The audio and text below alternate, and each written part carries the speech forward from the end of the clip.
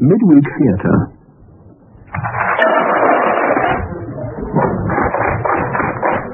Balance brought forward by R.D. Wingfield, with Aubrey Woods as Skinner and Peter Williams as Fussell.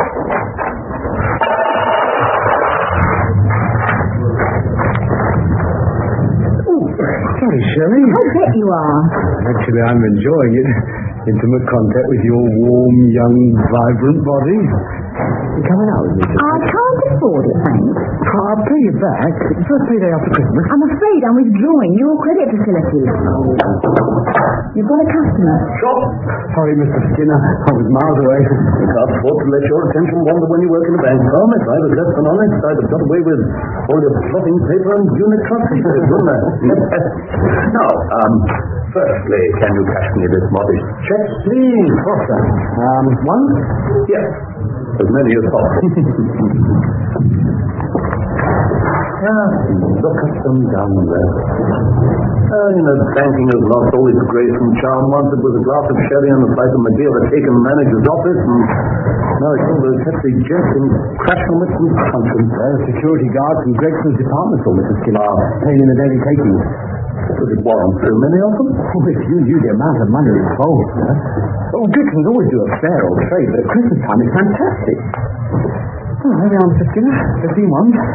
And the free elastic band. Thank you, Tom. How much money, roughly, do they pay in each day, then? Oh, I'm not allowed to tell you that, sir. No, of course not. I should have known better than to ask a stone-faced, tight-lipped young bank executive. About 20,000? Oh, you have to treble that, sir. 60,000. A day? Makes you think, doesn't it? Makes me dribble, sir. It's over, £350,000 a week, almost as much as you spend on top records. Oh, my spending days are over until after Christmas, sir. I don't know where all the money goes. And to Gregson's department store by the look of it and then into your bank. No wonder you can afford to give away free elastic bands. Now, I wonder if... it's very difficult now, but there's a perfect-looking coat trying to sneak in behind your counter. Up there. Where do you think he's going? Excuse me, sir, you can't go through there. It's all right, I'm the new branch manager. Oh, Mr. Fussell? That's right. And you'll be Tom Green? Yes, sir. We didn't expect you until after Christmas, Mr. Fussell. Think who fast all that time. Now, where will I find the acting manager? Mr. Perry, in his office, sir. Your office. First floor on the left. I'll show you. I couldn't find the thanks. You would better get back to the customer. Yes, sir. Who is that, Tom? He's the heir presumptive to the managership. I'd love to see Mr. Perry's face when he learned his reign of terror being cut short. Do you mind knocking before coming in here? Who the hell are you? Mr. Perry? Yes? I'm Fussell, the new manager. Oh, well, I can spare you 5 minutes. Sit down. Thank you. Sorry I didn't phone you first. You didn't, I could have put you off. I have no time for casual visitors at the moment. You won't mind if I carry on studying these terms, will you? This isn't a casual visit, Mr. Perry. Oh? I've advanced my plans. Anderson got back from convalescence last Friday, earlier than we expected. Who's Anderson? My replacement of my old branch. Anyway, with him back, and keep me there any longer. We moved into the new house yesterday, and here I am ready to take a lunch today. Oh, John. I beg your pardon. If you had had any experience of actually running a bank, you'd know that there was far too much work on hand at this time of the year for me to spare time to spoon-feed someone new and teach them the ropes. Permit me to remind you, Mr. Perry, that whether you like it or not, I am manager of this branch. And permit me to remind you that your appointment doesn't take effect until the 1st of January. Until then, I am acting manager in full charge and extremely busy. So, if you would excuse me... Aren't you being a little childish? I won't query your decisions when you're in charge. Please don't query mine now. Good day.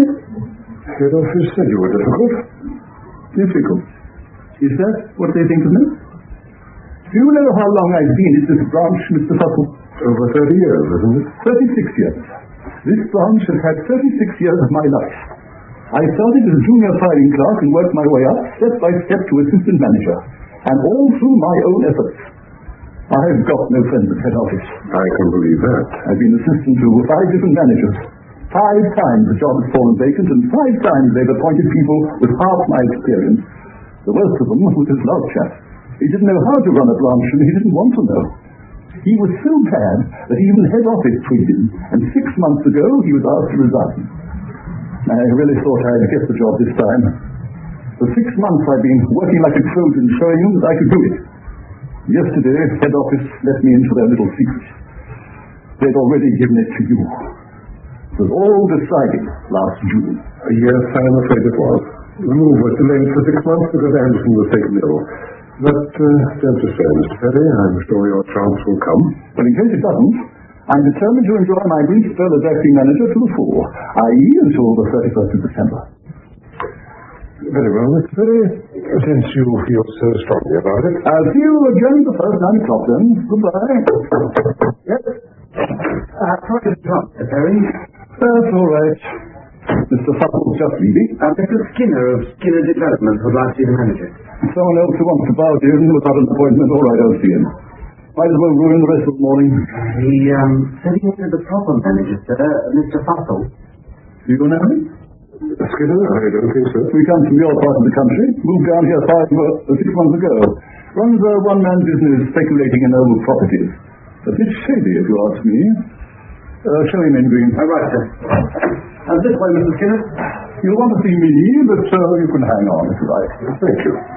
Mr. Fussell, how kind of you to see me at such short notice. How do you do, Mr. Skinner? Happy to see you, sit down. Thank you very much. You know Mr. Perry, of course. So, of course, the acting manager. Must be such a relief for you to have a proper manager in charge again. I didn't know we lacked a proper manager. How can we help you, Mr. Skinner? It's rather confidential. Yes? So if you wouldn't mind leaving us. Leaving? Me?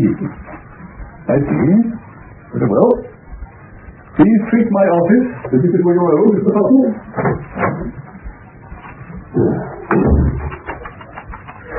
Stuff are awfully touchy these days, aren't they? Well, this is a very hectic time of year. Good Lord. We have met before, Mr. Fussell. Have we? Am I old, Ron? No, years ago. We were both wearing the King's uniform at the time. Oh, You were in the commandos, weren't you? that's right. And I was in the RAF. East Anglia? Brooklyn Airfield? Brooklyn? Yes. Yes. I remember it vaguely. We took off from there for France once, 1944, I think. August 1944. You must have a remarkable memory, Mr. Skinner. Well, you need it in my business. Now, why do I remember August 1944 so well? Of course, the murder. What murder? How fleeting is fame. We must remember the famous Brooklyn murder. It was a sensation at the time. It knocked sex and dried eggs into second place as a topic of conversation in the camp. Oh, yes, I think I remember reading something about it in the papers. Now, how can the bank help you, Mr. Skinner? You read about it. But didn't the police question you at the time? Question me? No, why should they? They questioned everyone who was in the camp that day. But I wasn't in the camp that day. We'd flown to France the week before. Do you know, I could have sworn I saw you there on the day of the murder. You had the old green beret on. You're mistaken. Just shows how witnesses can be mistaken, doesn't it? I could have sworn I saw you. Get down to business. Yes, of course. Things are a bit tough in the property world at the moment, Mr. Fussell. I find I need rather a large sum of money. I see. Have you filled in one of our loan application forms? No. Well, that's the first step. I wonder where Mr. Perry keeps you. Isn't it funny the way association of ideas works? The minute I saw you, I immediately thought of murder. Why?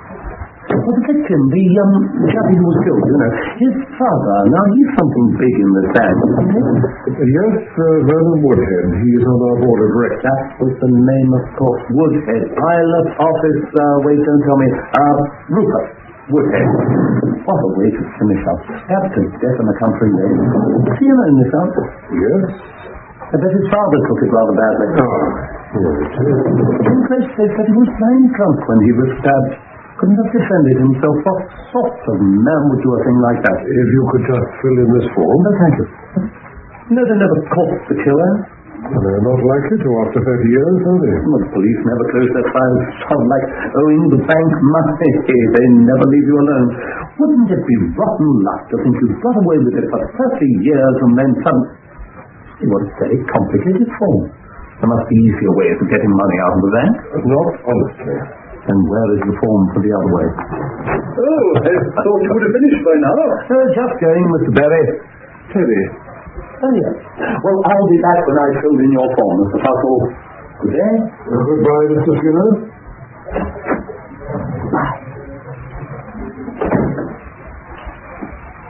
What does he want? A bank loan. I don't trust him. He won't get one while I'm in charge. What you do when you take over is your affair, of course. Well, I can keep you. Yes, January the 1st. 9 o'clock. Oh, my regards to your wife. Have a pleasant Christmas. Why, thank you. You must come over and see us. Come and take some letters, will you, Shirley? Right away, Mr. Gerry. Was there anything else? No, nothing else, thank you.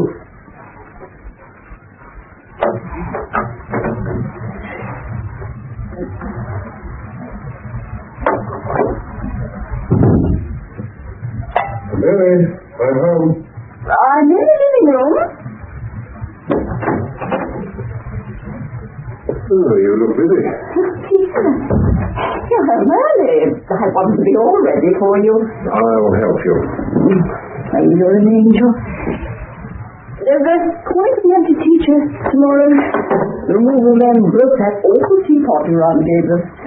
Isn't that wonderful? Where shall I put these straight?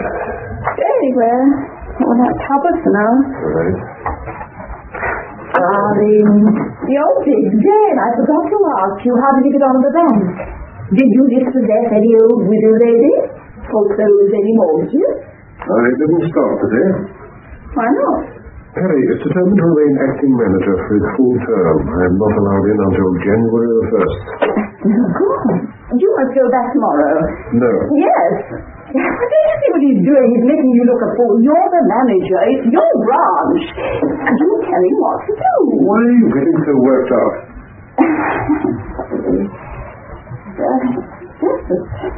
I want to make a success of this job. Have we had any callers today? The man from the electricity board. Oh. Good. He said our wiring was rotten and should have been condemned years ago. But if we like, he can fix it for us, and he says I'd only £50, and the electricity board would charge us hundreds not being nearly such a good job as this. Stevie, you're not listening. Sorry. Something else happened today. At the bank? Yeah. A chap named Skinner called. Said he remembered me from the war. From Rockley. He kept going on about the murder. Oh, Peter. Said he saw me there that day. But you told me no one saw you. Perhaps I was wrong. What else did he say? Nothing much, just talked in general terms, but he went on and on about Woodhead. Well, if he was there at the time, naturally he'd want to talk about it. I suppose so. Oh, your trouble is you haven't got enough to think about. Now, what about my little man from the electricity board? I'm sure he'd make a good job of the wiring. He's got a lovely bald head. He's got a lovely bald head. What further persuasive argument is necessary? Oh, Mary, what would I do without you? Expecting anyone? Oh, it could be the electrician's brother-in-law. His brother-in-law? He made his television set. Cheaper than at the shop. There's nothing wrong with our television. Well, I had a little accident. Accident? Oh, well. It's very old. It's not the man who's on the TV, Peter. It's someone for you. Good evening, Mr. Fussell. Skinner? I come in peace, bearing gifts. Would you accept this little housewarming present? What can I say? Why, thank you. And some beautiful flowers for a lovely lady. Red roses, they're my favorite. We share the same impeccable taste. I'm sorry, Mary. Oh, it's all right. We introduce ourselves. Please sit down, Mr. Skinner. Oh, thank you. You'll help us drink this, I hope? Ah, you're too kind. I hope you don't mind my barging in like this, but I was in the vicinity, and I say, isn't this a charming house? bit off the beaten track, sir. We don't mind. How did you come? By car? You should see it, Peter. A yellow sports model. Will you interview, Mr. Skinner? No, it's Wingfield. Are you interested in cars, Mr. Fox? Oh, he's car mad. Always taking our engine to pieces. That, of course, is the easy part. Can he put it together again? Oh, yes. He's a mechanical genius. I've never been a garage repair bill in my life. No? Thank you. Skinner? Thank you. Well, I wish I had your skill, Mr. Fussell. Now, what shall we drink to? I know.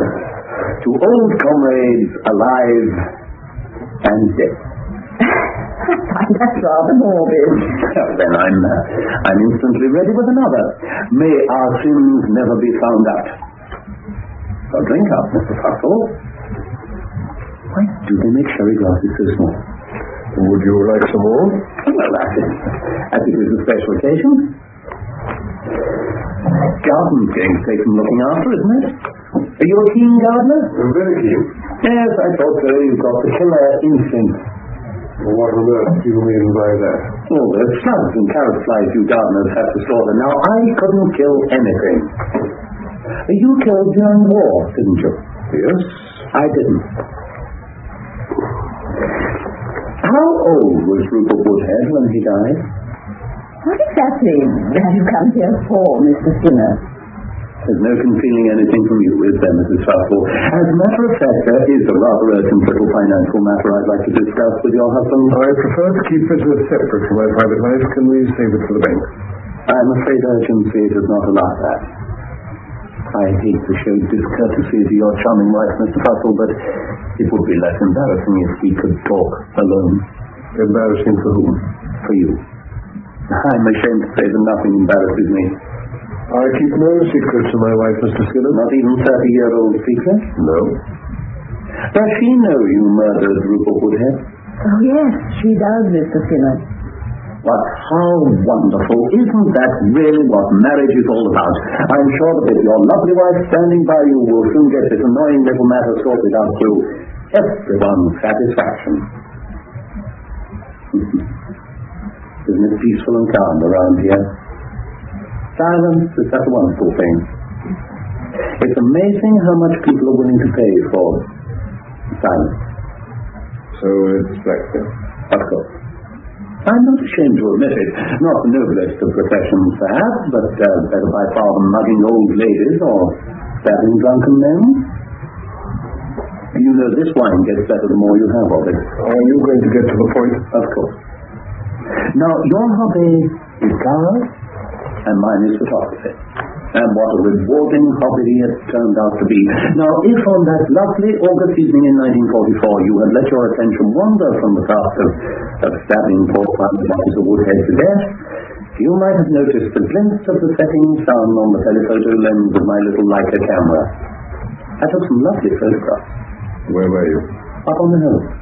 It was by pure chance that I saw you. The definition of that lens, it was... you can almost read the maker's name on the blade of the knife. Where are these photographs? In a very safe place. I want them. How fortuitous, because I want to sell them. I'm not a rich man.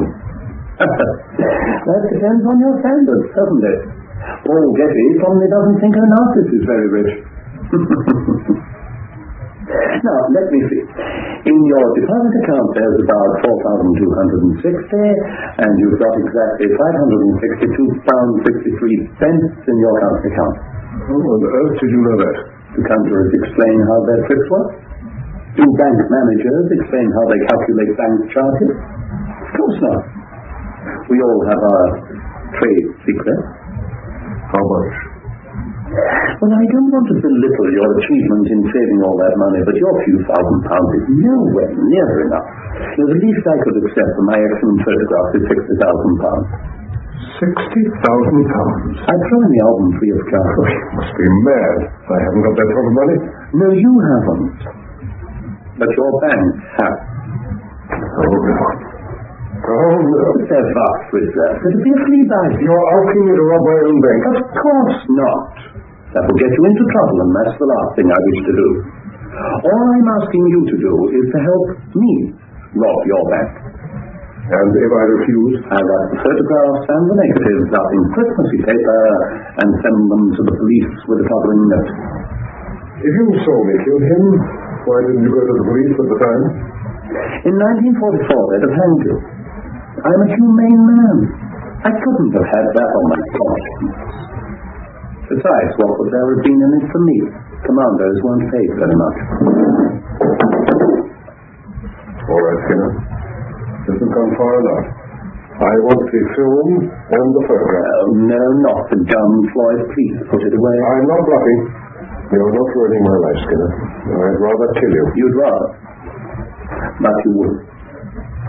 Oh, be sensible. What would you do with my body? You said yourself this is a remote house with a large garden. No one knows you're here. Now, I want those photographs. I haven't got them on me. Then we'll go and get them. No. Switch the radio on, Mary.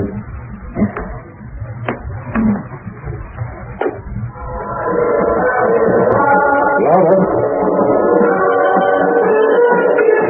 That should drown the sound of the shot. Oh, do put that stupid gun away. You know it isn't loaded. You've got exactly 5 seconds to tell me where those photographs are. Don't look, Mary. 5 seconds, Skinner. 5, 4, 3, 2, 1. Can we have that horrible music off now? Turn it off, Mary. Now, don't think badly of yourself, Mr. Fussell. You did it very well, but you'd never leave a loaded gun lying loose in a drawer like that. If it were a knife, and if I were a little dunker, I'd have been one. But as it is, it's quite a leaguer, isn't it? A souvenir of the war. Like my photograph. And by the way, in case you feel tempted again, my solicitor has a letter to be opened in the sad event of my untimely death. Standard procedure in these cases. Well, tell me why you killed that man, Peter. You killed him, Mr. Fussell. That is good enough for me. My curiosity extends no further. Tell him, Peter. They flew us from Roquet Airfield to this job in France. It involved being dropped by parachute behind enemy lines and taking and holding a vital bridge until the Allied advance troops arrived. We held the bridge, our troops arrived, and we were back in England within a week. Our only casualties were 16 men, killed by Pilot Officer Woodhead. Go on. There was a German Panzer division about half a mile away from the dropping zone, so accuracy was essential. The planes had come in at the minimum dropping heights, and as soon as we were over the target, the pilot would flash the signal to jump. Of course, the Jerrys wanged up flat like mad, but the pilots couldn't maneuver. They had to grit their teeth and fly straight through it, keeping to the fixed dropping height. Pilot Officer Woodhead didn't like flat, so he flew under it, which was safe for him and his plane, but not safe for the poor devils who had to jump.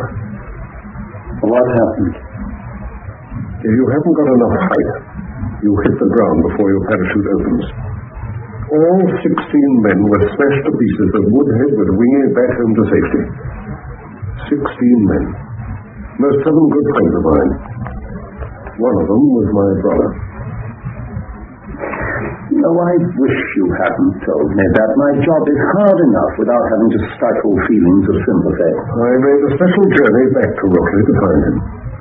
He was drunk when I killed him, and they said he was drunk in the air. Won't let the police have those photographs now, will you, Mr. Skinner? I'm afraid I'd have to if it was necessary. There can be no sentiment in business. Please, Mr. Skinner. Please. Don't beg, Mary. If the price of his silence is that I should commit another crime, then he can go to hell. The answer's no. Oh, dear, I always feel that somehow I've failed when I have to expose the client. Perhaps I've not made it clear that your part in the actual robbery would be very, very small. You'd neither be suspected nor found out. Your career at the bank would not suffer. You'll be able to enjoy your new house, your garden, your cars. In fact, all of us would live happily ever after. The answer is still no. I can't believe that is your last word. It is. no. Keep out of it, Mary. No, I'll not keep out of this. It concerns me as well as you. Well, you may think it's fine and noble to throw away everything we've worked for because of something that happened years and years ago. I don't. I can't rob my own bank, Mary. It's a matter of principle. Well, it's a pity you didn't think of principles when you knocked down that drunken man. Mary. I'm sorry, Peter. I shouldn't have said that. What's going to happen to me when you're nobly rotting in prison? I doubt if they'll send me to prison. Well, even if you get off. I don't think I'm going to like being known as the Rookley murderer's wife. They kick you out of the bank. You killed his son, so Bernard wouldn't let you stay. I'd resign anyway. And when you made this magnificent gesture, what will we live on? I'd get another job. Oh, what as a car mechanic? You'll never get another job like this one. You can just about afford the mortgage on the house now. How can we go on paying it? We'd have to make sacrifices. Sacrifices? No, Peter, no. I've had the hard time. If you want to throw everything away, then go ahead. I can't stop you. But you'd throw me away as well. Because I believe you, Peter. I believe you. Oh, dear, the very last thing I wanted to do was to cause trouble between husband and wife. No, I really feel I've abused your hospitality. You really leave me? Yes? All right, Skinner. You win. My dear Mr. Fussell, this is wonderful. You have gladdened my heart. Believe me, you've made the right decision.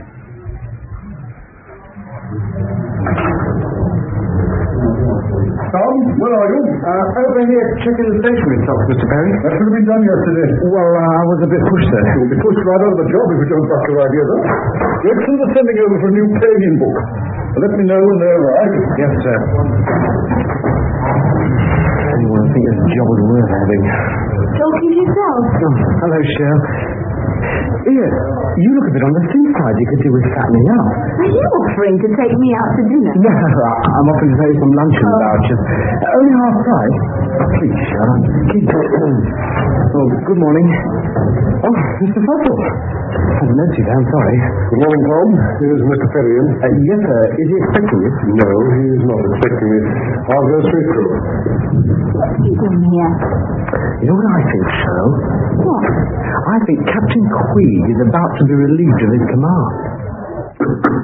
Come in. You. Good morning, Mr. Perry. So calendar's wrong. I'm afraid I've got bad news. Oh? I've decided to take over the branch as from today. As manager. Yes. I can see you and I are going to get on like a house on fire. Yesterday we agreed January the 1st. I've had second thoughts. You always change your mind every 5 minutes because I don't.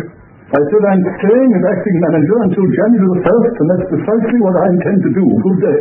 It's all been agreed. I've been ultimate Mason at head office. We'll see about that. Surely, get me, Mr. Mason, at head office. Yes, hang on. It's urgent.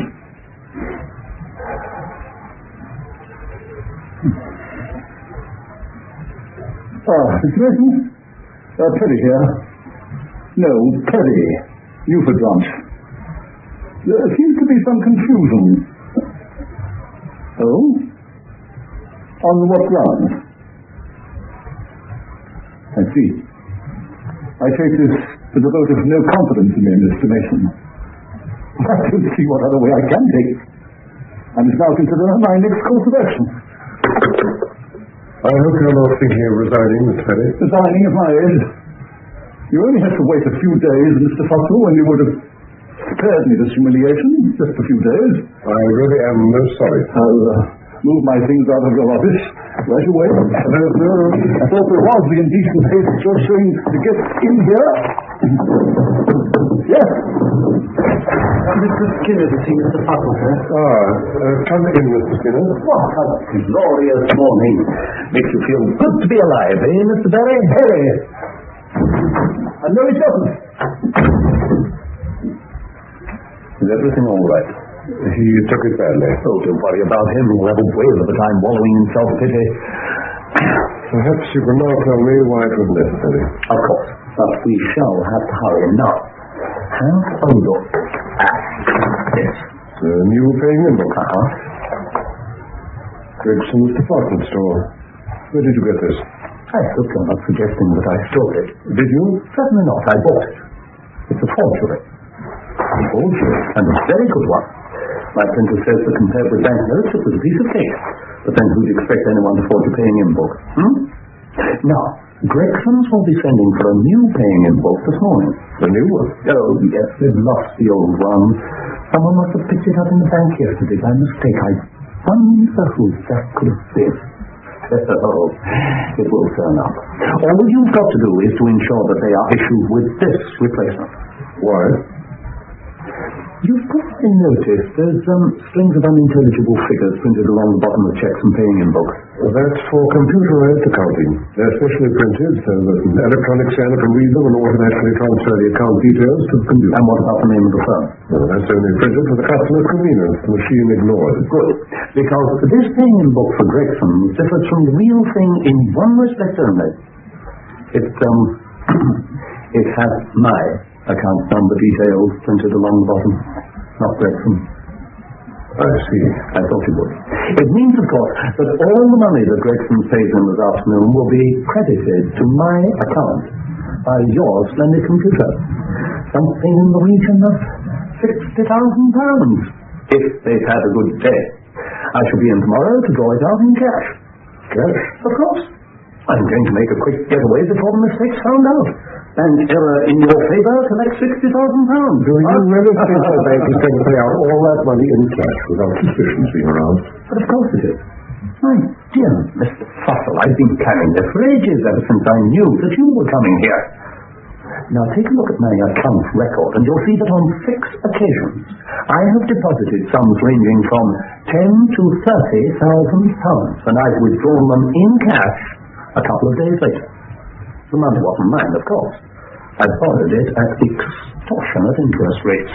But it's all in a good cause. I have established a pattern. There's the work I have put in to make things easy for you. Give me the photographs and I'll do it. Oh. Now, would your bank hand back its security before the loan has been repaid? Let normal business ethics apply. When I have the money, you will have the photograph. And how do I know you'll carry out your end of the bargain? I give you my word as a gentleman. No? All right then. When I have the money, I'll slip you the photographs before I leave the bank. And if I don't, you can raise the loan. And if your bank grants me this loan, Mr. Fussell, I'll work my fingers to the bone to justify your faith in me. Yes? What is it, Tom? I'm looking for Mr. Perry, sir. Can I help? The cashier from Gregson's is outside, sir. He's come for the new paying in. Oh. It's all right, Tom. No need to find Mr. Perry. I have it here. Were you looking for me, Tom? Oh, it's all right, Mr. Perry. Gregson's are here for their paying in book. Hold on, I'll get it for you. I've got it already, sir. Mr. Fussell gave it to me. We couldn't have done. I locked it in the cabinet. I haven't handed him over the key yet. He probably thought you'd locked it, sir, but you hadn't. If I think I've done a thing, then I've done it. Wait a minute. Let me take a look at that book.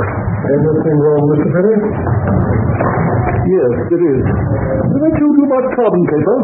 Isn't there any in it? No, there isn't. They're always complaining about it. They put some in before you hand it over. Yes, sir. By the way, I didn't give you the key to the cabinet, Mr. Fussell. Oh, thanks. They gave me a spare at head office, but I'll take yours just in case. Gregsons now have a fake paying in book. Yes. The money they paid in today goes straight into Skinner's account. He's drawing it out tomorrow. So this time tomorrow it'll be all over. I suppose so. When they find out what happened, will they suspect you? No. If I lie my head off, I'll come out unscathed. I'll say Skinner must have swapped the books in my office. Oh, that's all right then. Who's that? That'll be Skinner. I'll let him in.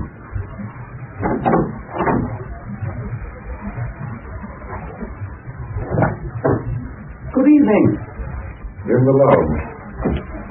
Well, I'm back again, Mrs. Fussell, like a return check. Has he been to do your television set yet? No. Oh, they're all the same news people, you know. Unreliable. I couldn't run my business like that. And talking of business, Mr. Fussell, how much did Gregson pay into my account today? £69,523. 69,523. I understand that the record is taken. Good Lord, you know I am not a religious man, but it's at times like this that I begin to realize what Christmas is all about. Nearly 70,000. And it will go higher. You mark my word. You can draw it out tomorrow, but bring the photographs. No. What? There are 3 more shopping days for Christmas, and Gregson's are having a boom. I think I'll let my money accumulate. If I wait until Christmas Eve, I should collect about £250,000. You can't wait. It's too risky. Nonsense. These last few days before Christmas are absolutely chaotic. Gregson won't have a chance to check the statement. That isn't what we agreed. You said your price was $60,000. Oh, I know it does sound as if I'm guilty of gazumping, doesn't it? But I said I was looking for at least £60,000. I didn't set a maximum, did I? Oh, come now, it's only another 3 days. You'll be surprised how quickly time passes when you're enjoying yourself. So I'll be in on Christmas Eve, bright and early, with a smile, a suitcase, and a check drawn for cash. And the photographs. I'll tie them up in my handkerchief. Well, now, you must excuse me. There's so much to do. Freight passport to pick up, plane tickets to collect, eggs to hard-boil for the sandwiches. No. Do sit down, Mrs. Fussell. I'll show myself out.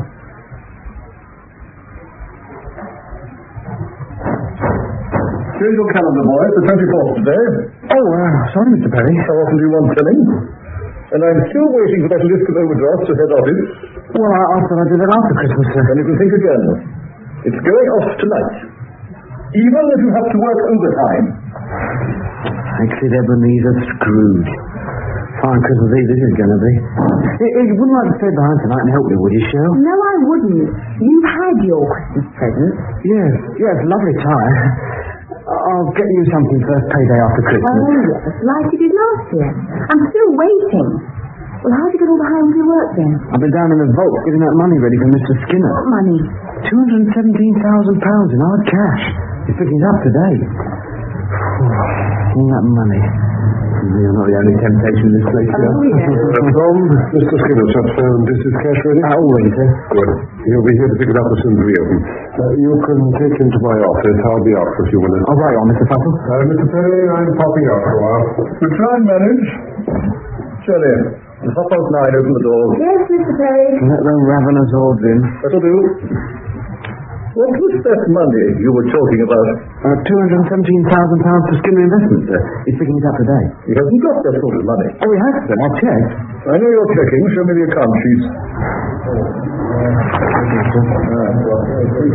Here, 3 large deposits. He never came by this honestly. Perhaps he robbed a bank, sir. Don't be funny. Oh, there he is. Good morning, Mr. Gerry. Merry Christmas. The name is Gerry, Mr. Skinner. Mr. Fussell said we can use his office, Mr. Skinner. He's popped out for a while. How lovely. Lead the way. You think these 2 suitcases will be enough? Oh, excuse me. Yes? I'd like to see the manager, please. He's had to go out for a few minutes. Can I help you? Well, my name's Robson. I'm chief accountant over at Gregson's department store. I thought I recognized you, Mr. Robson. I'm the acting assistant manager. Yes. Now, look here, Perry. Your damn computer's up to its tricks again. We've just received our statement. We're nearly £220,000 light. There it is, Mr. Skinner. £217,000. You give me the cases and I'll stack it in for you. I'll give you a hand, shall I, Tom? I'm in rather a hurry. Get on to our head office, Mr. Robson. Right. It looks as if our computer has completely missed your last 3 payments. Shirley, head office, please. We never had this trouble in the old days. In the old days, Mr. Robson, the customer was a customer, not just a number in the computer. Oh, hello, central account. Terry here. No, Terry. Newford branch. Look, the computer has messed up one of our accounts. No, we can't wait until after Christmas. It's not just a few pence, it's only £220,000. this is more important than the office party. Get Mr. Fox to the phone at once. Will it all go in, Tom? Oh, I think so, sir. There we are. That's better. Look, if you could hurry it along. I'm sorry, Mr. Fox. It may be Christmas Eve up in that office, but it's an only working day down here. The account is Greggson's department store. The computer number? How should I know? Just a minute. Can I borrow your pen? The computer number is 198-7543-2/110.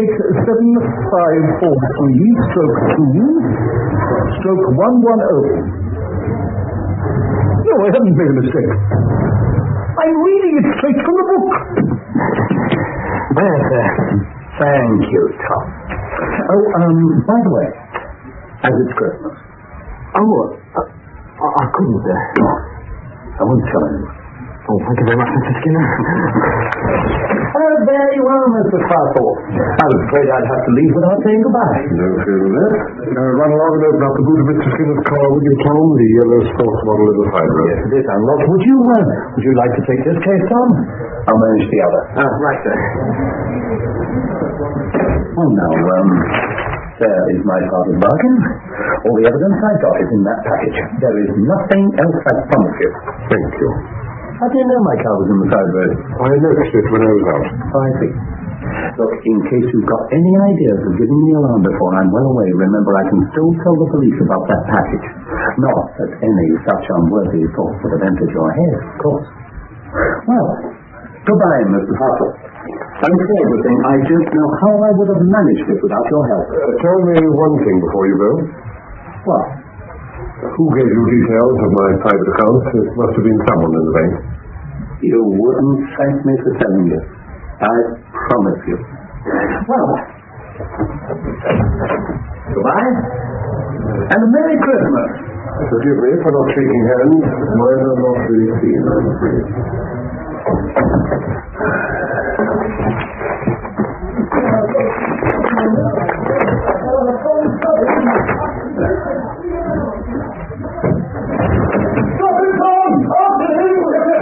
Gerry, what's going on? That money wasn't his. It was Gregson's. He should have had hanging book somehow. For the police. That was the first thing I did. Give me something. Any luck, Tom? No, sir. It's all going off his sports car. You better let head office, Miss Ferry, and I won't see the police as soon as they arrive. I was getting ready to switch. Now, what's this? A piece of the card. And a letter. Dear Mr. Fossil, how can you forgive me? It was all a bluff. There are no photographs. I was never a crookley in my life. With apologies for any inconvenience. Never a crookley. And how on earth did you know? Mary was the only one I ever told. Shirley, get my wife on the phone, would you? Yes, sir.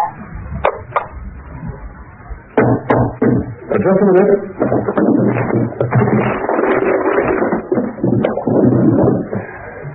Come in.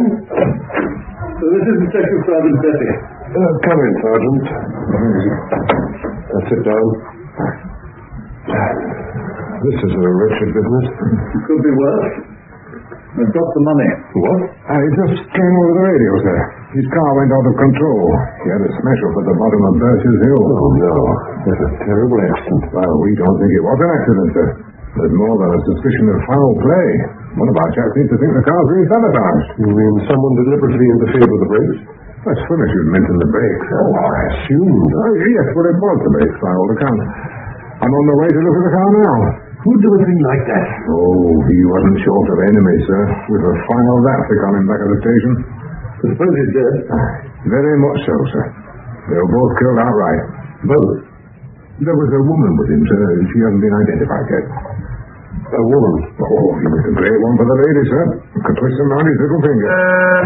Excuse me. Yes? There's no reply from your wife, sir. Shall I try later? No. No, thank you, Shirley. There's no point. She won't be there anymore. Well, sir, I must be off. Hold on, Sergeant. I think I'd better come with you. I may be able to help with the identification.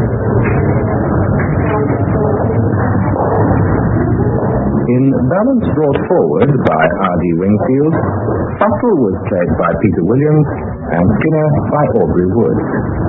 Mr. Perry, Rolf Lefevre, Mary Fussell, Gudrun Ure, Tom Green, David Timpson, Shirley, Karen Archer, Robson, Fraser Carr, and Detective Sergeant Becky, Manning Wilson.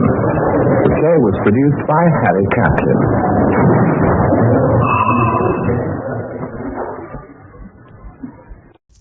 From London we present a play for radio by Gerry Jones, All Through the Night.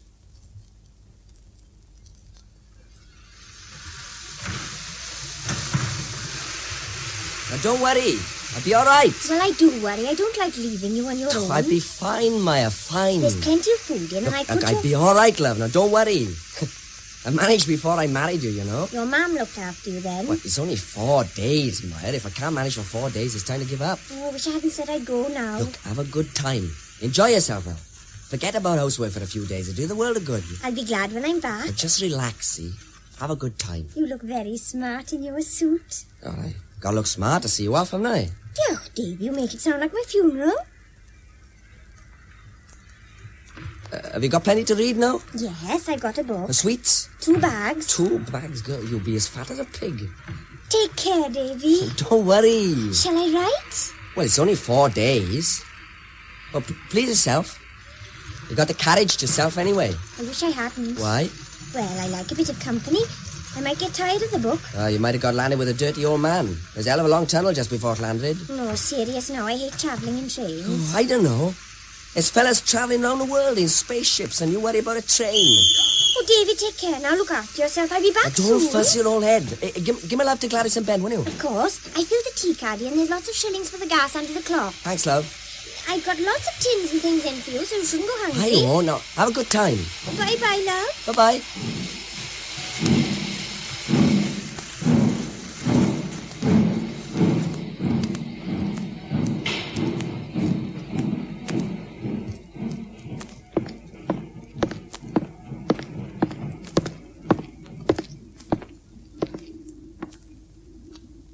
Well, that's it? She's gone. Has she gone? 4 days then, Davy. That's right. Oh, I never thought it would happen. No, me? We must be careful. Don't worry, everything's going to be fine. I feel so strange. What do you mean? Oh, I don't know. Just strange. Oh, it'll be all right. It's getting chilly. Shall we go? Yes, I suppose so. You haven't changed your mind, have you? Of course not. Well, let's go. What if somebody sees us? Well, they won't. It's getting too dark anyway. All right, then. Hey, you're looking lovely, Mary. Lovely. Oh, let's go, dearie.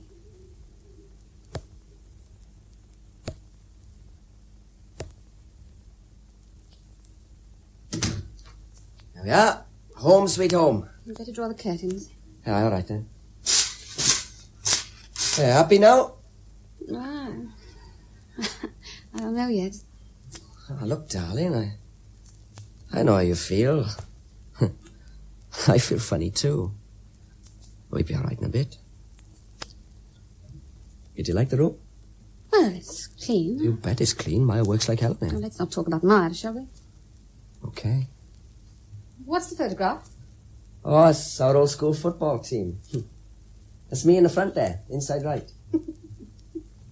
You were very thin, weren't you? You're not so fat now. Were you a good football player? Oh, terrible. I only scored 1 goal in 2 seasons, and that was a mistake. The ball hit my head and went in the net. I was out cold for 10 minutes. Who's it? That's my dad. He's dead, isn't he? Yeah, he's dead. He died in a pit. A lot of men die there, don't they? Oh, it's not so bad now. He was very good looking. Do you like living in this house? I've seen worse. Have you seen better? But in this town, Anywhere else? I've never been anywhere else. Well, I hate this town. I hate every grey, depressing bit of it. Why'd you stay? But because you're here, that's why. Is that enough? At the moment, it is. What does that mean? It means that I've got hopes. Hopes that one day you'll realize there's more to life than you've got here. I'm happy enough. Are you? Are you happy to spend every day of your life working like a slave, coughing and spitting your way to old age at 40?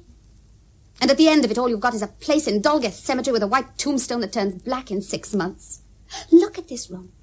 It's dead. Dead furniture, dead wood, and dead photographs on the mantelpiece. You're not happy, Davy. It's just that you don't know anything else. Well, what the hell brought all that on? You think the Welsh are God's chosen people, don't you? Well, they're not. Mary, darling, what's got into you? God, I've never seen you like this before. Oh, listen, Davy. Every morning when I wake up, I know with a sinking feeling that for the next 24 hours I'm going to breathe the rotten, coal-filled air of Dolgeth.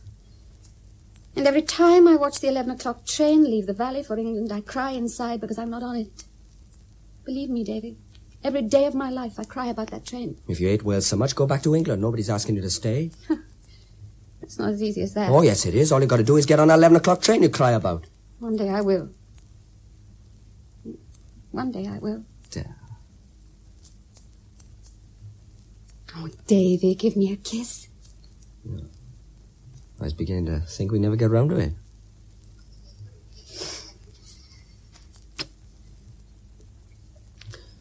Oh, that's more like it.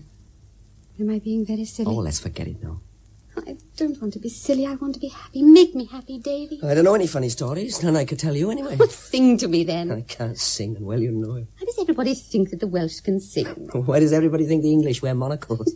The English don't boast about wearing monocles. Well, let's have some music anyway. I got some records. Should we play those? Records? What sort of records? Oh, they're old ones. I'm afraid they've been in the house for donkey's years. I quite like old records. Here we have it. Who by Jack Hilton and his band. I didn't realize they were that old. Don't tell me the gramophone's got a horn on it. No, Graham's quite new. That's it, under those books there. It's electric. Whatever will they think of next? Oh, I don't get a lot of time for playing records. Oh, but we usually have the wireless on. When are you going to get a television set? Oh, pretty soon now.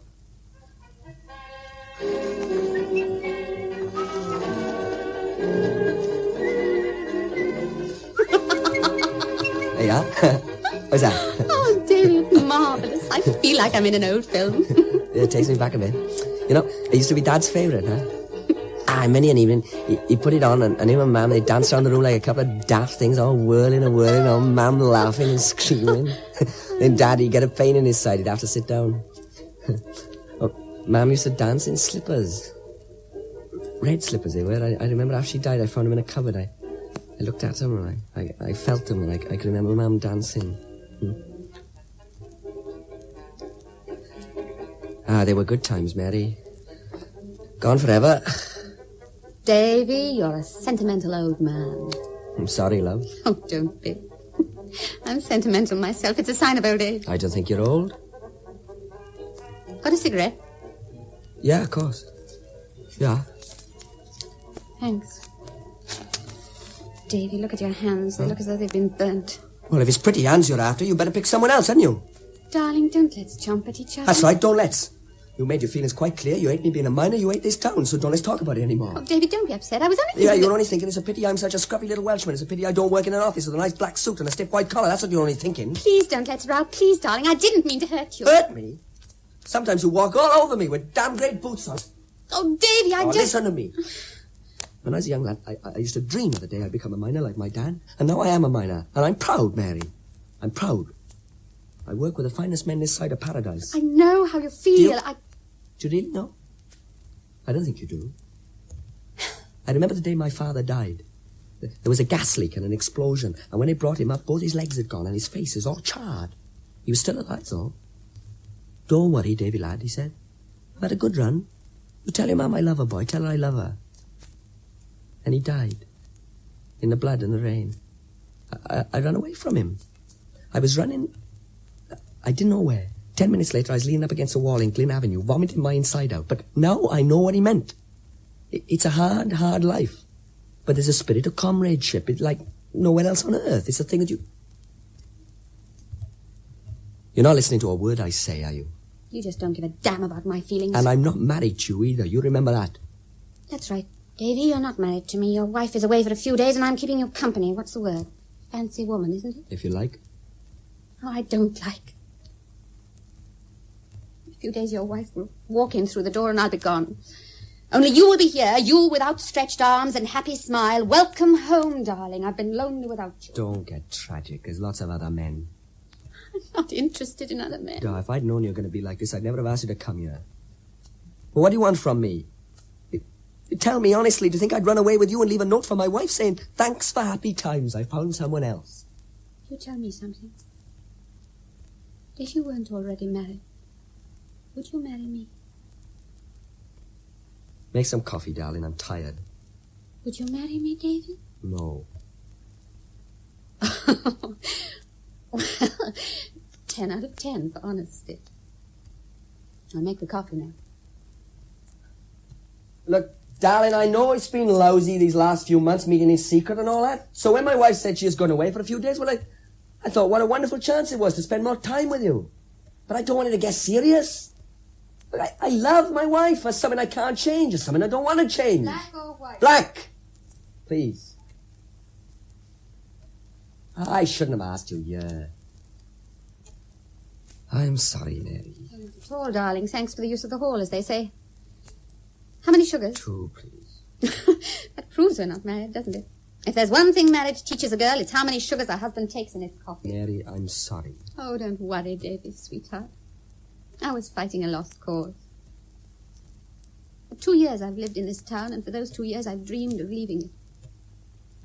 And one day I decided that was just what I would do. I'd pack my bag, kiss it goodbye, and exit. And then I met you. Suddenly I couldn't leave. You're mad, I know, but I couldn't leave. At least I couldn't leave without you. I thought that maybe I could persuade you to leave your wife. Come with me, all that stuff. Should know better at my age. But I know one thing for sure. I couldn't live in this place. To an English girl, a Welsh mining town is the last place God ever made. Where's your real home? They never told me. Oh, a place called Richmond in Surrey. Not far from London. I used to be a secretary in the High Street. On Sundays, I fed the ducks on the Thames. It's exciting. Oh, it was, Dave. You've no idea. The kettle's taking a long time. Well, that's because you're watching it. Can I have another cigarette? Hey, you smoke too much. I do a lot of things too much. How old you, Mary? I only permit that question by candlelight. Tell me, please. 39, Davy, sweetheart, and these are laugh lines around my eyes. I believe you. I'm 39 years old. I wear too much makeup, and I cry because I can't wear gingham anymore. Kettle's ready. Mary, I'm sorry. I'm sorry. Well, what can I say? What can I do? I love my wife too much to leave her. I must get that kettle. I think perhaps we should stop seeing each other. Perhaps if we make a break, it'd be easier for both of us. Yes, perhaps it will. But you stay tonight, won't you? Of course. And in the morning you can say farewell with tears in your eyes. Don't joke about it, Mary. It's not very funny, is it? No, darling, it's not very funny. Here's your coffee.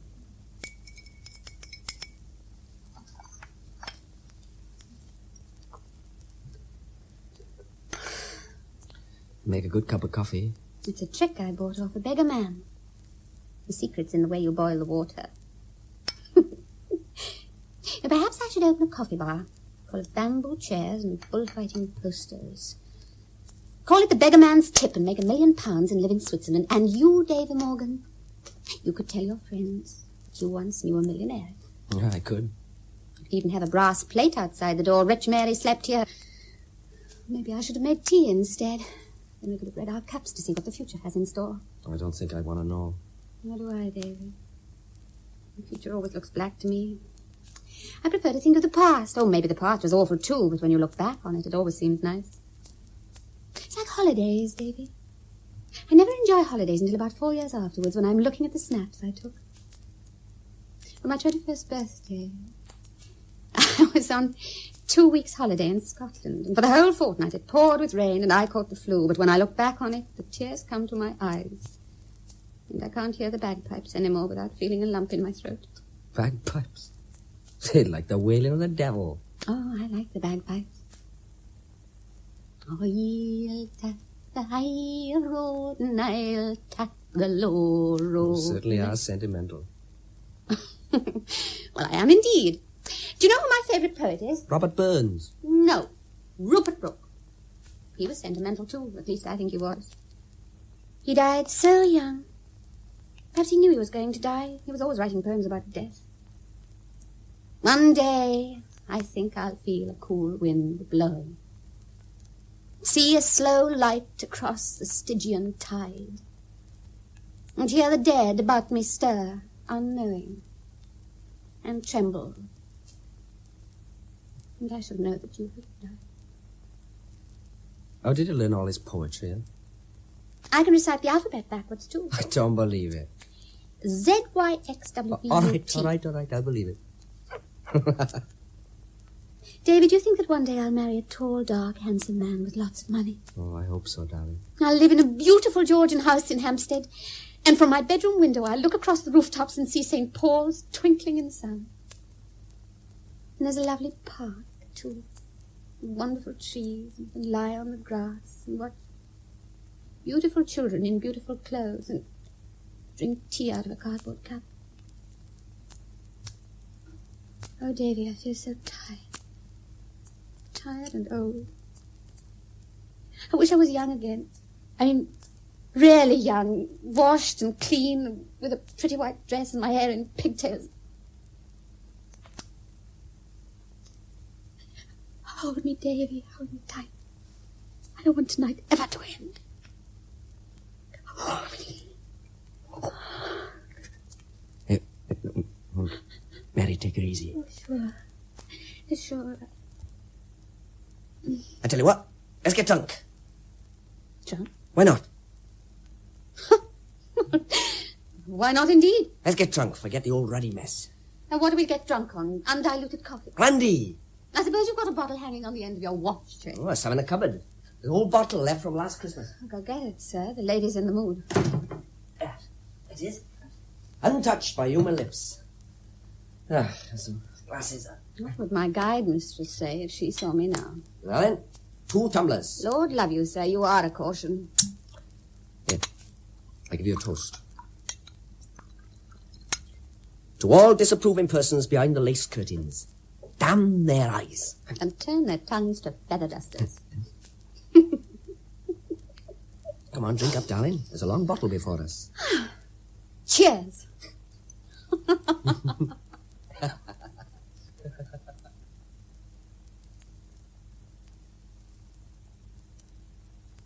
Funny. What? Hmm? Well, what's funny? Isn't it funny? A rabbit's a bunny. Bunny? Rabbits. Oh. Rabbit. Rabbit. Rabbit, grab it. Are you yourself enjoy? Are you enjoy? I can't talk straight. Davy Morgan. What? Davy Morgan. Davy Morgan what? Nothing. Davy Morgan nothing what? What? What? What? Pardon? No, don't laugh. Don't laugh. You laugh. Oh, definitely, Davy. Oh, definitely, Mary. Oh, definitely.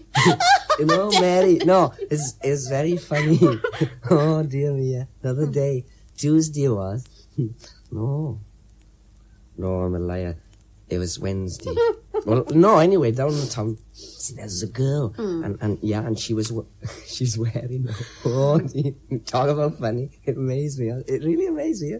No, Mary, no, strike me dead if I tell a lie.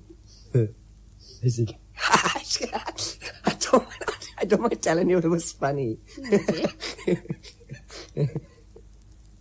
Yes, it was. On top of old Smoky, all covered in snow, I lost my true lover. Davy? What? What was she wearing? Who? Well, the girl. Girl? The one in the town. I forget. Through caught into slow. Nearly finished all the brandy. Poor old brandy bottle, isn't it? Was dead, but not forgotten. Shall we dance? Charmed, I'm sure, Miss Mary. Here, I put on a record.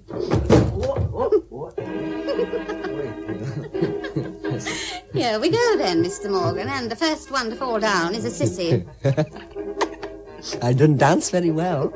Oh, you dance beautifully. Like my dad, you should have seen him dancing as he rattled the ornaments 5 houses away, he would. The trouble is, I got 6 legs. I grew another couple of pairs when I had the last drink. But I think they suit you. That's all very well. How am I going to keep myself in shoes? I send you some every Christmas. With a bottle of brandy. Thank you. Thank you very much. my 6 legs, you don't feel very strong. That's because I knew. No, let's sit down. Let's sit down. No. Sit here. Talk of everything, huh? Shall I make some coffee? Oh, I don't know. Oh, I think I should. No. Yeah, well, I think we need it. No. But do us good. Oh, shut your mouth, Mary Park. Dear, I can't drink another thing. I'm awash. Oh, all right, then. Oh, what now? I just remembered what she was wearing. Oh. A girl in a town. Army boots. Wearing army boots. Oh, it's very funny. Oh, dear.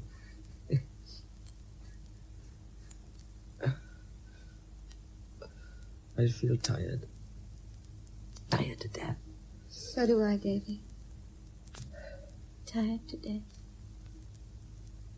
Tell her the truth, Mary. Our brandy finished me, I think. Come on, let's go up. We'll help each other up the wooden hill, huh? But mind the 3rd step is not very safe. Come on, help me up. I don't feel very safe either. I'm afraid it's the blind leading the blind. Shall I tell you something? What? When I imagined tonight, I thought of you carrying me upstairs in your arms. It's only in the films, Mary, love.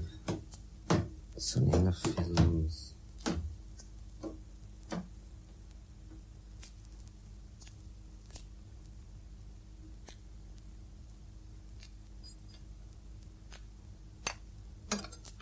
Come and get it. Thanks. I'll be right there.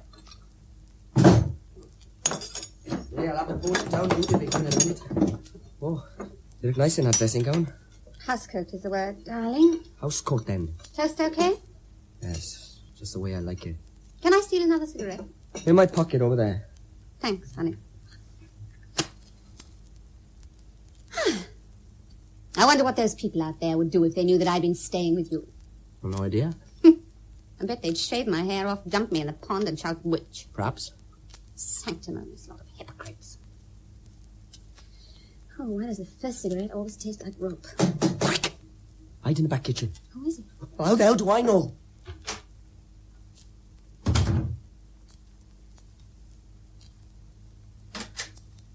Oh, morning, Mrs. Thomas. Anything wrong? No, indeed. I was just wondering if you could spare me half a cup of sugar. Oh, well, of course, yeah.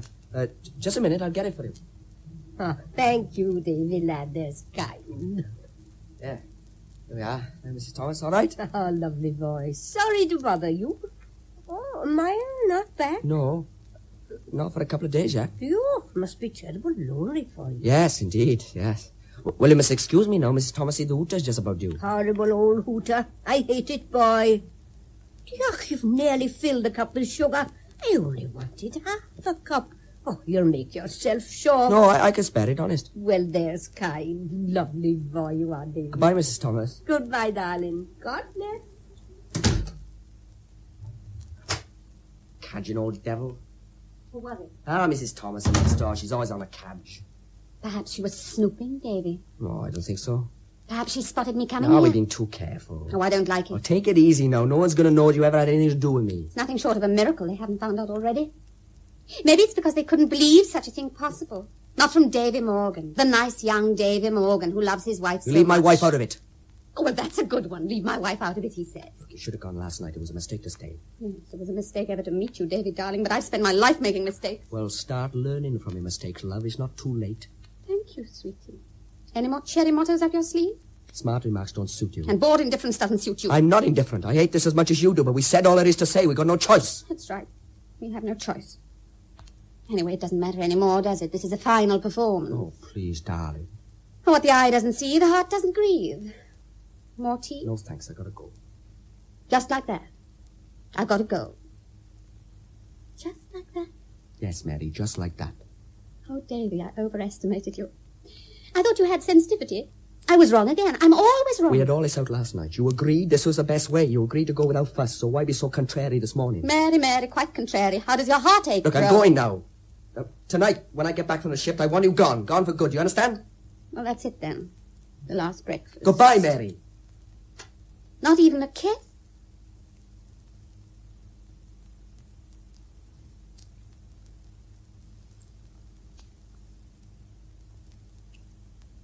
Oh, thank you. Beautifully done. Goodbye. Oh, Davy, I'm sorry. Believe me, darling. Oh, don't send me away. Look at me, Davy. Look at me, please, Davy. You just can't throw me off like this. You can't. I'm late. What's the matter, Davy? Do I suddenly look old to you, do I? These aren't laugh lines, are they, Davy? I'm not so good in daylight, am I? Shut up! Just all right on a very dark night. All cats are grey in the dark, aren't they, Davy? Especially old cats. Davy, kiss me, darling. Please, please say you love me, Davy. Say you love me. Take your arms off me, Mary. Oh, say you love me, say. Shut up. They hear you down the bottom of the street. But I don't care. I don't care if they do hear me at the bottom of the street or the people next door or your wife even. I only care about myself now. You're all I've got, Davy, all I've got in the world, and I'm not going to let you go. Now, listen to me, Mary. I'll give it to you straight. I never for one moment intended to get serious with you, never in my wildest dreams. I didn't know you were worrying about your old age. Shall I tell you something? I love my wife. I love her so much I'd hate you to touch her. Shall I tell you something else? You are old. You're as old as hell. Oh, David, I'm sorry. Oh, David, darling, I'm sorry. I didn't mean it, darling. Please believe me, please. Oh, Davy, I need you, please. It's all over. Oh, no. It's all over, Mary. But I love you. Take your hands off me. Davy, you can't. Leave me alone, damn you. Oh, no. Go to hell!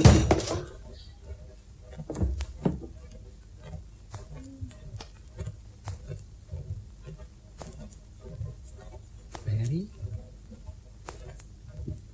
Mary? Mary, I didn't mean to throw you so hard. Mary, why didn't you... His blood? His blood on her head. She not...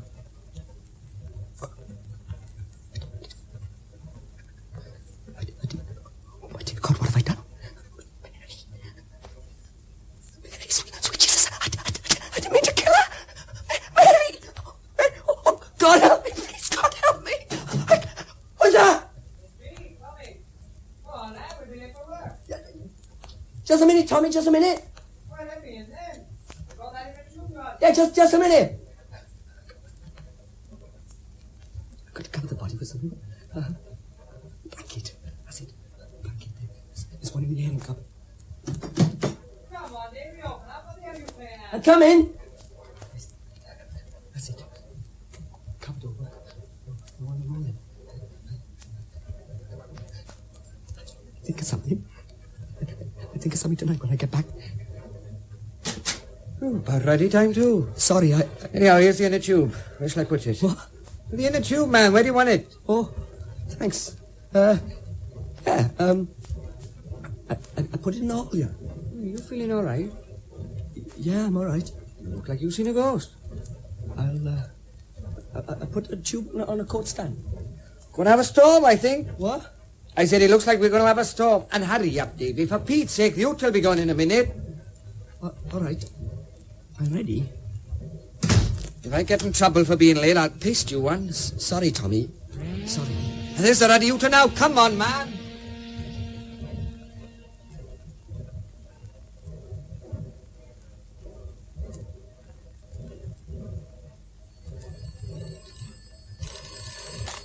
Williams here.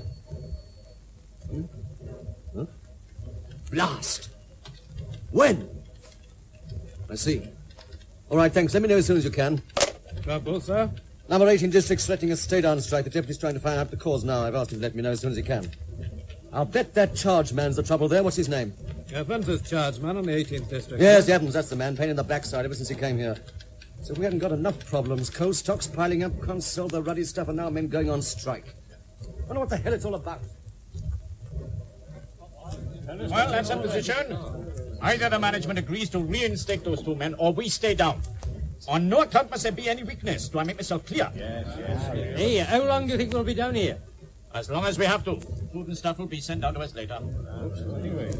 Hey, what's the matter with you, Morgan? You have a face like a wet week. I'd like to back out of this. What the hell does that mean? It means I'd like to back out. That's what it means. Well, give me a reason, man. I want to go home tonight. Well, that a reason? Hey, listen, Morgan, we'd all like to go home tonight. Each and every one of us. You're not a shining exception, boy, you.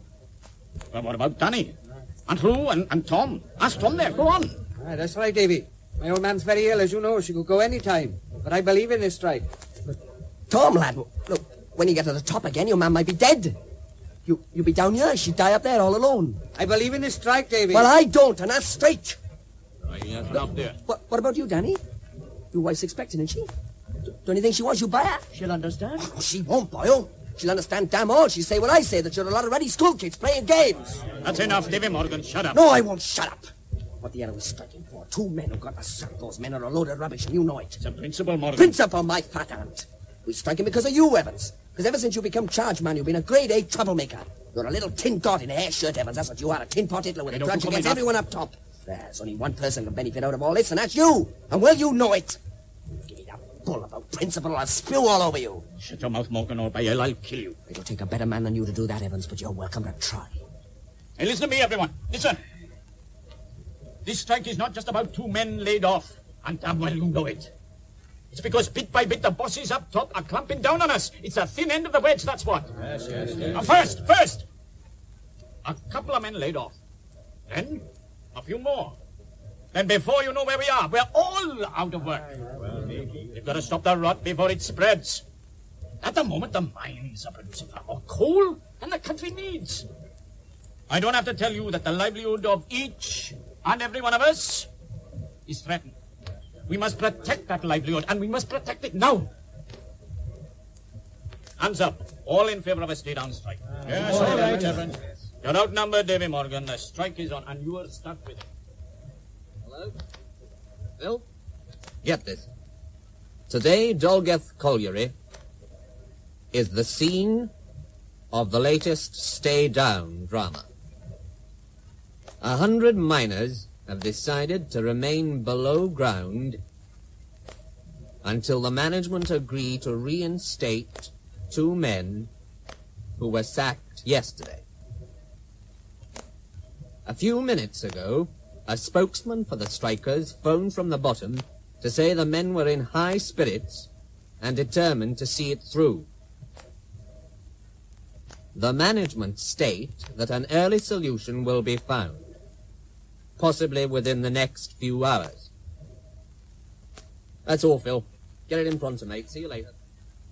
Well, you talk to me about the depression. Well, what do you know about it? Well, come on, then. What do you know What about the hell it? do you know about it besides what you read in books? Come on now, break it up. If we've got to stay down here, it's going to be bad enough without having rows to Well, refine. he makes me sick with his talk coming about the depression and general strike of soup kitchens. I'm as good a socialist as the next bloke lofty, but I don't want it for breakfast, dinner, and tea. You tell him to go wave his red flag somewhere else. Davy boy, come over here for a minute. Sit here, that's it. Now listen. Old Evans may be a bit of a big mouth, but he's got our interest at heart for all that. His father died in the pits, Davy. Died because the bosses couldn't be bothered about such things as safety. And anyway, miners were 2 a penny. My dad died in a pit too, Lofty. You just remember that. I do remember it, Davy. And that's why I say we miners have got to stick together, boys. Oh, Lofty, listen to me. I don't give a monkeys about politics. I've got to get up top for a personal reason. It's something I can't explain. You can tell me. No, I can't. I wish to God I could, Lofty. Lofty, it won't last long, will it? I don't know, boy. God, I'll go mad. Why don't you tell me what's wrong, Davy? A trouble shared is a trouble halved, you know. Oh, go to hell. All right. Have it your own way, boyo. Morgan's in a funny mood today, boyo. Indeed he is. Never seen him like this before. Usually he's such a quiet lad. Wants to get up top something terrible, he does. Can't think why. His wife not even home. Well, mine is. She'll probably get me over there with a sink when I get home. Don't always strike, she don't. The way Davy Morgan's going on, you think his life depended on his getting home. True enough. Hey, perhaps he's got a fancy woman at home while his wife's away. That's not very funny, man, so cut it out. Only a joke. Give us a twist of tobacco and give your voice a rest. You're a miserable devil, Price, and no mistake. Here you are, and don't be cadging off me all the time. Mean is a terrible thing, Jenkins. God forgive you. I got awful pains in my back, boyo. Yeah. Across the shoulder blade, see, and down the side. Gripping all the time, see. Gripping. Stick a mustard plaster on it. Go in no time. He'll end up like old Pew. Look at him now. Died at 50, all twisted. Terrible sight. It's getting down cold in here. What do you say? Very brass, monkey. Never mind, we'll be moving into the return airway soon. Gets a bit warmer there. Terrible air, though. Smells like my old socks. Still, it's not an holiday camp, is it? Beggars can't be true. Night is falling fast here in Dolgeth Colliery, and down below us in the bowels of the earth, the 100 strikers prepare for the night. A short while ago, the management stated that they believe an early solution to be possible, but already vast quantities of food have been lowered to the men, so it looks as if they're preparing for a lengthy stay. The last report from below said that the men were in very high spirits. Penny for your thoughts, Davy boy. £1 million wouldn't buy my thoughts just now. Well, anyway, put your tools away, lad. We're all settling down the return airway for the night. The night shift has already started here in Dolgeth Colliery. But the 100 men from the previous shift are still down below, and at this moment will be settling down for the night. The wives and relatives of the men who, a short while ago, were gathered around the pit head have now dispersed and gone home. The management are to have a meeting in the morning and will announce their terms later. So, on this note of deadlock, I return to the studio. Hello, Davy boy. Welcome to the club. Got a nice little space for you over in the corner, snug as a bug, see? Oh, thanks, boyo. Give us a song, Bobby. Right-o. O chamranta siri wedan ariganos duma fori frogoniant ariganos goya.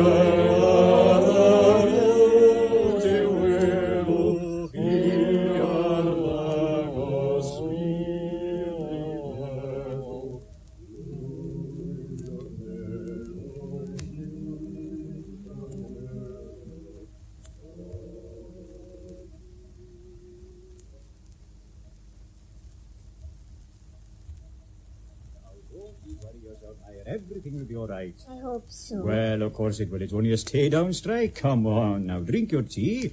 There's no need to fret, is there, Gladys? None at all. Anyway, he's probably a lot happier down there with the lads than he'd be at home all by himself. All the same, I think I should be there. Nonsense, my love. What good would he do? I don't know. I only know I should feel happier. Well, they probably come to an agreement first thing in the morning, and then you'll have travelled all that way for nothing. I'd still feel happier. Oh, dear. Gladys, you talk to her. My love, I know how you feel. But you and Davy are young, and he isn't in the easiest of jobs. Before you are finished, you're going to have to face many crises, so you'd better start learning to ignore the small upsets. But surely a miner's wife should be with her husband in times of trouble. But he's not in trouble, that's just what we're saying, isn't it? Oh, listen, Meyer, he's down there of his own free will. Nobody's making him do it. Oh, at this moment, he's probably sitting on his backside playing dominoes. Ben, you wouldn't keep me here against my will, would you? Well, of course not, you know that. It's just that it's silly to get worked up over nothing. Nothing to who? To you or me? Nothing to either of us. Well, I'm not unfeeling, my love. After all, I'm very fond of Davy. And I love him, and there's the difference. Oh, of course you love him. Did I say otherwise? All right, Ben, it's no use arguing. If Maya wants to go, then go she must. Oh, well, that's it then. I mean, when women get together, that's it. You can get the train in the morning, but, Meyer, you do deserve a holiday, so when it blows over, promise you'll come back for a few days? I promise. I'm sorry to be such a nuisance. Oh, you're not a nuisance at all. Now, don't be silly. Oh, indeed. I'll fill your hot water bottle, Meyer. What's the matter, boy? Nothing. Nothing in a pig's eye. Come on. Tell me what's wrong. Oh, I can't sleep, that's all. Why can't you sleep? Now, look, Price, leave me alone. Oh, I thought perhaps you'd like to talk. Oh, you thought wrong. Just a chat, man. What's wrong with What's that? to chat about? Anything you like. Well, how about chatting about people who can't mind their own business? Davy, boy, there's no need to snap my head off. I don't like this any better than you do. Staying down here in my own time isn't my idea of fun. Go either. to sleep, Price. Why don't you let me help you? You can't help me. Well, at least give me a chance. The only way you can help me is to get me out of here. What's so terrible about striking for a few I've days? got to get home. What's the matter? Left the gas on? You're not funny, Price, so shut your face. Go and talk to me like that, Davy, or I'll hang on the end of your nose. Go to sleep, man. I don't want to talk to you. All right, then, don't. Lie there like a bundle of misery. Much good may it do you. Only don't bother asking for help in the future, because I won't be listening.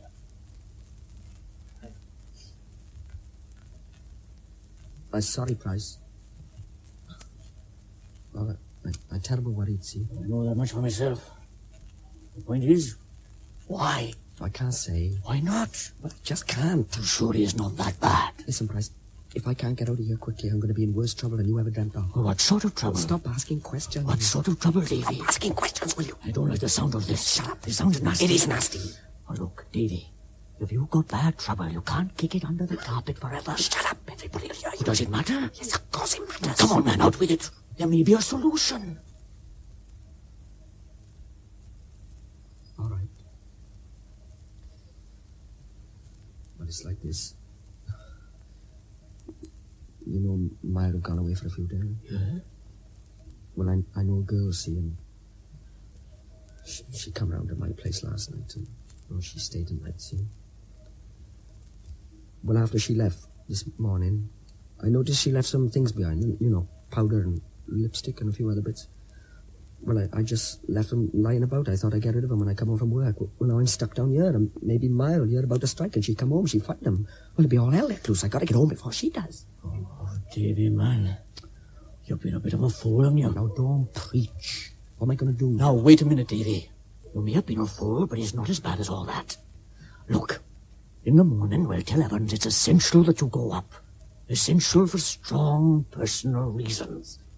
I'll explain that you've told me the reason in strictest confidence, and I agree that it's necessary for you to go. After all, boy, they can't keep men below against their wishes. You may be a bit unpopular with the lads, but that don't matter to it. Evans be bloody minded about it. He don't like me. Don't be silly. It's only because he felt you were against the strike. I hope you're right. Of course I'm right.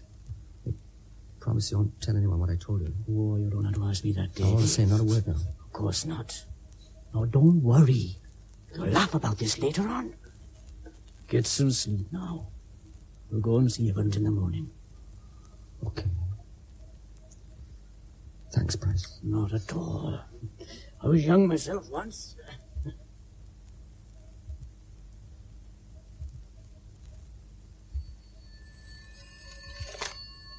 Hello? Hello, Evans here. What? Oh, well, I've only just woken up. As far as I know, the others are still asleep. Yeah, it's pretty thick down here. It's probably making us all dozy. Oh, yes. It's all right. I'll let you have a report as soon as I can. Hey, come on now, lads. Wiggy, wiggy. Come on. Oh, well, I feel awful. Don't want much more of this. What's happening then? Oh, I don't know. I'm just woken up myself. Come on now. Come on, Morgan, wake up. What time is it?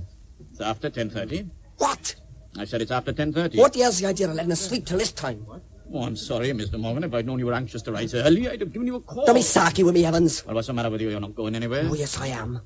Really now? Might I ask where? I'm going up top. Oh. One up top, are you? Well, that's news to me. Look, I gotta go, Evans. Now, listen, Morgan. Get it into your fat head. You're staying down here, like the rest of You us. can't stop me. You can't keep a man down here against his wishes. Now, don't you throw the rule book at me, Morgan. I'm the boss down here. You got no right to keep me here. Right? I've got all the right I need. I'm warning you, Evans. What was that? I said I'm warning you. Warning me, is it? Warning me of what? You're not gonna stop me. Indeed. What are you going to do? Fight your way to the top? If need be. Tough words on an empty belly, Morgan. They don't scare me. Price. Tell him! Look, Evans, man, be reasonable. You keep out of this, Price. Don't be so pig-headed, Evans. You can't stop a man going up top if he wants to. He's got a good reason. Good reason? What good reason? Well, come on then, let's hear this good reason. I can't explain. Oh, come on, Morgan. Let's hear the almighty reason why you should go home. While we all stay down here in this stinking place. Now, come on, let's hear it. It's personal. Personal, is it? Now, you listen to me. I'm taking the responsibility for this strike. Not you, or the deputy, or anyone.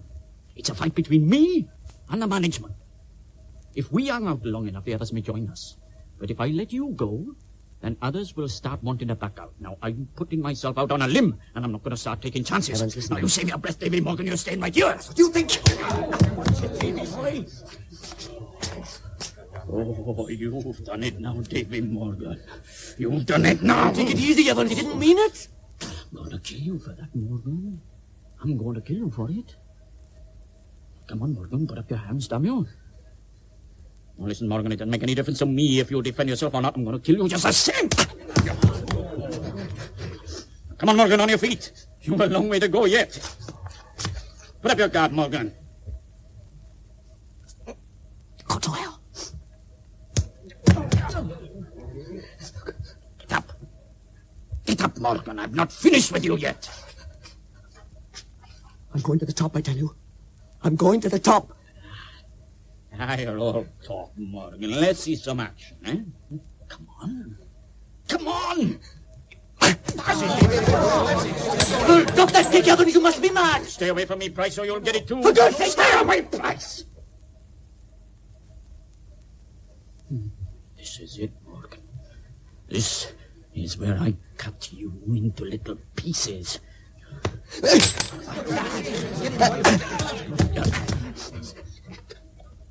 You're not cutting anybody up, Evans.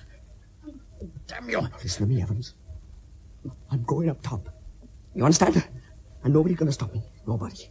I got my reasons. Strong reasons, and I don't give a damn what you think. I don't give a damn what any of you think. You think I'm disloyal? And you think I'm letting you down and you're mistaken. But if that's what you think, then you go ahead. You think what you like. I'm leaving because I haven't got a choice. If I had a choice, I'd stay down here with you. If you don't believe that, you can go to hell because I don't care anymore. When you come back, Morgan, I'll make it hell for you. I'll make you wish you'd never been born. You handled it all wrong, Evans, man. You can't treat men as if this was a school or a prison. You can't force people to do things. Union or no union. You only wanted to go home. Wasn't really so very important. You made too much of it, man. Too much of it. I didn't want... My dad was killed in the pits. I didn't want to show weakness to the bosses. I did... What is this?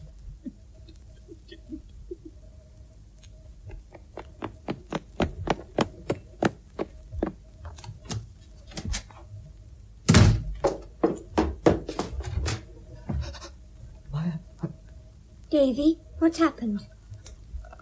I don't know. What's happened, Davy? Happened? Davy, please. How long have you been back? Only a few minutes. A few minutes. When I came in, this blanket was on the floor in the corner, and this note was on it. What? This note, Davy. Note? What does it say? I'm not going to cry about that train anymore. What? Davy, for pity's sake, explain. She's all right. She's all right. Who wrote the note? What does it mean? All right, she's gone. It's not about a train, Davy. I've got to know. Davy! I'm not going to cry about that train anymore. Davy!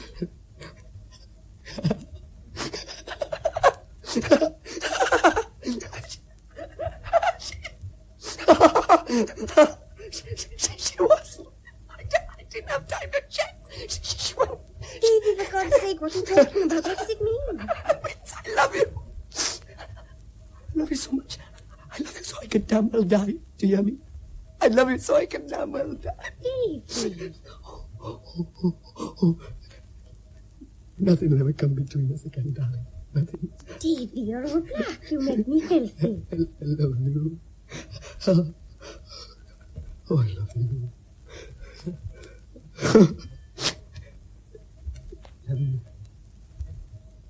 11 o'clock.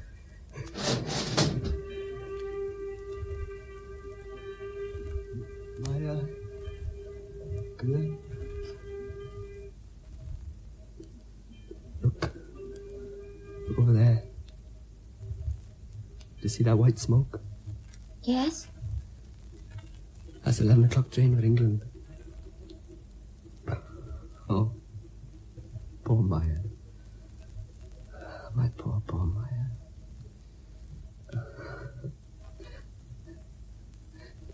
It's gone.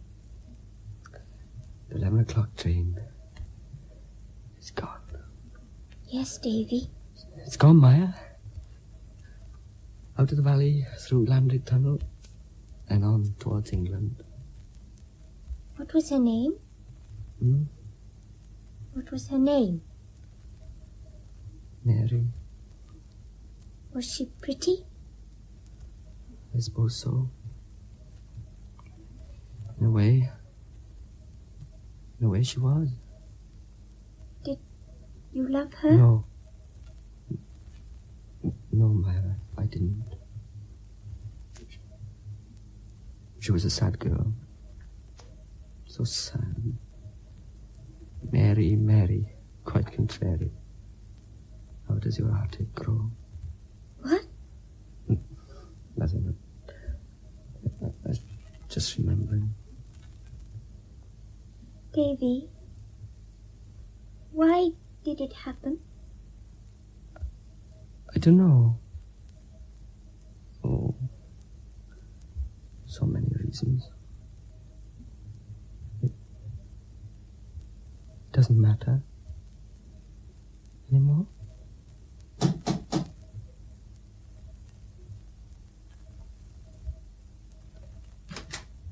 Oh, you're back, Mrs. Morgan. That's right. Is Davy all right? Yes, he's fine. He left us in rather a hurry. He seemed terribly upset. I wonder what was wrong. He's all right, thank you. Is the strike over? Oh, yes, indeed. Evans, the charge, called it off a few minutes after Davy left. Bit of a surprise, but I can't say I'm sorry. There's going to be a meeting with the management tomorrow morning. That's good. I thought I'd just check up if everything was okay with Davy. Thank you. Nice to be up in the fresh air again, Mrs. Morgan. Very nice. Well, I best be getting home. The wife must be pretty fed up. Not much of a picnic on your own, is it? No, not much of a picnic. Davy going up to the club tonight? I'm not sure. All the lads is going. Celebration, like. I'll tell him. And tell him I'll buy him a pint. He punched Evans on the nose. That's worth a pint any time. Oh, right, I'll tell him. There, lads is all coming up the road. I reckon there'll be a rare old sing-song tonight, trouble over. Bye now, Mrs. Morgan. Goodbye. Thanks for calling. Davy okay there? Yes, he's all right. He coming to the club later on? Maybe. Didn't you ask him? I didn't see him. His wife came to the door. Oh, Mrs. Morgan, she's back? I just told you, didn't I? Did she say anything about lipstick and powder and stuff? No, why should she? Oh, nothing. What's all this about lipstick and powder? Nothing, man. Let's go home. I'm tired. Jenkins asked him how you were. Oh. He was wondering if you were going to the club tonight. Well, strike's over then? Yes. Seems you just beat them to it. Did you say how Evans was? No. He said something about buying you a pint because you hit Evans on the nose. Huh. Oh, well. I'm tired. I'll make a pot of tea. I don't think I'll go out tonight. I think I'll stay here. Go and wash, love. You'll feel better. Thank you, darling. Thank you. That was All Through the Night by Gerry Jones. Davy was played by Anthony Hall, Maya by Patricia England, and Mary by Catherine Dolan. Production for the BBC was by Cedric Messina. Letter of the Law, a play for radio by R.D. Wingfield.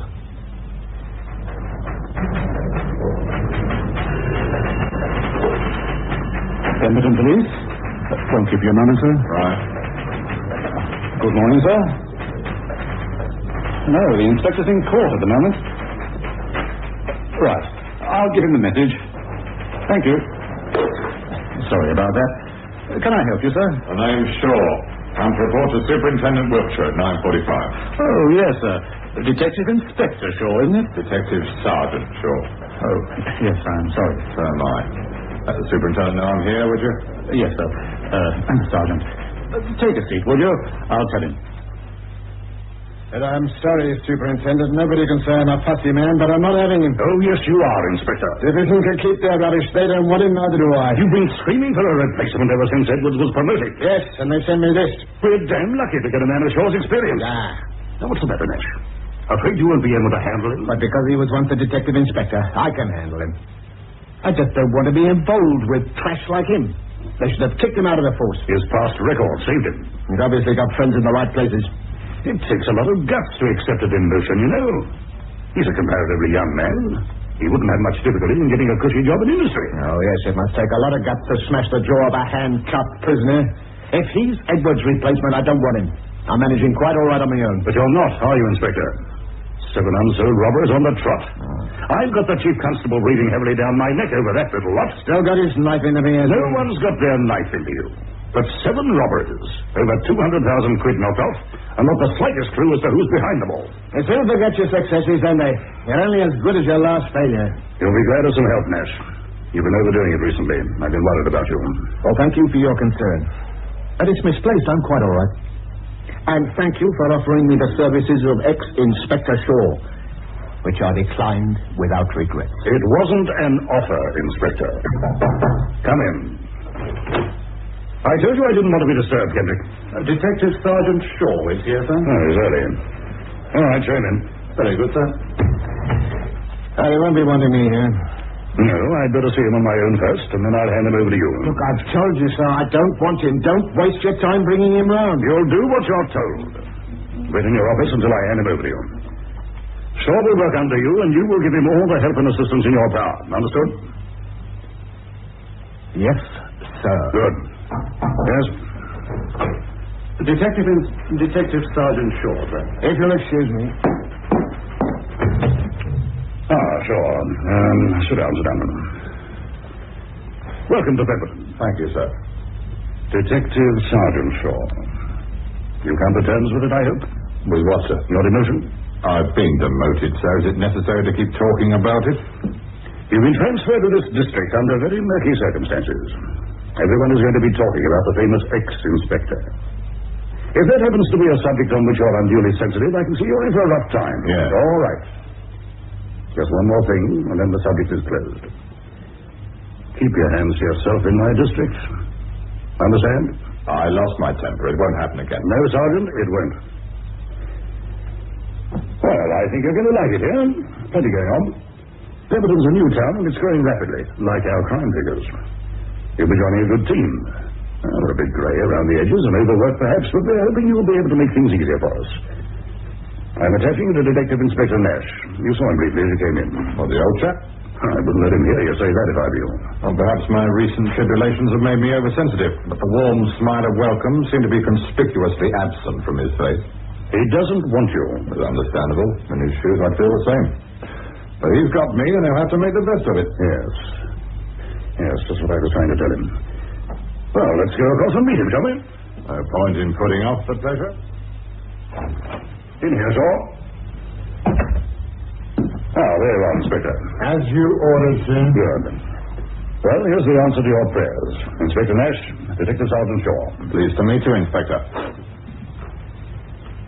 This prisoner you hit, Sergeant.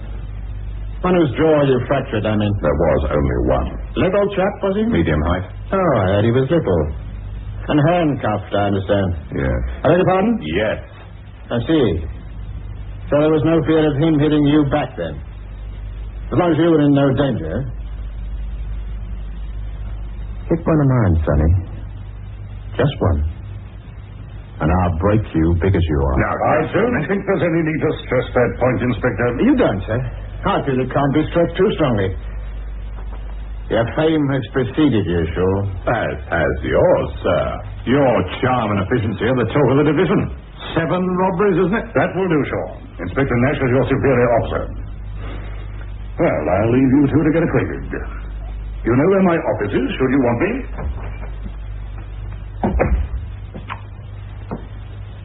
Awaiting your orders, sir.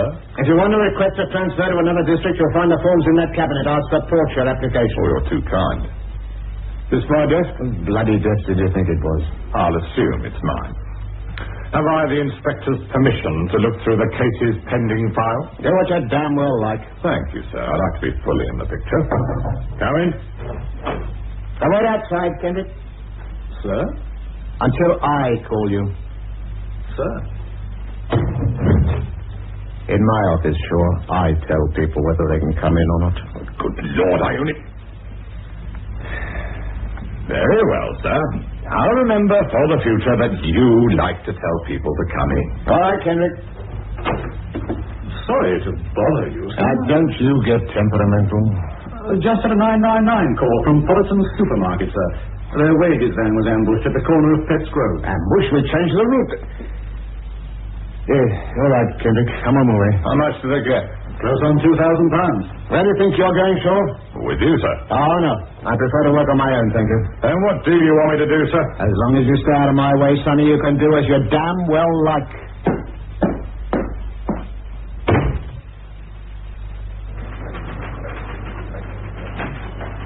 Good evening, Kendrick. The old man in? Good evening, Inspector. No, he's gone to division. Oh, well, that's a bit of luck then. I didn't particularly want to see him tonight. Who's in charge of the job then? From 7 o'clock, it should have been you, sir. Oh, no. I'm a bit late then. It's 10:30, sir. Yes, I suppose it must be. Well, actually, I had a couple of calls to make on the way in. They held me up. What about Inspector Nash? Is he about? Oh, he's out, sir. Another ambush. The supermarket this time. Number 8, eh? That must have made him split his side. Oh, pardon me. Do you find it warm in here?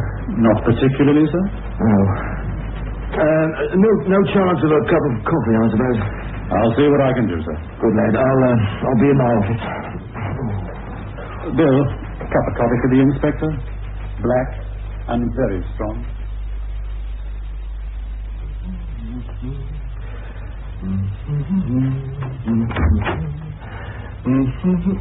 Oh. I didn't think there'd still be anyone here. Who are you? Detective Sergeant Shaw. Oh. They made him take you there. Might I suggest you sit down? Good idea. I'll sit in the place of honor. I doubt if the laughing policeman will be back tonight. Well, how are you getting on with him, by the way? I don't think you told me who you were. Johnson. Detective Inspector Johnson. Johnny, do you? Oh, glad to know you, sir. What's all this stuff? Call me Johnny. You're an inspector. I'm a sergeant. A sergeant? Well, technically, perhaps, but they'll reinstate you in less than a year. Getting on all right with Happy Harry, are you? Well, the first day is always a bit sticky. Come in. The coffee. Did you bring one in for the sergeant? No, I had one earlier. Oh, yes, that would warn you off a second. Oh, thank you, Constable. Thank you, sir. Oh, they don't know how to shut a door quietly, do they? My head's a bit tender. Migraine. Yes. Inspector Nash usually has a bottle of aspirin. Very good for headaches. Yeah, and so is total abstinence. Eh? Oh. According to the advert, I'll be my old smiling self again in 30 seconds. I hit a prisoner once. Big fella, red hair. I was bringing him in for questioning, and we were walking along side by side, happy and friendly, talking about this and that. And suddenly he boots me one in the ankle with his steel tips. So I belted him, straight back, stuck in the guts. Then we carried on walking and talking as if nothing had happened. Made him feel better, I suppose. Oh, that Aspin's watch has stopped. Give it a chance. Your boss has had another robbery, they told me. That's right. Never took you with him? No. Queer old devil, Nash, isn't he? You think you'd be glad of some help? And this would be number 8, if I'm not mistaken. Do you think we could have a window open? Yeah, sure. He reckons he's had a rough deal, but that haven't we all? He was taken off his last case with the express command of the chief constable. Now, that was unfair. They never really gave him a chance. What case was that? Oh, you must have heard of it. The Dolly Man? What? The Dolly Man. The papers gave him the name, and it stuck. He assaulted these 2 young girls. Promised them a doll if they'd go with him. Only young kids. It was headline news a year back. Oh, probably when I was out of the country. So they sent me to Europe to study Interpol methods. Oh, they must have thought a lot of you. Anyway, you missed a fascinating case. The next day, we got a letter at the station signed, The Dolly Man. He told us he was going to attack another kid, and he did. A girl of 10. In all, there were 6 assaults. And then suddenly, they stopped. Did you get him? No. We had nothing to go on. And he had all the luck. His technique was to jump on the poor little devils from behind, half strangle them, and then rape them. And before it happened, he sent us a letter. Fingerprints, postmarks? No fingerprints, and no postmarks. The letters arrived unstamped. So they took Inspector Nash off of the case. Well, who did they give it to? Promised not to laugh. You? Yes. I didn't know better than Nash, though, which pleased him no end. There was only one more attack after I took over last August. Had to miss my holiday. And it all stopped. Perhaps he's died. Or married or something. I hope he's dead. Some of those kids. You staying here all night? Well, I had intended to wait until Inspector Nash got back. You'll wait until the morning, then. He'd have gone to his Sunday school boys' club tonight. And then straight on to bed. Sunday school? Oh, leading light to the local chapel he is. Bashes the old Bible out mad when he gets going. He loves kids, though, so he's not all that bad. Shall I go lift home? Oh, not at all. Good. Well, I could do with the mayor. I should have an early night myself, actually. It's the Super's Crown meeting tomorrow. And unless you find statistics in Soling, the tendency to drop off is very strong. Oops. Oh, give me your keys. I'll drive. Don't you worry, Sergeant. The traffic boys know better than to stop old Johnny Johnson. You'll be all right with me. Safety belt fit all right? Yes, thank you. Never used it myself. You married, old boy? Yes. Do you? Well, let's say technically. Just like you're a sergeant. I came home one night to find she'd gone. Packed up and gone. I'm sorry to hear that. And so was I. It was the last thing I expected. But, well, there you are. Just you and the wife? Oh, a little girl, 9 years old. Lovely. I always wanted kids. Perhaps if we'd had one of our own. Miserable old swan, aren't I? 9 years old, eh? The last kid in the attack was 9. But nothing since August? No. No harm in being careful, though. We turn off somewhere along here, don't we? Yeah, the next turning. Right. This was all woods when I was a lad. Last house on the left. Okay. They dropped your money, I suppose? I'm on sergeant's pay, if that's what you mean. It's a swine, isn't it? When you're used to more. Here we are, then. All safe and sound, in spite of unvoiced fears. Oh, thanks very much. Will you come in? Well, it's a bit late, isn't it, old son? Thanks all the same. Next time, eh? I look forward to it. Just before you go, Oswald. Yes? You couldn't see your way to lending me a few bob, could you? I've let myself a bit short this week. I know technically they're different racks, but to all intents and purposes... Well, a pound, do you? You couldn't manage a couple, I suppose? No. No, of course not. Oh, never mind. That'll do me fine. You'll have it back next week without fail. You ask anyone. Old Johnny's word is his bond. That's all right. I won't forget. If I do, you remind me. Good night, Inspector. Oh, hello. You still up? I thought it would be nice to see you just once today. Oh, I told you I'd be late. What have you been doing with yourself? Same as I did yesterday, and the day before. Nothing. Oh. Well, it's always rough at first in a strange town. Give it a few days. You'll soon make new friends. Who with? The wives of sergeants or the wives of inspectors? Does it really make any difference? Yes, it does. What are you looking for? Well, we had a bottle of gin. Half a bottle? All right, half a bottle. Where is it? We finished it. It's gone. Oh, God. All right. I had it. Makes it easier to bear this empty house all day. How did Sue get on at school? Oh, she loves it. Fine. Look, we really must try to make a go of it for her sake, Joan. I'm sorry you feel lonely. You get moved around on the force, you know that. I never minded before. Could have stuck you at Land's End. It wouldn't have mattered. You were getting somewhere. They told me you could be the youngest chief superintendent one day, and now you're a sergeant. Well, it may not be for long, Joan. Look, it's as bad for me as it is for you, you know. It damn well should be. What did you want to hit him for?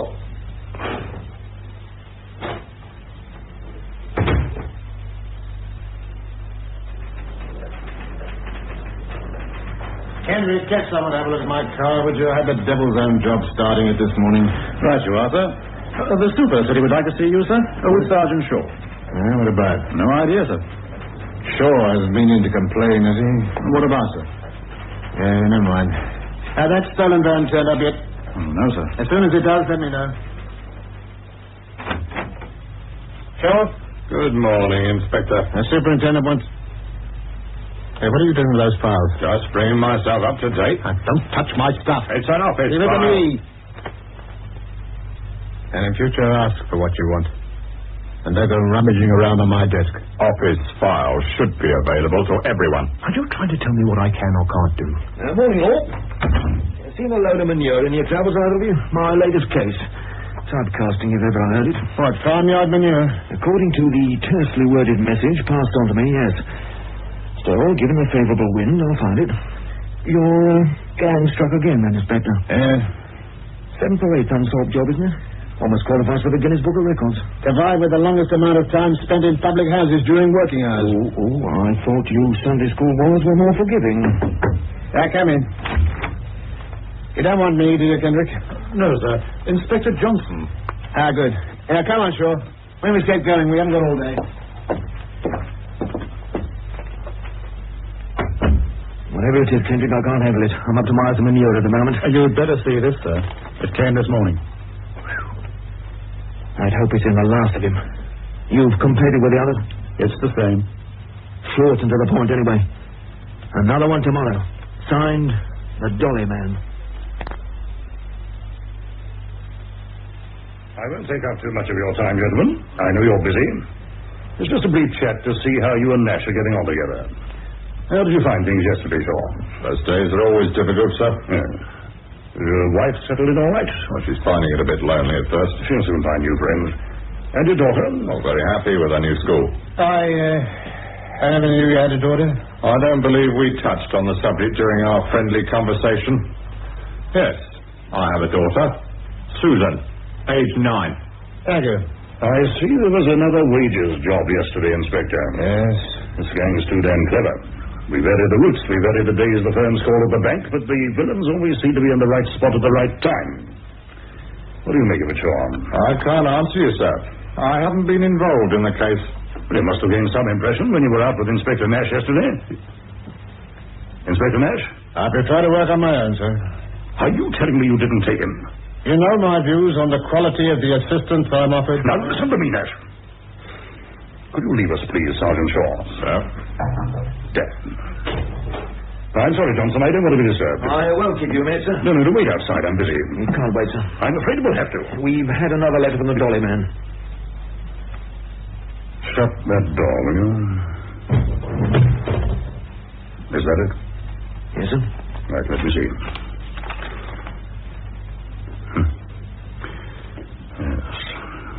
follow him. So he says. I buried my head in the sand about this joker. I thought we heard the last of him. Still, chance for Inspector Johnson to shine where I failed. No postmark again. It's marked by hand. How does our post come? Through the letterbox? Well, the postman takes it straight through to the office. Yeah, but I presume this letter was shoved through the letterbox. No, it just turned up on the office table when they went in to open the post. Oh, you mean that somebody just walked in and put it there? Precisely. Walked into a police station and placed a letter on the table in the office. And where was my highly efficient staff when this was going on? In here listening to you, sir. Forgive me if I don't see this as a joking matter. All right, Johnson, they're taking this letter seriously. You know the drill. Use a warning to all schools. Yes, sir. You'll need extra help, so I'm assigning Shaw over to you. Unless Inspector Nash has any objections. Delighted to make the sacrifice. Good. You don't seem too happy, Shaw. Well, I came to the district to work with Inspector Nash, sir. Now you're here, you'll do what I say. You're with Inspector Johnson from now on. All right? That's all. Thank you, sir. Hold on, Inspector Nash. I'd still like that private word with you. Kendrick. Sir? Give me a car round right away. I'm going on a tour of the schools. Already laid on, sir. Good man. Bone to pick with you, Sergeant. I was rather hurt at your reluctance to serve under me. I know I'm no catch, but after Nash, I'd have thought you'd have jumped at the chance. Oh, I like to do things the hard way. What's the drill? Do I go with you? I'll call on the local schools, but I want you to phone the outlying ones. Kendrick will give you the list. Get the head teachers to warn the kids, but don't let them panic. I don't want kids kept from school to roam off on their own. What school does your daughter go to? Manor Grange. That's one of mine. Well, I'll see you when I see you. Oh, no, Kendrick. Not that clapped-out heap. Let Inspector Nash have that. I want something decent. Yes, Headmistress. No cause for panic. We'll be watching as many schools as we can. Get the parents to meet their children. Yes. Thank you very much. 10 done, 3 to go. I'll have Westmark School now, please. Karen? I'm sorry, sir. I must respect your copyright. Yes, Kendrick. Any idea where Inspector Johnson is, sir? Pubs are still open, and they don't ask stupid questions. He's not back yet, Kendrick. Still touring the schools. Tango 5 are just bringing in a man they found snooping in the girls' changing room at Westley Grammar School. Anyone we know? No details yet, sir. Will you see him when they bring him in? No, my case. I was taken off it, remember? I'll see him. You better wait until Johnson gets back. It's bad psychology to give a suspect time to make up a story. We're going to have the psychological stuff, are we? Couple of quick jabs in the gut and he'll be ready to cough the lot. CID. Oh, Westmark School. Could I speak to the headmistress, please? Okay, Kendrick. Let me know the minute they bring him in. Right in? Yes, Sarge. In the girls' changing room. That's right, Sarge. I'm Shaw. Detective Inspector. Detective Sergeant Shaw. Make up your mind, then. What's your name? Samuel Merton. You can call me Sammy. Do you smoke, Sammy? Oh, why not? It all comes out of the rates, I suppose. Tar. It's a bit strong. You're in trouble, Sammy boy. What, me? Joking about inside the girls' changing room. Oh, terrible. Hoping to see them get undressed, were you? Now watch it. There's a limit to what I'll put up with for one lousy cigarette, you know. Can't stay away from them, can you, Sammy? Eh? Can't leave them alone, can you? Oh. The girls. Flatterer. Like them young, don't you? Well, I haven't got a thing about grannies, if that's what you mean. I'm talking to you, Sammy. Look at me.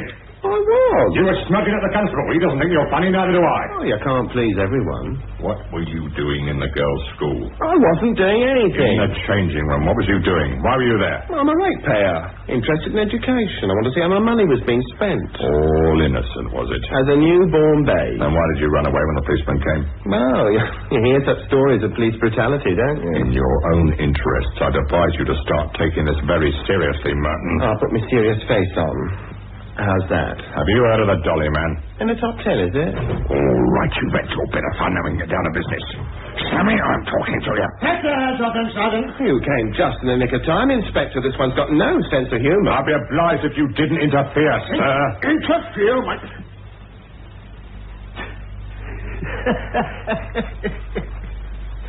Who do you think you got there, then?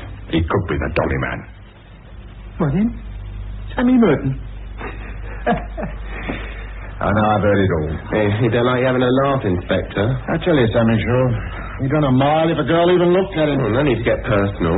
You don't like the ladies, do you, Sammy? No. You know him. Oh, yes, we know him.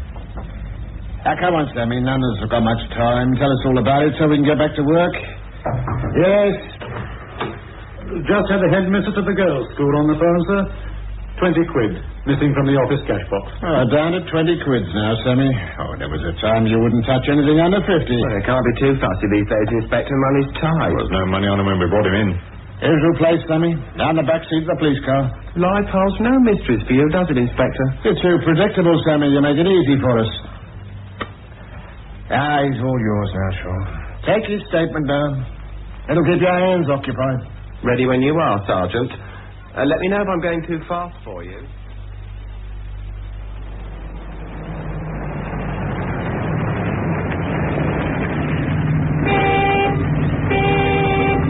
Like a lift, Sergeant? Oh, would I? Oh, thanks. I'll see about getting myself a car. Absolutely essential in the country, old son. Some of our pubs are miles apart. Well, how did he get on without me? Oh, diabolically. Huh? I've had a damn fool of myself. Sammy Merton. Oh, you spread fast, isn't it? My weakness is not likely to be proved wrong by people I dislike. My weakness is beer. I overindulge. Still, there are worse vices. It takes your mind off sex. A commodity in short supply in my household. I told you about my wife, didn't I? Yes. You should have seen this new bird in the pub tonight. After working hours, of course. Could she knock it back? And quite young, too. I reckon if I played my cards right and had more than 7.5 new pence in my pocket... Oh, I owe you a quid, don't I? Oh, no rush. I forgot to go to the bank. By the way, I popped in to see that farmer who had his manure pinched. The way his house smelt, my guess is he had it hidden away in his bedroom. And hasn't. All change. Once again, thanks. My pleasure. Now, you can't refuse a second time. Come in for a few minutes. Well, I'd like to, but... Well, no, just for a quick drink. Are you sure it won't put you out? What about your wife? Oh, she'll be glad to see someone. She gets pretty lonely. I know how she feels. Oh, all right. Thank you, Osborne. Very kind of you.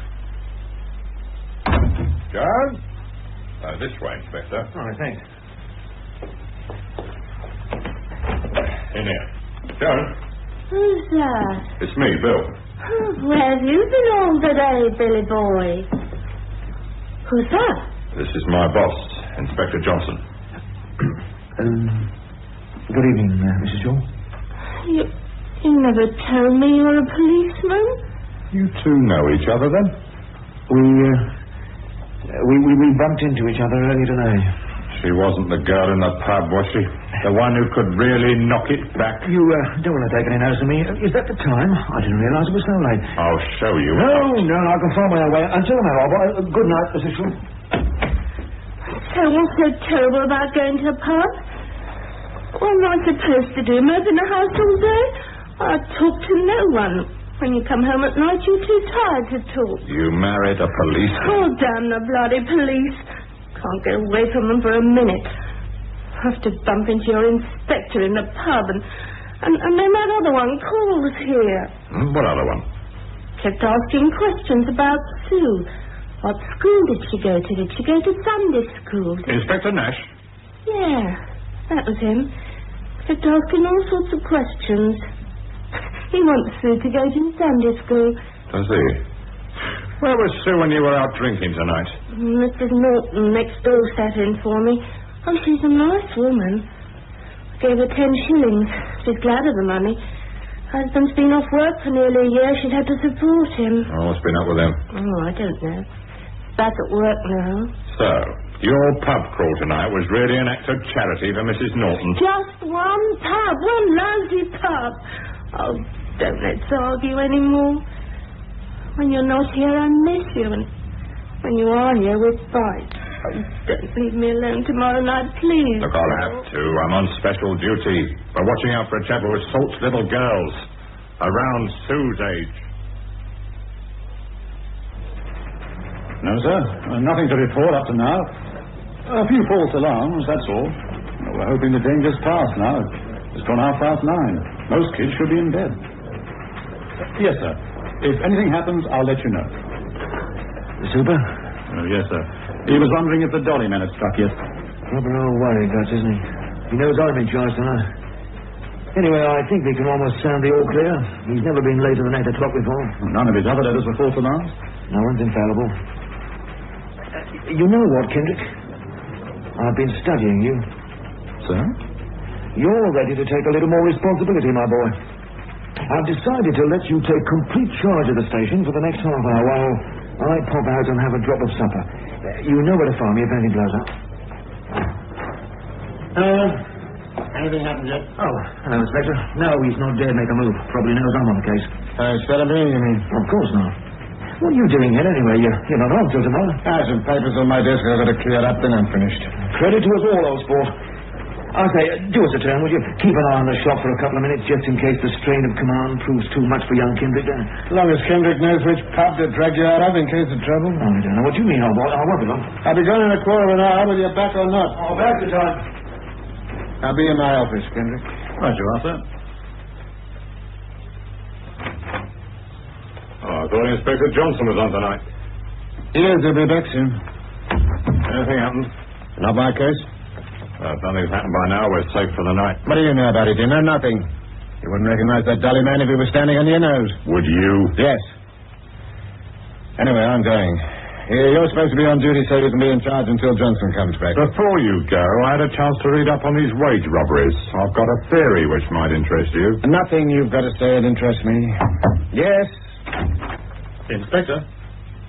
See, Sergeant Shaw, I'm off duty. What's the matter? It's Inspector Johnson, sir.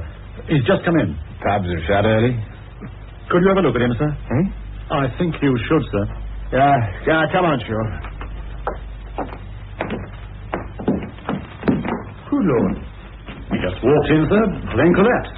Just like that. Right out of the way, let me see him. You phoned for the doctor? No, sir. Then do so, you fool. It's probably his heart, all that weight he carries about. We don't want the doctor. Not for what he's got. He's blind, stinking drunk. He's on duty. He's in charge of the station. He can't be. Such word as can't, sir. He is. Come on, Inspector. Wakey, wakey. What's that, old boy? Damn stupid fool. Oh, we've got to get him. Get back to the station. What a brilliant team. A drunk inspector and a slap-happy sergeant. Nothing much to choose between the three of us, is there, sir? Perhaps you kindly give me a hand to get him up. Oh, no. I want nothing to do with this. He's all yours.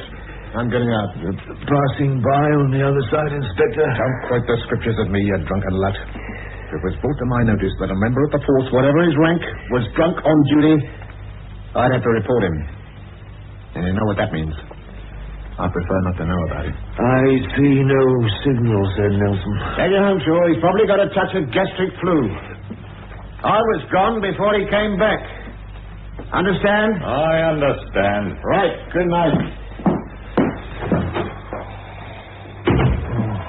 Can you get up, Inspector? Yeah, I think I'd better sit here for a bit. I'll give you a hand into the office. You need a long sit down. If I were you, Sarge, I'd get him out of here. The super has a nasty habit of popping in odd evenings. Oh, okay. Come on, Inspector Johnson. We're going home. Oh, it's at times like this you find out who your friends are. Yes. Now, come on. I'll be all right in the fresh air. You never have the windows open in here, damn hothouse. Take his other arm, Henry. Now, up you get.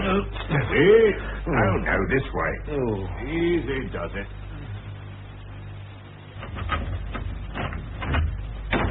There we are then, sir. Home, sweet home. Well, going in, old son. It's cold outside. The light switch is on your left. Now all is revealed. This place looks better with the lights off, actually. Now, that door on your right. Don't be shy. Come on. Oh, must apologize for the mess. I'll get time to tidy up. So busy. Knock the papers off that chair and sit down. Oh, you sit down. Thank you. If you move some of that stuff, you might find another chair underneath. Yeah, how about a cup of coffee? Oh, that'd be nice. Well, tell me where everything is and I'll make it. Your wife's got you well trained. You don't know how lucky you are. A lovely wife and a kiddie. She didn't mean any harm, you know. In the pub, she was just lonely. The coffee, sir. Yeah, I think we'd better have it black. Not only is it more stimulating, but I haven't got any milk. There's a jar of Instas in the cupboard, top shelf, left-hand side. Yeah, I've got it. The other vital ingredients in the tap, which is just above the sink. Use the hottest quicker.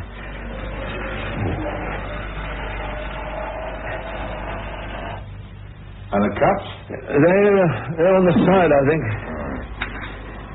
Oh, you overdid it a bit tonight, Inspector. I was stark raving mad. I saw my wife tonight. After 5 years, I bumped into her in a pub with another man. She wants a divorce. Don't want to get married. Funny, isn't it? I was here for 5 years, during which time she could have been dead for all I knew. Yet the fact she wants a divorce has shaken me rigid. I just sat there and drank and drank. Spent every penny I had on me. Oh, I haven't paid you back your cricket, have I? Oh, it doesn't matter. Well, next time, old sport, I promise you, next time when that fails. Kettle's boiling. Sergeant. Yeah? Your wife.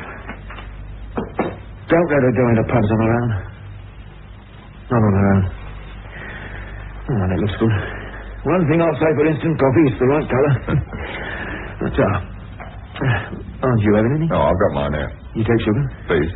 Well, you're dead in this house. We haven't got any. Oh, it doesn't matter. That's the idea. Be philosophical.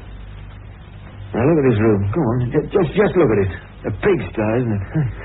Yes. She used to keep it spotless. God help me if I dropped so much as a speck of cigarette ash. I used to stay away from it then because it was so damn clean. Oh, I stay away from it because it looks like this. It's funny, that. Ooh, you'd make a rotten cup of coffee, Sergeant Shaw. Oh, that's all right. Just swallow it quickly. You pick up lots of information in pubs, you know. That's why I go. Now, who the hell can that be this time of night? Oh, I'll take it. Good fellow. It's in the hall.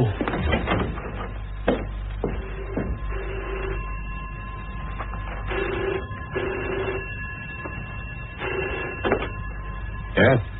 That you, Sarge? Kendrick here. Yeah, what's up? It's happened. A 10-year-old girl. Man jumped on her and tried to rape her. Holmwood Avenue. All right, give me the details. Haven't got much. Tango 4's on the way over. We've called the ambulance. I'll be there in 5 minutes. Who was it? I'll deal with it. I've got to go out. I asked you who it was, old boy. The station. Well, they didn't phone to ask after my health. A 10-year-old girl's been assaulted. Shut my coat over. My coat. I think it would be better if you stayed here. Don't call so, but it's still my case, so where are we going? Holmwood Avenue. You won't know where that is. It's in the back of beyond. I'll drive. Look, you're not in a fit state. I sober up very quickly when I have to. Now, come on.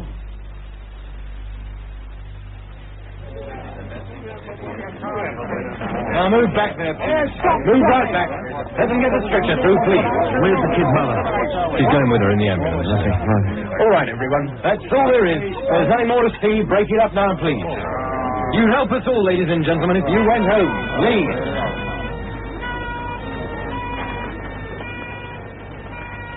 Right, Sergeant, what have we got? Oh, precious little. He must have jumped on her from these bushes here. Only this time his long layoff has made him rusty. She was able to scream, so he damn nearly killed her. If we don't catch him soon, we'll have a murder on our hands. Did you get anything from the mother? No, she was nearly hysterical. And so she should be, sending a girl out at that time of night for cigarettes. Oh, we all do our share of stupid things. You finish, Constable. What help were the great British public able to give you? We knocked every house, sir. No one saw or heard anything. They were watching the big fight on the telly. This joker's got the devil's own luck, hasn't he? No one saw him, no one heard him. No one has the faintest idea what he looks like, including the girl. I'll circulate this description to all cars, will you, Constable? Sir? Irony, lad. Or is it sarcasm? I don't know. I want you to get over to the hospital. I don't think the girl can tell us any more than the damn all she's told us. But she may remember something when she calms down. You never know your luck. Right, sir. One thing, however, the dolly man is, he knows his way around. He made his getaway by cutting down that lane behind the houses. And no one would see him. He probably had a car parked at the end, off the main road. Well, not many people could find that lane in the daytime. He found it in the dark. Perhaps he's lost a carriage. Nothing more we can do here. Well, let's get back to the station and start filling in the required forms. Better put the fear of death up in.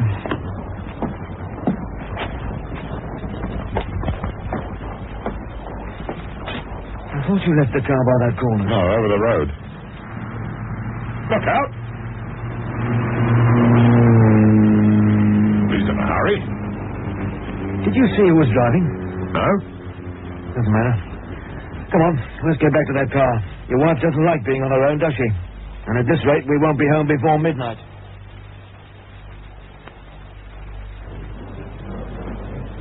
Where did this come, Gerry? They found it in the office this morning, sir. Lying on top of the post, like the others. Who's been in the office? Well, I didn't see anyone. Inspector Nash took a report in, but I didn't see anyone else. Sorry about last night. I won't make any mistakes on Sunday. Signed, the Dolly Man. Tomorrow? Yes. All leave cancelled. I'd better be ready for him this time. It's going to spoil a few people's weekends, but we've got to get him because I think he'll kill the next kid.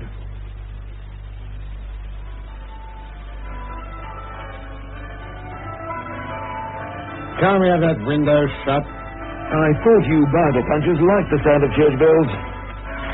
Well, not when I'm trying to concentrate on something else. That's better. You were showing me your master plan. I'm flattered by your interest. Well, you'll see it better on this map. Now, I've got as many men as possible covering the entire area, ready to concentrate as soon as we know where it's necessary. Are you banking on prevention or capture afterwards? Frankly, capture afterwards. That's the best I can hope for. Now, I've got roadblocks set up here, here, and here. There's your weak spot. The woods. Yes, I know. I've had to take a calculated risk. We're spread too thin on the ground as it is.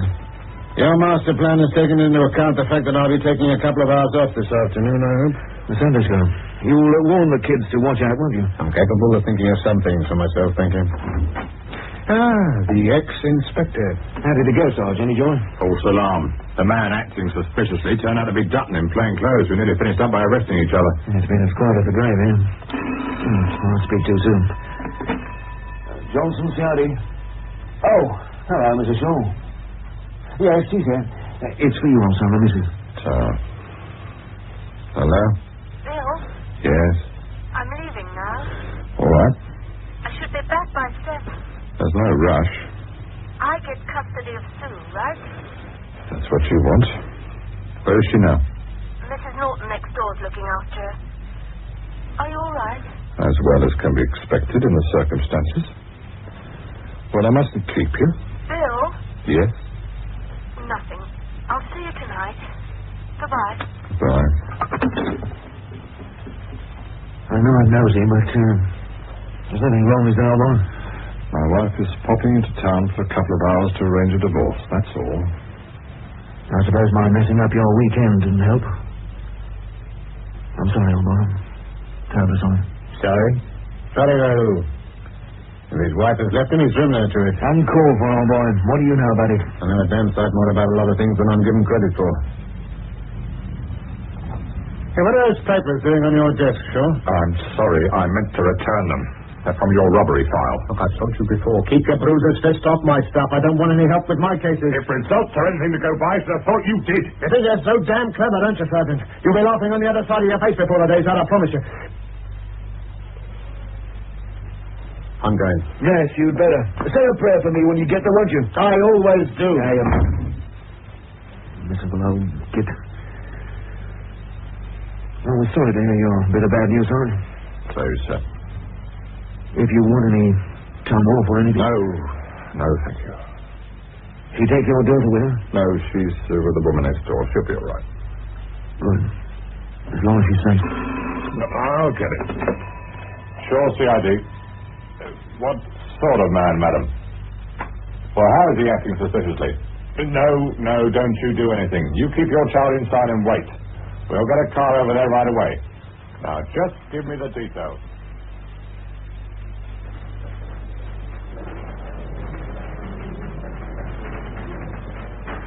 Clock watching again, Kendrick? I should have been off today, sir. It makes a long week. Yes, I know. Well, I've just had Sergeant Shaw on the phone. Another false alarm. He's on his way in. We've got so many men lurking about, we've probably scared him off. Maybe. He can bide his time, but we can't. Oh, and talking of time, I'm going to nip out for a quick one. The fan seems to have quieted down. Right you are, sir. You can take 10 minutes off and I'll get back. Oh, if anyone wants me, I'm out. Pemberton Police? What's that, madam? When? Just a moment. Inspector? Take a message. You better take this, sir. I think this is it. Yes? Yes. Urgent message to all mobiles. Stand by for important instructions missing child. A girl. Full description to follow shortly. Thank you. Message going out now, sir. Good. What's all the excitement? Sure. We've been looking all over for you. You didn't pick up your daughter from Sunday school this afternoon, did you? No. Why? Someone did. Over 3 hours ago. And she hasn't been seen since. Susan Shaw. S-H-A-W. 9 years old. 3 foot 10 inches. Dark brown hair in a fringe. Brown eyes. Last seen wearing a white cotton dress, red belt, white pattern tie. Anyone seen Inspector Nash? And red boots. Oh, hello, Mr. Shaw. Yes? We're looking after you, all right? Yes, thank you. Any news, Superintendent? No, nothing yet. Oh, she just probably got lost. After all, she's only been living here a week. You don't have hundreds of policemen swarming about because the little girl's lost her way home. Well, a policeman gets very few perks in his job, Mrs. Shaw. But one is that if we can help one of our own, we tend to overdo it. Yes, Kendrick. Headquarters just phoned, sir. The frogman should be here within the half hour. Thank you. No sign of Inspector Nashville? No, sir. Frogman? Yes, the reservoir. Oh, sniffing, of course, no. Oh, look, you're going to worry yourself silly staying here. I'll get someone to run you home. Oh, here's your husband. Well, Shaw, we searched the Sunday school from top to bottom, sir. She's not there. Well, why should she be? They saw a man drive her off in a car. Witnesses are sometimes mistaken. We check everything. Oh, Bill, I'm sorry. Look, it's not your fault. I shouldn't have left her. I was teaching you a lesson. Yes, I know.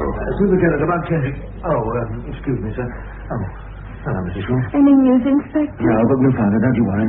Do you want me, Johnson? Just a word in your ear, then. Look, Shaw, you take the wife home. In fact, you better stay with her. No need for you to come back. Well, I want to, sir. No, you're too involved. Here. Borrow my car, Sarge. Meet me back here. Thank you. Come on, Jones. She'll probably be starving when they bring her back. What will you give her to eat? Well, Johnson? Let them go first, then. I think I know who the Dolly man is. What? Nothing definite, just a strong hunch and some good circumstantial evidence. I'm listening. I think it's a member of this police force, sir.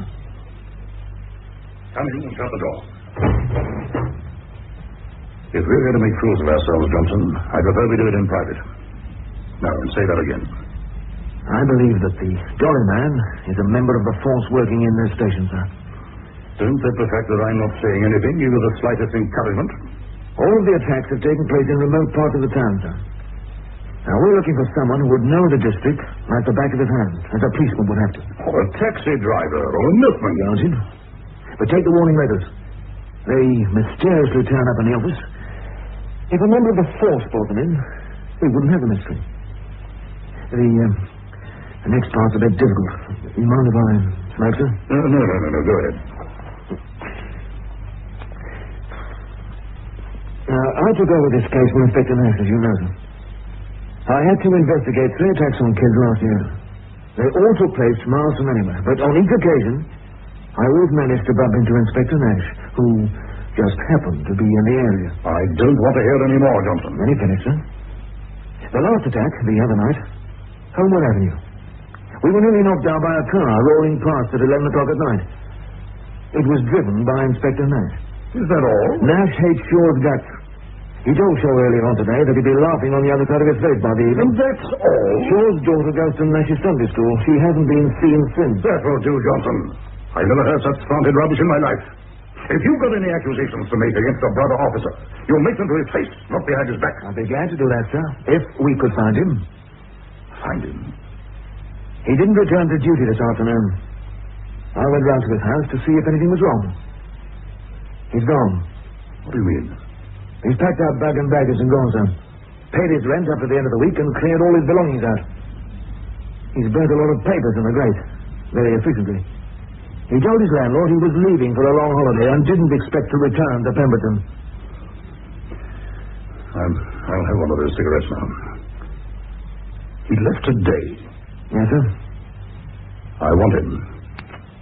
Find him and bring him in. Yes, sir. And Johnson. Sir? If you think he's taken the girl, keep Shaw away from him. I don't want two members of the force on criminal charges.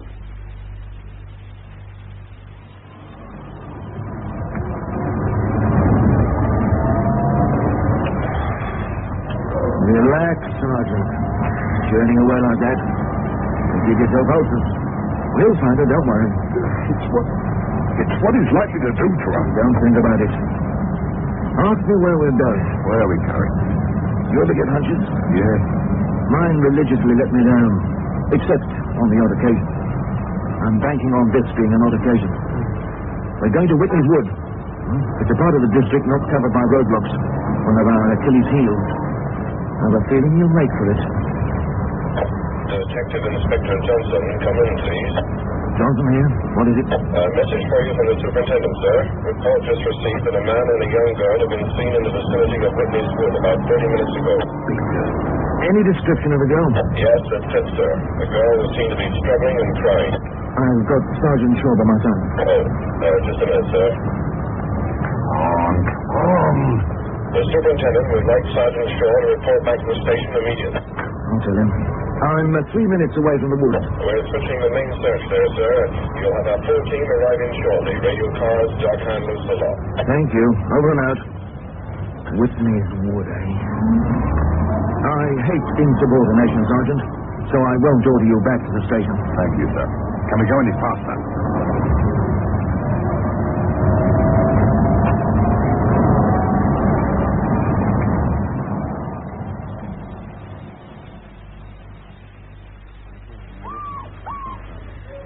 Where's Kendrick?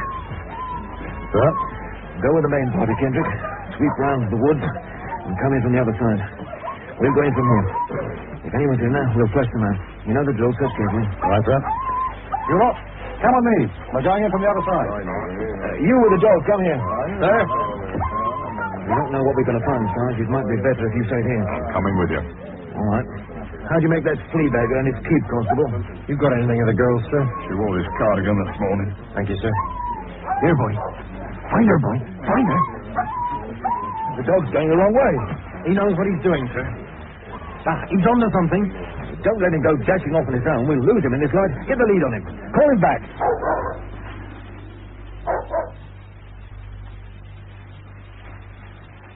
This way, sir.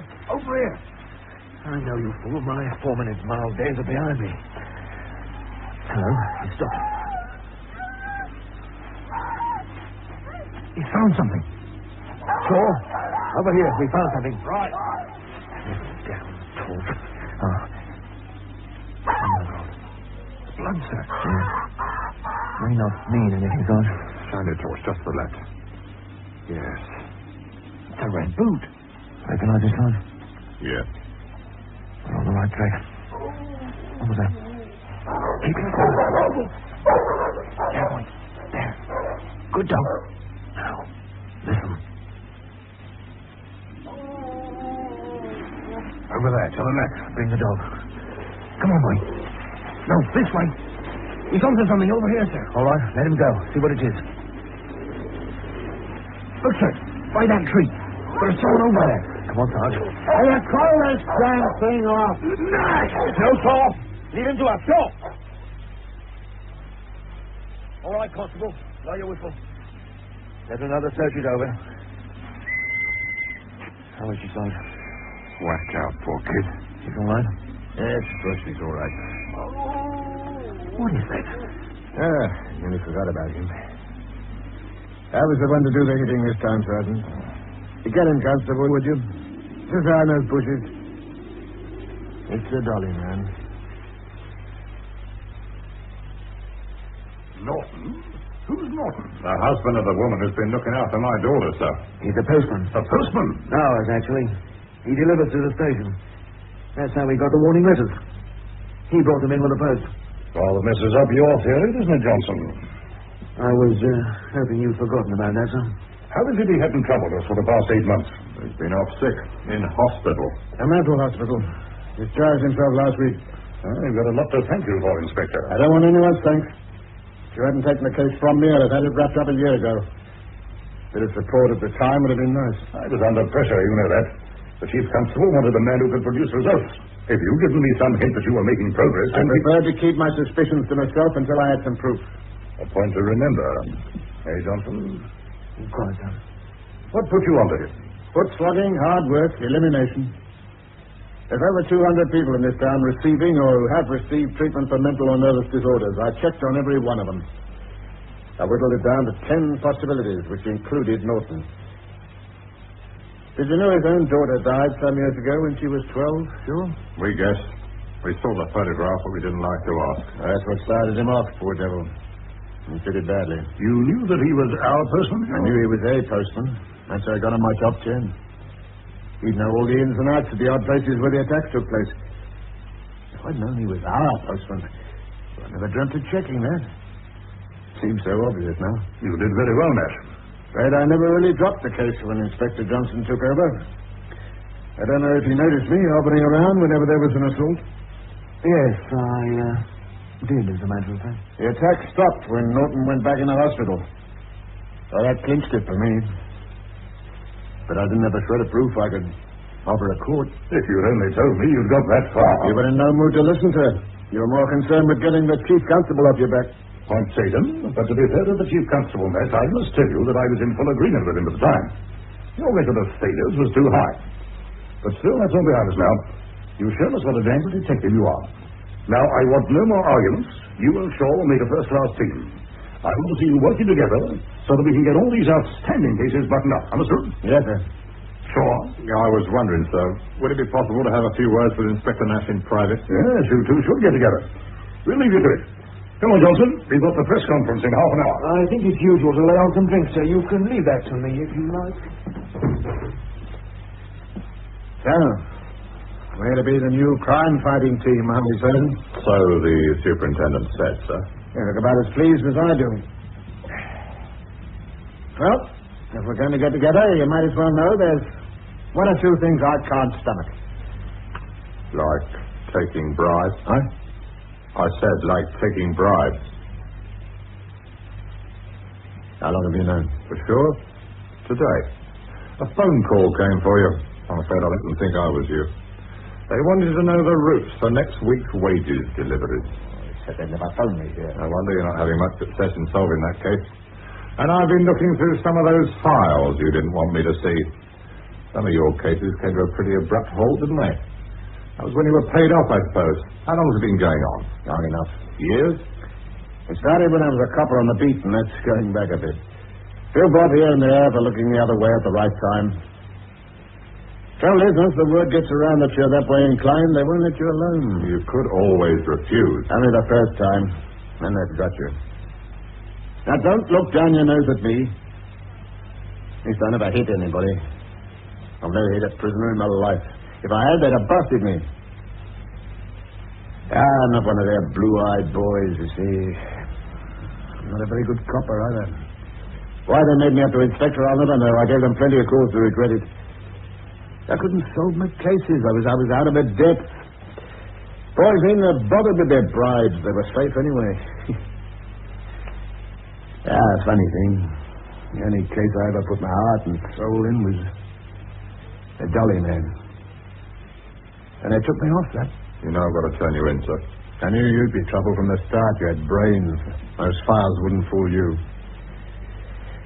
I was all packed up, ready to clear out today. I should have been miles away by now. Well, what stopped you?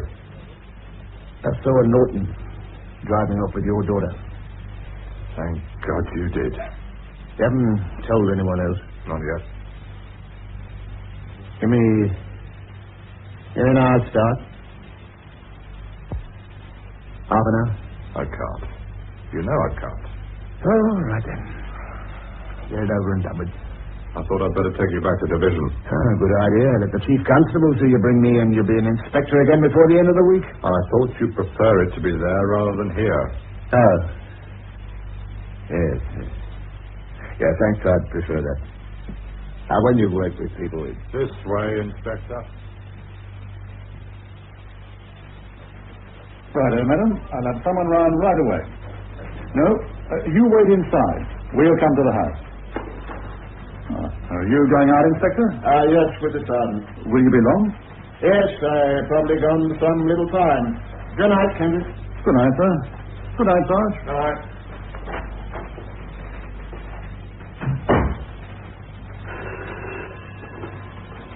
Pemberton Police? Oh, I'm afraid he's just gone out, sir. No, I don't know when he'll be back. Can anyone else help you? Midweek Theatre. Slow Fuse by R.D. Wingfield. What's that noise? Well, that's the audible part of one of the alarm systems which operate if anyone approaches the vault. All right, Joe. Open it up. Thank you, sir.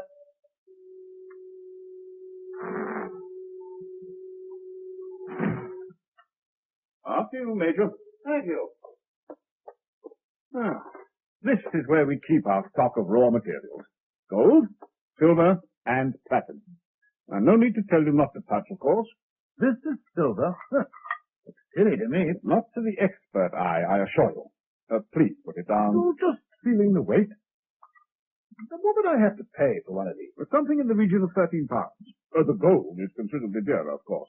So, how much have you got in here? We hold an insurance cover of £750,000 for the contents of this vault. My mouth's watering. Do you ever forget to lock the door? My dear Major Gerry, I wouldn't be allowed to forget. Until that door is closed and locked firmly, lights and buzzers are flashing all over the place. Oh, very different to the last time I was here. The last time you... Well, you haven't been here before. Before your time, Mr. Robson. But I've actually been in this vault. Mind you, I'm going back nearly 30 years now, before your firm moved in. This would be during the war? Yes.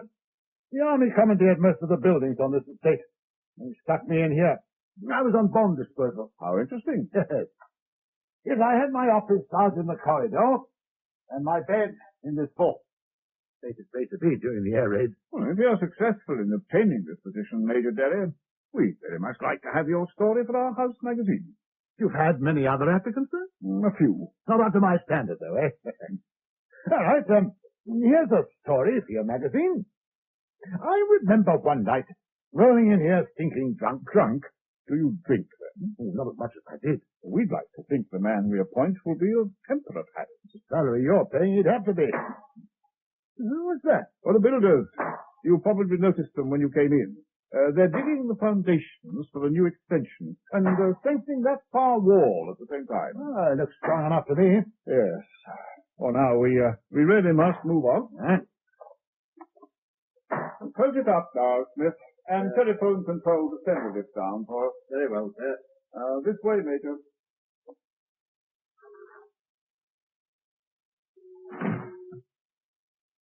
The only way up is by means of the lift, and they won't send it down until they clear us. And how do they do that? Well, we've been under observation by closed-circuit television from the moment we left the vault. I wish you told me earlier. I've been having a scratch. If they see anything the least bit suspicious, they can contact the police and have the entire building cordoned off in seconds. It seems we've passed muster. They saw you were with me.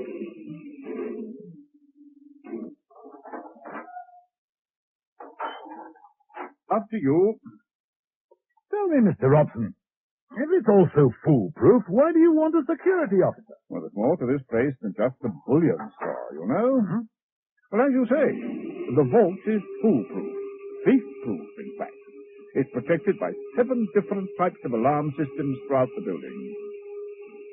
The vault opening mechanism is computer-operated. And how does that work? Well, unless I and 2 other members of the staff feed in the correct code numbers for the day, the vault remains tightly closed. None of us knows the other codes.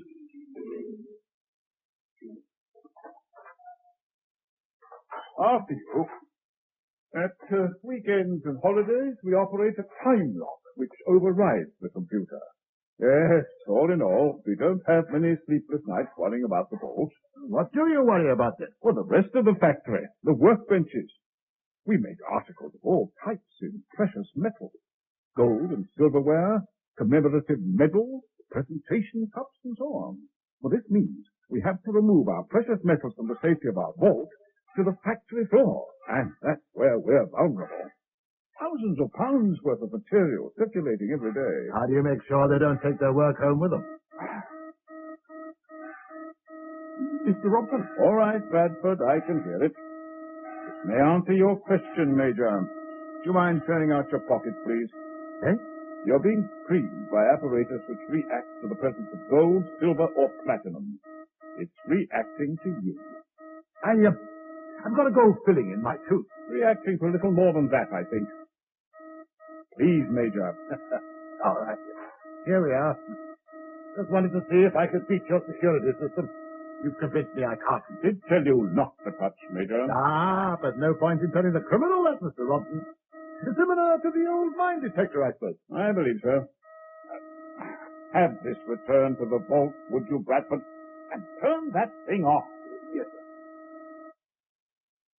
Well, you've seen everything, Major. How do you feel about the job? I feel it's right up my street. Should be a cushy little number. Don't think that's quite the way we envisaged the post. No. Of course not, no. Bad choice of words. You push the salary up a bit higher, and you won't find me quibbling too much. Where would my office be? Not so far.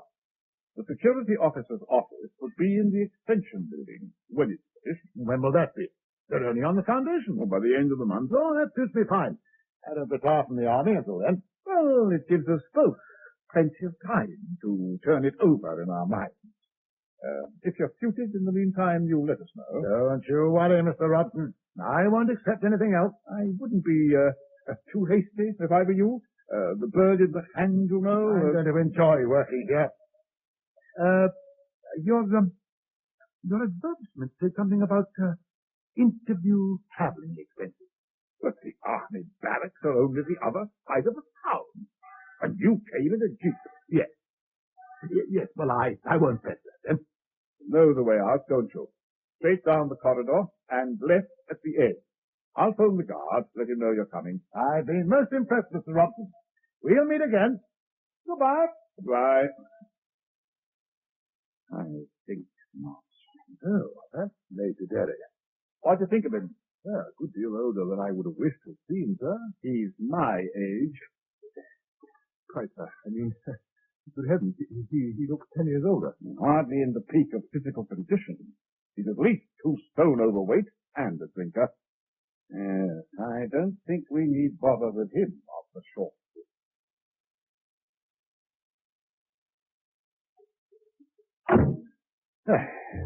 Sorry to keep you, Sergeant. How did the interview go, sir? Oh, not bad.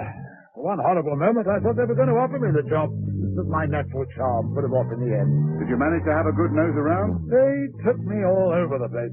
Yes, sir. No, we'll get a break into that vault from the inside, Sergeant. Impossible. They'd have us before we were within 100 yards. More or less as we suspected, sir, wasn't it? He took me inside the vault, Sergeant. I saw it. Bars and bars of the stuff. Gold, silver, platinum. We don't want you to be disappointed, sir.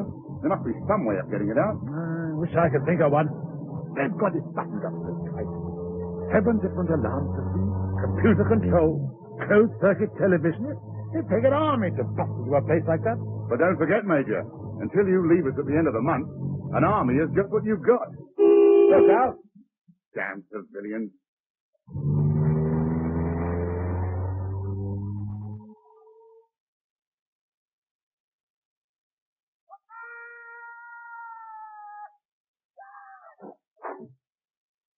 Private Fraser. Oh, good morning, sir. Private Fraser. Not only are you smoking on duty, which is itself a crime, you have not the one, which is unforgivable. Sorry, sir. Help yourself. Thank you. Actually, sir, I was just trying to find you. The Colonel wants you. Oh, what about? He didn't say that. We're not supposed to listen in on the switchboard, sir. I didn't wangle you this job for you to start getting ethical, old son. Well, from what I gathered, sir, a couple of chaps from Seco have been done a snap audit. You're 70 quid light in your float. Now, that's not playing the game, is it? Well, you're bound to find money short with a snap audit. If my OCO was going to have one, he let us know a week beforehand. Do you think we were ever a penny short? Oh, this new chap's got no idea. No, sir. Yeah, well, I'll tell him you agree with me. Oh, damn. Now I've got to rush around and put it back. I suppose you wouldn't have 70 quid saved up for a kindly action, would you, old son? No, afraid not. You young chaps, you earn good money and you spend it. You should be saving up for my retirement present anyway. No, let's hope Sergeant Stinger can oblige me. I happened to overhear something else in the switchboard, sir. Well, come on, old son. The Colonel's got a chap from the military police with him. Military police? Oh, not for a lousy 70 quid, surely. Well, what's it all about? Well, that's all I heard, sir. Oh, what you did here, many thanks, old son. Better go across and see what it's all about. Get a move on with those requisitions, Jackson. They must go off tonight. Right, sir. Good morning, Major. What, Jackson? The headmaster sent for me. Yes. Take a seat, would you? He's got someone with him at the moment. Has he? Anyone I know? No, you'll have to excuse me, Major. I've got a lot to do. Oh, you've left the address off this one, Jackson. Oh, sorry, sir. If I had a cigarette, I'd offer you one, Captain. Really, Major, they can be bought, you know. Oh, that's handy to know, should I ever run out. So, got a light? Yeah. Oh, how much did you pay for your lighter? £5.10. I can get you one identical, twice the quality, 30 bob. This is one of yours. Yes. Yes, now I look at it closely. Yeah, I can see it's one of the expensive ones. Oh, you've got a bargain there. What does this Nibs want to see me about? But I shall tell you when you go in. Oh, come on, old son. You can tell me. You know I can't. I respect the Colonel's confidence. £70 missing from my throat. Well, thanks for telling me, Captain. You know I said no such thing.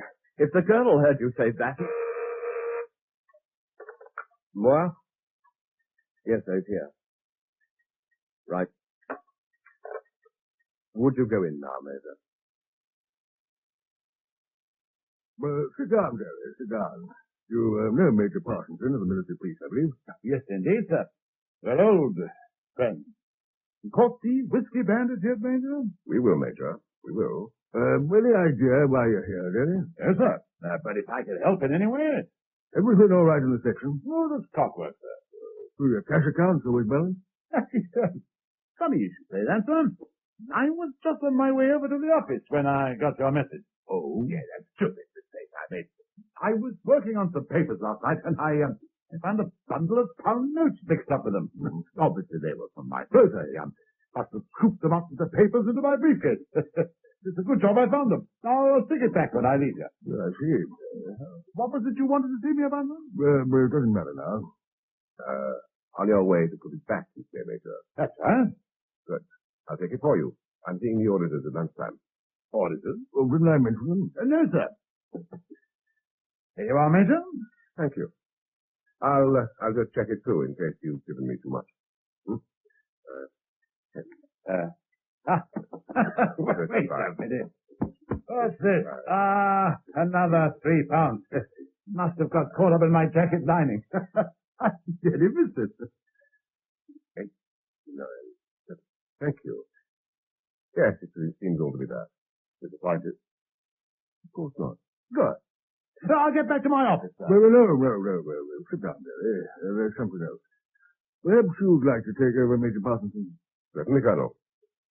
Major Gerry, you're in charge of the stores at this camp, Yes, right, Major. But if you want anything, you'll have to sign for it. I can't let you have anything on the side. You check your stocks regularly, actually. Any shortages? No. That's very good. Thank you. A considerable quantity of Army stores has been turning up at street markets in the Midlands and the East End of London. As far as we can estimate, something in the region of £3,000 worth is involved. That's a lot of stores. More than you could accidentally stuff in your briefcase. Well, we've known about this for some time. We've not been able to track down the source of supply. One tin of beans was very much like another. It did, Major, but not anymore. Our manufacturers and suppliers have been most cooperative.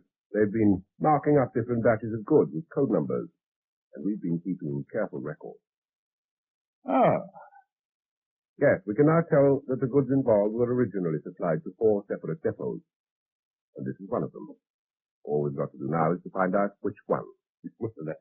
You can see my stock sheets any time you like. They balance to the last tin of sardines. Oh, we're not interested in stock sheets. We're interested in actual stock. We find the two don't always agree. Right. To set your mind at ease, I'll check all my stocks this afternoon. Oh, we wouldn't dream of putting you to all that trouble. We'll do it for you. I've got a team of trained men doing the rounds. They'll be here first thing Monday morning. I want you to give Major Parsons every assistance, Gerry. I'm sure the Major needs no reassurance on that point, huh? Evening, Major. Usual? Yes, please, Grace. Landlord about? He's been asking for you. Mr. Dale? What is it? Oh, Major Gerry.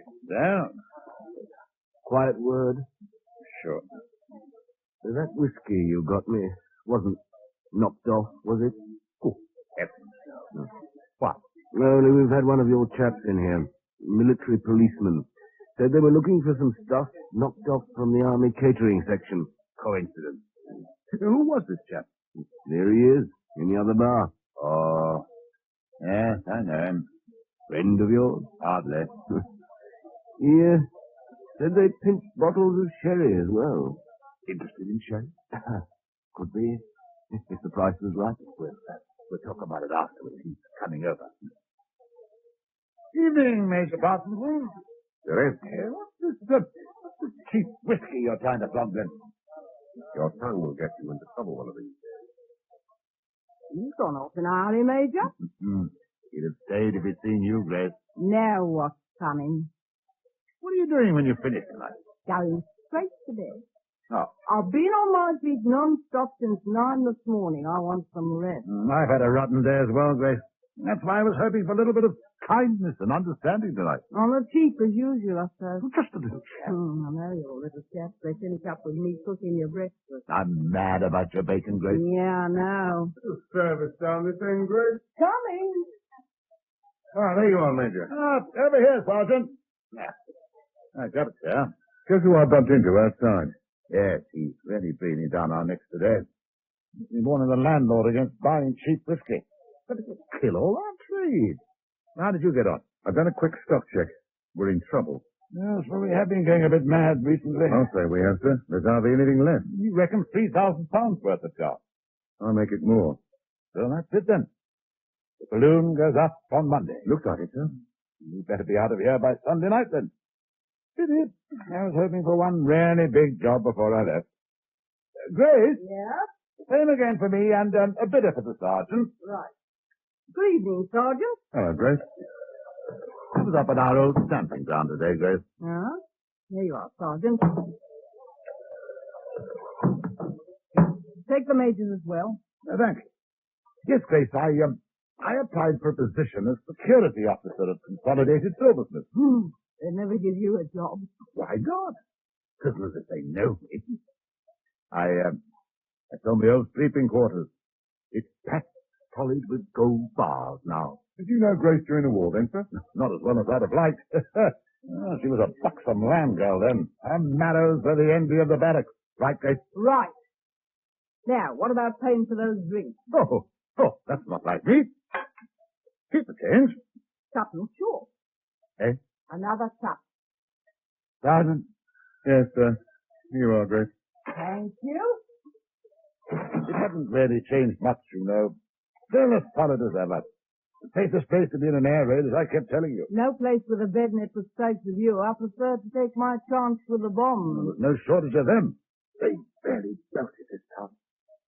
One night I had to deal with 12 unexploded bombs. 12! Next day I drew all my money out of the post office and spent it. Not on me, you didn't.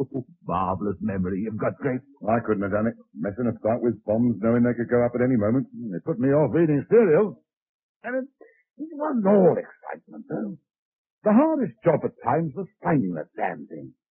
There's still a lot of unexploded bombs knocking about. We never found them all. You weren't always looking in the right places. Yes, go on, Grace. You're lowering the tone of the conversation. I don't see how a bomb could be hard to find. Some of them weighed a ton. But if they penetrated the ground and didn't explode, Sergeant, they wouldn't leave a crater. The point of entry could be very small, and in soft earth there'd be no trace. Even if you found the point of entry, it would still be a long way from finding the bomb. They'd skid and snake about underground and finish up nowhere near where they went in. I never knew that. One night I was in my little old army bed in the bullion store, wishing I had Grace with me. when I heard this one come down, I thought it was my luck. Straight for me. Then there was a tremendous crash. No explosion, just a crash. The whole building shook. Spent a week digging and prodding, but we never found it. Probably still there to this day. This happened outside the bullion store, you said, sir? That's right. Why? Is there any way we could break into that vault from the outside? The walls are 4 foot thick. You couldn't break your way. Yes, sir? That far wall. Now, why are they having it strengthened? Of course. That far wall's a wartime utility job. They had to finish it off in a rush. It's too damn strong, but nowhere to fix the others. Shall we get through it? With explosives? What's the point? It's below ground. You'd have to tunnel down to it, blast your way in, beat the alarms, and then slip through the police cordon. I reckon we could do it. Supposing, just supposing, the builders uncovered your unexploded bomb when they started work tomorrow. Well, the second thing they do. What's your plan? Not here, sir. Let's get back to the barracks. Right. Grace? Yeah? I won't be able to manage it tonight, love. Got to get back to the bath. I'm crying my eyes out.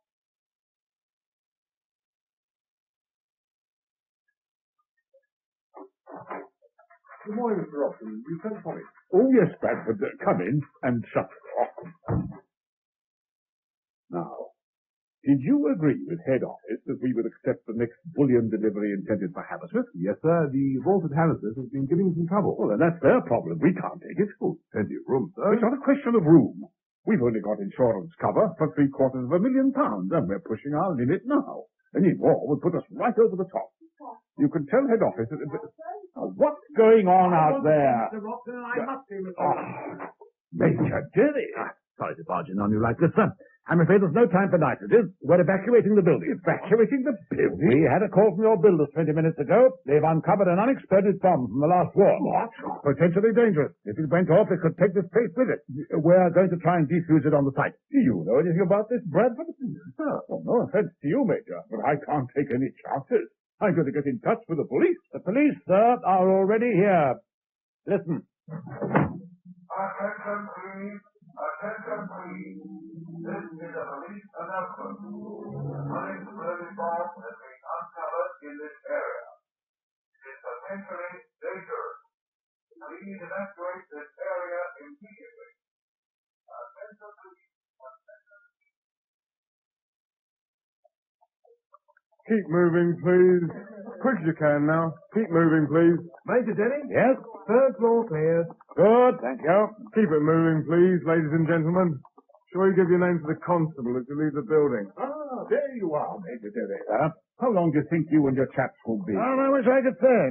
The bomb's lying awkwardly and it's tucked fast. They're trying to dig ground to the fuse pocket now, but we might have to go pretty deep. Might be hours, might be days. If it had to happen, I suppose the weekend's the best time. Second floor cleared, Major. Thank you. I hope they're remembering to switch out the lights. Where's Bradford? Ah, there you are. We've got all the material from the workshops back into the vault, Mr. Rob. Good man. I think we've had it for the rest of the day. Set the time lock for 8:30 Monday morning. Right. How far had they got with the medal? 500 minutes, sir. If we start again Monday, we can do it. Good. When you set the time lock, you better push off yourself. I think tradition demands that I should be the last to leave. Oh, the lavatory outside, Jenkins. Don't hold us all up. You're slowing everyone down, sir. Now keep moving, please. Give your names to the constable on the gate as you leave. Ground floor workshop cleared, Major. Thank you.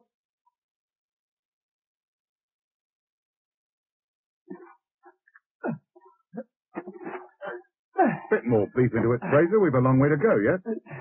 Yes, sir. Hello, sir. Come and give us a hand. The officer provides the spray, not the brawn, Sergeant. His very presence encourages his men on to greater effort. How's it going? Not so bad, sir. It's easier than Fraser's making out, actually. Let's have a look at the bomb. Hey, not at all bad. Who made it? I did, sir. Look a bit more battered, though. I hope I look as good as that when I've been married for 30 years. Still, he won't have to bear close scrutiny. Should we have a sentry up there, Sergeant? The fewer people involved, the better, sir. Anyway, the police won't let anyone through. They all out of the building? Every man Jack. It was most impressive. Not a bit of panic. I felt proud to be British. We'd better start shoring up there, Sergeant. Right. Shut down some of that timber, would you, sir? Is this all you've brought? Oh, there's more than enough. You measure it out. We'll be through to that vault in no time.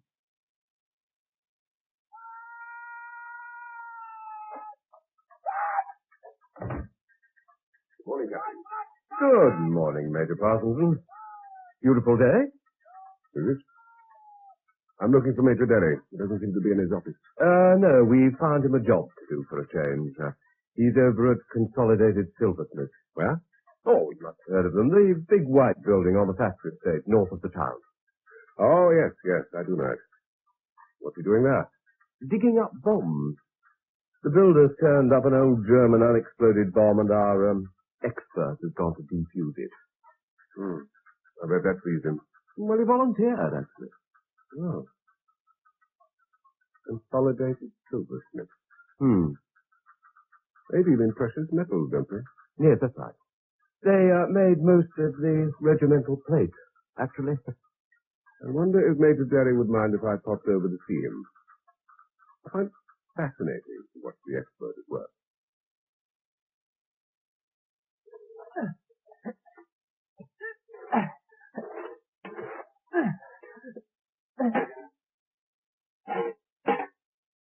Sarge. Yes? We're there. You sure? Aye, I've reached the back one. Right. Come out and let me finish shoring up. What is it, Sarge? We've reached the wall of the vault, sir. Already? Why, that's quick. Have we measured to the right place? Fraser's no fool, sir. He knows what he's doing. Yes, well, better let me go in and check. I wouldn't, sir. It's not wide enough for you. Oh. Mind the side. Now get out, sir. You're bringing the lot down. Oh, I'm sorry. What about Fraser? Fraser, you all right? Fraser. Quick, sir. Give me a hand. Now, don't bother with the earth. Just pull him out. Come on, Fraser. That's it. Come on, pull him. Pull him, sir. That's it. Okay, Fraser. You're all right. Oh, fine. Sorry about that, old sonny. It seems I'm not as slim as you are. That's all right, sir. Oh, what's the damage? It could be worse. If you can find something else to do for a while, sir, Fraser and I'll get this lot cleared up. I'll help you. Please, sir. Oh, all right. Come on, Fraser. Grab that shovel. Right.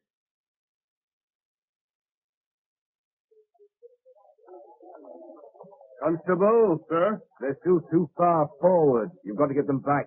Now get back, please, ladies and gentlemen. Right back now. You can see just as well from over there if anything happens. Now, who's supposed to be looking after these children? I am. Well, get them back, madam. The officer's coming across, Inspector. Yes, I can see him. Perhaps you can tell us if we can get the production line going again. Well, the vault's on time lock, isn't it? We couldn't get the stuff out until Monday anyway. Didn't you send the hourly workers home? Why, no, sir. Well, go and tell them they're watching in their own time. That should thin out the crowd. Oh, Major Gerry. Excuse me, sir. I'd like a word with the inspector. Yes, Major. How's it going? Pretty well. It shouldn't be long now. I've just come across to warn you. We hope to have a go at defusing it in about 15 minutes. You might hear a loudish bang, but it won't be the bomb. At least I hope it won't. It'll only be the charge and the fuse, so be prepared for it. Right. Constable? Sir. Nip across to the loudspeaker van and get them to put out a warning. Right, sir.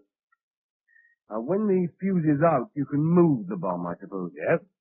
Will there still be any danger? All explosives are unpredictable, especially when they've been under the ground for so long. I prefer to take no chances and get it away from the built-up area. You'll be taking the north route out? It's the most straightforward. We've been through the traffic control. They'll give you a clear run-through. They're keeping all other traffic off the road. You're making it too easy for us, Inspector. My men will be wondering what's happened to me. I must get back to my fuse. I wouldn't do what you're doing for £1 million, sir. How about $750,000, Inspector? Going all right, Major? Yes, I was just telling the Inspector, Mr. Robson. We'll be diffusing in 15 minutes. And with luck, we'll be out in a couple of hours. You chaps deserve a medal. With luck, we'll get one. Attention, please. Attention, please. This is a police message. In about 15 minutes' time, there will be a minor explosion. There is nothing to worry about. This will not be the bomb, only the charge in the fuse. There Attention, please. Attention, please. This is a police message. What's that announcement, Sarge? They're warning everyone of the big bang we're going to make. So don't disappoint them. Get on with your drilling.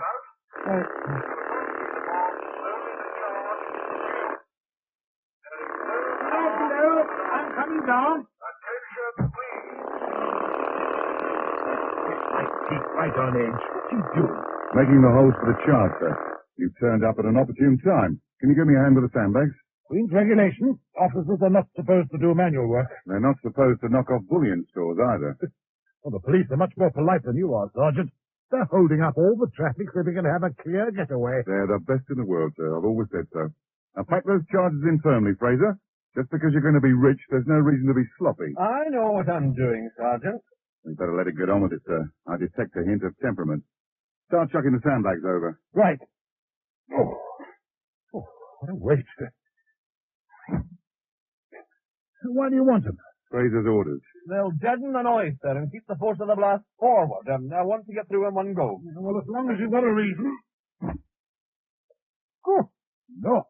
What? Do I look all right? Why? They've got a television crew back there now. Oh, this is going to go down as the crime of the century, Sergeant. £750,000 worth of bullion knocked off in broad daylight, on television, and with the full cooperation of the police. Oh, it's unique. It's unique they've caught you working, sir. Next bag, please. Yeah. How many more do you want? We'll use the lot, sir. No point in skimping the job. I'm a month off my retirement pension, Sergeant. An old man deserves some consideration. I should have brought your bath chair, sir. The last sandbag, please. Thank you. Oh, thank goodness for that. I'm not built for this sort of work. What are you going to do with your share of the money, Fraser? If you talk to me while I'm connecting up these detonators, perhaps you'd use it to give me a good send-off. Oh, sorry, old chap. Go ahead. I suppose he knows what he's doing, Sergeant. Best explosives man in the army, sir. Good. Right, sir. That's it, I think. All we've got to do now is see if it works. You and the sergeant get outside, and I'll set it off. Here comes Fraser now.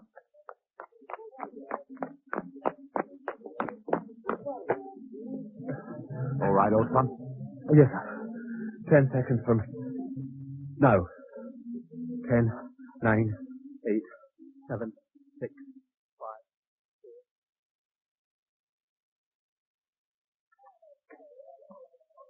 They're coming out. Give me the field glasses, Bradford. Just a moment, sir. Something's happening. Which is precisely why I want them now, not when it's all over. Yes. Thank you. Yes. 2 of them are out. Yes, and here's the third. Oh, they're getting down behind the wall. This could be the detonation. Down, everybody. Down.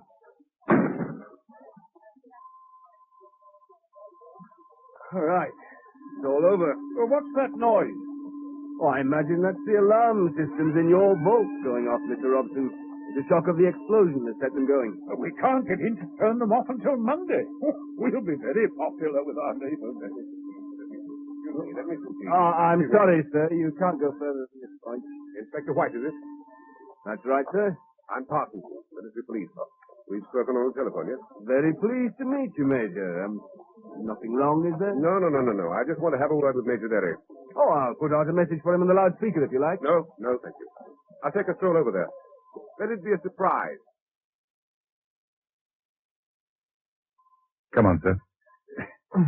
If you told me that the more sandbags we put in, the more we'd have to take out, I'd have pulled rank on you. There's not many more, sir. Well, that's what you keep saying, but I know how many I put in there. The roof's a bit dodgy. Let's have a look. It's not marvellous, but it'll hold. There's so much dust and muck down here, I can't see a thing. That's enough, sir. I think I can get through now. Are you sure? He knows what he's doing. There's no point bringing the lot down just because he's in a hurry. It's all right. I can manage.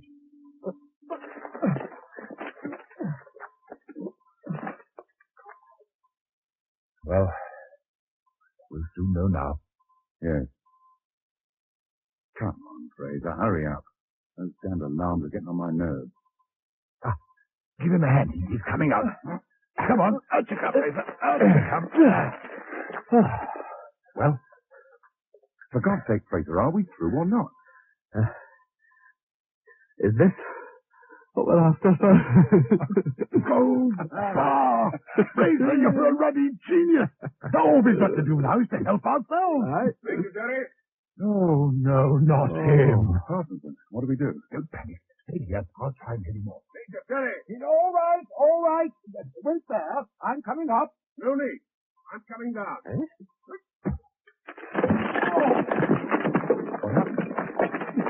The ground's collapsed. Parkinson, where are you? Down here. I can't see a damn thing. Are you all right? No. No.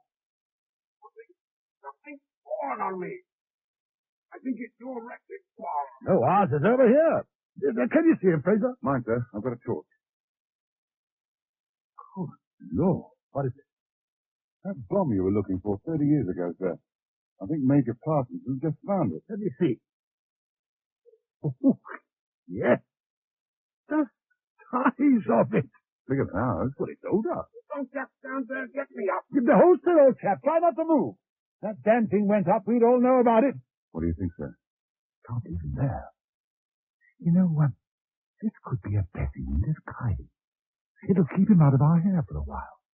I'll go down and tinker with the bomb while you and Fraser empty the vault.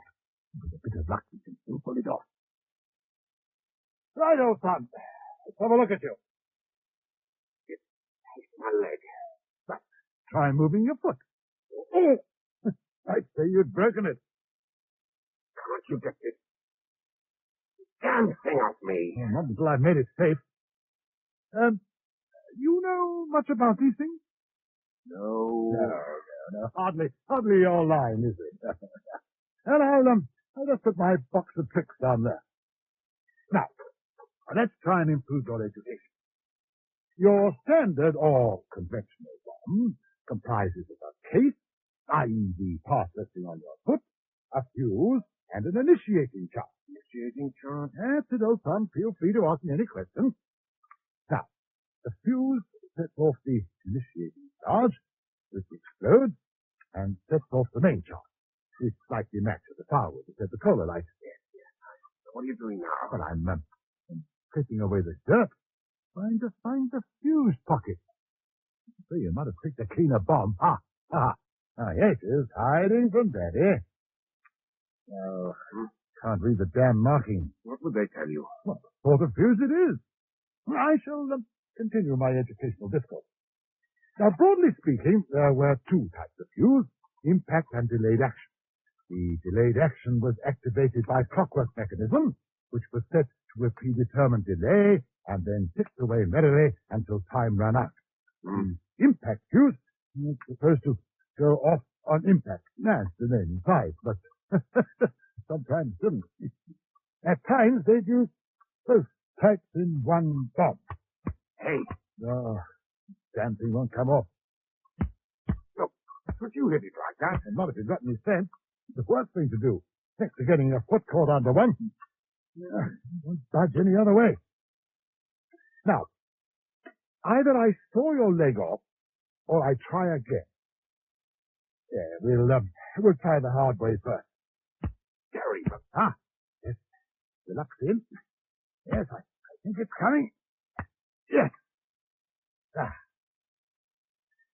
Now we've got the lid off, we can see what we've got. Well? It's an impact type. They used to fuse bombs just before they left the aircraft by giving them a small charge of electricity.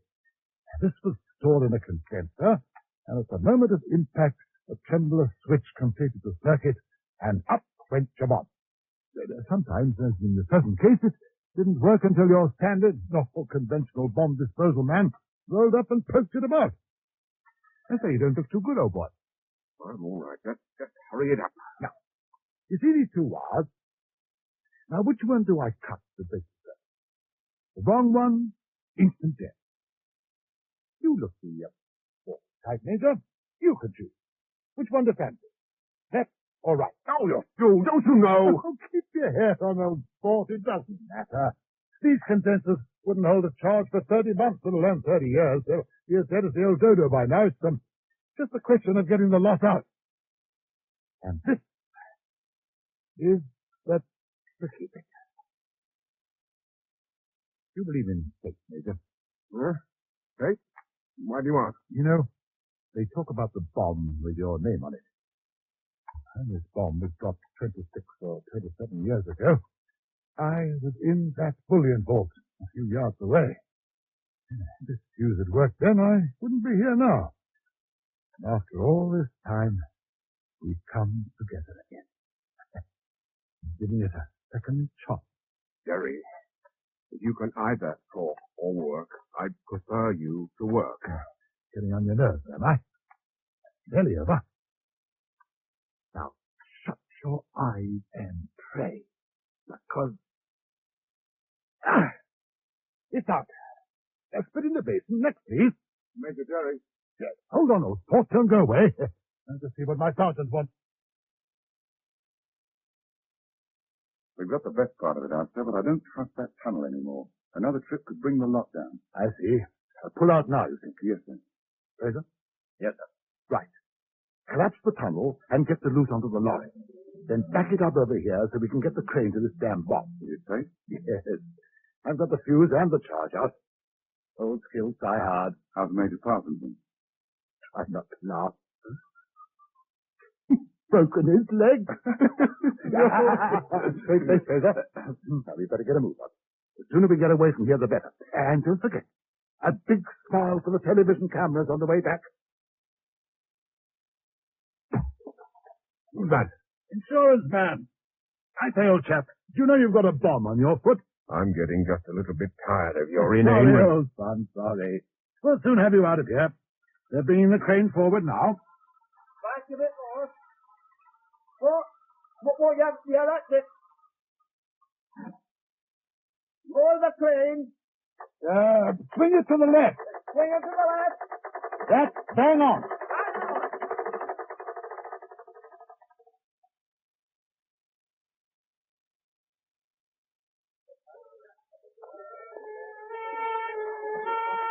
Give the ambulance some room, please. Here's your ambulance, old chap. We'll be on our way now. Yes, well, thank you, Gerry. That's all right, old son. Any time you get a bomb on your foot. All right if we move off now, Inspector. When you like, sir. We were just waiting for the ambulance to get through. Right. Wagons roll, Sergeant. Now, wait for the crowd, chap. Spite of the TV cameras. Thank you, Major. Our pleasure, Mr. Robson. Poor devil. I'd hate to be in his shoes when he opens up on Monday.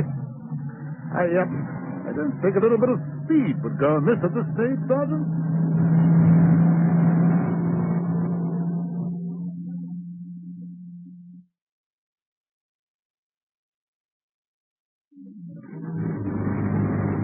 I think you're going a bit too fast, Sergeant. You can slow down now. You're nearly taking off, man. Slow down. Look out. Sorry, sir. Just wanted to put as much mileage between us and the town as possible. Afraid that last jolt would send the bullion flying. No, it's all right. Freighters hanging onto it like grim death back there. I won't feel really safe until we're on that boat tonight.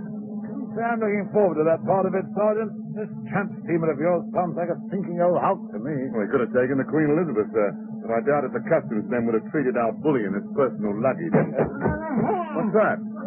It's Fraser. He's agitating about something. I'd better pull up and see what it's all about.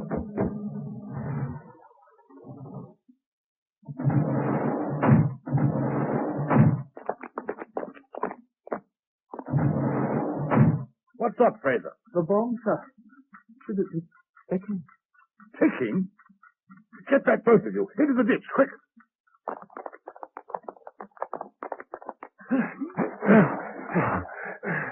You said you'd remove the fuse.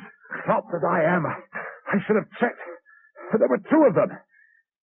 You stay here. What are you going to do? You can sometimes stop the mechanism with a hefty swipe from a hammer. Don't risk it, Major. Come back. Major, are you all right? Major Gerry, are you all right?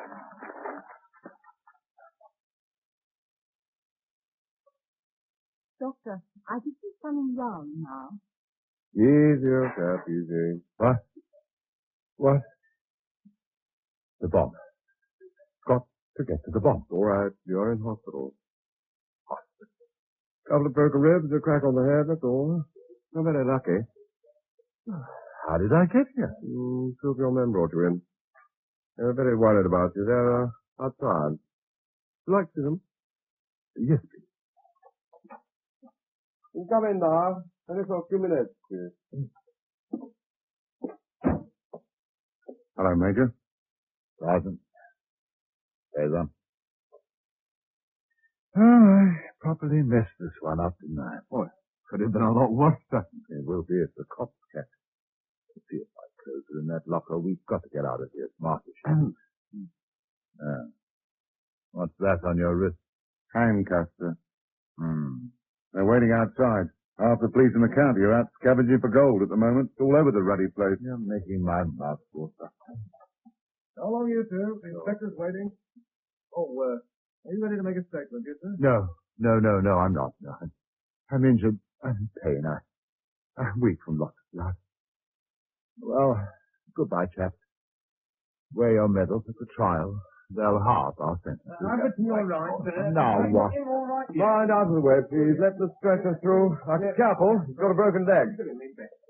Bringing in a friend of yours. Keep you company. Well, Major Gerry, got a bomb on your foot, did you? Parkinson! Oh, no! Constable! I've recovered! Get my clothes! I'm ready to leave now. I'll make a statement at the station. Nurse!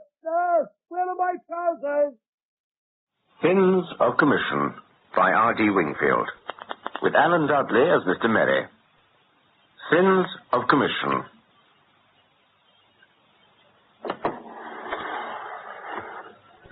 That's the lock, Mr. Bertley. Right. Set the alarm. Right.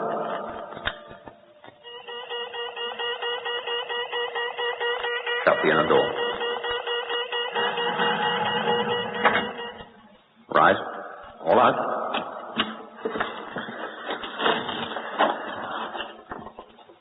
Main doors.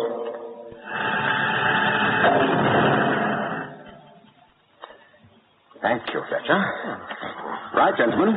Let's set the three-part combination lock if we're safe for the night. You first, Jordan. Okay.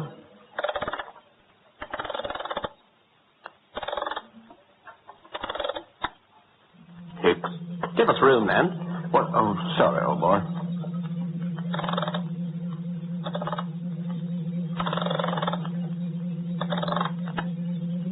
And now me.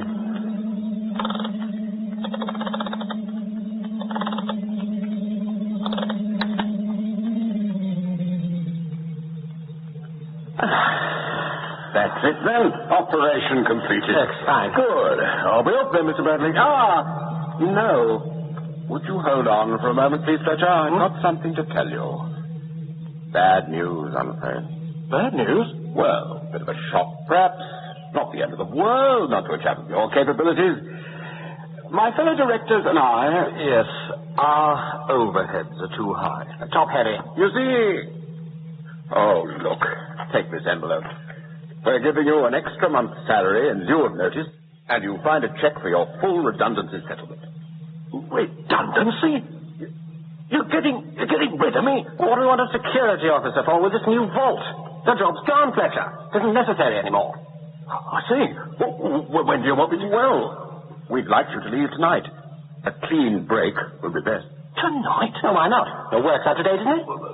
Yes. Then there's your problem. Wiltshire can take over your odds and ends. You others ready? Don't worry, Fletcher. You won't have any difficulty finding another job. At my age? I'd like to think we were parting on good terms, Fletcher. Will you shake hands? No, I don't want. Oh, dear. Now, what do you expect, Bradley? I'd have punched you on the nose if I'd been in his place. Oh, now it's late. I've seen enough of this place for one day. Morning, Mr. Fletcher. got a letter for you. Oh, another company declining my services, I imagine. Oh, which could be good news. Not if it's addressed to me, Mrs. Mack. I've had 4 weeks of bitter experience. I'll get you breakfast. Post-haste employment agency. I don't remember writing to them. Still, there's been so many. Further to your recent application, we now feel we have a proposition which could interest you. Could you kindly call on our Mr. Merry on the 15th at 11 o'clock? The 15th. The 15th? That's today. Mrs. Mack, I've got to go out. No time for that, I'm afraid. Now, keep your fingers crossed for me. It could be a job at last.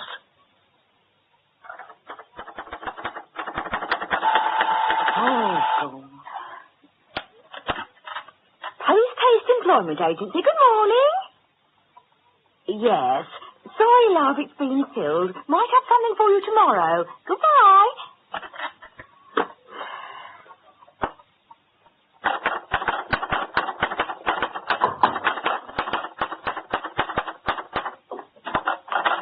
Excuse me, but... Yes? Good morning. My name's Fletcher. You're Mr. Merry wrote to me. Have you got your letter? Yes. Half a mile. Mr. Fletcher's here, Mr. Merry. Right. First door on the right is waiting for you. Oh, thank you.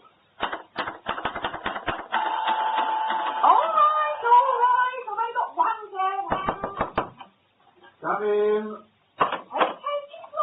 Mr. Merry? That's right. My name's Fletcher. Mr. Fletcher, what a pleasure. Come in, come in. Oh. Bang on the dot of 11. That's what I like to see. Please sit down.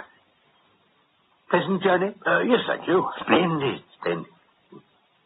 You're not fixed up anywhere, are you? No. Thank goodness for that.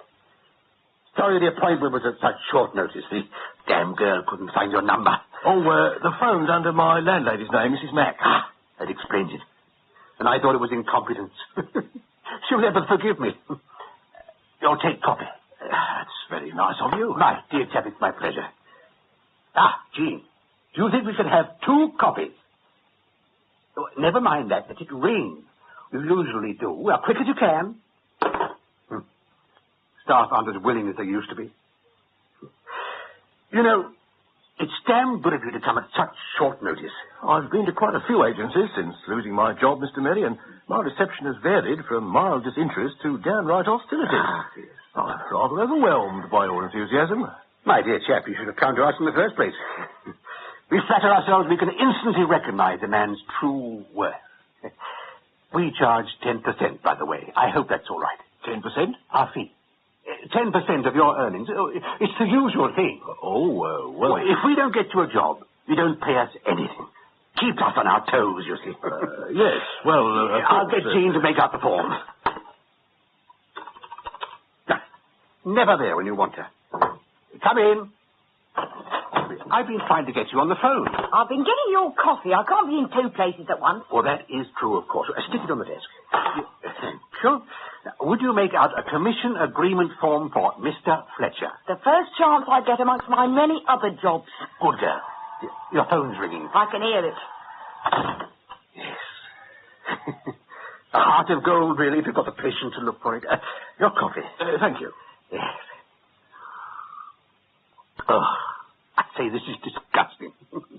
We get it from one of those machines. Jean used to make it herself, but it was worse than this. Drink it while it's hot. Oh, yes, of course. Now, how long were you with your last firm? 19 years. 19 years. And they made you redundant, just like that. Terrible. Terrible. I used to be an employee, you know. 23 years with Wiltshire and Wilkes, the timber merchants. 23 years. Never absent, never late. They made me redundant, just like you. Kicked me out at a moment's notice. I swore I'd get my own back. Wiltshire and Wilkes, didn't they have a nasty fire? A place burnt to the ground? Something like that, I believe. Nasty business. Now, refresh my memory, Mr. Fletcher. What did your firm deal in? Anything inflammable? Oh, good Lord, no. Diamonds. Diamond. They were wholesale diamond merchants. You know, I find that terribly interesting.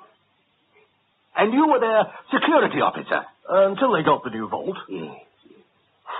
What was the value of the diamonds you were responsible for? Just before I left, we increased our insurance cover to £800,000. And on more than one occasion, our stock was in excess of that figure. I find you a most stimulating person to talk to, Mr. Fletcher. A most stimulating person. So, after 19 years of devoted service, you get dismissed at a moment's notice to save your firm a few pounds in overheads. Disgusting. I suppose it is. Well, there's no suppose about it. If that's the reward for honesty, well, it's no wonder people's thoughts turn to crime. Have your thoughts ever turned to crime, Mr. Fletcher? I haven't really thought about it. Oh, you should. You should. Cheers. Cheers. You know, if I wasn't such a coward, I'd ask Jean for another coffee. I suppose you're dying to hear about my proposition. Yes, please. What sort of salary? Salary? Oh, it wouldn't be a salary.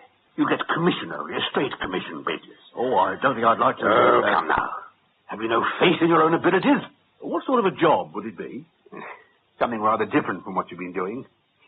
Almost the opposite, in fact. You don't mind what you do, I suppose? Oh, anything.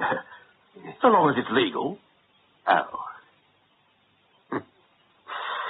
You're making it a bit difficult for me, Mr. Fletcher. Would it involve selling? No. We'd be paying you for your specialized knowledge. Knowledge of what? Security arrangements. And diamonds. And how much could I hope to earn? Well, we pay a commission of 15%. 15% of what? I think you said the value of diamonds in your old firm's vaults was about £800,000. That's right. Well, then your commission would be 15% of 800,000, which I make £120,000. Tax-free, of course, but less my 10% agency fee. Just what are you suggesting, Mr. Merry? Oh, come now, Mr. Fletcher. You're an intelligent man. I don't have to spell it out, what? I'd like it spelled out. All right, then. But first, let me show you that you've got to live dangerously if you want anything. 2 more copies at once, please, Jean. Oh, I bet I took her by surprise.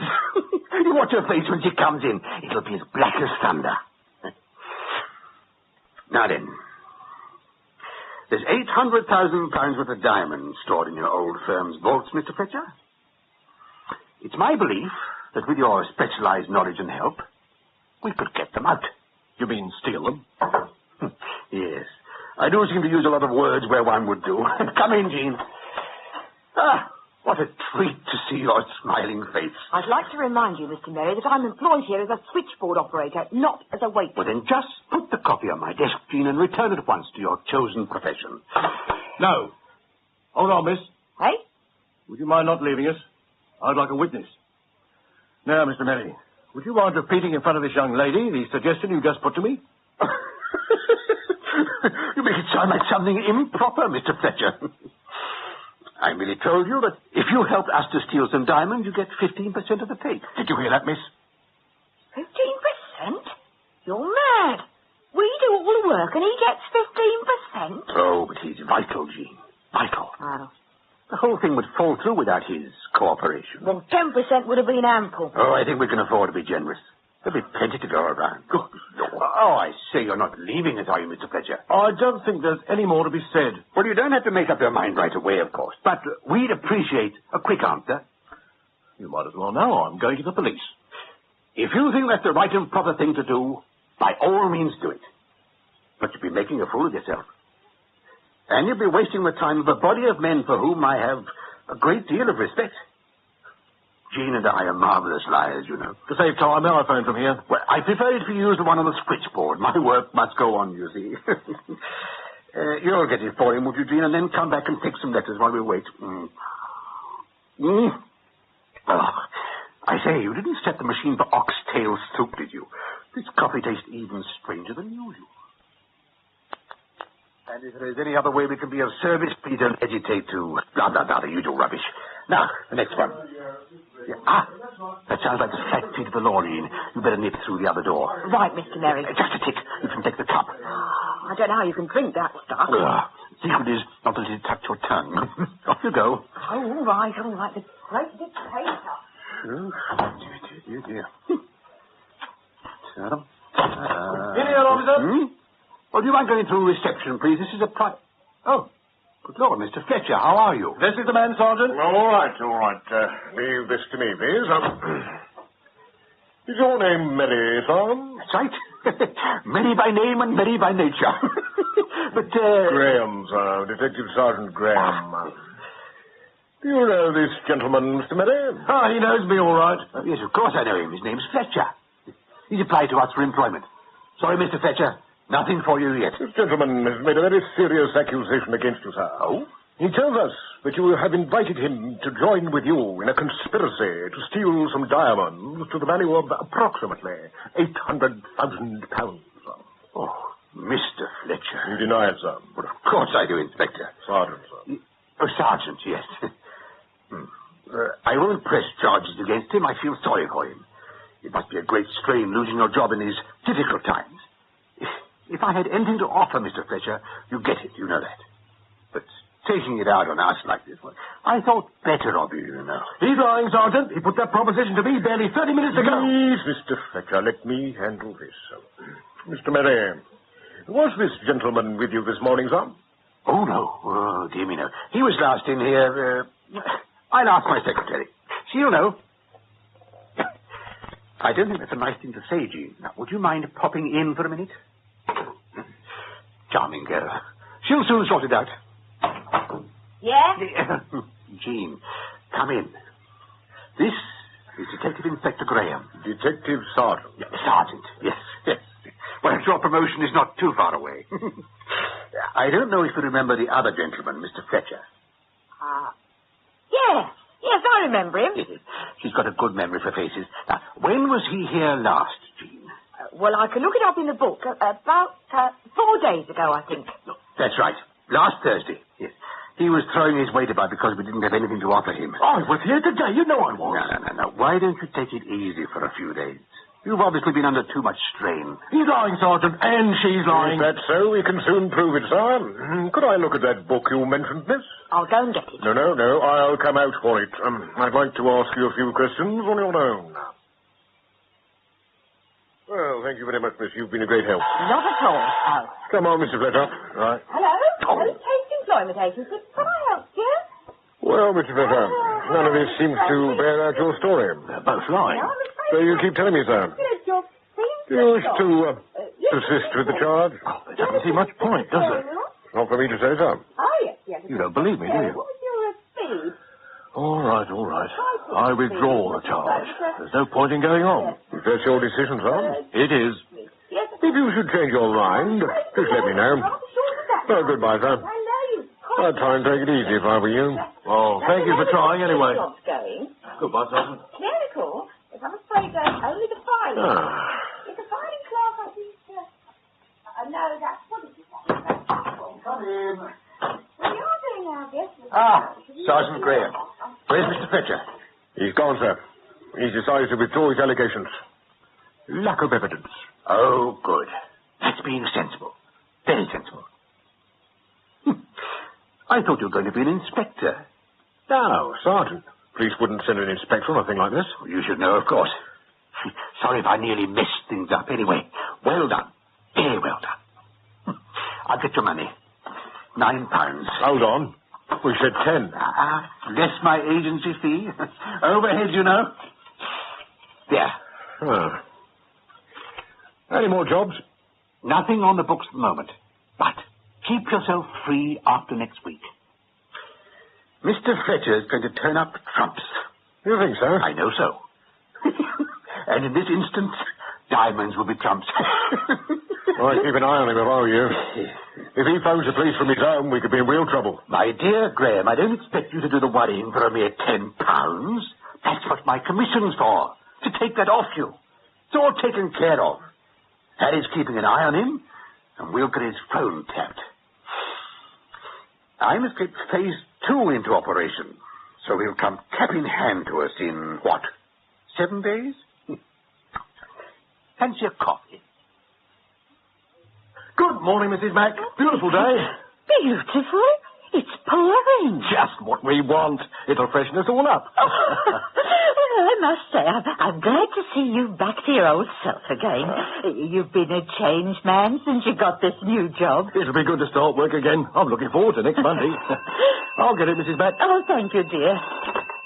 2940. Yes, speaking. Oh, hello, Mr. Davis.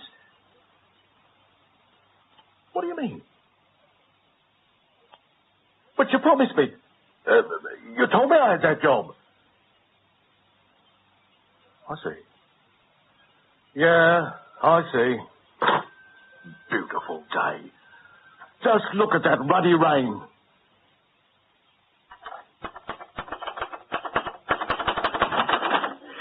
Morning, team. Morning. Oh, it's raining cats and dogs out there. Yeah, I'm in here. Look at that ceiling. His office isn't fit to work in. You won't have to for long, Jean. Or what if I leave my umbrella in here? Why, what's wrong with your own office? Can't mess it up with dripping umbrellas. Expecting a most important visitor. Has Mr. Fletcher phoned yet? No, why? Did you expect him to? Well, I get these odd flashes of intuition from time to time, you know. That's him now. Post Haste Employment Agency, can I help you? Oh, half a mo. Yeah, it's him. Shall I put him through to your dry office? No, I'll take it in here. I want you to admire my technique. Hello, Mr. Fletcher. What a pleasant surprise. You've been thinking it over. Jolly good. Now, I think we should have a little chat, don't you? Can you be here by 11? Good. I look forward to it. Goodbye. For he was lost and is found again. The patted carpet, 11 o'clock, please, Jean. Coffee for 2. How'd you do it?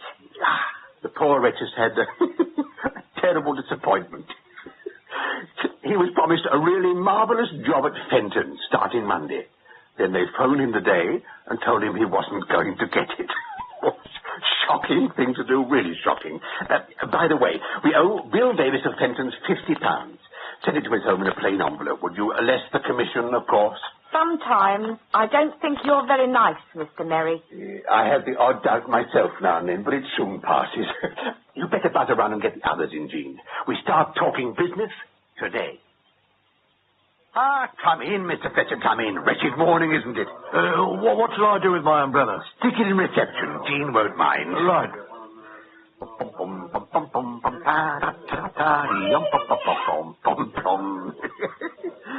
All right. She was quite rude. I don't think she's taken to you, you know. Can we get down to business right away? The sooner the better. Good. Jean, send the others in, would you? And you better come in yourself. All those people out there. You'll see. Come on in, don't be shy. That's right, gentlemen. Find yourselves seats. I see you recognize one of our little party, Mr. Fletcher. Graham. Detective Sergeant Graham. Hello, sir. Yes, it wasn't only Jean and I who were lying our heads off last week, Mr. Fletcher. He was a policeman, but a long time ago. Perhaps I'd better explain. Help yourselves to cigarettes, everyone. Like yourself, Mr. Fletcher, everyone you see in this room has been badly treated by their past employers. You know my sad tale. We know yours. George Graham was with the Metropolitan Police for close on 17 years. He left them reluctantly because this security firm tempted him away with a fantastic salary. The fantastic salary lasted 6 weeks. The firm went through a bad patch and he was made redundant. Next to him is Bert Apsley. How do you do, Mr. Fletcher? Bert was with the General Post Office. That's right. Telephone engineer, 14 years. He left them to become chief installer with a firm dealing in internal office telephones. The firm went broke. The directors skipped the country, taking their employees' wages with them. Never even stamped our card. Bert tapped the phone when you made your 999 call last week. beautifully done, wasn't it? Oh, yes, it was. And then we mustn't forget Jean. He doesn't want to hear about me. Well, of course he does. He's very interested in you. Pleaded to be allowed to put his wet umbrella in your office. Jean was private secretary and general dog's body to a handbag importer. One-man business. She did everything for him. Typing his books, his cooking. In fact, if we're to believe her, there was only one service he didn't get from her. Yeah. Anyway, he worked like a horse 6-7 days a week. Then one day, she went to his office and found it locked, barred, and bolted. He went, just like that, and she never saw him again. How long did you work for him, Jean? 8 years. With stories to tear your emotions here, Mr. Fletcher. I had to blow my nose hard when Jean told me hers. And now we come to Harry Edwards, last but by no means least. How'd you do, Mr. Fletcher? Hello. His story is slightly different. For the first 11 years of his working life, Harry was, what shall I call you, Harry? A burglar. Yes, that's the word I was searching for. I didn't want to upset you. Oh, it's all right. He was a burglar, and a very good one. He had his bits of bad luck, of course, and after a spell in prison and a particularly helpful probation officer, he decided to go straight. Oh, you needn't blush, Harry. We've all done things we're ashamed of. Anyway, they found a sympathetic firm to take him on, and Harry became an accounts clerk. Thousands of pounds passed through my hands in that firm, and never a penny short. No good moaning about it now, Harry. You had your chance. Anyway, the firm changed hands, and the new boss was so horrified at having an ex-criminal on the payroll that he sacked Harry on the spot. Wouldn't even give me a reference. So there you are, Mr. Fletcher. 1,000 heartbreaks. Yes. Now, if we could get those diamonds out of your old firm's vaults, it would be a marvelous way of working off this collective grudge we hold against employers in general, and in this instance, for you in the particular. If you come in with us, we can do it. Huh? What do you say? I'm with you. Good. But I don't see how I can help. Oh, you underestimate your worth, as your ex-employers did. I had a look at the vault, Mr. Fletcher. It's a Smith Benning, isn't it? That's right, but how did you Your vault may be impregnable, with the rest of the place a piece of cake. I had a good look round last night at Mr. Merry's suggestion. And, Harry? Well, we can forget about breaking into it. It's too good. Then, with £800,000 at stake, subtler means must prevail. How is it locked? Triple combination locks, electronically controlled. There's 3 separate locking systems, each controlled by its own combination, and interlocked with the others. They have to be set in a certain order. Until the first is set, you can't operate the second, and so on. None of the 3 directors trust the others an inch, so nobody knows the other's combination. And unless all 3 are there at the same time, the vault can't be opened. Yes. Supposing the great diamond merchant up in the sky should call one of the 3 up to him, how would the other 2 manage to open up? Well, I imagine there are copies of the combination lodged with a bank, which can only be revealed in the event of a director's death. Do you know which bank? No, but knowing how they trust each other, you can bet it's in 3 different banks. Yes, and I think we're all agreed that we can't pinch the combination. Which brings me to my first thought. We'll have to get the directors to open it up for us. Can we find where they live? I know where they live. Well, if we went round to their houses at night and marched them to the vault at gunpoint. No, I don't like that, Bert. Too crude. No, it wouldn't work anyway. It only wants one of them to misdial to jam the lock permanently. It's a built-in safety factor with that type of lock. Is there a time lock? No. They had one on the old vault, but it kept going wrong. What alarms are there? Only one, on the inner door. The inner door? An added precaution. We set it just before locking the outer door. It's connected straight through to the local police station. How annoying. Any chance of some delightful person forgetting to set the alarm one night? I'm afraid not. There's an audible warning device that bleeps if the outer door is locked without the alarm being set.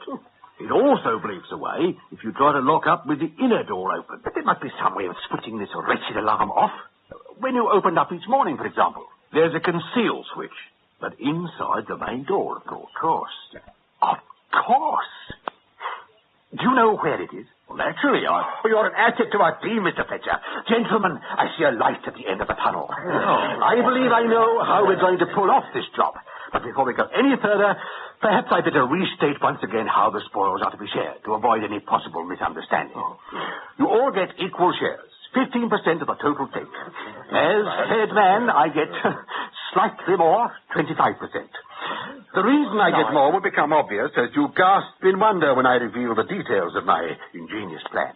Oh, and before I forget it, I also get 10% of your shares. Agency fees. You've all signed the forms. Yes, we've all signed the form. All these wretched overheads, you see.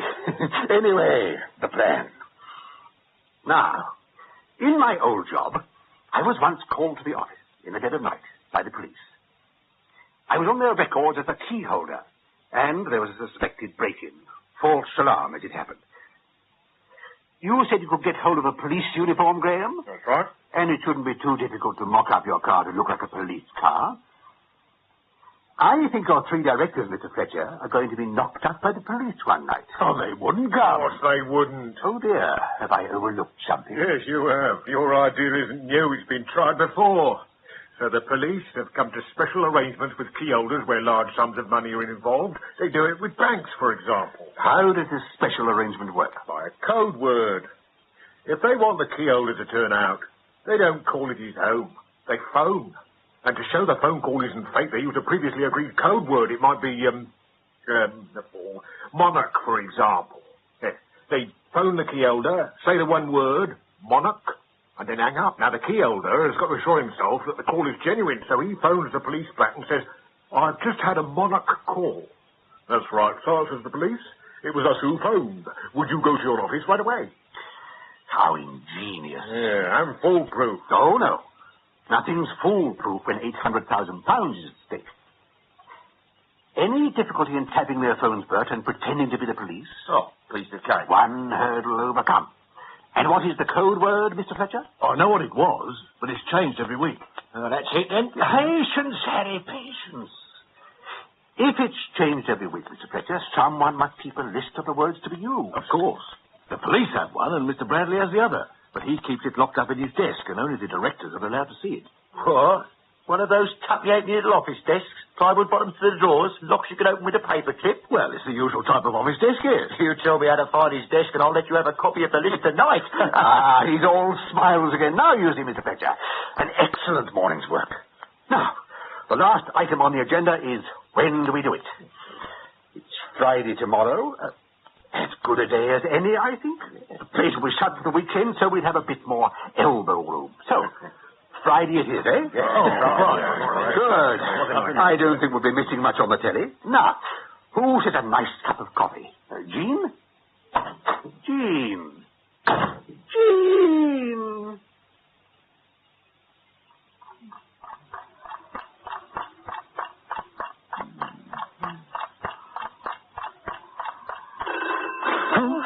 What's that?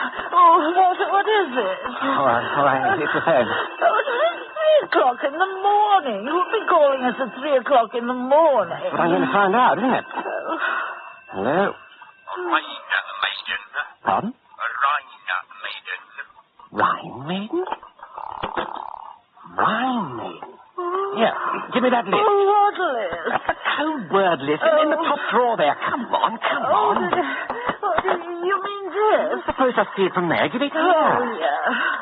Yes, Rhine Maiden. Have to get down to the office. Looks like a break-in. But at this time of night? Yes, at this time of night. We've got nearly £1 million worth of stuff in that vault. Who are you phoning? Police. Check back, see if it's genuine.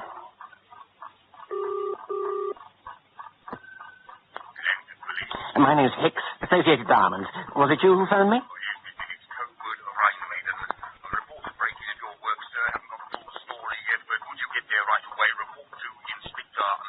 Inspector Merry. Right. I'm on my way. He's on his way. Good. Now the next one, Mr. Jordan. It's freezing down here. Think of the money, Bert. That'll warm you. Oh, he's in. He's in. We've been watching his close. Raina Maiden. Raina Maiden. I'll wait for him to phone back. I hope he hurries. We're falling behind schedule. Graham hasn't turned up yet with his police car, and Hicks will be here any minute. Yeah. Attention, police. Yes, Mr. Jordan, we made that call. Reported break-in into your office. Could you go right away, please? Mr. Merry, speaking to Jordan. Where is he? Down the manhole, Mr. Fletcher. Merry, Cut the lines to the local police station, and is intercepting their calls. Now, did you fix the alarm all right, Harry? Oh, yeah. Fine. How do I look? As a detective? Oh, very plausible. You shaved off your moustache. A little disguise. Let's hope the Lord tempers the wind to the shorn man, eh? I know, it's all right. It's George Graham. No, it's not. It's a real one. What? Into the doorway, quick. You'd better stay down there, Bert. Hope they don't notice the manhole covers up.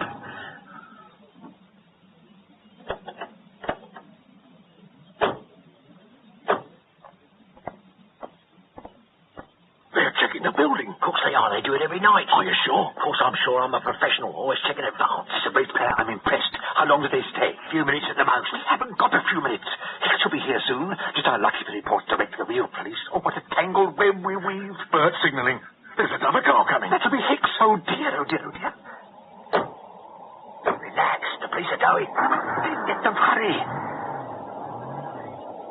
There's Hicks' car turning the corner.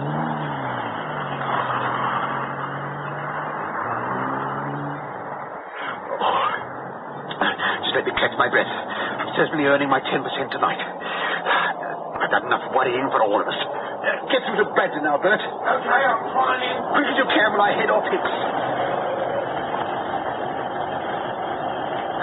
Mr. Hicks? Yes? Detective Inspector Merry, sir. Oh, yes. They're getting your name at the station. Well, what's the position? Am I the first? Yes, sir. The other two gentlemen are on their way. The position at the moment, sir, is that we think the chap's still in there. We've got the place surrounded anyway. I saw one of your cars turning the corner. Yes, sir. I sent it back to the station for reinforcements. Now, as soon as they arrive and we get our villain, I'd like you and your two colleagues to come with us to check the vault. I see. In the meantime, it's best to keep clear of the building. Would you mind tucking your car away around the corner, sir, and switching off the lights? Oh, and do you think you could keep an eye open for Mr. Jordan? He's due any minute. I'll go and do the rounds of my chaps. Make sure they're positioned all right. Well, Bert, hurry it up. Don't panic him. But look at the time. What's the delay? We can't get through to Bradley. Why is that, Bert? I don't know. Wait a minute, I'm trying again. No, unobtainable. It's phoned out of order. It's all going wrong. Oh, come now. We've got two of them here. But two aren't any good. It takes three to get the vault open. No chance of getting through on the phone, Bert? No, none at all. Well, Hicks and Jordan are waiting patiently around the corner for us to rob them, so it's only polite we get cracking before they decide to go home. Yeah, police car coming. What? Hey, it's all right. It's our run this time. Sorry I'm late. There's a real police car cruising around. Yes, they're as thick as thieves tonight. I must say, I like the car. Most impressive. Now, tell me, George, what would the police do if they couldn't contact the key holder by phone? Go and fetch him, I suppose. Good, because that's what we're going to do. You've got that other police uniform? Yes, in here. Hey, all right. Harry, put it on, will you? No conscientious objections, I hope? Oh, no. You're going to be our entire police force surrounding this building, so spread yourself out a bit. Right. We'll stop on the way around and say a few soothing words to our friends round the corner. They're probably finding it all rather boring, but then they don't know the exciting things we've got in store for them. You better stay on the line, Bert, in case Bradley's phone decides to work again. All right. And you, Fletcher, stay out of sight. All right. We don't want them recognizing you. Right, George. Off to Mr. Bradley. Knock again, George.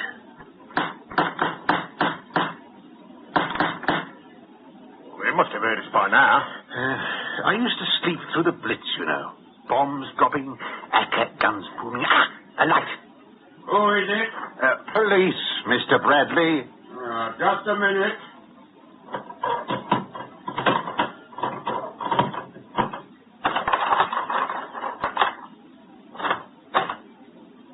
Now, keep back in the light where I can see you. No need to get alarmed, Mr. Bradley. Nothing to worry about.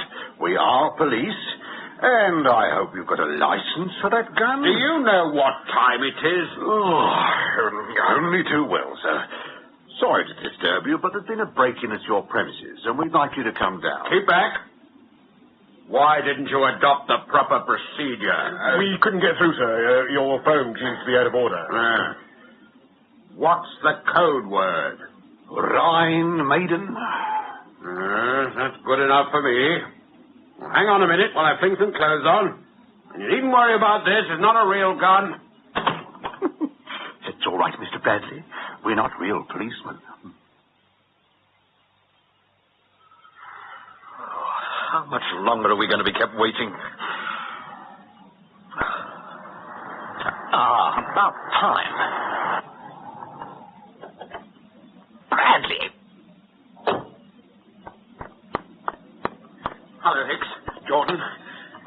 while Inspector gets out. Were you phoned by the police? Why else would we be here? You phoned them back to verify? Of course we did. That's all right, then. I was a bit worried. Everything all right, gentlemen? What the hell's been going on? It's been stuck in this side street for over an hour. I'm sorry about that. Mr. Bradley's phone was out of order. We had to go and collect him. Are you sure our building's surrounded by police?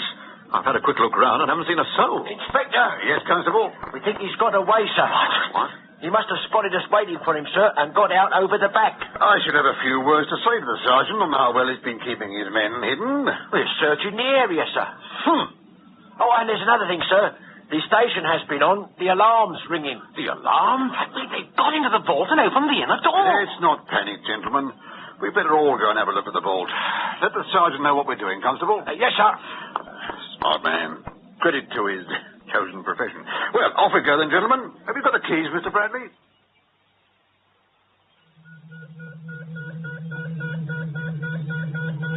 That's the alarm, all right. Now, the door's still shut. Had we left it, hasn't been opened. But the alarm's connected to the inner door. If it was shut, it wouldn't ring. It could be faulty. Well, let's open up and have a look anyway. It might be as well, gentlemen. Faulty or not, I like it switched off. It's ringing continuously in the station. Come on then, Jordan. Start dialing.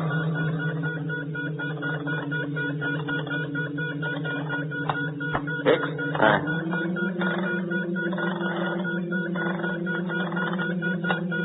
Now me.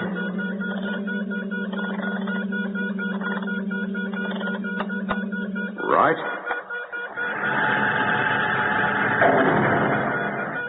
That's funny. What?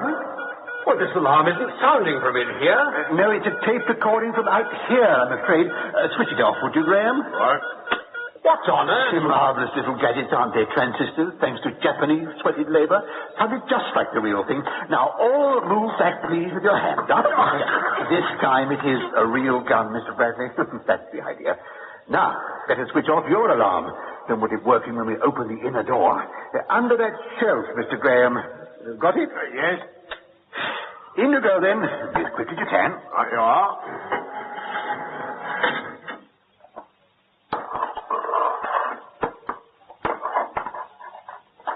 You won't get away with this, you know. I hope we will. We've been in so much trouble. Is that bag going to be big enough, Mr. Graham? Just about. Yes. That's a lot. First class. Out you come, then. And in you go, gentlemen. What do you mean? You're not going to shut us in there. I'm afraid so. We want a good start. But we'll suffocate. Of course you won't. There's plenty of air. Come on, please. No. You'll live longer in there than out here with a bullet in you, Mr. Jordan. There. We'll give the police a ring in a couple of hours so they can let you out. You'll know the real police when you see them. They look much the same as us, only there'll be more of them. Mind the doors.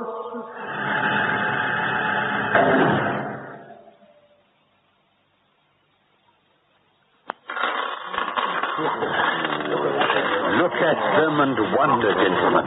Aren't they beautiful? £800,000 worth of diamonds. As the poet says, a joy forever. Even more of a joy we can turn them into cash. Hide them away. Quick. Who is it? It's me. Please. Oh, let's hurry in, Harry. Well? He's not there anymore. Packed his bags, left during the night, and his landlady doesn't know his new address. What's this about, then? I'm worried about Mr. Fletcher. He disappeared rather suddenly last night and hasn't bothered to turn up for the share-out this morning. Perhaps the police have got him. Oh, you're cheerful. He was a bundle of nerves about last night. I expect he's got cold feet, knocked it. What do we do about his share? We can't give it to him if he's not here. Before we start smacking our lips at the thought of bigger portions, let me just say that I always treat others as I would wish them to treat me. We'll put Fletcher's share to one side. There's over £750,000 worth of carbonized glitter there. More than enough for all. Now, it may be a bit early, but I don't think a small celebration would go amiss. There's a bottle of champagne in the fridge, Jean. Right. Pass those glasses, will you, Harry? Who is it? Dolly Goldberg. It's all right. Let him in. Let him in? What about? I'm letting him buy a few of the stones so we can have some ready money to tide us over. Good morning, Mr. Goldberg. Morning. Yeah, Celebration? Champagne. Will you join us? At 11:30 in the morning? No, thank you. Pity. You brought plenty of cash with you, I hope. Let us see the stuff first. Of course. Now. Beautiful, aren't they?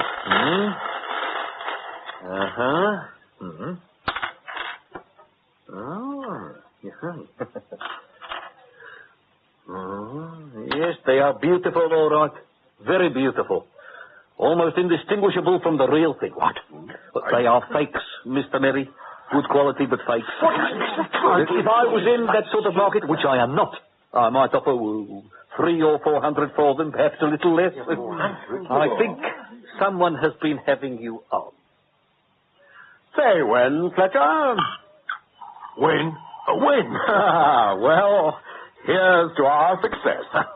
It went off perfectly, just as I said it would, Mr. Bradley. Yes, the insurance company have accepted the claim, and they're going to pay for the cost of a new vault. The famous theft-proof vault. I'd have been in trouble if it had been theft-proof. Anyway, I'm keeping to my end of the bargain.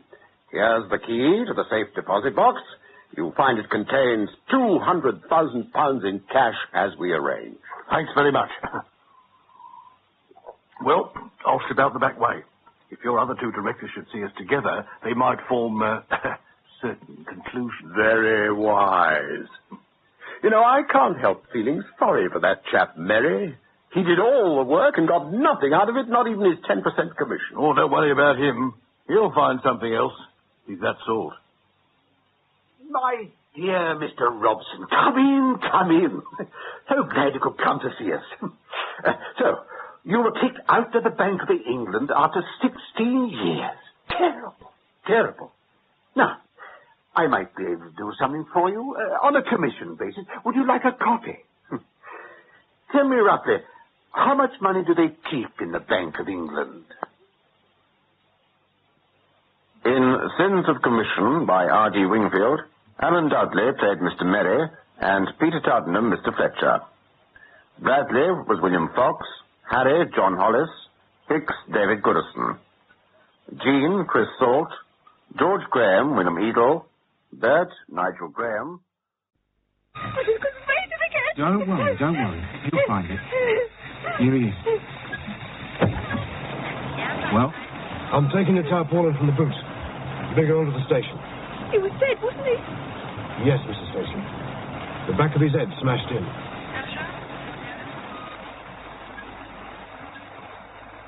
We present Murder Locked Out by R.D. Wingfield, with Hector Ross as Detective Sergeant Day.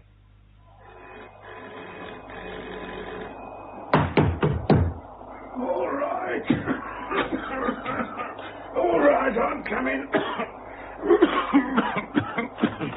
Sergeant Day, I'm Detective Constable Hodges. Yes, well, don't just stand there. Come in. All right.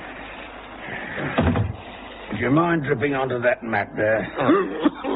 I'm sorry to drag you out of bed, sir. It's all right. I wasn't asleep. Just lying there coughing my heart out. You're new, aren't you? Yes, sir. Transferred from Y Division last week. You don't have to call me Sir, Hodges. I'm only a sergeant. Oh, I'm sorry, sir. Sarge, it's just that... It's just that I look so old, I know. Yes, sir. I feel a lot older. Now, tell me, what's this all about so I can crawl back to my sick bed? Well, you're wanted down at the station, Sarge. I'm on sick leave, so you can go back and tell Inspector Adams... Well, Inspector Adams didn't send me, Sarge. He's not there. Hey? He collapsed at his desk earlier today. Appendicitis. They're operating tonight. Appendicitis? A little tip for you, my son. Always give me good news like that first. Appendicitis? I hear that can be very painful. Who sent for me, then? Well, Superintendent Lawrence. Right, hold on. I'll get my trousers and my cough medicine. Do you know what it's all about? Yes, Sarge. They found a body. A man with his head bashed in. Money for police. No, nothing yet, sir. I should have some news tomorrow. Good night. You're another activity there, Hodges. Yes. Sergeant Day. You want the infirmary, don't you? Second on the right. I reckon I want the morgue before the night's out. The super wants me. Yeah, so I heard. He's got a body for you. Anything's better than the one I've got. Let him know the walking wounded here, would you? Right. Superintendent Lawrence, please. Oh, you've heard the sad news about Inspector Adams. Sad news? Don't tell me he's got better. Sergeant Day, is he, sir? Yes, sir. You want you to go in, Sergeant? Right, you wait here, Hodges. Right, Sergeant.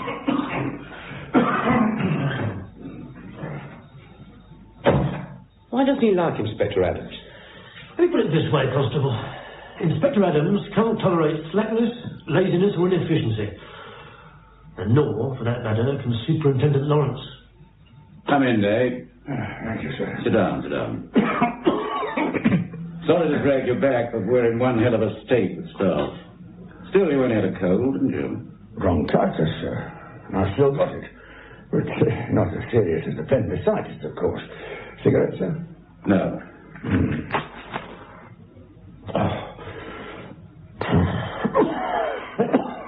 Should you be smoking with that cough? No, sir, but then I shouldn't go out in the pouring rain either. I don't control the weather, Dave.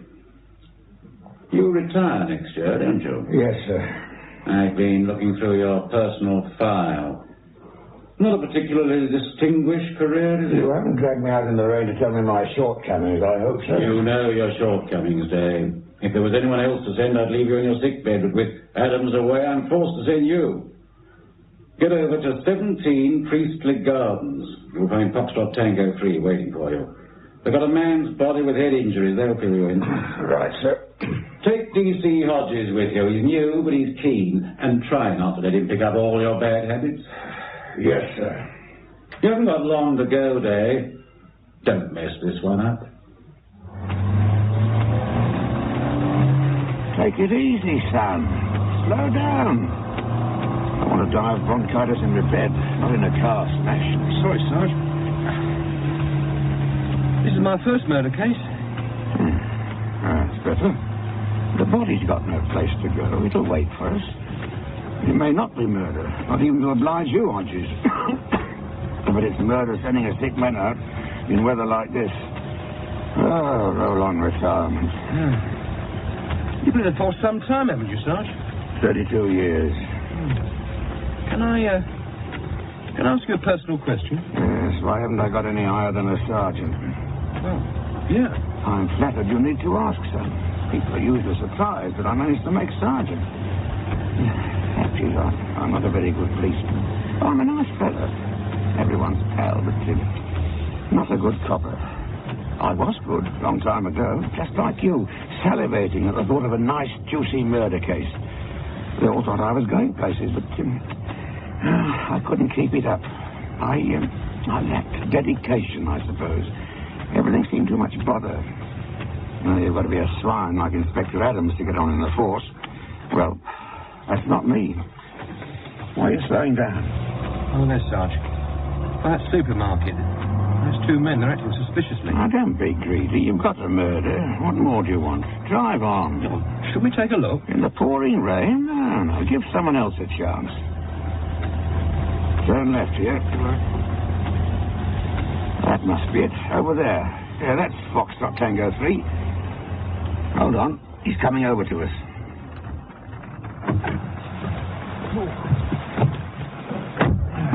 Hello, Joe. Hi, Sarge. I thought you were off duty with bronchitis. No, I'm on duty with bronchitis. Oh, this is D.C. Hodges. I don't know his first name. John. This is Joe Turner. We're on his patch. Nice to meet you. Right. Oh, we saw a couple of men acting suspiciously outside that supermarket in the high street. Oh, nice, Sarge. No, he's new. He's keen. They were sheltering from the rain. Now, what's the score? Where's your mate? He's with the body, round the back there. Oh, him and me in this weather. Well, what have we got? Dead man is James Edward Lakin, aged about 36, 37. You taking this down, Hodges? Yes, sir. Good. Go on, Joe. Well, he's a research chemist. He works at the Agricultural Research Centre over Timberley. Research Centre? Yeah. What, where that girl was murdered last month? Yeah, that's the place. A woman called... Hold on. Where does he live? Here. 17, Priestley Gardens. What do you mean, he lives in that house? Yes, Sarge. The body was found around the back. And why are we all sitting out here in the cold? Why aren't we in the house where it's dry and where there's More than likely the makings of a cup of tea. Yeah, well, we can't get into the house, Sarge. There's no one in. He lived alone. Well, didn't he have a key on him? Yeah, plenty of keys, but none that fitted the front door. Who found the body? I was telling you. Mrs. Stacy. She lives around the corner, took a short cut round the back of the houses because it was raining, nearly fell over. What time would that be? Just after 10:30. We got a call at 10:37. I said you'd be along to question her. Good. I reckon we ought to get a cup of tea out of her. But I suppose we better take a look at the body first, just to show willing. You'd better hang on here, Joe. The doctor been yet? No, he's on his way. Yes, they don't hide themselves when it's raining, do they? Come on, Hodges. Let's give my cold the shock of its life. Right, Sarge.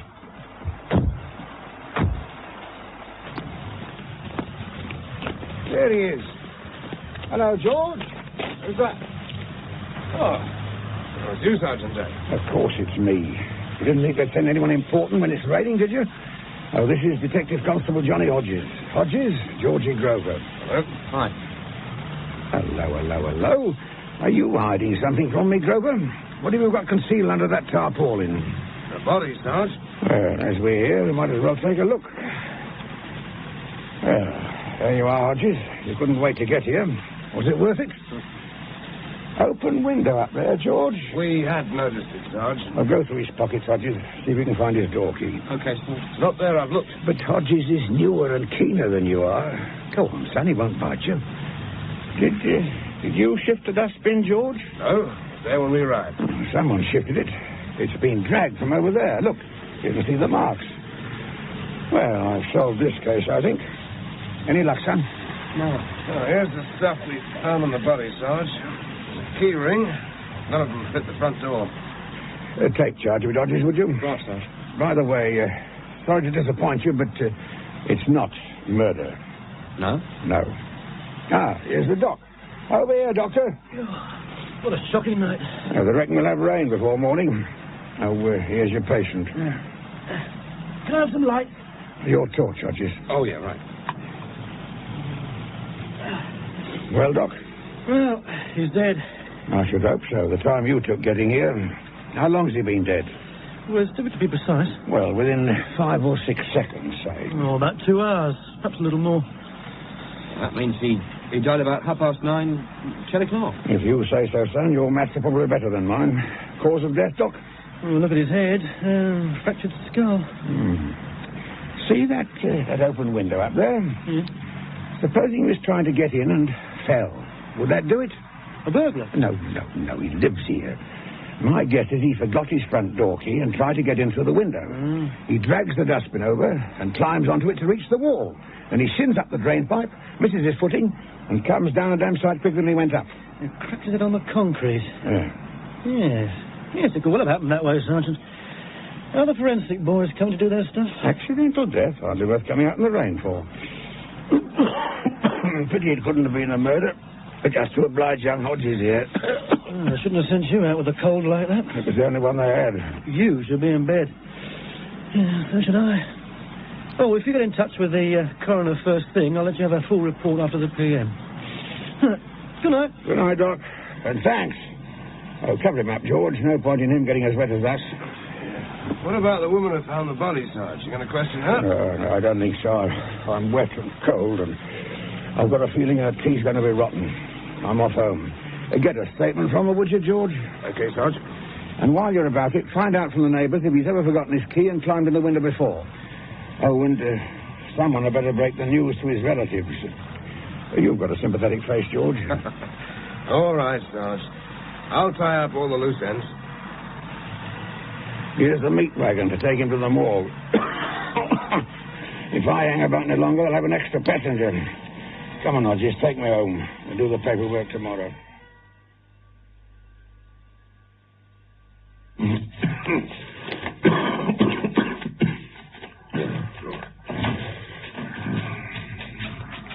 Morning, Gerry. Oh, morning, sir. Well, what happened last night? Apart from me getting wet, you mean? It's all wrapped up, sir. Accidental death. He forgot his key, tried to climb in the back window, slipped and fell, smashing his head on the concrete. First class. You done your report? Just about to do it, sir. Make certain there are no loose ends. There's a good chap. I'd like the report as soon as possible. I'll do it right away, sir. You start spreading your cold germs about, Jane. I'll be none too pleased. We've enough men off sick as it is. Oh, good morning, Hodges. Good morning, sir. Ah, Hodges, you're just in time to type my report. I'll put the paper in the machine for you. I'm just going to see if there's any suspicious characters lurking about in the canteen. I thought you'd like to see this, Sarge. What's that? The post-mortem report. Oh, yes, he phoned me about it. Stick it in the file, will you? Well, don't you want to read it? Not before breakfast, thanks. What else have you got? The inventory of what he was wearing. The holding is closed at the morgue. Let's have a look. I heard from Foxtrot Tango 3. Lakin had been known to climb in that window when he forgot his key, so that ties everything up. You watched the master at work last night, my lad. Hello? That must be a mistake. Oh, what's that, Sarge? They've only put one shoe down. Can't the fools count? I checked with the morgue attendant, Sarge. He says there was only one shoe on the body when they brought it in. It must have fallen off in the ambulance. The ambulance med said there was only one shoe, the left one on the body when they picked it up. If they were so observant, why didn't they point it out at the time? Well, they thought we must have already noticed it. Don't they think we've got better things to do than count how many shoes a corpse is wearing? Come to think of it, his right leg was doubled up under him. Sarge? Mm-hmm. Did you know the supermarket was robbed last night? I've got enough on my own plate to worry about, Hodges. What a damn nuisance. It must have dropped off when he fell from the window. Still, good job I spotted it in time. The super would have wiped the floor with me. A quick cup of tea in the canteen, and then we'd better get back and find it. There's no shoe here, Sarge. Give us a hand to shut the garage door. Right. Right. Now... Well, I looked in there and in his car. It's not there either. The super's going to go to town on this one. He does like his corpses properly shot. I suppose he couldn't have jumped, Sarge. What do you mean? Suicide. I mean, instead of climbing in, he might have jumped down. You wouldn't commit suicide from a first-floor window. It's not high enough. Still, it's a possibility, and we ought to look into it. I reckon he jumped, and we'll find his shoe up in that room. I am but clay in your hands, Hodges. We'll take a look. Well, how do we get in? Shall I climb up to the window? No. History might repeat itself. I'll try one of my special keys.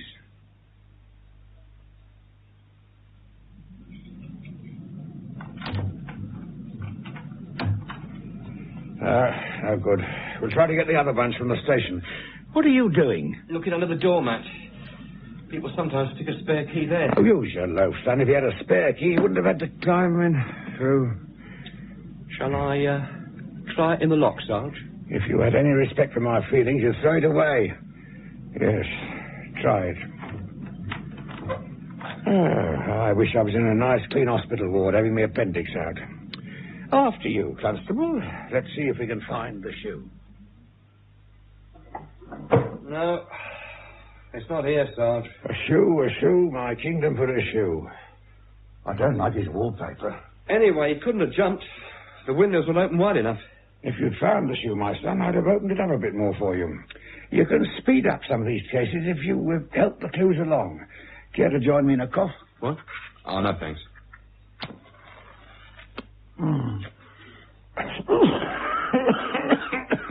One key too many, one shoe too few. Oh, that is horrible wallpaper. Well, if it's not an accident, it's not suicide. That girl. You said a girl was murdered at the research centre where Lakin worked. That's right, about a month ago. They found her body in the grounds, stuck in some bushes. Some maniac had smashed the back of her head in. What was her job at the centre? Laboratory assistant. And Lakin was a chemist. Come off it, son. How can you possibly tie these two cases together? Lakin had the back of his head smashed in as well. Because he fell from a window. Wearing only one shoe. So what do you think we ought to do? Well, it wouldn't hurt to pop into the research centre and ask a few questions. Would Dr. Kendrick report to Central Lab, please? Dr. Kendrick. How much longer have we got to wait here, miss? Mr. Smith will see you as soon as he's ready. And who is this Mr. Smith? The research director. He's in charge. We don't particularly want to see him, miss. We just want to wander around and ask a few questions. It's not a question of what you want, Sergeant. It's a question of what Mr. Smith allows you to do. I think she fancies me. Security's strict here, isn't it, Sarge? Guards at the gate, high electric fences. Well, even agriculture has its secrets. There's money in manure, as the farmer said when his horse swallowed his wallet. Do you think Mr. Smith will allow me to smoke? Yes, sir. Right away, Director. Sergeant Day? Yes. The research director will see you now. This way, please.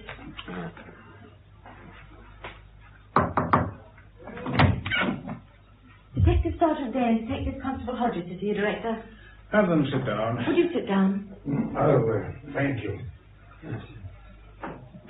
Shall I bring in coffee, Director? Bring it in after they've gone. Yes, sir. And clear my out tray, would you? Yeah. Oh. On top of the filing cabinet, behind the door. Ah. Yes.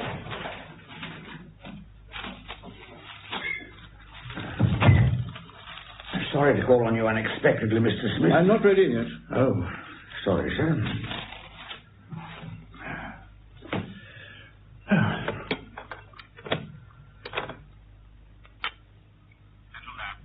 Mr. Jordan? Oh, yes, Director. I'm looking at your test results. Table 3, page 9. Yes, Director? Well, haven't you been a little careless with your decimal points? I'm sorry, sir. The typist... You're supposed to check the typist's work. Please do so. Yes, sir. Right away. Why only a sergeant? I beg your pardon, sir? I usually deal with Inspector Adams. Oh, he's off sick, sir. Appendicitis. I see. All right, then, Sergeant. What do you want? It's about one of your employees, sir. Mr. James Edward Lakin. Do you know him? Of course. He works under Dr. Kendrick in our Advanced Research Department. Just a moment. I'll get his personal file there. Oh, yes, where? Ah, yes, of course. Do you mind moving your chair so I can get to my filing cabinet, Constable? Oh, yes, sorry. Thank you.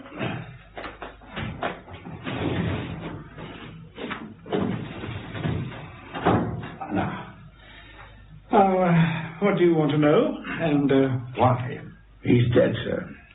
Dead? He was found late last night, lying under the back window of his flat. His skull was fractured. An accident? That's one of our lines of investigation, sir. Most obvious one, I should have thought. Times he forgot his key and had to climb in. I was wondering, sir... Now, please be quiet, I'm thinking.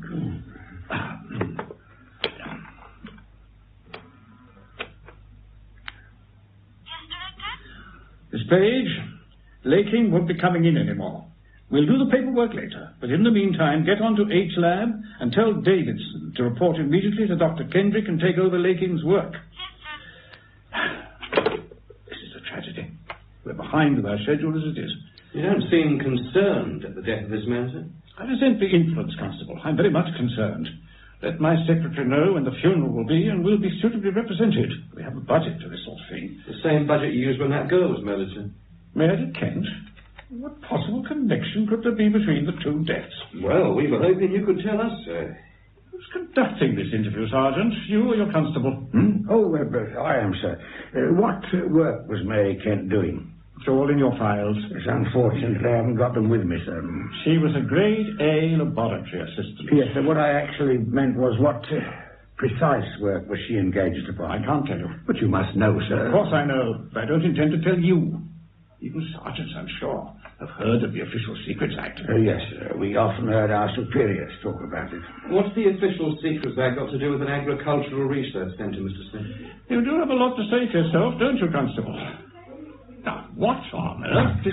I'm sorry, Mr. Smith, but it is important. I tried to stop him, Well, it's all right, Miss Page. Thank you. Well, Dr. Kendrick? She told me you were engaged, but this is most urgent. Excuse me, gentlemen. Lakin hasn't turned up this morning. How can I keep the experiments going without Lakin? It's all been taken care of. I've transferred Davidson to you. He should be there now, waiting for you. I don't want Davidson. I want Lakin. I'm afraid that's not possible. There's been an accident. Accident? He's dead. Dead? Lakin dead? Oh, no. I could see it happening. Ever since he bought that yellow sports car, he's been going too fast, much too fast. It wasn't a car accident, Dr. Kendrick. Who are you? They're detectives. They're just going. We think he was murdered. Like that poor girl. Someone doesn't want me to finish my experiments, Mr. Smith. Nonsense. Mary Kent worked for you, Doctor. She was my laboratory assistant. It's not nonsense, Mr. Smith. There was someone watching my flat last night. Where is your flat, sir? The doctor lives over the laboratory. The man watching your flat, Doctor, was Henderson, one of our security guards. Oh, yes, of course. I'm sorry. What time did Mr. Lakin leave yesterday, Doctor? Just after 9 o'clock in the evening. 9 o'clock? That was late, wasn't it? We all work late. There's so much to do. Even Mr. Smith works late. You left with Lakin, didn't you? Me? Yes, I saw you getting into his car. Oh, that's right, sir. He gave me a lift. Where to, sir? Well, as far as the town. He dropped me off at the traffic lights. About what time? 9:15 or thereabouts. Don't you think you ought to be getting back, Doctor? Davidson will be waiting. Oh, yes, of course. Goodbye, gentlemen.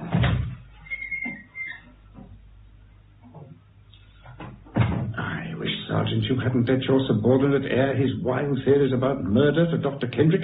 He's a brilliant man, but highly strung. His work demands the utmost concentration, and nothing must spoil it. It isn't a wild theory, sir. Oh? Why do you think he was murdered? His right shoe was missing, sir. He wouldn't have walked from his car to the back in the pouring rain and then climbed a wall wearing only one shoe. Well, not such a brilliant policeman as you are, Sergeant, but why couldn't the shoe have fallen off when he hit the ground? Because if it did, sir, it'd still be there. We hunted high and low, and it isn't. Do any of the neighbours keep dogs? Dogs? I imagine so, sir. Why? I had a dog once. It was always bringing back treasures it found when it went out prowling at night. Bones, old toys, old shoes. Why couldn't a dog have taken the shoe? To be quite honest, sir, I never thought of that. To be quite honest with you, Sergeant, I'm not at all surprised. If you could go now, I'd like to have my coffee. So, it's accidental death again, is it, Sarge? It's always been accidental death, Hodges, my son. You're the one who's been coming up with these wild murder and suicide theories. I've let you have your head because you're young and rash, but I've never wavered. A dog took the shoe. Yeah, or a tramp. Could have been anyone.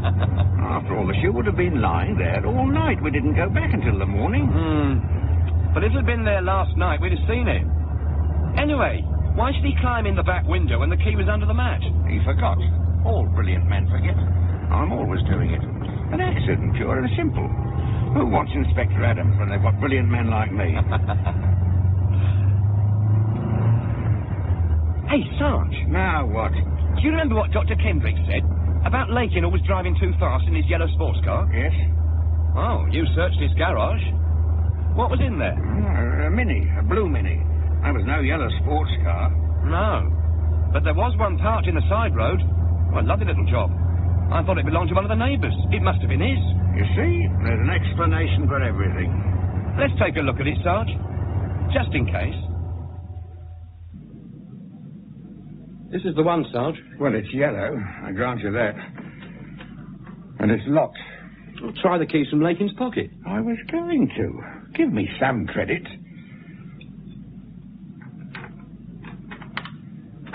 Right first time.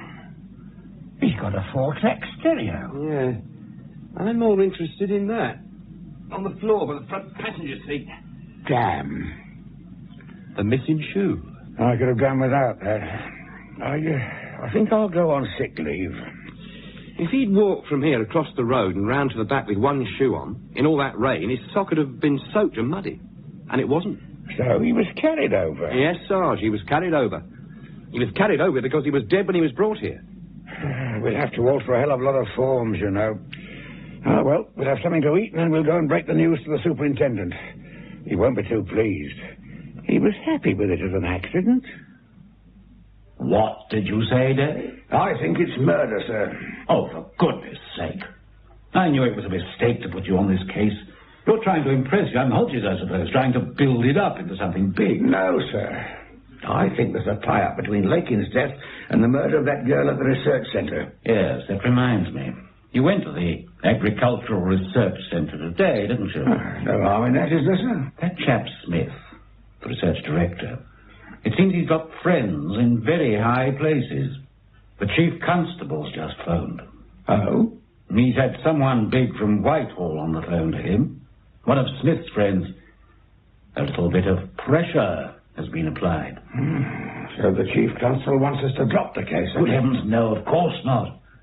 He said that if we had a cast-iron case, a really solid, waterproof cast-iron case, then naturally we must proceed and we'd have his full backing.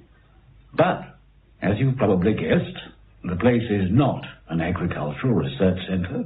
They're actually engaged in top-secret experimental work for the Ministry of Defence. Work of the utmost importance. I see.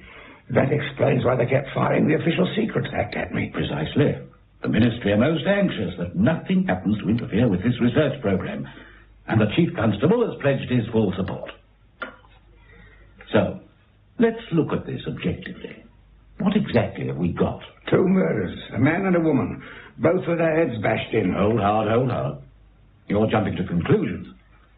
Now, the girl was murdered, there's no doubt about that. In all probability, a motiveless sexual attack. Now, apart from the coincidence that they both happen to work in the same place, hardly surprising since they're both chemists, what is suspicious about the death of this man? Your original theory was brilliant, and fully supported by the police surgeon. So why didn't he die from a fall? The missing shoe, sir. Which turned up in his car. Good work in finding it, by the way. One of the neighbours must have found the shoe on the ground, realised it belonged to Lakin, and stuck it in his car for safety. The car was locked, sir. There are ways of opening car doors. Excuse me. Lawrence?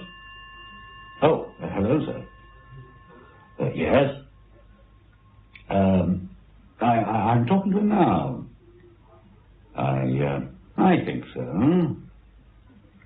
Yes, I'll phone you, sir. Goodbye. The Chief Constable? Yes, about some other matter. But it reminds me, Dave. You know I had your personal file out the other night. Well, there was a reason for it. I mentioned to the Chief Constable that I'd like to do something about your promotion. Be nice if you could retire as an inspector, after all your years in the force. But that's by the way, of course. You must decide yourself on the line the investigations to take. I don't want to influence you. There'd be a bit of difference in the pension, of course.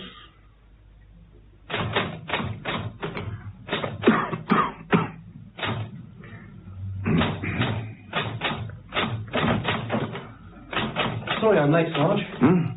That's all right, my son. You haven't been missed. I know who killed Lakin. So do I. I'm just putting it in my report.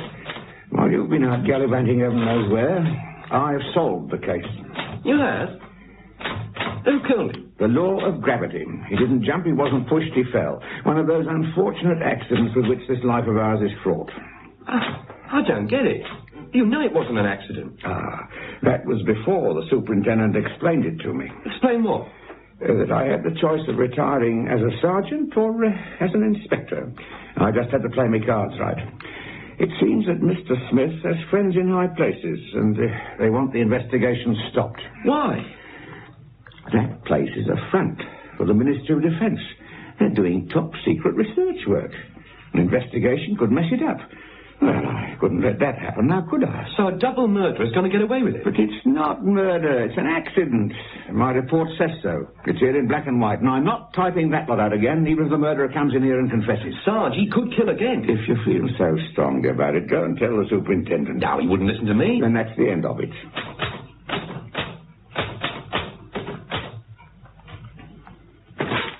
Well, all done. James Edward Lakin, deceased. Case closed.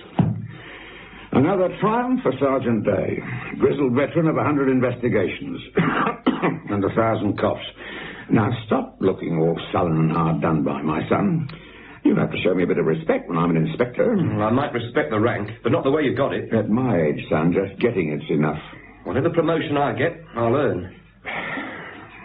I'm sorry, Sarge. Forget it. I know who killed Lakin. Forget that as well. The case is closed. Who? Smith. You're mad. Look, the reason I'm late is because I've been chatting to one of the security guards at the research centre. It turns out he's an ex-cop, only been there a week. The old loyalties are still strong. He saw Lakin leave in his sports car last night. So? Only Lakin wasn't driving. Smith was. Lakin was propped up in the passenger seat with a safety belt holding him up. And the guard said he looked as if he was asleep or drunk. I say he was dead. And Smith killed him? Yeah. Why? To sabotage this research project. The girl was working on it, so he killed her. Lakin was working on it, so he killed him. Wouldn't it have been easier to have killed Dr. Kendrick? After all, he's the key man. Dr. Kendrick has security men guarding him night and day. So he has. Well? Well, what? Well, what are you going to do? Yes, you might be right about Smith. Any man who begrudges a couple of hard-working coppers a cup of coffee is evil. But what evidence have you got? The courts aren't on our side, you know. You've got to convince them. So Smith was driving Lakin's car. Is that a crime? And you think Lakin was dead at his side? You try and prove it. So he's going to get away with it? He won't be the first if he does. You haven't got enough evidence to convince me. And my standards are lower than anybody's. Now, forget all about it and get down to some real police work. Starting with sticking those back in the filing cabinet. Okay. Sarge, we've got it. Hey? The filing cabinet. Look, you want evidence. I can give you cast iron evidence. Did anything strike you as odd in Smith's office this morning? No. The position of his filing cabinet. When he wanted Lakin's personal file, his hand stretched to the side of the desk where the filing cabinet should have been. Then he remembered and he walked across the office to it. Yes. You could see the square of carpet by his desk where the filing cabinet had been. He'd only just moved it. He had to point it out to his secretary when she was looking for his out tray. Well, why did he move it? And why to that particular spot? Please, tell me. Because there was something on the carpet he'd had to cover up. A blood stain. Blood from Lakin's head when he killed him in his office last night. It's a good theory, son, but where's the proof? We move the cabinet and look underneath. If there's a blood stain, we've got it. No, he'd never let us in. Get a search warrant. What, on a Ministry of Defence department?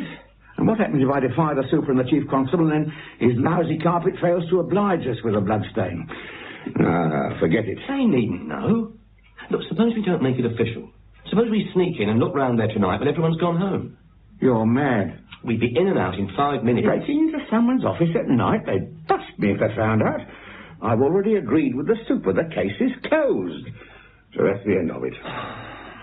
All right, Sarge. Forget it.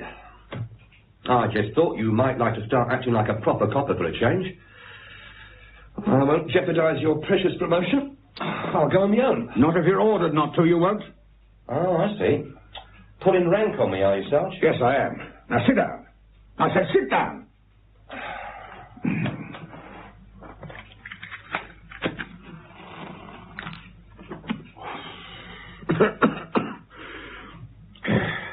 How would we get in there, anyway?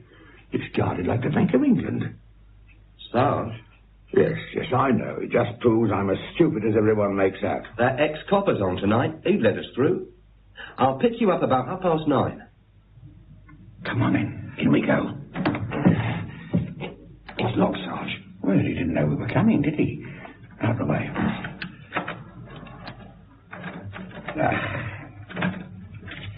It's bound to be the last one. Perhaps I should have been a burglar. What's that? I can't. I heard something. Now, imagination. Perhaps. All right. Come on.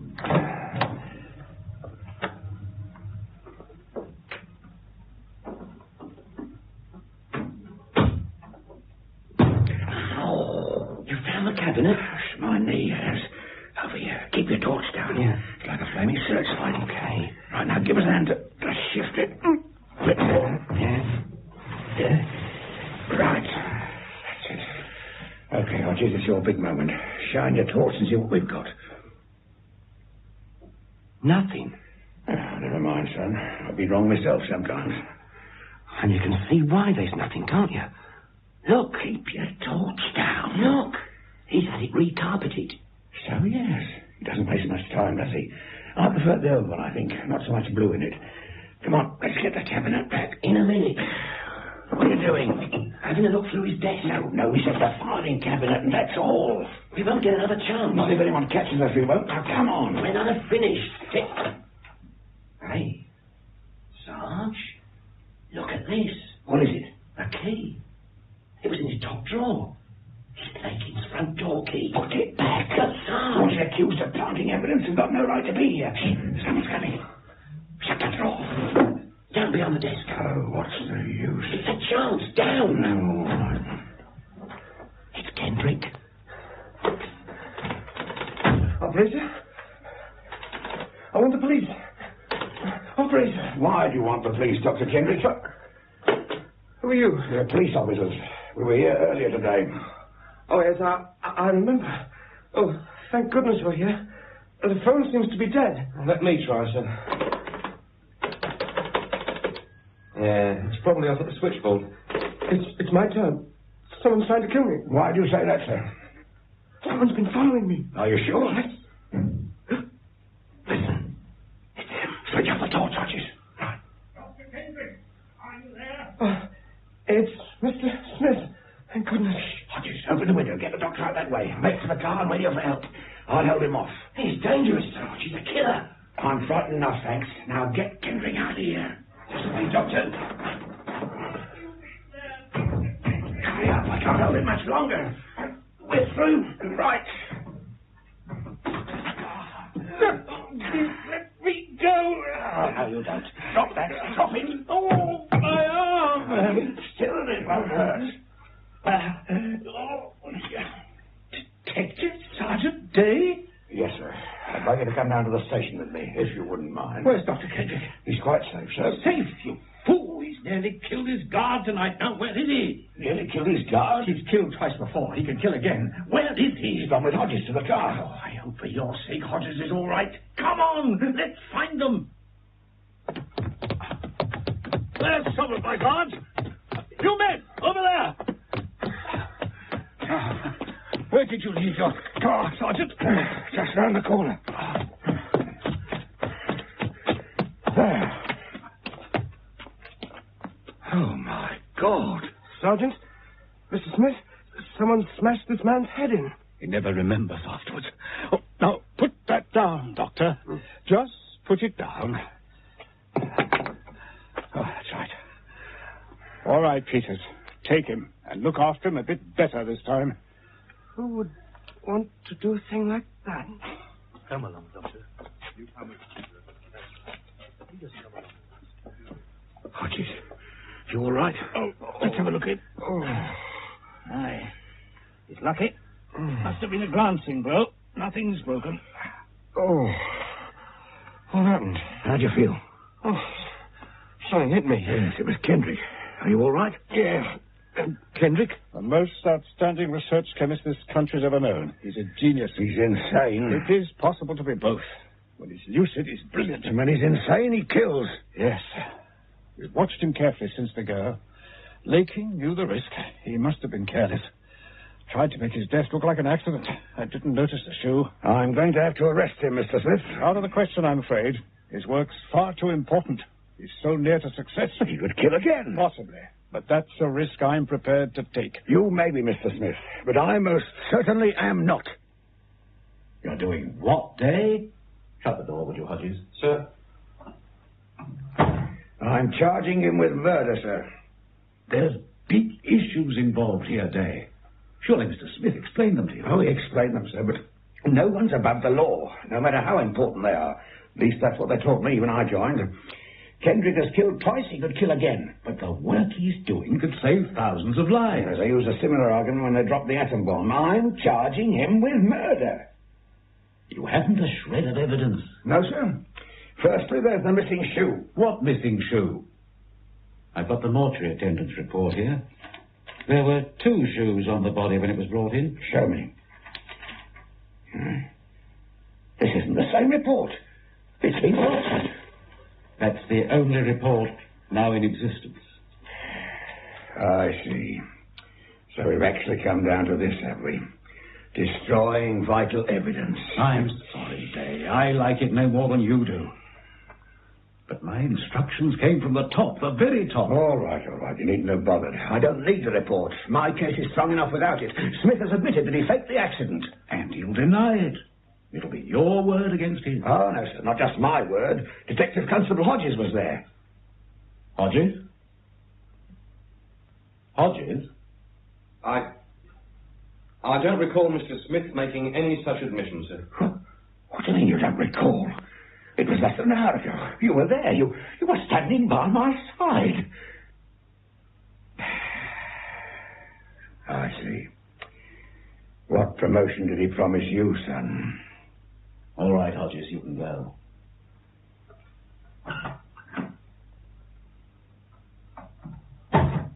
Don't think too badly of him, Day. He took a lot of persuading. And, speaking of promotion, I've got a bit of bad news for you, I'm afraid. Will you have a cigarette? Murder Locked Out was written for radio by R.D. Wingfield. Sergeant Day was played by Hector Ross, Constable Hodges by John Rye, Superintendent Lawrence by Dennis McCarthy, and Smith by Godfrey Kenton.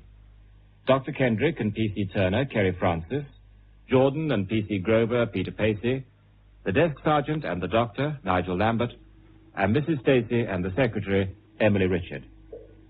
The play was produced by Harry Catlin. Past 8. Midweek Theatre.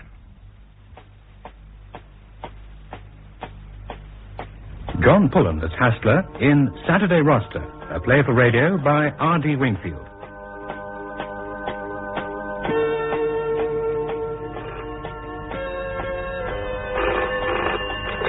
Byrne? Adams, they just passed me. You sure it's the Wallaces? Positive. They've taken the Bellency Road. Shall I follow? No. As long as we know where they are. Stay put and keep watching. If you want me, I'll be at the ministry. The ministry? On a Saturday afternoon? It's my turn for weekend duty. I'm on till midnight.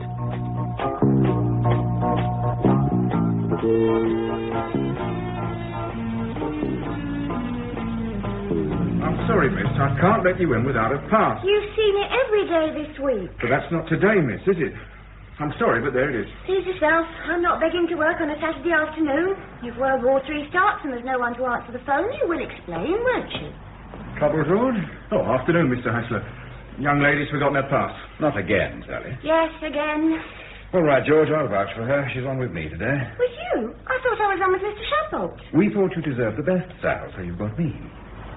Nip up and sort out the post, would you? We're late already. I'll be up in a minute. Yes, Mr. Hassler. I suppose you've got your pass, sir? I thought you'd never ask, George. There. Thank you, sir. I want the keys to Mr. Shadbolt's desk. You know I can't do that, sir. Here's my authority, George. I see, sir.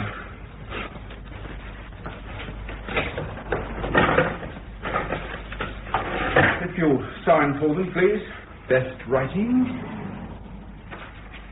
There. Thanks, sir. Mr. Shadbolt's not sick, is he? No. He won't be coming back, though. He's left us. You'll be doing his shift, then? Until midnight, George. What a way to spend a Saturday.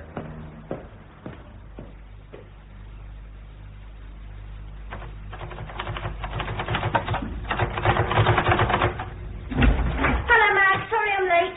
I thought you weren't coming. Bit of trouble down below. I forgot my pass. Again? How did you get in? Mr. Hassler kindly vouched for me. Mr. Hassler? I thought we were on with Mr. Shadbolt. They must have swapped turns. I'd have swapped if I'd known I was going to be on with him. All right. I know you like him. I don't. Ooh, can I borrow your comb? Yes. I look like a gollywog. Sir.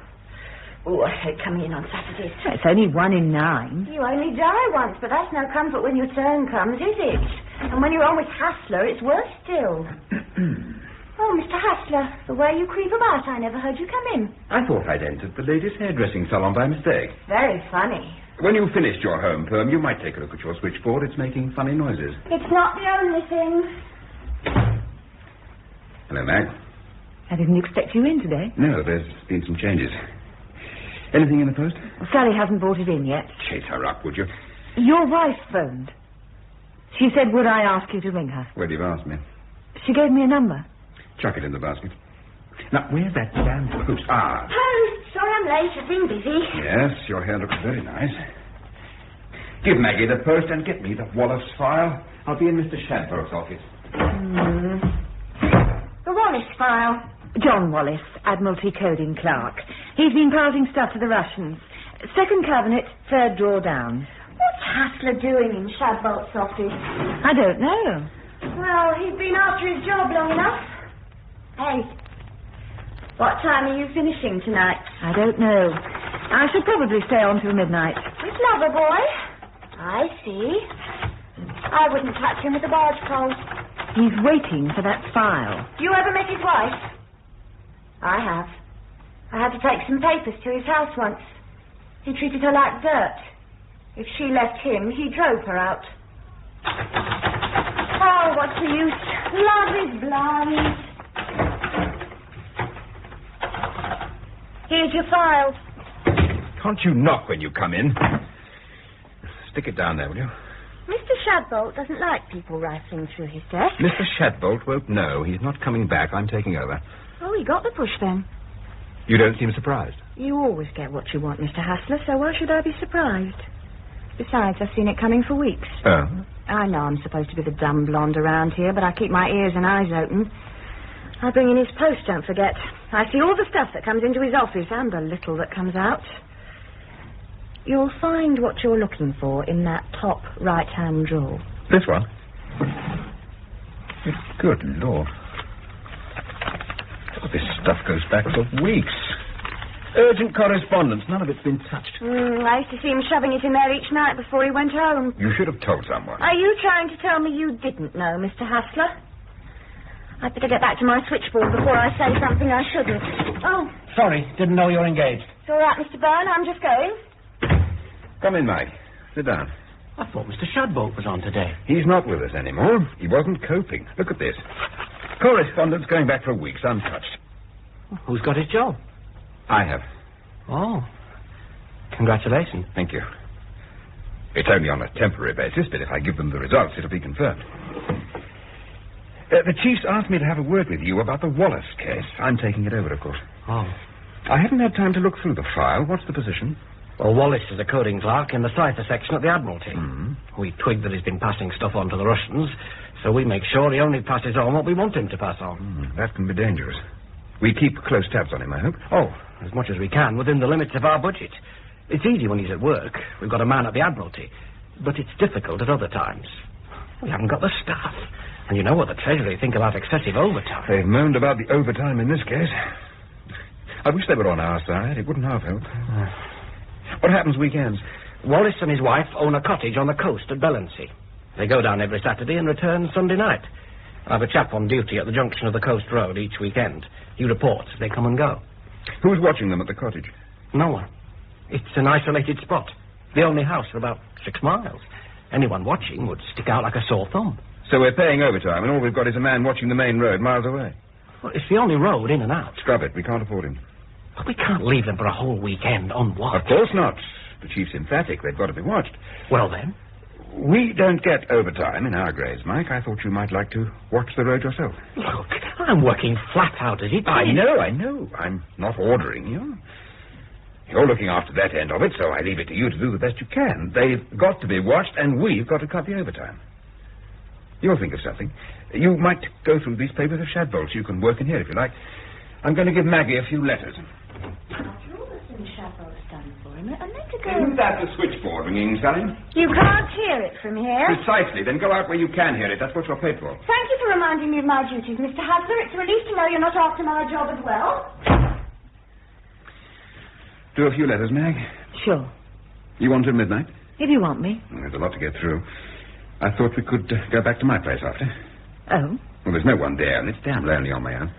I don't think so, thank you. What's up? I don't like the way you use people. Like Mr. Shadbolt. Sally been talking? Well, she says that when you saw Shadbolt was falling behind, you used to pile extra stuff of your own on his desk to make it worse for him. So the consensus of opinion is that I put the skids under the poor devil to get his job, right? Yes. All right. Yes, I did. He wasn't up to the job, Mag. Even Sally admits that. You could have helped him. How long for? We can't afford passengers. East Berlin police picked up Lawler last week. Did you know that? Eddie Lawler? Oh, no. They picked him up because of Shadbolt's negligence. Now, that couldn't go on. So I piled extra work on his desk. I speeded up his downfall. I've saved a few more Eddie Lawlers. And you've got his job? Yes, and I'll do it a damn sight better than he did. Mr. Hassler, phone. Oh, thanks, Mike. I'll be back in a minute, Hank. Hassler. No, he's not with us anymore. Yes, it's a shame. What do you want? Armstrong? Mike, who's Armstrong? Our duty man at London Airport. Oh, yes. What is it, Armstrong? What? Are you sure? Don't let her get away. I'll send Mr. Byrne over to pick her up, and keep your eyes open for the husband. What's that about? Where are Mr. and Mrs. Wallace? In their cottage at Bermondsey. Why? Mrs. Wallace has just turned up at London Airport. That's impossible. Impossible or not, go over and bring her back. But she couldn't get there. Adams reported them taking the coast road barely an hour ago. Then whoever it was that Adams saw, it certainly wasn't the Wallaces. And if it wasn't the Wallaces, who the hell was it?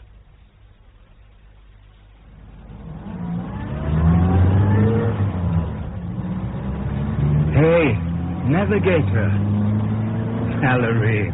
You can wake up now. We're nearly there. Miss Gordon? Oh, where are we? Nearly there. That must be the Wallace's cottage up there on top of the cliff. Where's the sea? Look down there. What is it? Oh, I can't stand heights. Neither can I, but we've got to go a bit higher. We're so near the edge. It's all right. I wouldn't like to drive this way in the dark, though. One false move and you'd be smashed to bits on those rocks down there. Don't. According to Mr. Wallace, the cliffs are crumbling away all the time. There used to be a thriving fishing village here once until the sea ate away the cliff. Then the houses started crashing down one by one. Wallace's cottage is the only building left. Look out! All right, I saw it. That must have fallen recently. They've got it fenced off. Anyway, we're here.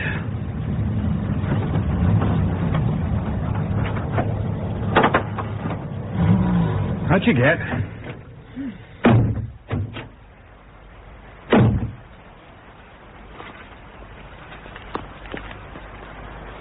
And there it is in close-up. What do you think, It looks so lonely. There's not another living soul for 6 miles, apart from the seagulls. But then I didn't think you'd be looking for company on your honeymoon, Mrs. Graham. Mrs. Valerie Graham. I can't believe we're married. Well, it's 7 and 6 down the drain if we're not. Till death us do part. Oh, don't talk of death. It frightens me. Oh, sorry, darling. Ooh. I'm shivering. Cold. Can we go in? Of course. Come on. It reeks of old world charm. Especially in the summer, I'm told, but then it's not on the name. Now, have I remembered to bring the key? Ah, yes.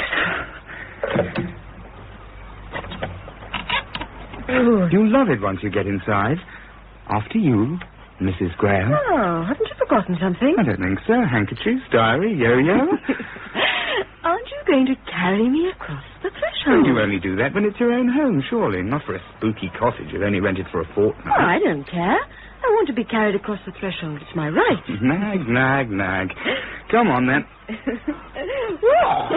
I've known you were as heavy as this. I thought twice about marrying you. Well, you had plenty of opportunities to inspect the goods before purchase. Oh, my back. Besides, you need someone big and hefty in this primitive shack to draw your water and hew your wood. Fan my flame.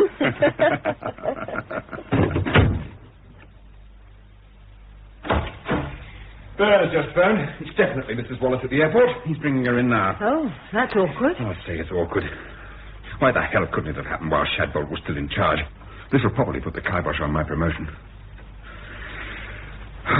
Any chance of a cup of tea? The canteen's not open Saturdays. Oh, I'll nip across the road and get some tea if you like. Would you, sir? I always help a man when he's down.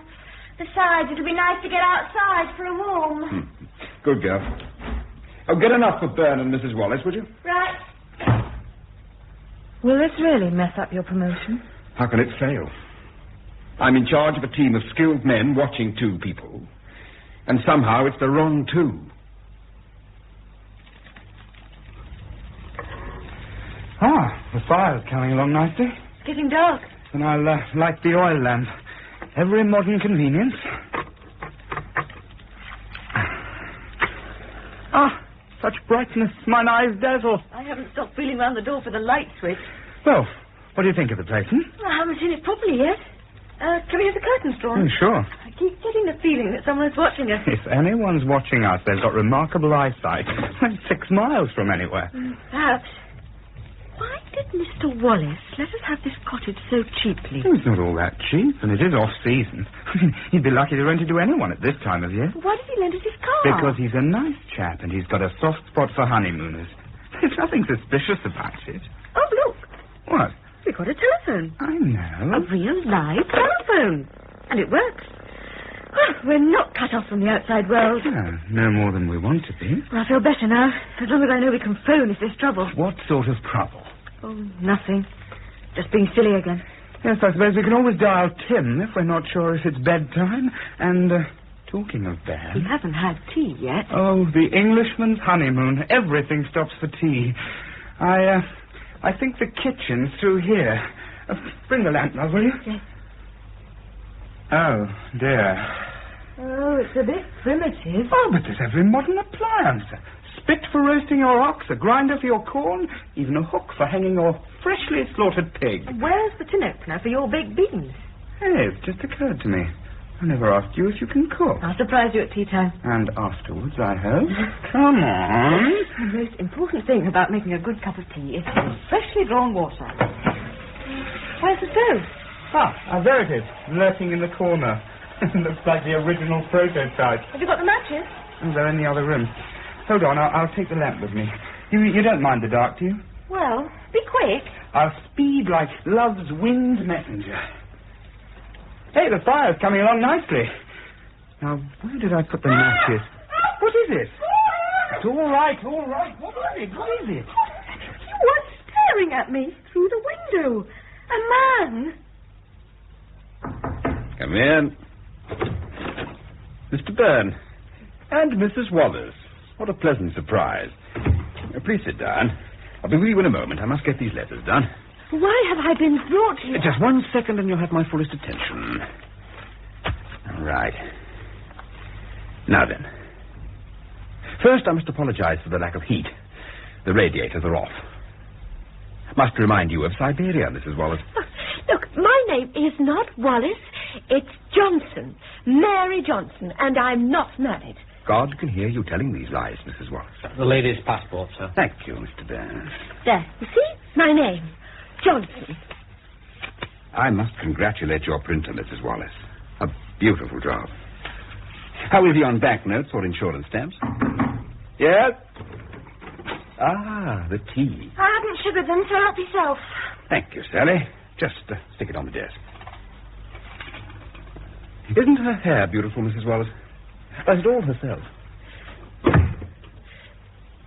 You're not the police, are you? Did you think we were? This man said he was a policeman. I didn't say so, Mrs. Wallace. You assumed I was, and I thought it expedient not to disillusion you. Were you expecting to be picked up by a policeman then, Mrs. Wallace? Of course not. You just go along with any man who asks you to accompany him? Oh. Could get you into a lot of trouble. Well, you'd better tell us all about it. All about what? We don't like working on a Saturday, Mrs. Wallace. It gives us a sense of injustice. It doesn't put us in a nice frame of mind. The place is soundproof. We could forget the niceties. Drink your tea while it's hot. I want to phone my solicitor. No. It's a basic right. It's not a basic right in Russia. Neither is it a basic right in my office. Now, let's see if we can speed things up a bit. Let's see the file. You're Mrs. K. Wallace, 34 years old, daughter of Rear Admiral Lethbridge, deceased. Mother died last year. Married John Edward Wallace 8 years ago. No children. Did you know your husband was Russian when you married him? My husband is British. This is about your husband. He's been working in the Admiralty coding section for 7 years. Your father, the Rear Admiral, helped there, I suppose. Started feeding Jen to the Russians, but we didn't twig him until 2.5 years ago. You should have done better than that, Mr. Byrne. His cover was pretty good, sir. All his papers were real. There was a real John Wallace. Impeccable background. This one took his place. Have some respect for our opponents. Of course his cover is going to be good. You didn't expect him to have Cossack trousers and snow on his boots. What happened to the real John Wallace? As far as we can tell, sir, he went on holiday to East Germany some years ago and never came back. The Russian took his place. A package tour, I suppose. Oh, forgive us, Mrs. Wallace. We're neglecting you and talking shop. If my husband is Russian, I never knew it. Then why did you visit the Russian embassy 2 weeks ago? How did you know that? We've been watching you. Watching me? Surely you knew. No, I didn't know. We can't be as incompetent as we thought. Why did you go to the Russian embassy? To arrange a holiday. We wanted to take one of the in-tourist trips. Shouldn't you have gone to a travel agent? Yes, that's just what they said. Helpful people, aren't they? Oh, I'm sorry. Oh, how clumsy of me. That was your handbag. I get it. No, allow me. Ooh, weight of it. Oh, dear, stand down. Give it to me, will you? What do you think of this, Mr. Byrne? A gun. A loaded gun. You have a license for this, of course, Mrs. Wallace. No. Didn't you get your printer to print you one? It's a very serious offense for the wives of Russian spies to carry guns without a license, you know. I could overlook the false passport, but this... Where did you get it? My husband gave it to me. My wife's lucky to get the odd bunch of flowers. Let's see what other contraband goodies you've got. Keys, lipstick, money, perfume, airline ticket. First class to Paris. A single, I see. Yes, I'm not sure when I'm coming back. Oh, don't worry about it, because you're not going. We'll try to get you a refund. We're not obliged to, but it's a little service we offer to our good customers. And you are going to be good, aren't you, Mrs. Wallace? Where is your husband? Who are those two people in your cottage? Well, I've searched the gardens, Al. There's no sign of anyone. There was someone, a man. I saw him. A tramp? Or... Oh, he was too well dressed. Broke that door. There's no need. I'd feel safer. Afraid I'd run away. There. All right? Oh, Gordon, I don't like this place. Do we have to stay here? Of course we don't. You don't have to stay anywhere you don't want to. It's my fault accepting Wallace's offer. I should have asked you first. We'll move on, find a hotel. How does that suit you? You paid 2 weeks' rent in advance. What does that matter? You're more important than a few pounds rent. Oh, Gordon, I'll go and pack. Oh, well, leave it till the morning, darling. The morning? Oh, can't we go now? Oh, no, not in the dark, Val. That cliff road's bad enough in the daylight. I don't want to risk it in the dark. We'll leave first thing in the morning, I promise. All right. We never did have that cup of tea, did we? Oh, dear. No. I'll do it. You just sit there and look beautiful. Well, keep the door open. Gordon? What? What's in the room next to our bedroom? What room? Well, it's got a padlock on the door. I was hoping you hadn't noticed that, actually.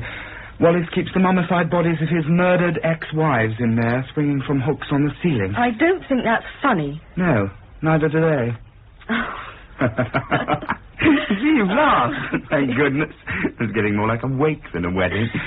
Actually, I think he probably keeps his private stuff up there. Income tax papers, dirty postcards, that sort of... What was that? Came from upstairs. There's someone up there. Take it easy, darling. I'll have a look. Well, no, don't leave me. Come with me, then. And bring the torch. Hold the torch steady, darling. There's the locked room. Right. Still locked. He's in there. He can't get out. Let's try the bedroom,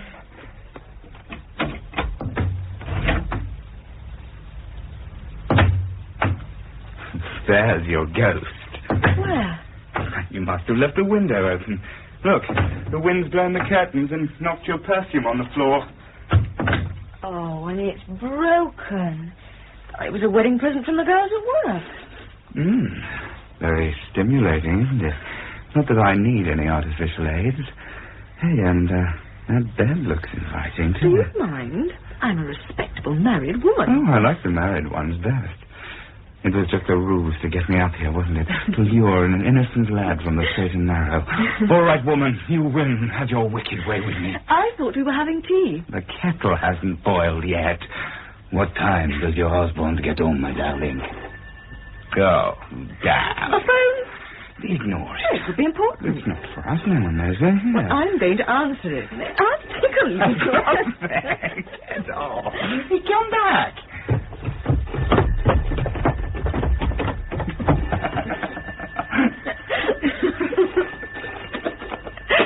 Too late. Oh, no, it's not. Give it to me. Go. The kettle. Oh, blow the kettle. And don't forget to warm the pot. Hello? What was that? Hello? Hello? Berlin C423. Yes? When we call your husband outside, Mrs. Wallace, don't go with him. We might kill the wrong person. Who is this? Gordon? Gordon! Gordon!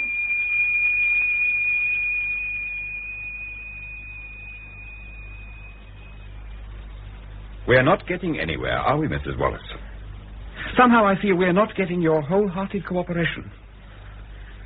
Well, I'm sorry, I can't waste any more time on you. How long are you going to keep me here? A matter of minutes. Yes? All laid on, Sally? Yes, the car's on its way. Good.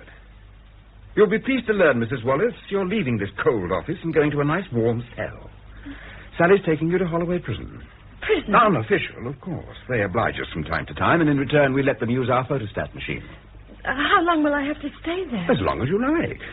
Whenever you feel like telling me where your husband is, just rattle your tin mug on the brass and the wardress will make the arrangements. If I don't hear from you, I'll look in a week or so. A week? You can't hold me all that time. We can hold you indefinitely. Mr. Byrne is quite right. We may not have money in this office, but we have got dictatorial powers. It's terrible, I know, but you can't have a free democracy without a little bit of tyranny. Come on, Mrs. Wallace. Oh, Sally's taken a karate course, Mrs. Wallace. 3 of her boyfriends have broken arms and bruised egos, so I wouldn't give her any trouble. Damn. We've got nowhere. She seems frightened. Yes, but not of us. You'd better start getting your alibis ready. All hell's going to break loose when the chief learns of this little muck-up. We thought we were manipulating Wallace, and it seems he's been manipulating us. Wait a minute. What?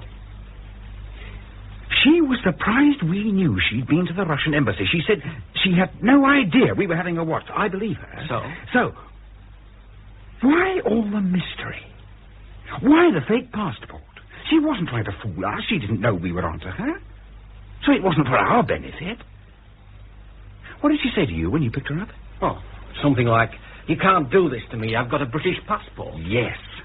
Don't you see? They're not running from us, Mike. She thought you were from the Russians. That's who they're running from. That's who she's terrified of. The Russians. Get her back in here and I'll show you how to make her talk. Sally, bring Mrs. Wallace in for a minute. Change of heart and change of plan, Mrs. Wallace. It's not fair we should lock you up. After all, you were only being loyal to your husband, and he was only being loyal to his mother country. Your mother country by marriage. You deserve their protection, so we're going to take you to the Russian embassy. Oh, no. No, please, no. They'll look after you, all right. Radiators work all the time. Okay, Sally? Russian embassy. You can wear your red coat. Come on, Mrs. Wallace. No, I'm not going. Please, you can't make me. If you'll prefer, I'll phone and ask them to pick you up. You know their number, Sally. Oh, all right, then. What is it you want to know? That's better. Sit down. You've gone quite pale. Now then, what's it all about? What are you afraid of? Are you sure you're all right, Gordon? Just about. Another inch and I'd have been dead. Whistled past my ear. He was shooting to kill. where the Wallace is. What? The man on the phone. He called me Mrs. Wallace. I'm going to phone the police. Oh, it's no good, Gordon. I've tried. The phone's dead. I think the line's been cut. I can't get through. It's unobtainable. Get the exchange to check. I'm on to the exchange now. Oh, what? Oh, I see. Thank you. It's out of order. I think the line's down. Shall I get through to the local police? No, I don't want the police involved. I'll go myself. Sally, I want a car from the pool, the fastest they've got, not the baby Austin. Right. Carpool. Ask them the registration number. Yeah. Fast car right away for Mr. Hassler, please. And can I have the registration number? I don't know what time I'll be back now. Can you sign these? They're urgent. Oh, right. Okay. There we are. And here's my front door key.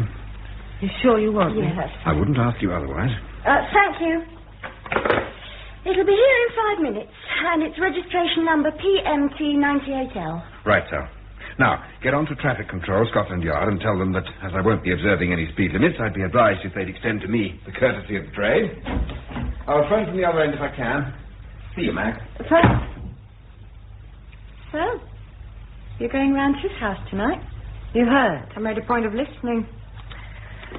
You won't get much joy there. He'll use you like he uses everyone else. Oh, hello, traffic control. It's special security here. Our Mr. Hassler is travelling to Bellingsley.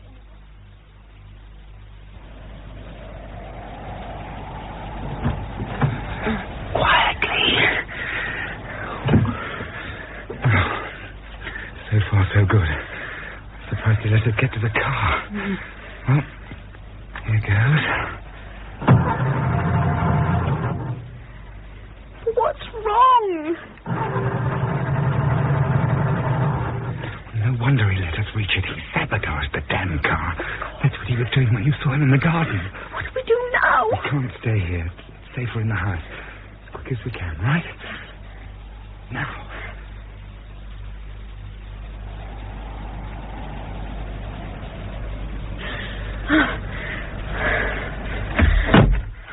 Are you all right? Yes. Good evening. Sorry to startle you. My name's Hassler. The door was open, so I came in.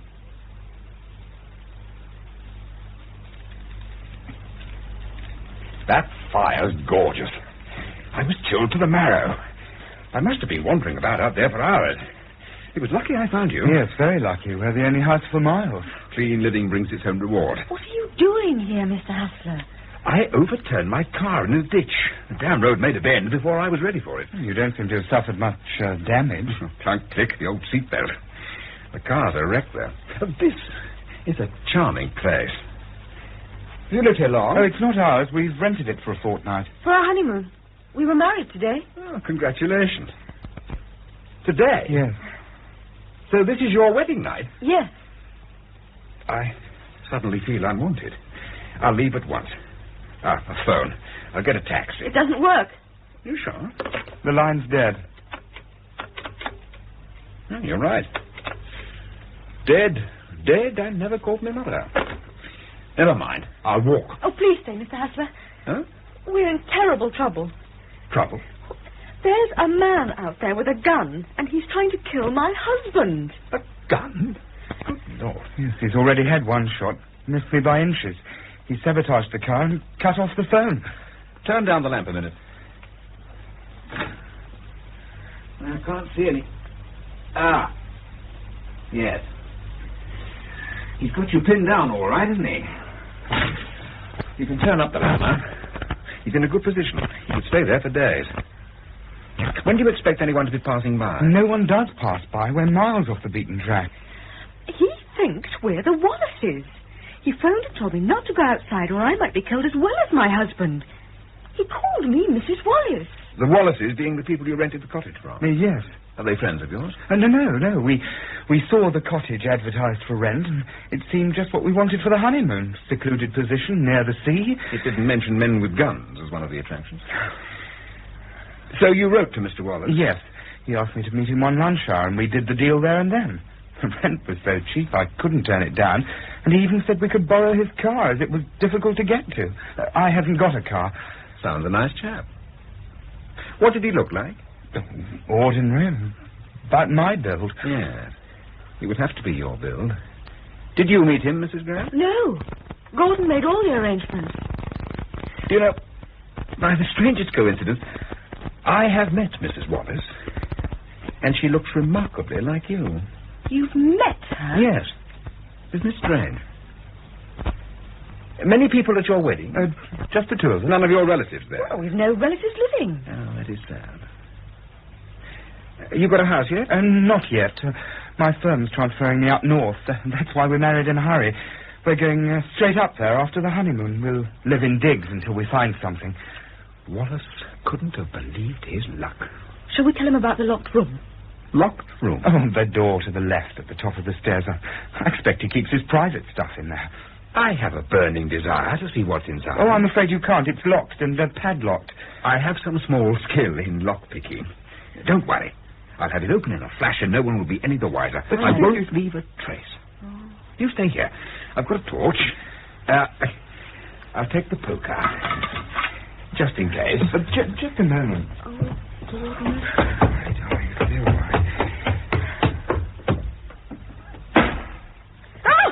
What are you doing? All right.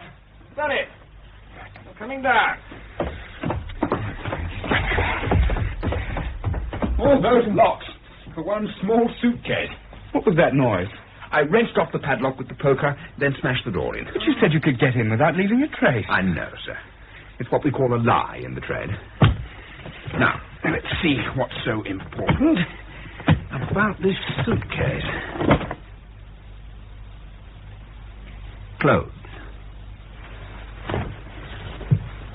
Nothing but clothes. Gordon, that dress. What about it? But don't you recognize it? It's the same one as I'm wearing. And that trouser suit, those slacks. They're all copies of my clothes. Anyone recognize this natty gent's terraline suit? Show me. You were wearing a suit like that last week. It could be the same one. Except that mine's packed in the trunk. The same build as the Wallaces, wearing the same clothes. You even come down in the same car. No wonder the poor man with the gun mistakes you for them. Are you trying to say that we were deliberately lured down here so I would be killed instead of Wallace? Dastardly, isn't it? But then he did reduce the rent to compensate. Any idea why your car won't work? No. Could it be because this was missing? The rotor arm. I nearly tripped over it on the path as I came in. He must have dropped it in his excitement. Look, do you think you could keep moving the lamp about, make a bit of a noise, anything to keep his mind occupied while I nip out and try and get your car going? I'm a dab hand with engines. He won't let you get near it. He doesn't know I'm here. I sneaked in. Another thing I'm a dab hand at. Keep the old lamp moving. Mr. Hassler, are you from the police? Good heavens, no. I'm from a broken-down security organization. Won't be long. Oh, what do you think? He seems to know what he's doing. In fact, he knows a lot more than he says. You shift the lamp, I'll make a noise. Hey, what was that? What? He called out. Well, I didn't hear anything. I'd better see if he's all right. Oh, no, Gordon, no! You don't want me to leave him out there. Well, be careful. Oh. Well, where are you, Gordon? I can't see you. Oh! Gordon! It's all right. Get back in the house. Oh.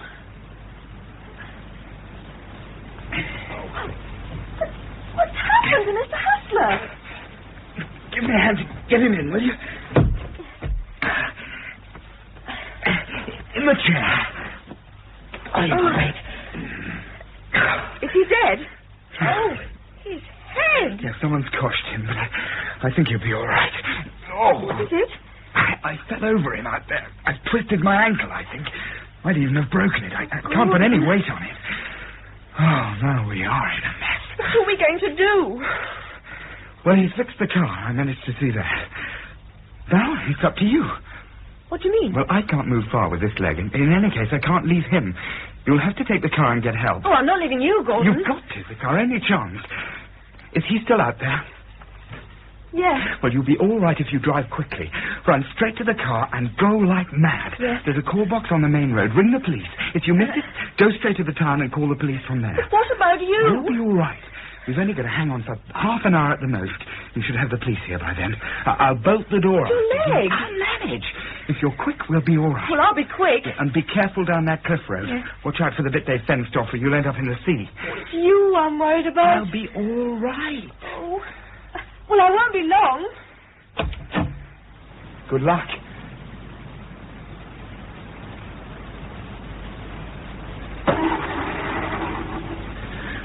Start, damn you. Start.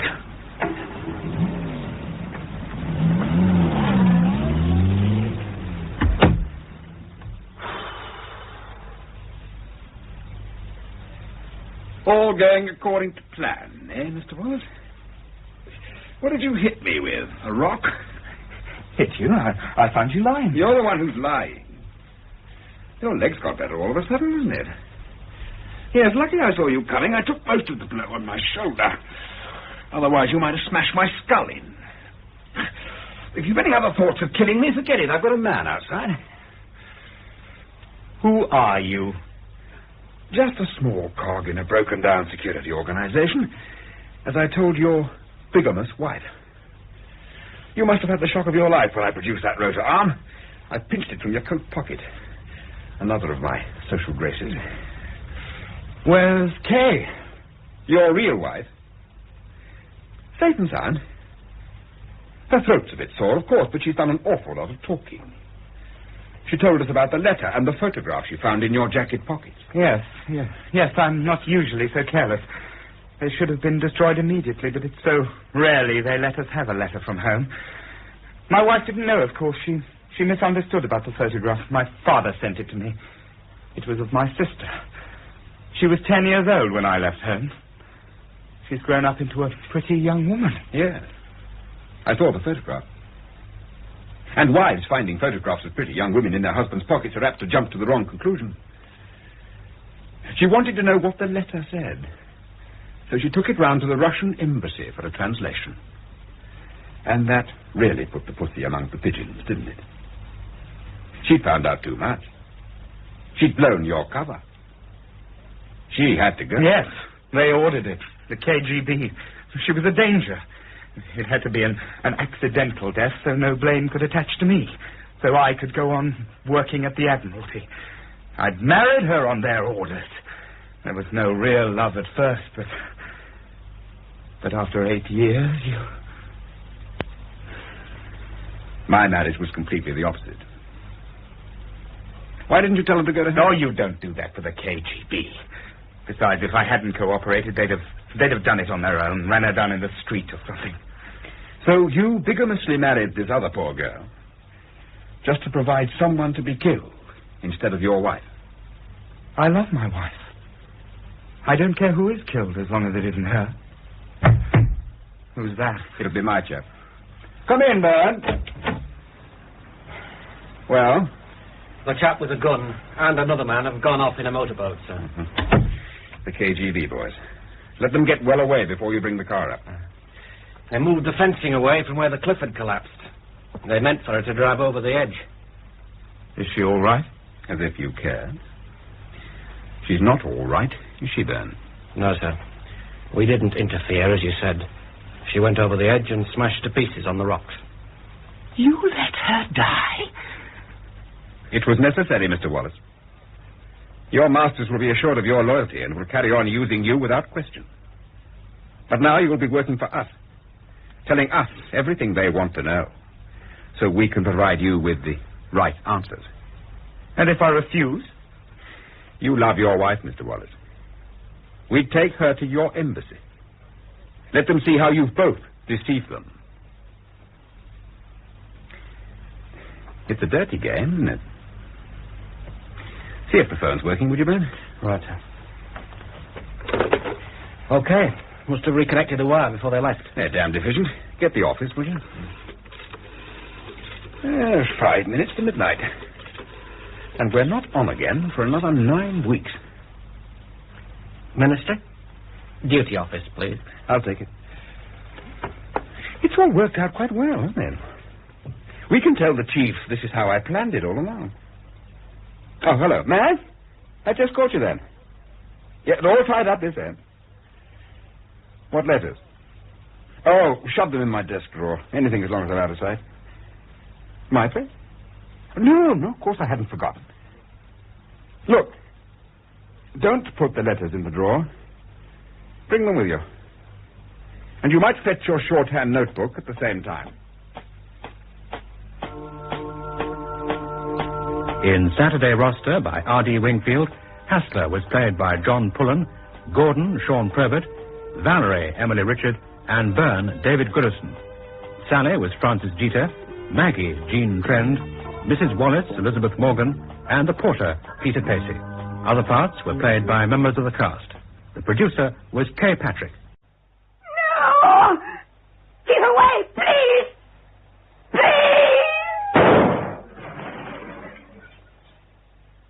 Cleft Stick, a play for radio by R.D. Wingfield. New paragraph. I have spoken to our quality control about your complaint and can assure you that the balance of your order will be fully up to specification, full stop. Yours sincerely, Managing Director. Next letter. Is that you, John? Good Lord. John. Oh, John. What's the matter? What's happened? All right, easy. Yes. Come on, drink this. Go on, all of it.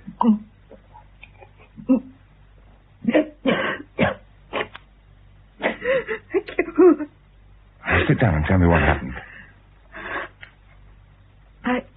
I didn't leave Mother's until gone 10 o'clock.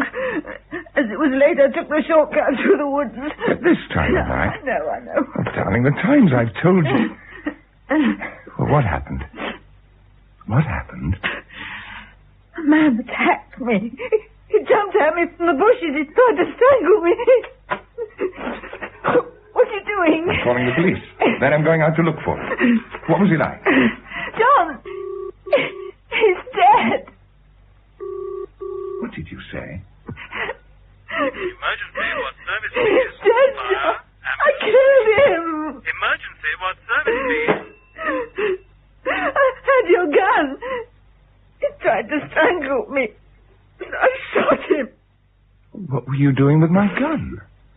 I've been taking it with me when I go out at night. I've sensed there was someone lurking in the woods swallowing me. The same man? I don't know, but Why the hell haven't you told me before? you would have stopped me going out. You bet I would. I had to see Mother was all right. She shouldn't be left. Tell me exactly what happened tonight. I was late.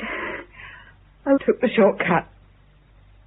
I just passed that old oak when he suddenly jumped out of the bushes. I couldn't run. I had my back against the tree. I pleaded with him, but he just came on laughing, his hands going for my throat. I shot him. It's all right. I shot him. Well, perhaps he's not dead. Perhaps you're only wounded. No, his eyes were wide open, staring. Darling, we'll have to call the police. No. Joan, we must. I couldn't stand it. The questions and scandal. Scandal? Well, what have we got to hide? It would all come out in court. What would? Where I'd been. Where I'd been going these past nights. My mother isn't ill, John. But I've been seeing another man. I see. Well, who is he? Anyone I know? Oh, it's all over now, John. It doesn't matter who it was. What's that noise? It's my dictation machine, the end of the tape. I thought I'd switched it off. Oh, I suspected there'd been someone else. Who is it? It's all over now, John, I promise you. I told him so tonight. Please don't call the police. Did anyone see you in the woods? No. Now, are you sure it's important? No one saw me. And it happened well away from the main path? Yes. So, with luck, it could be days before anyone finds him. John, Oh, what is it? your hand. There's blood on your hand. Where did that come from? Your gloves. It's all over your gloves. Oh, must be his blood. Oh, no. It's all right, all right. Now, don't panic. It doesn't seem to be anywhere else. Just the gloves. No, don't touch them. Just hold out your hands. I'll take them off. Well, the best place for them is straight into the fire. Lucky we noticed. You're not going to tell the police. This man, your lover... No, I don't want to know his name. It's definitely all over. Yes. All right. Well, if no one saw you in the woods, there's no possible way the police could link you with the body. You'd better let me have the gun. In my handbag.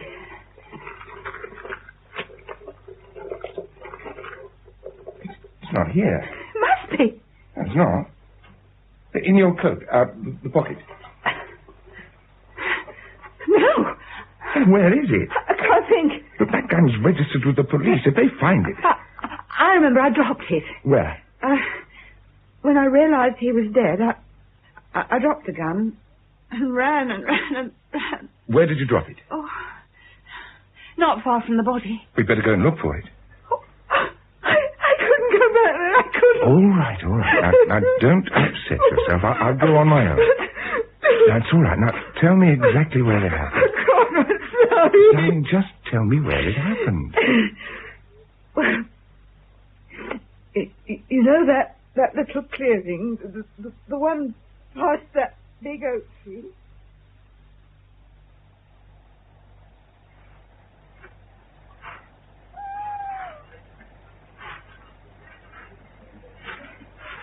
Must be somewhere near here. What was that? Just getting jumpy. Oh, this is the clearing, but where... Oh, there he is. God, he's dead, all right. Looking for something? Hold it there, if you don't mind. You're hurting my arm. Won't be for long.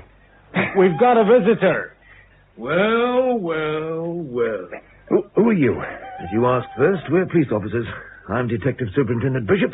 The gentleman holding your arm is Detective Sergeant Jennings. I suppose he was blackmailing you. Who? The dead man. I've never seen him before. Oh, forgive me, sir. I jumped to conclusions. What are you doing here? I'm just walking. Of course, sir, of course. Beautiful spot for a walk, the woods. Mind you, you don't see it at its best at 1 o'clock in the morning. Do you often come this way? Yes. Oh, you can let go of the gentleman's arm, Jennings. I like your suit, sir. My suit? Very elegant. How many of them do you get through a week? You've ruined that one, forcing your way through the bushes. I missed the path. Of course, easy thing to do if you don't know the way, although you said you often came here. His name's Bryant. Bryant? The dead man. Nasty piece of work, sir. It does you credit that you don't know him. We're not so lucky. We know him, don't we, Jennings? Yes, sir. Off the record, whoever killed him deserves our heartfelt thanks. It wasn't you by any chance, was it, sir? No. Of course not. You've never seen it before. I don't think we asked you your name, sir. Marlowe, John Marlowe. I live at Dell Cottage, just north of here. Jot it down, will you, Sergeant? You know what my memory's like. I see. So you don't know him, and you didn't shoot him, Mr. Marlowe. Oh, pity. I was hoping we'd wrap this one up without too much trouble. I did tell you he was shot, didn't I? No. No, it must have been the other fellow. Yes, he was shot. Point-blank range. Died instantly. Too good for him, really. A bit late for a walk, isn't it, sir? I don't sleep too well. A walk helps. Oh, now there's a coincidence, Sergeant. That's what the other fellow said. What other fellow? The chap who found the body. What was his name, Jennings? Webber, sir. That's right, Webber. You must know him, sir. No, I don't think so. I thought you might have bumped into each other during your nocturnal wanderings. Have you got a dog, Mr. Marlowe? No. Webber's dog found the body. That must be our reinforcement, Sergeant. Do the honors, would you? Right you are, sir. I want a thorough search. We've got to find that gun. Yes, sir. Killers usually conform to a pattern, Mr. Marlowe. They chuck the murder weapon away at the first opportunity. We'll have one hell of a job finding it in these woods, though. Too many hiding places. You wouldn't have a gun by any chance, would you, sir? As a matter of fact, yes, I have. Good Lord. And I wasn't even going to ask you. Where is this gun, sir? At home. Oh, naturally, it's licensed. Naturally. I'm secretary of the Beckley Rifle Club. Ah, I remember you now, sir. Saw you shoot at Bisley last year. We had a police team there. I reckon we could have a look at this gun, sir. Well, it might be difficult. Why is that? I was looking for it only the other day. It seems to be missing. Missing? You reported this to our people, of course? No. Oh, pity. You should have done it now. Oh, it'll turn up. It's about somewhere. Yes, of course it is. Now, don't you worry any more about it, sir. I'll send some of my men down to your place to help you search. In these days of high prices, you don't want to lose it. I wonder if Weber has a gun. I forgot to ask him. Some people have rotten luck, don't they? Rotten luck? Well, like you, suffering from insomnia and mislaying a valuable gun. I've never lost a gun in my life. And the murderer, he had rotten luck too. I mean, look at this place. Miles off the beaten track. As remote as you could wish for. He must have expected the body would remain undiscovered for weeks. And yet within half an hour of each other, you and this chap Weber, with his rotten dog, trip over it while it's still warm. Oh, I told you his dog found it, didn't I? Yes, you did. There's some dogs you can take to, but not that one. You'll give us a written statement, won't you, sir? Well, yes, of course. No need for a special journey. Perhaps you could do it now. Now? Well, it won't take more than a couple of minutes to run you down to the station. But it's late. My wife will be worried. Oh, she must be used to you being out late by now, sir. These walks for your insomnia. Yes, I know, but we'll be very... If it'll make you feel any happier, you can phone from the station. Is this absolutely necessary, Superintendent? I know nothing about this business. Just as important to eliminate the innocent as to track down the guilty, Mr. Marlowe. I must ask Weber if he's got a gun. And if he's got a license for that terrible dog. Jennings? Yes, sir. Found it yet? Not yet, sir. Well, keep trying. You have my permission not to spare yourselves. I'm off to the station with Mr. Marlowe. I'll use your car. When your men have found the gun, perhaps they can lend a hand getting mine out of the ditch. These country lanes, Mr. Marlowe. Look, how much longer have I got to wait? I think he's coming now, sir. Ah. Here I am, Mr. Marlowe. My, doesn't time fly when you're busy? I've been here over an hour, Superintendent. I am sorry, but it's chaos out there. If a murderer had to complete the same amount of paperwork before committing a crime as we have to in solving it, the crime figures would drop like a stone. Oh, you haven't touched your tea? No. Wise man. You must have been here before. Well, we won't hold you up much longer. Here's your statement, all typed. Oh, where do I sign? Just here, sir. Oh, but read it through first in case we've made a mistake. We're not as infallible as our many fans make out, you know.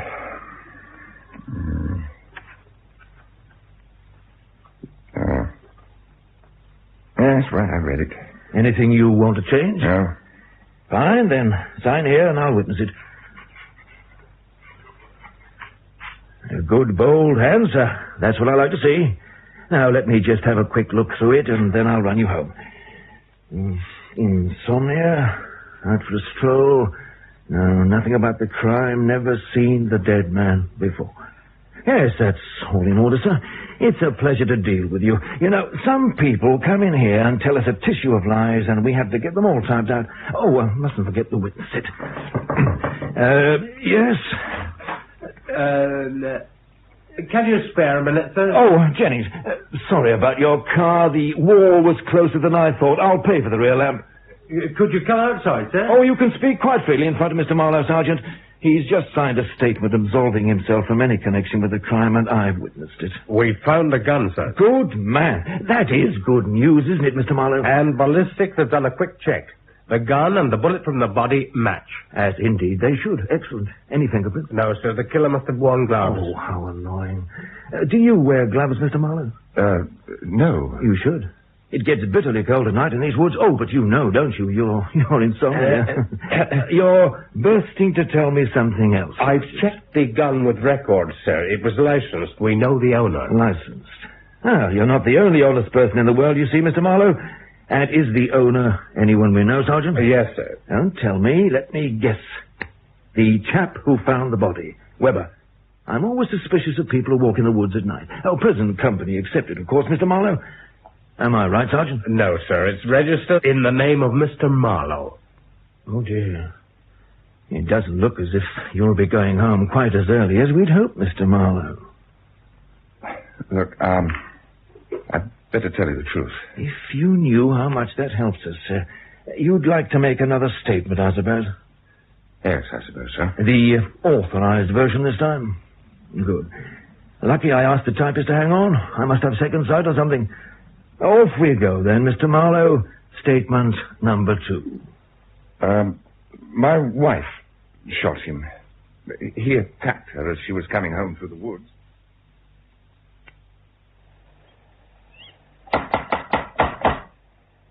Who is it? Police, Mrs. Marlowe. We've come to take you to the station.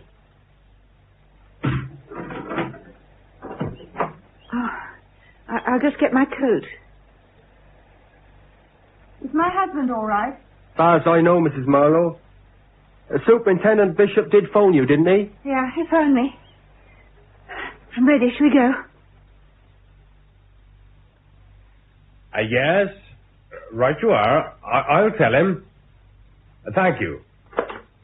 They're bringing Mrs. Marlowe in now, sir. Good. If you could just sign this statement there, Mr. Marlowe. Usual place. Excellent. You're getting an old hand at this now. What will happen to my wife? Will you keep her here? Oh, for tonight at least. If her story checks out, I don't think we'll oppose bail. I'd like to get hold of my solicitor. Oh, certainly. It's a bit late, though, isn't it? He's a family friend. Use this phone, Mr. Marlowe. Just tell them the number you want and I'll get it for you. Thank you. Belton 492, please. What time do they start serving breakfast in the canteen? 5 o'clock. Oh, dear. Another 2 hours. I'm starving. There should be someone there. Would you keep trying, please? No luck, Mr. Marlowe. No, he's not answering. I'm not surprised. You phoned my solicitor at 5:05. He won't answer. Oh, remember that time I tried to phone him, Sergeant, when I ran over that rotten woman's cat? Hello, David. David Anakin. It's John Marlowe. Look, we're in trouble, David. It's Joan. She's killed a man. No, not the car. It was self-defense. Look, I can't explain now. Can you come on over? No, I'm at Norton Police Station. Detective Superintendent Bishop. Oh, thanks, David. You're a pal. All right, sir. Yes, he's on his way. Good. Let's hope he's a bit faster than most members of his profession. Oh, take it, Jennings. Jennings? Oh, Applebo. Mrs. Marlowe is here, sir. Number 2 interview room, Sergeant. Take her to number 2, would you? Thank you. Can't I see her? Later, sir, after I've questioned her. Shouldn't take long. Hello, Mrs. Marlowe. I'm Detective Superintendent Bishop. We spoke earlier on the phone. Please sit down. Thank you. Would you like a cup of tea or anything? No, thank you. Right. Well, I suppose you know what this is all about. You mentioned over the phone that a man named Bryant had been shot. That's right. With your husband's gun. However, your husband's made a statement which we'd like you to confirm. What time did you go out this evening, Mrs. Marlowe? Back at last, Mr. Marlowe. Sorry for the delay, but we seem to have hit a slight snag. A snag? Yes, I've had a chat with your wife. Oh, do take a seat, Mrs. Marlowe. But her story doesn't quite fit in with yours. She tells me she didn't go out at all yesterday evening. Didn't go out? But that you did. About 11 o'clock. To meet a man in the woods. And you took your gun with you. I don't believe it. I'm not making it up, am I, Mrs. Marlowe? I'm sorry, John. If only I knew what you wanted me to say. I wanted you to tell them the truth. I have told them the truth. Would you mind turning out your pockets, Mr. Marlowe? We'll give you a receipt for anything we keep. Oh, all right. Have you cut yourself recently, Mr. Marlowe? No, why? I'd say that was blood on that handkerchief. Looks fresh. Get it over to the lab, Jennings. It's Brian's blood. I mentioned it in my statement, Superintendent. It came off my wife's gloves. The gloves you burnt, you mean? Yes. Mrs. Marlowe? I've only got one pair of gloves, Superintendent. See, I'm wearing them. Unburnt and unbloodstained. Now, this makes things a bit difficult, sir. Why, Joan? Why are you doing this to me? Don't worry, John. I'll stick by you.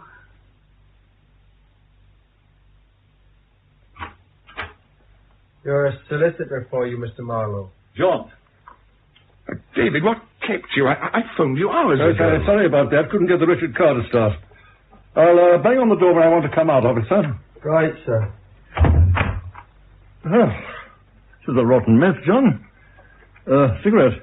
No, thanks. Well, I must have one. These places reek of disinfectant. I suppose they must get a lot of drunks and tramps. All right, John. Let's have it. I want the truth. Have you read my statement? I read both of them. The second one is the truth. Do you think it's wise, trying to pin it onto Joan? Wise or not, it's what happened. You don't believe me, do you? If I believe you, then I'd have to believe that Joan would deliberately lie to get you accused of murder. Perhaps I'd better get myself another solicitor. Not after dragging me out of bed at 3 a.m, you don't. All right. Let's accept your second statement. Now, what sort of a case could the police make out against you? A cast iron one. No case is cast iron. He was killed with my gun. That's not proof that you fired it. You could have lost the gun weeks ago. His blood on my handkerchief. So you brushed against the body when you found it in the woods. And the dead man, Bryant, he was a complete stranger to you, wasn't he? Yes. Well then, why should you kill a complete stranger? No, the police haven't even got the beginning of a case against you. Then why are they holding me? Because you're all they've got at the moment. Now, don't worry. I'll get you out of here. Sorry to interrupt you, Mr. Anakin, but there's a couple of questions I'd like to ask Mr. Marlowe just to clear up one or two little points. You won't mind if I stay, will you? Not at all, sir. Well, are they treating you all right, Mr. Marlowe? Yes, thank you.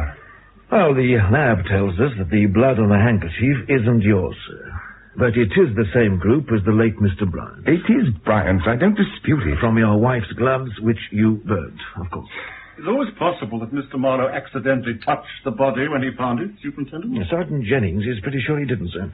But in any case, that would hardly account for the presence of blood on a handkerchief in his inside pocket, but none at all on his hand. Anyway, we've got Bryant's file from criminal records. Read us out his form, Jennings. Con man, robbery with violence, blackmail, grievous bodily harm, more grievous bodily harm with a broken bottle, robbery with violence, malicious wounding. No real harm in him, you see. Just impishness. Anything else to his credit, Jennings? Oh, plenty more of the same, sir. Nothing different. Robbery with violence. He could have been trying to rob my wife. I don't think so, sir. He wasn't a handbag snatcher. He was big time. Ammonia in the eyes of old ladies running sub-post offices. Now, you said you didn't know him, Mr. Marlowe. That's right. And perhaps you could explain this. Chuck it over, would you, Sergeant? There we are, sir. That's it. Now, we got this from his pocket. It's Bryant's diary. Now, somewhere... What's your telephone number, Mr. Marlowe? Belton 478. Why would the dead man have written your telephone number in his diary, sir? My telephone number? It can't be. Take a look for yourself, sir. Belton 478. Puzzling, isn't it?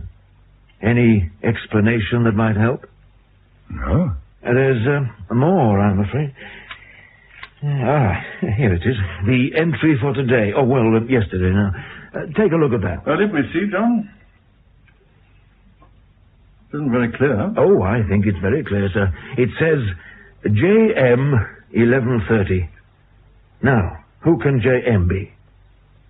I spy, with my little eye, someone beginning with JM.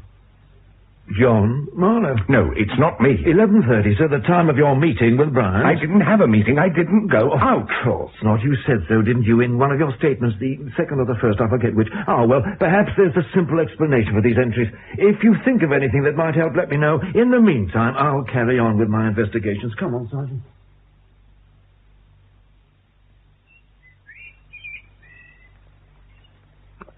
Beautiful cottage, isn't it, sir? Like something out of Walt Disney. He only wants a few bluebirds with ribbons in their mouths to complete the picture. Too pretty for a murderer to live in. Or a murderess. Good morning, Mrs. Marlowe. We were just talking about you.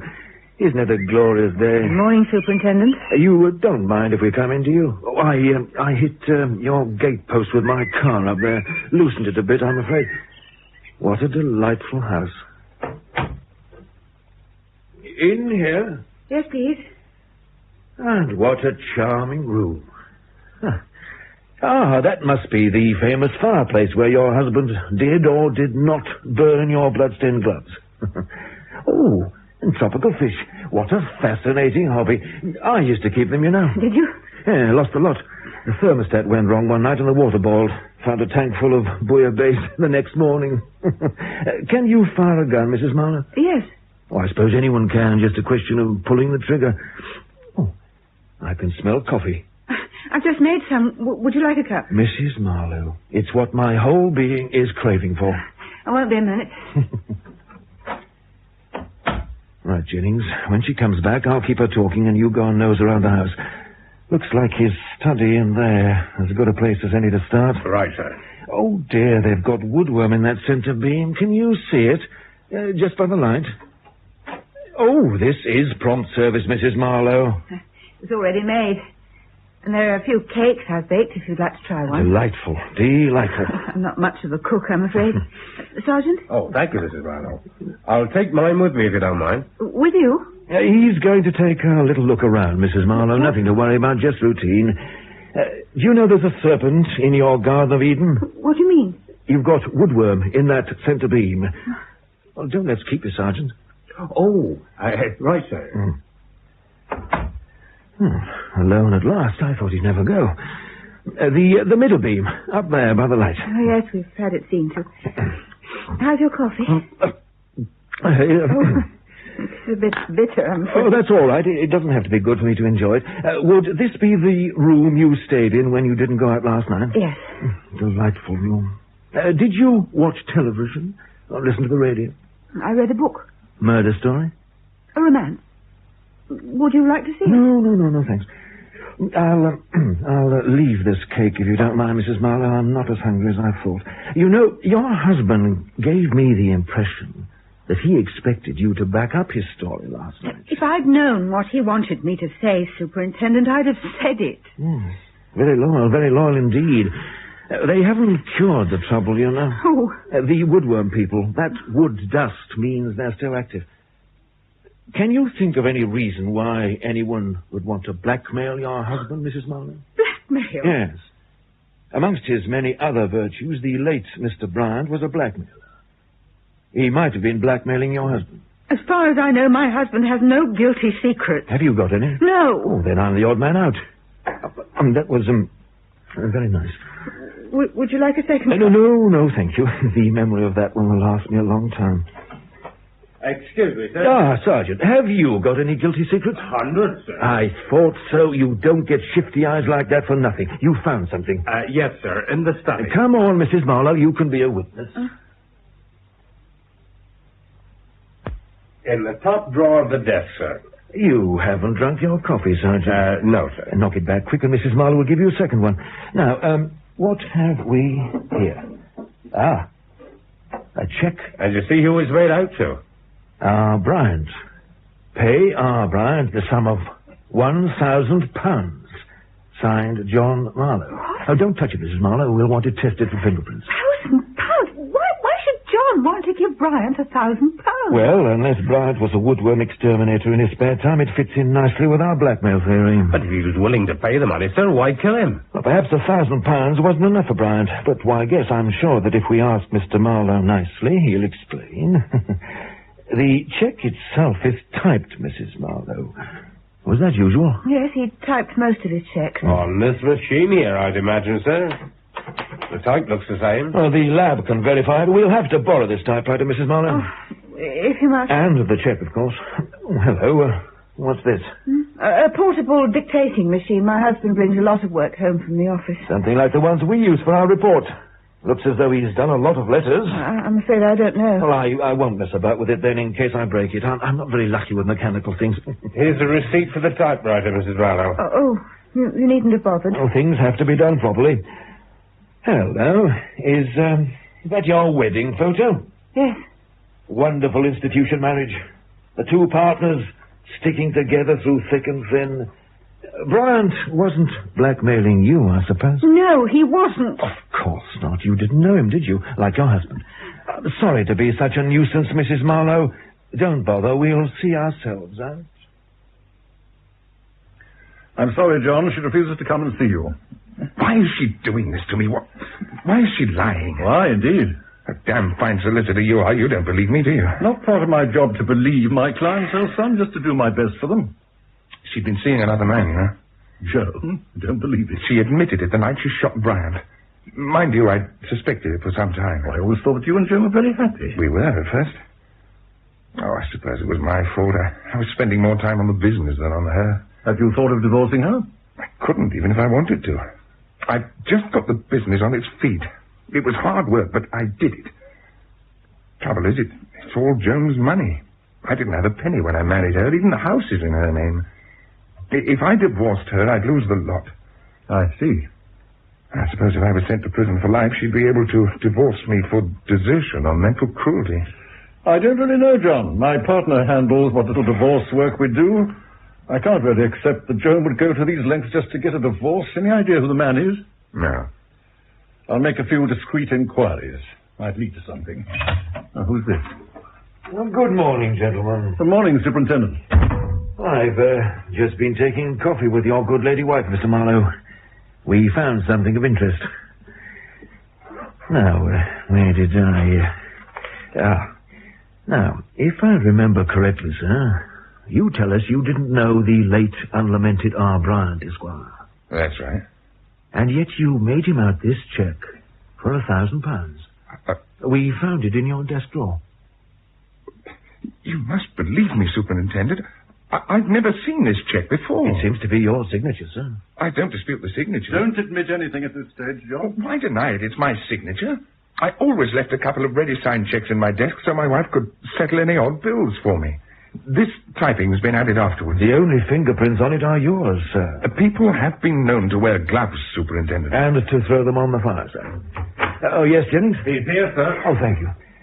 Mr. Marlowe, have you any objection to attending an identity parade? An identity parade? Why? You know this chap Webber, the other night walker, the man who found the body? He says he saw Bryant with another man in the woods the night before the shooting. But it certainly wasn't me. Well, then, here's your chance to prove it, sir. Webber's confident he'd recognize the man again. Oh, what do you say, David? Why not? As long as I'm allowed to be present, Superintendent. The more the merrier, sir. All right. Then I'll do it. Jolly good. All laid on, Jennings? Ready and waiting, sir. If you'd all come this way, please.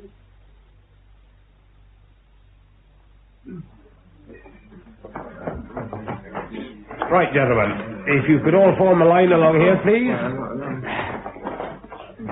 Are you satisfied with that, Mr. Marlowe, or do you want to change the order? I'm satisfied. Then take your place where you like, sir. All right. Good. The rest of you close up. Right. We're ready. Right, Sergeant. This way, Mr. Webber. Now take your time, sir. We're in no hurry.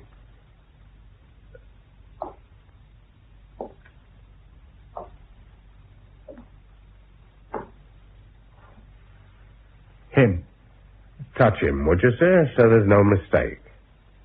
Thank you. Now, are you positive? I'm positive. He was in the woods with the other one. The one who was killed. He's lying.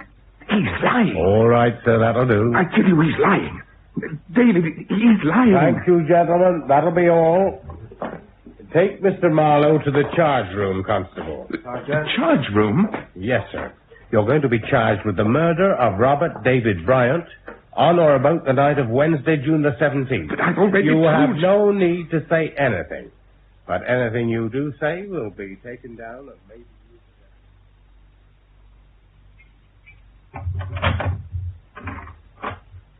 Visitor for Mr. Marlowe. David. Give me a shout when you're ready to come out, sir. Right. Hello, John. David. Well, I think I've got your defense fixed up. I saw Sir Alfred Pelham this morning. Pelham? But he's expensive, isn't he? Expensive but good. He's willing to take the case On one condition. Condition? He wants you to drop this story that your wife did the shooting. But it's the truth. It may be the truth, John, but it sounds like a lie. Pelham has had vast criminal trial experience. He says you'll end up antagonizing the jury if you try to put the blame on Jones. And if I do what Pelham says, he can get me off? Well, off the murder charge anyway. With a lot of evidence we can't dispute. Your telephone number in Brian's diary, the appointment for 11:30, the check. And if that wasn't enough, we've got Webber's identification. Pelham's pretty confident he can get the court to accept that you killed Bryant accidentally. He was blackmailing you. But he wasn't. He was blackmailing you. You had to meet him in the woods. You knew he was dangerous, so you took a gun to protect yourself. There was a struggle, and the gun went off accidentally. No. If I can't get off by telling the truth, then let them find me guilty of murder. I'm not lying my way into a manslaughter charge. Then we don't get Sir Alfred Pelham. Somehow we've got to get Joan to tell the truth. Tell me how, and I'll do it. She was meeting another man that night. If only we knew who it was. David. David, I know who it was. Who? It all fits, of course. Who are you talking about? Webber. Webber? I was meant to go back for that gun. I was meant to walk smack into the police. Now, who phoned the police to make certain they'd be there waiting? Webber. Who identified me as a man seen talking to Bryant? Webber. You see? It's an interesting theory. Theory? Well, where's your proof? What evidence can we offer to the court? Evidence. David, would a tape recording be evidence? What tape recording? Well, I've just remembered. God, what a fool I've been. It's been there all the time. The night of the killing, when Joan came in, I was using the dictating machine from the office. I forgot to switch it off. It was recording all the time. Everything she told me about killing Bryant is on that tape. Are you sure? Yeah, the machine's on the desk in my study. And it won't have been touched? No, Joan doesn't know how to work it. Now, listen. The controls are on the microphone. Yes, I know how they work. We've got one in the office. Joan's staying with her mother, isn't she? She won't be there. Oh, the better. Look, you've got my spare key? Yes. Now, keep your fingers crossed. With luck, you'll be out of here in a couple of hours. I'm ready, Constable.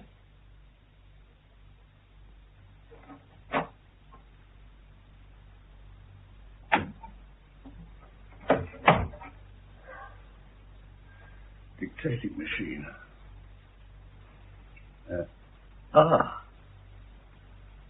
Tape's fully wound on, so let's wind it back a bit and see what we've got.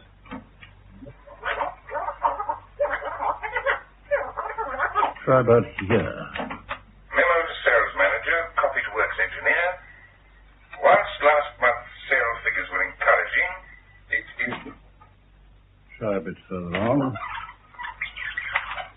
And can assure you that the balance of your order will be fully up to specification, full stop. Yours sincerely, Managing Director. Next letter. Thank you, Joan.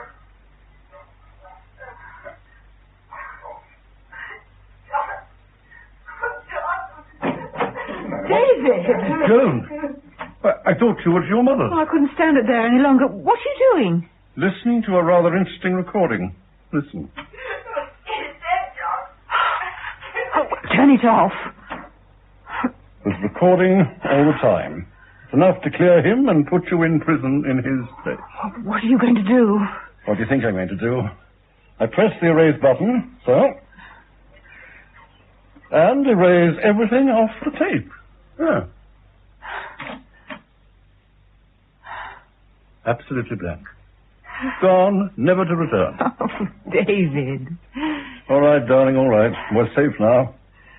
Thank goodness he told me and not the police. Poor John. He'll be so disappointed.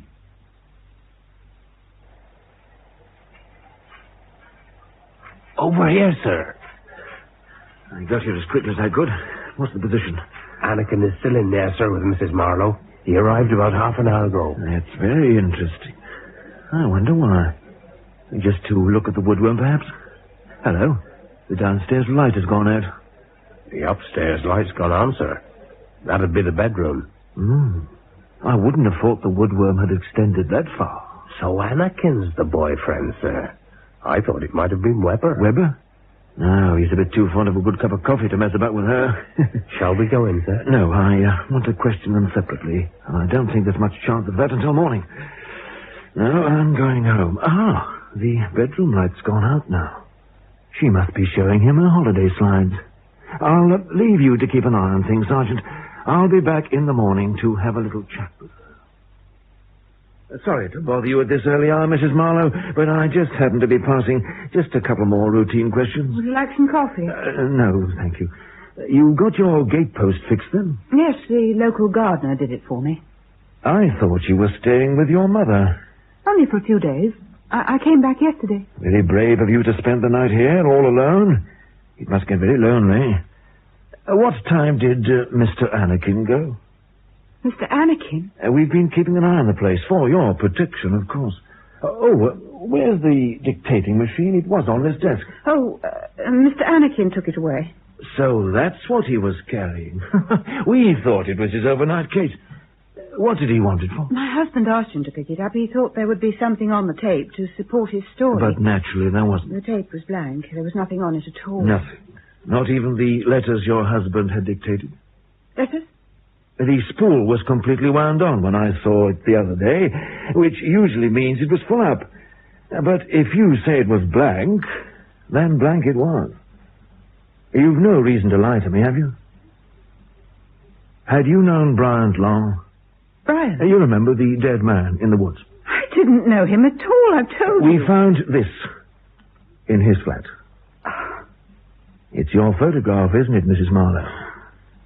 Do you still say you don't know him? JM 1130? That didn't stand for John Marlowe, did it? It stood for Joan Marlowe. Yes. Why don't you tell me all about it, Mrs. Marlowe, eh? The truth, this time.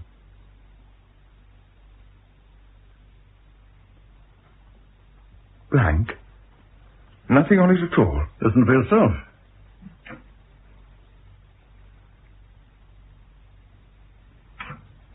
Not a sausage. You must have erased it. That was my last hope. I know, John. I'm sorry. So this is where you are, Mr. Anakin. How convenient. Do you own a white sports car? Yes. Why? I think I gave it a slight knock as I drove in, so nothing to worry about. A dapper white paint. It'll be as good as new. The tape was blank, I understand, Mr. Marlowe. How did you know? Your wife told me. I've just come from your house. You didn't tell me Joan was there, David? Oh, just for the night, sir. I expect she only stayed because she didn't want to leave Mr. Anakin there on his own. All night? You stayed there all night? Now, listen. Oh, dear. I have been tactless. The last thing in the world I want to do is to cause a split up between friends. It's a pity you didn't tell us about the tape, sir. It would have saved your friend the bother of erasing it. I'd advise you to pick your words with care, Superintendent. Much more carefully than your client picks his friends, eh? You know, framing a man you're supposed to be defending, even if he is your best friend, is sinking pretty low, even for a solicitor. You're being deliberately offensive, Superintendent Bishop. I shall report this conversation verbatim to the Chief Constable. Very well done, sir. Very well done. I'd really be worrying if I wasn't so sure of my facts. It's only fair to tell you that your girlfriend, Mrs. Marlowe, has finally decided to tell us the truth. She made a fresh statement half an hour ago. As it implicates you, Mr. Anakin, you'd better have a copy. There were reasons, Superintendent. Good reasons. You have plenty of time to tell them to us, sir. Plenty of time. Jennings. Sir? Take Mr. Anakin up to the charge room, would you? I'll be along in a moment, after I've had a few words with Mr. Marlowe. This way, please, Mr. Anakin. My best friend.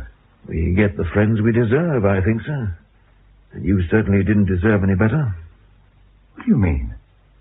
What I mean, sir, is that you hired Bryant to kill your wife, to lay in wait for her in the woods and kill her as she returned home. What? Unfortunately, your wife was nervous. She'd seen Bryant lurking about before, so she took a gun with her, and she used it. You must have had the shock of your life when she came walking in that night. You were expecting Bryant to come for his £1,000. Oh, this is nonsense. We've got plenty of proof, sir, including this.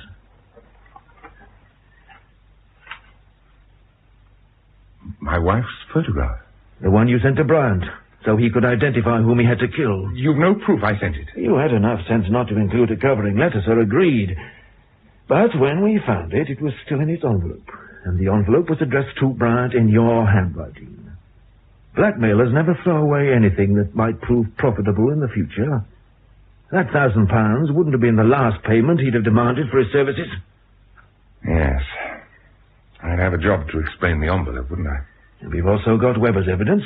He saw you talking to Bryant the previous night. That damned man, if he hadn't stumbled across the body so soon, I'd have got away with it. The sad thing is, none of it was necessary. Your wife was telling the truth when she said she'd chucked up her boyfriend. She'd finished with Anakin that night and was going to stick by you and keep her money in your precious business. But when you went out to look for the gun... I left the wretched check on my desk. Bryant's check. Yes. As soon as she learned the dead man's name was Bryant, she put two and two together and decided to change her story, which left you in a cleft stick. The only way out of it was to admit to us that you had hired Bryant to kill your wife. You'd like to make another statement, I suppose? Yes, I suppose so. Number 3, if my memory serves me correct. Come on, then. Oh, and if I were you, sir, I'd get another solicitor. In Cleft Stick by R.D. Wingfield, the part of Detective Superintendent Bishop was played by Douglas Blackwell. Detective Sergeant Jennings, Anthony Vickers. Joan Marlowe, Diana Olson. John Marlowe, Vernon Joyner. David Anakin, Rolf Lefevre. Police Constable, Anthony Hall. Webber, Sam Dastor. The play was produced by David H. Godfrey. Midweek Field. Adequate reasons.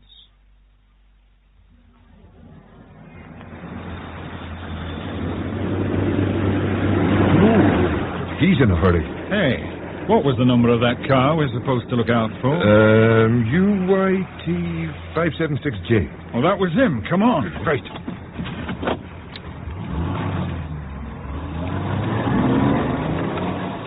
Oh, look at him. Go. Put the siren on. Yeah.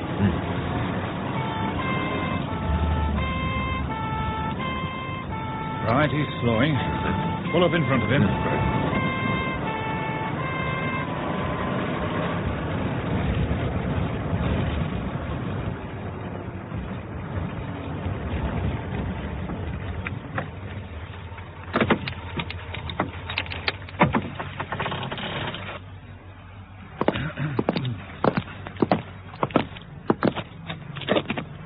Hurrying it on a bit, weren't you, sir? I might have been touching 40. Bit more than that, I'd say, sir. Are you going to charge me? Oh, I know, Then I'm not in the mood to listen to lectures. I'll drive more slowly. Good night. Just a moment, sir. Yeah? Is your name Hallett? David George Hallett? Yes, why? We've been asked to look out for you, sir. Would you please phone your home as soon as possible? Phone my home? Why, what's wrong? That's all I know, sir, just to ask you to phone. If you continue up this road for about 4 miles, you'll see some public kiosks outside an all-night garage. And I wouldn't go quite so fast this time, sir. Good night. Good night.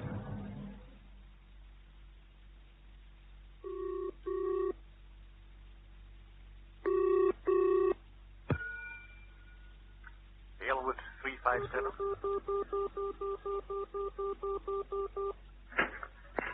Hello, Claire? Who's that speaking, please? Who's that? I dialed Hayward 357. You've got the right number. What's your name? My name is Hallett. I live there. Who the devil are you? I want to speak to my wife. One moment, please, Mr. Hallett. Mrs. Hallett? David, Claire, who was that man? a policeman. A policeman? What's happened? Can you come home, David?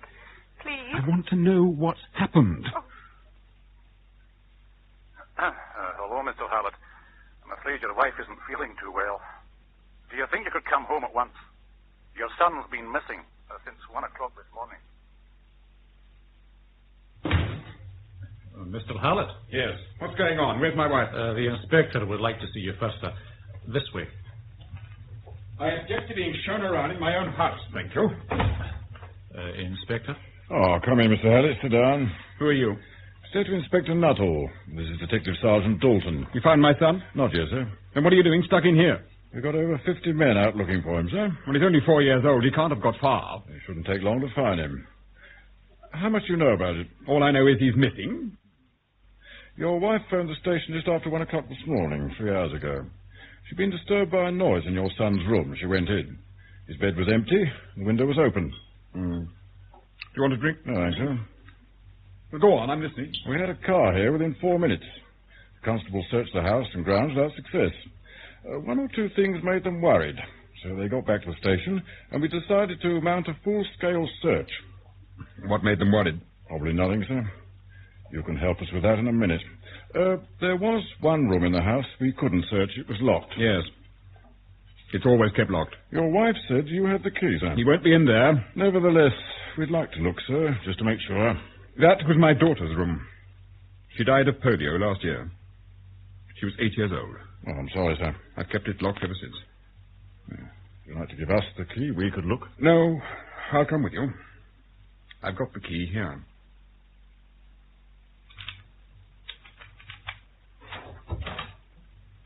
Here we are. Thank you, sir. Just an ordinary room. There's a photograph, sir. Put it down. Sorry. But can't we hurry it up? I haven't been in here since she went. I'll take a minute, sir. What's in this chest? Oh, her toys and some books. All right if we look? Why not? All right, Sergeant. You see? Just books and toys. I'll have to get this room cleared out. It's pointless hanging on to all this junk. That's all I want to see in here. Thank you, sir. Very well. Could we just go into your son's room for a moment, sir? There's something I would like to show you. Just as you wish. This is how you found it? Yes. Little devil. He's obviously climbed out through the window. Has he ever wandered off before, sir? Yes. A couple of times. You know what kids are. Once some of your chaps found him halfway up the arterial road on his tricycle. Yes, we know about that. And the other time, he got into that empty house on the corner. My bet is you'll find him in there, fast asleep. We've been over that house, sir, with a fine-tooth comb. He's not there. Would you come and have a look at this window? What about it? He's always left open as much as this, sir. Oh, I shouldn't think so. Well, your wife says she shut it when she put your son to bed. Well, then he must have opened it. There, I've closed it. Now, try and open it, sir. Bit stiff. You think a 4-year-old boy could have opened it? What are you getting at? Oh, just a possibility we have to consider, sir. But perhaps someone opened the window from the outside and took your son away. You police are all the same. You always love to blow everything up into a big mystery, don't you? A kid of 4 has wandered off. You can't find him, so now he's kidnapped. But I'm going out to look for him. I bet I can accomplish more in 10 minutes than you've achieved in 4 hours. David. There. Now, how the devil did this happen? I've told you to keep that window shut. Of course he'll climb out. What kid wouldn't? Oh, David. Oh. I'm sorry, Anne. Don't upset yourself. I'm going out with these chaps to look for him. Now, who can that be at this time? Excuse me.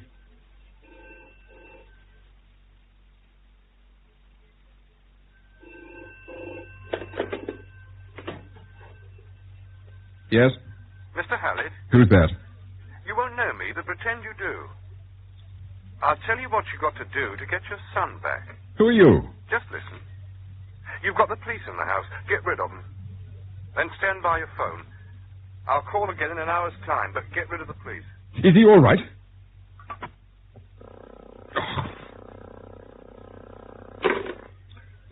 Who was that, Mr. Hallett? Huh? Who was that on the telephone? Oh, a friend. He wanted to know if there was any news. We're going to need your maximum cooperation, you know that. If you keep anything from us, it's going to make it very difficult. Yes. Yes, I understand that. I don't think I'll come with you, Inspector. My wife shouldn't be left alone. Now, if you've got 50 men out looking for my son, then all that is possible is being done. As you wish, sir. Come on then, Sergeant. We'll have to manage without Mr. Hallett's help. I'll call again tomorrow, then. Good night. Try not to worry, Mrs. Hallett. Good night.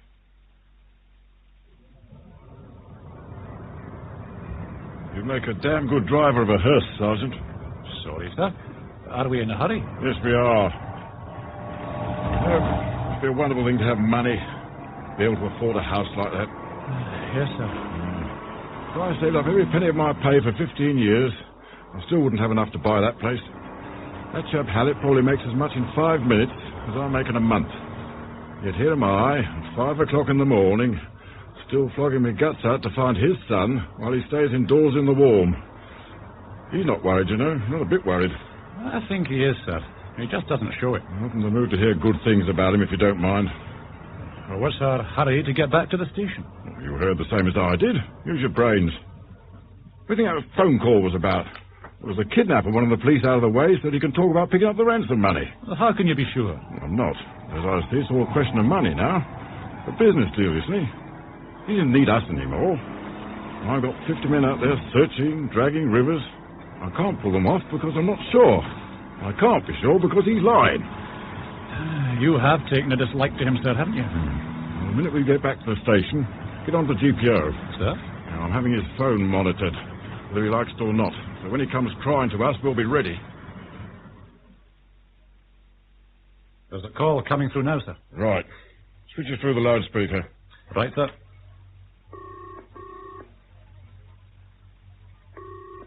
Listen. Haywood 357. Mr. Hallett? Yes. All on your own? My wife's here. Poor woman. She must be very upset. You didn't tell the police about me, did you? No. No, of course not. You want your boy to live, don't you? Now, this is what you've got to do. You're listening, aren't you? Yes. What do you want? £10,000 in £1 notes. The older the better. Here we go. I haven't got £10,000. I could scrape together 5,000. Always the businessman. Haggling when his son's life's at stake. I'm offering you top-quality merchandise. The price is very fair. Now, listen. No, you listen. It's late and I want some sleep. Your bank shall be open for business in about 4.5 hours' time. You'll go there with that nice brown briefcase of yours and draw £10,000 in unmarked notes. You'll drive with it to Waterloo Station and wait underneath the big clock. That's my boy. Then what? Just wait. I'll get in touch with you. What proof have I that you've got my son? He's wearing orange and red pyjamas. He must have had egg for his tea. He spilt some down the front. Ask your wife. She'll confirm. All right. I'll do what you say. Good. All right, switch it off. Tracing the call, are they? This should be them. Dalton? Yes. Good. Right. Thank you very much. Fine. Goodbye. The call was made from a public call box on the corner of Lakesome Road, about a mile from Hallett's place. Where's the map? There. We could get a crime car there in 2 minutes. If we mess things up, we never hear the last of it. Let him get his son back first. In the meantime, we'll be watching every move he makes. Oh, look at the time. Gone 6 o'clock. Well, I'm going to get my head down for a couple of hours. We've got a very busy time ahead of us. What time are you expecting him, sir? In about half an hour. Yes? Can it wait, Smith? Mr. Hallett's here to see you, sir. He says he telephoned you. Oh, dear. Earlier than we thought, Sergeant. Ask him to wait, will you? Certainly, sir. Can't be helped, sir. I've got the numbers of some of the notes. I don't want him to see me, though. Can I get out through that door? Yes, through the general office and out the side door. Well, thank you once again for the bank's cooperation, sir. In the circumstances, Sergeant, it's a pleasure. Goodbye. You can show Mr. Hallett in now, Smith. He's in the bank now, sir. I saw him arrive. Look at that car. A beauty, isn't it? That car costs more than my house. And my house won't be mine until I'm 60. I bet he changes it every year. Probably, sir. Did you get all the serial numbers? No, sir. Only about a third of them. Why not the lot? Well, they were all old notes, but no consecutive numbers. It would have taken hours to get the lot. All the station's full of layabouts and loafers drinking tea in the warm. You'd have had all the help you wanted. Oh, sorry, sir. I didn't think... You want to try it? He's coming out now, sir. I can see him. Let him have a bit of a start. Right, sir. Ah, there he goes. Yes, I can see him, sir. Well, then get a move on. Oh, no. You have to wait for every old lady who wants to cross. Oh, get a move on, dear. It'll take us 5 minutes to step off the curb. Oop, don't strain yourself, dear. Come on. Where is he? I think we've lost him. You think we have? I know darn well we have. You better drive to Waterloo Station, Sergeant, and hope and pray he'll be there waiting.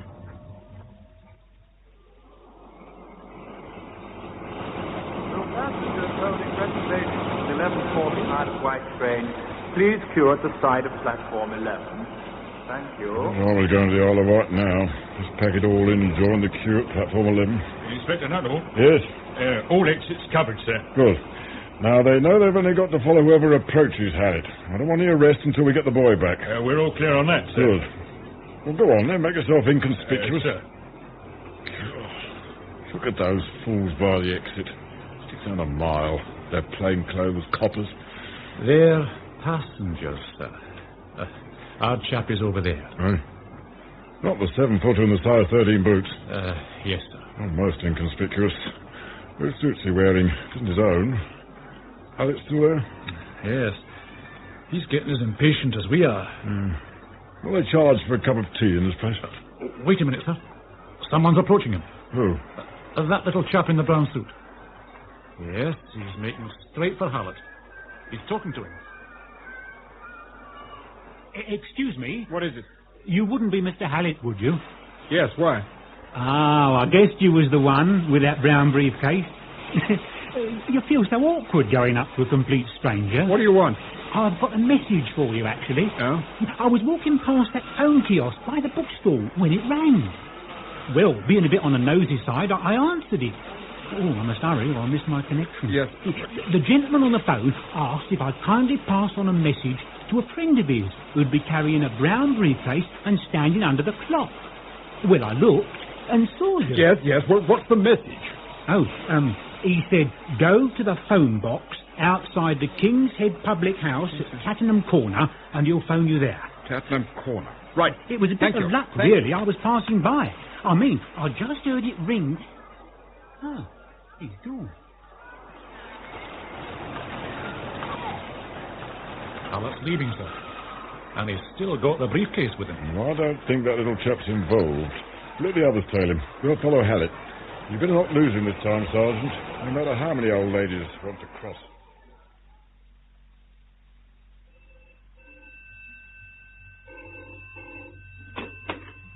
Yes, Hallett speaking. I told you, no police. I haven't been to the police. You must want your son dead. I want him back.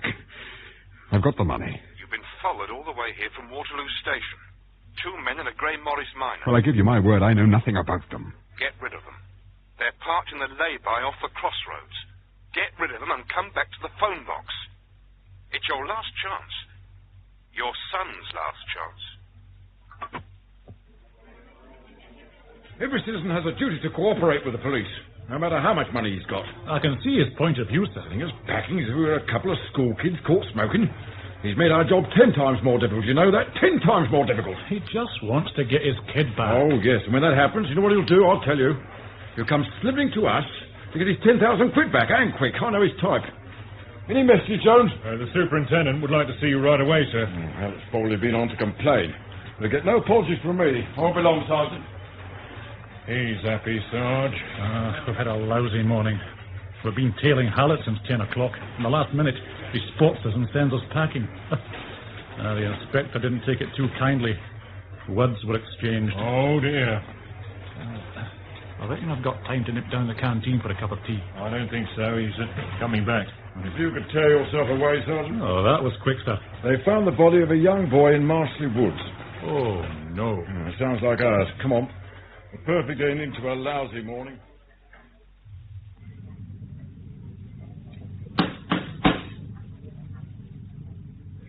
You've got earth on the back of your trousers, Sergeant. Oh, thank you, sir. It's you. Good afternoon, Mr. Hallett. Can we come in, please? I've told you before, stay away from Just a minute, sir. Have you paid the ransom? Yes. What's the arrangement for getting him back to you? They'll phone me. Taking their time, aren't they? Look, Inspector Nuttall, I told you before, until my son is returned, I don't want to talk to you. Now, please go. We've found him, sir. Mark? You found Mark? Hey, Claire! Claire? No, sir. What is it? They found him, Claire. What's the matter, Inspector? I'm very sorry, sir. You're not telling me... I knew it. I knew it all along. I knew it. You interfering swine. He said he'd kill Mark if the police were involved. You killed my son? No, sir. Why, I ought to... Stop it. Stop it. It was nothing we did, sir.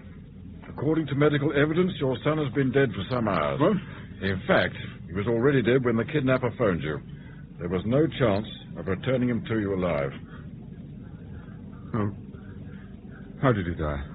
We don't know yet, sir. We're still waiting for the pathologist's report. Oh, David. Oh, David. We'd better go inside, hadn't we? We're doing no good standing here on the doorstep. Sorry to have kept you, Inspector. How's your wife now, sir? The doctors put her under sedation. Drink? No. I think I will. We'll have to ask you to formally identify your son, sir. Yes. Just routine, sir. I'm afraid there's no doubt about it. Where did you find him? In the woods, about a mile away. He's under a pile of leaves. One of the foresters found him. And you don't know how he died? Not yet, sir, no. I couldn't bear to think that he suffered. I don't think he did, sir. Do you feel up to answering some questions? I want to help.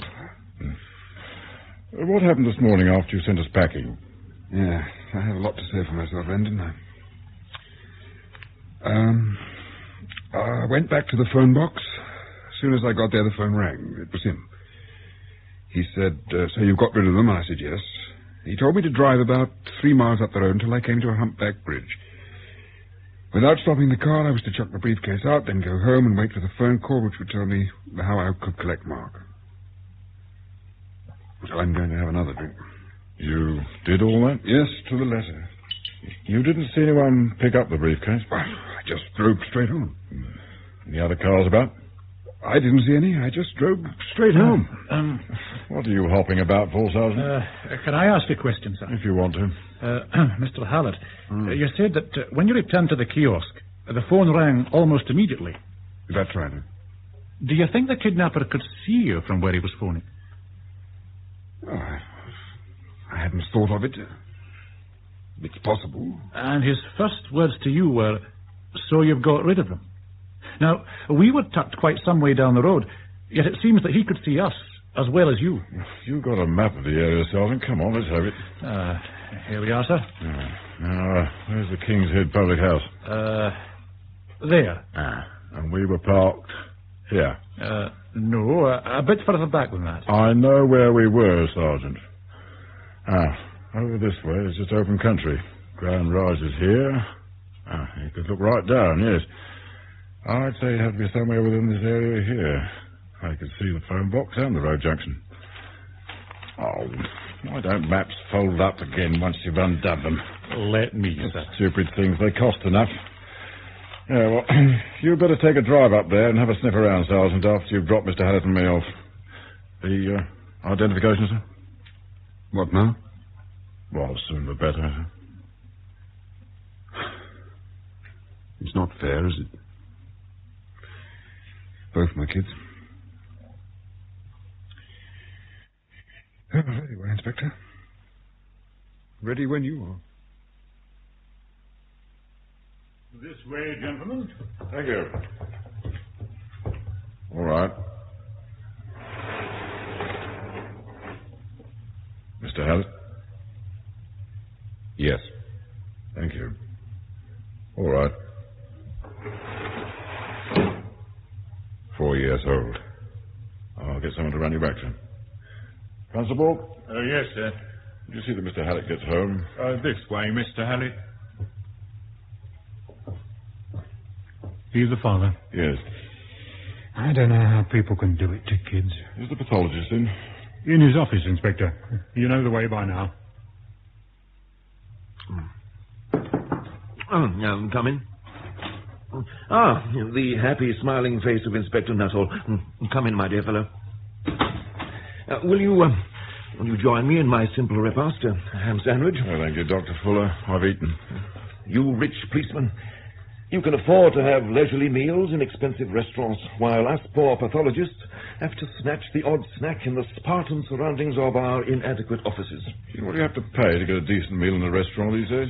More than you paid for your house? Huh? Sit down, my dear fellow, sit down. Do you mind removing this glass jar and its revolting contents from under my nose? No, this would interest you. No, it wouldn't. Put it away. Oh, there we are. Now, to what do I owe the honour? You done the PM on the kid yet? All finished. My report is being typed up now. What's the verdict? Suffocation. Damn. What's up? I can't undo the top of my thermos. That's better. I'm willing to sacrifice the second cup, which I look forward to and always enjoy, if you'd like one. No, thank you. This place puts me off eating and drinking. Suffocated, you say? A pillow or a cushion had been pressed over his face. He struggled a bit. You can see the bruising on the back of the neck where he was gripped. Couldn't possibly be an accident, then. What?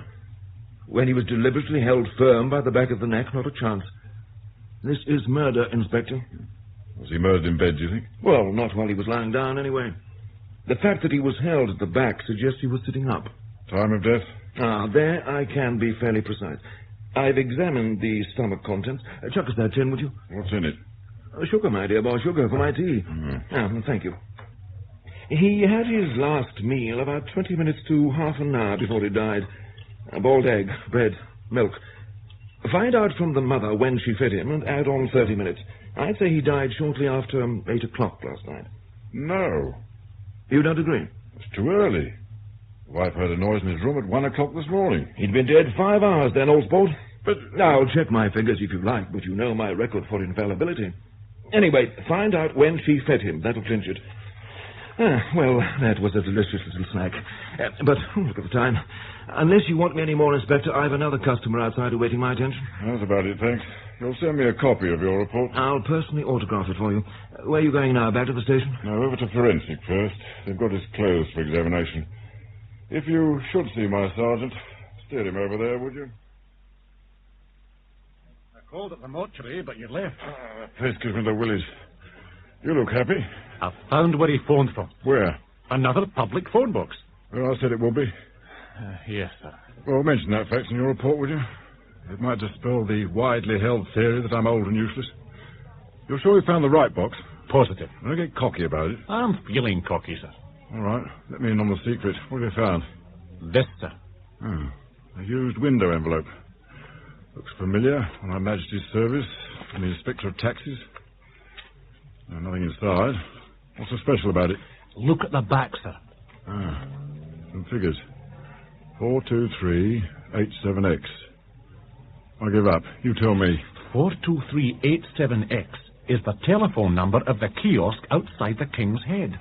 The kidnapper would have taken a note of the number to phone Hallett. Where did you find it? It was too easy. On top of the directories by the side of the phone.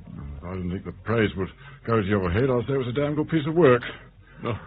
You had the envelope checked for fingerprints? Yes. Nothing recognizable, I'm afraid. Oh, we mustn't hope for too much. At least we know the murderer pays tax. Oh, come now, sir. All right, Sergeant, I know. Postmarked the 26th of last month. And if the tax office can give us a list of the people they wrote to on that day, it'll be a start. I suppose no one saw a strange car hanging about near the phone box this morning? As a matter of fact, they did, sir. Well, don't tell me our luck's changing. 2 of the locals noticed a white open sports car parked further along the road. A flashy thing, by all accounts. It stuck in their minds. Right. You got the make, registration number, engine number? You're being greedy, sir. I'll break at last, Sergeant. Well, while our luck's holding, let's go and see what forensic can tell us about the boy's clothes. This is what he was wearing, Inspector. Pajama jackets, trousers, and a vest. Yes? They were newly washed and ironed when he put them on yesterday, which was a great help. We ran the vacuum over them, and we've got quite a few interesting specimens. Like what? Well, this, for a start. It might help you. They look like long grey hairs. That's right. From a cat. The Harlots have got a cat. A grey one? I'm afraid so. Well, we can probably eliminate that as a clue. Perhaps you could get me a few hairs from the cat for comparison. My sergeant will see to it personally. What are these?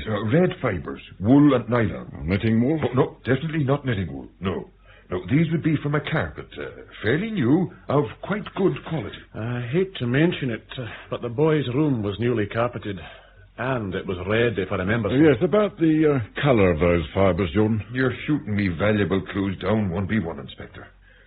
There were 1 or 2 human hairs, but I was able to verify that they came from the boy. Well, I've saved the best to last, so fingers crossed. Now, we got these samples from his pajamas, his hair, his eyebrows, his lips. Pieces of fibre from a car rug. There. This could be something. Now, my guess is that the body was completely wrapped in the car rug and then transported to the woods. I can't quite make out the colours. They're blue and grey. But we feel it's more than likely the car rug will be blue and grey checked, with red outlines to the squares. You can see the odd bit of red here and there. You got that description, Sergeant? Yes, sir. We'll have to circularise motor accessory shops and garages. It's worth a try. Now, this rag, is it old, new, what? I can tell you this. It's never been washed or dry cleaned since new, and it's had some motor oil spilt on it. Anything else? Isn't that enough? To start. You'll send me one of your incomprehensible reports, I suppose. It should be in your office now, Inspector. Good. Right, Sergeant. You get off to the tax office now and get a list of everyone they wrote to on the 26th. You're not coming, sir? No. I've got to go back and have a few more words with Mrs. Hallett.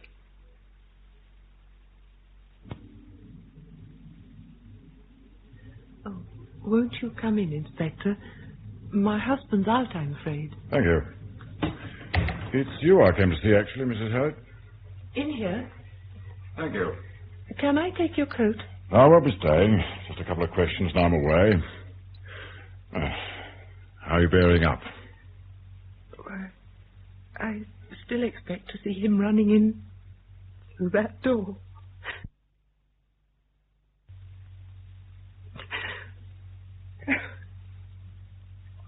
Oh, I'm sorry, Inspector. I'm embarrassing you. Not at all, Mrs. Hallett. Just wish there was something I could say that would help. You mentioned some questions. Yes. They may sound pointless, but they are important. You gave Mark his tea before you put him to bed yesterday. Yes. What time would that be? When I gave him his tea? Yes. About 7 or 7:15. Could you be precise? Well, he had an egg. Yes, I remember. I timed his egg by the clock, and it was exactly 7:10 when I put it in the water. So, give or take a minute, it would be 7:15, as I said. And he ate it straight away? Yes, he loved eggs.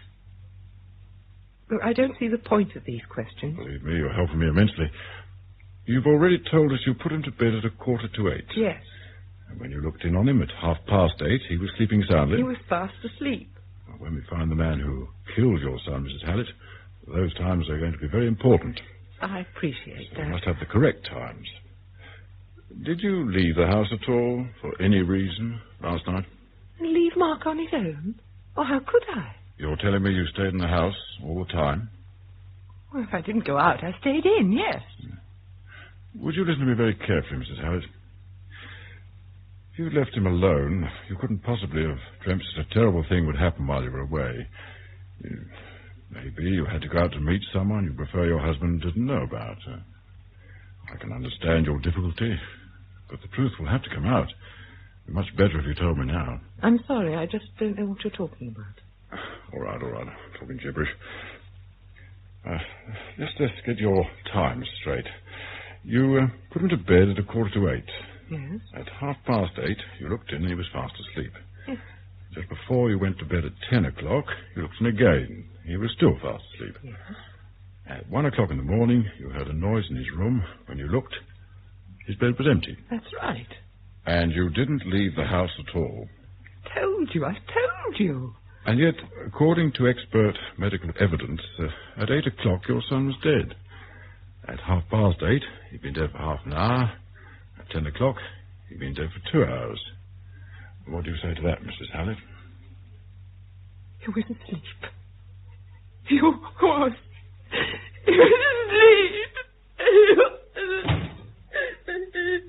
What's going on here? Oh, I'm sorry, sir. I'm afraid I upset your wife. Are you all right, Claire? No. I think you'd better go, Inspector. I'm very sorry, Mrs. Hallett. I should have been more tactful. Perhaps I could talk to you again when you're feeling better. According to her, the boy was alive and well hours after the pathologist had him dead and buried. Imagine trying to sell that to a court. I don't know why she's lying, but... How many times have I told you not to bring chips into the office? That fatty smell clings to everything. Sorry, sir. I've had nothing to eat all day. Well, then go out and get something to eat. Don't bring it in here. Turns my stomach, that smell. How'd you get on the tax office? Very well. They were most helpful. That makes a change. I went through all their files for me and produced a list of everyone they wrote to on that day. And the number of letters they send out. It's fantastic. Half of them come to me.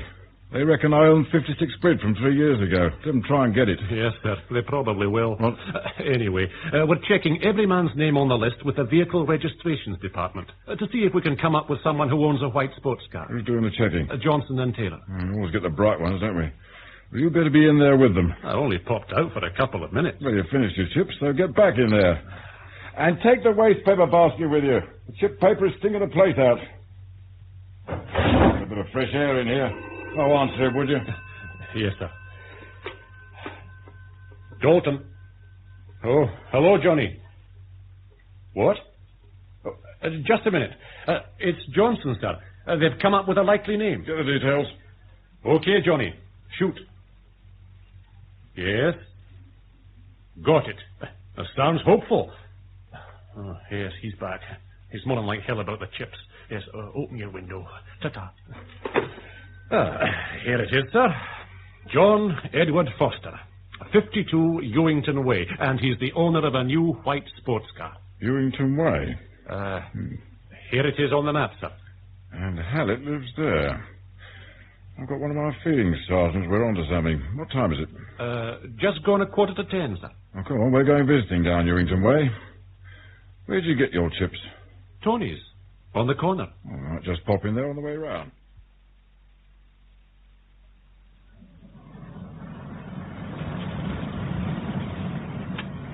There it is. Number 52. And there's the white sports car in the drive. Beautiful cars, aren't they, sir? You spent less on chips. You might be able to afford one. Oh, you'd better wait here. I think I'd like to see this joker on my own.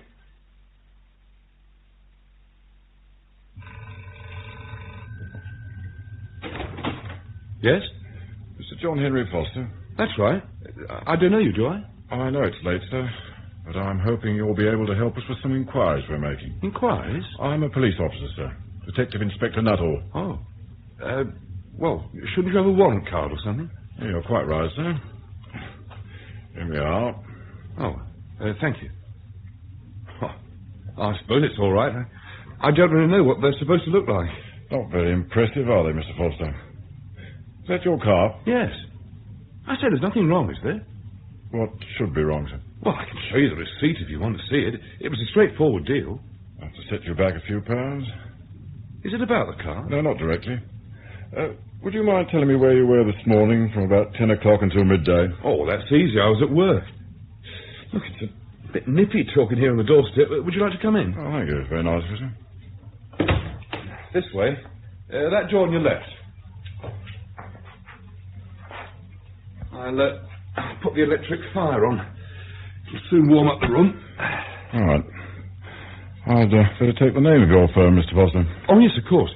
Norton Phosphates at London Wall. Oh, London Wall. Oh, yes. I know. Thank you. You've no objection to my approaching them? No, of course not. My office manager's a Mr. Bishop. Can you tell me what this is all about? Do you live here all alone, sir? Well, with my mother, but she's off on holiday this week. I see. Ooh, which reminds me, I've got some soup on the gas. Is it all right if I give it a stir? Oh, go ahead, sir. Yeah, I'll make some tea while I'm there, shall I? Oh, I wouldn't like to trouble you, sir. Oh, it's no trouble. There's some magazines in that rack. Magazines? Racing motorist. Speed. Very classy. What was that? Mr. Foster? Oh, my God. Foster, come back! Sergeant! Sergeant, get him!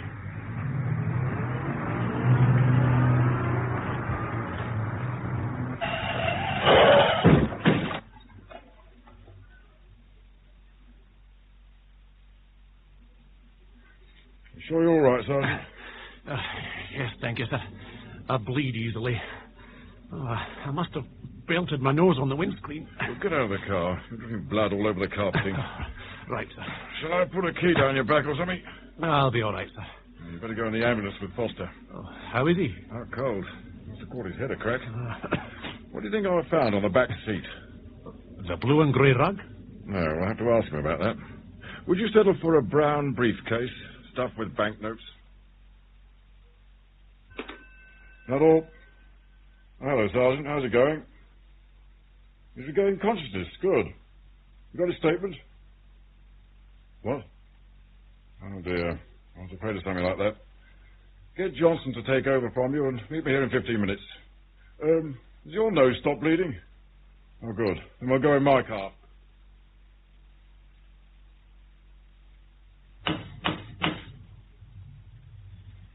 They must have gone to bed, sir. We should be if we had any sense. Try again.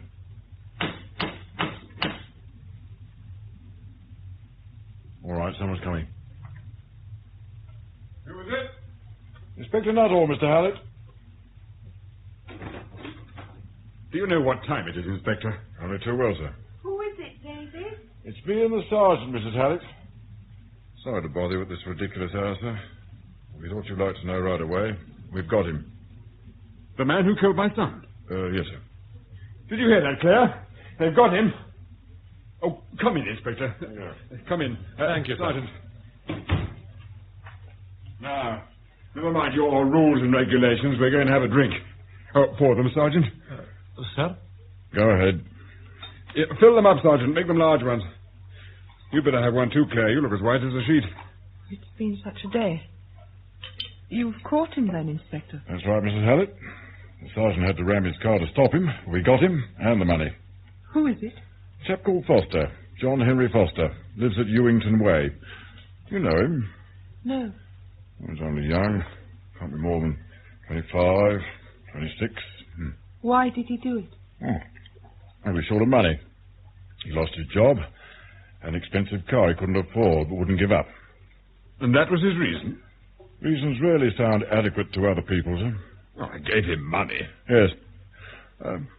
What colour is your car, rug, sir? My car rug? Yes. Red. Just plain red? No other colour? No, just plain red. Why does it matter? Well, I thought it might have been blue and grey. I did have a blue and grey one. Checked with some red in it.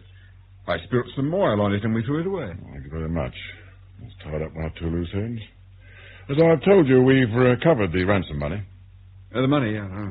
Mr. Hallett, I'd like you to come down to the station with me to identify the briefcase. I'll look in tomorrow. I'd like you to do it now, sir. Now, at this time of night?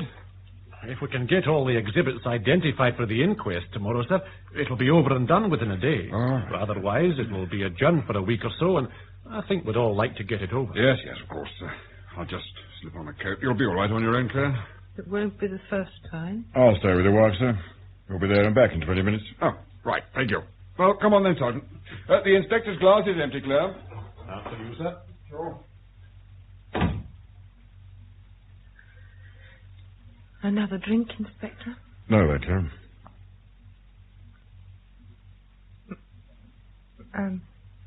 Must I go to the inquest tomorrow? There won't be an inquest tomorrow, Mrs. Hallett. We're putting it off for a week. But you've dragged my husband out. Yes, still he'll enjoy the ride. Besides, I want him out of the way for a while. I imagine he can be quite violent when he likes. Violent? I didn't want him to be here when I charged you with the murder of your son, Mark. Tell me, Mrs. Hallett, why did you kill him?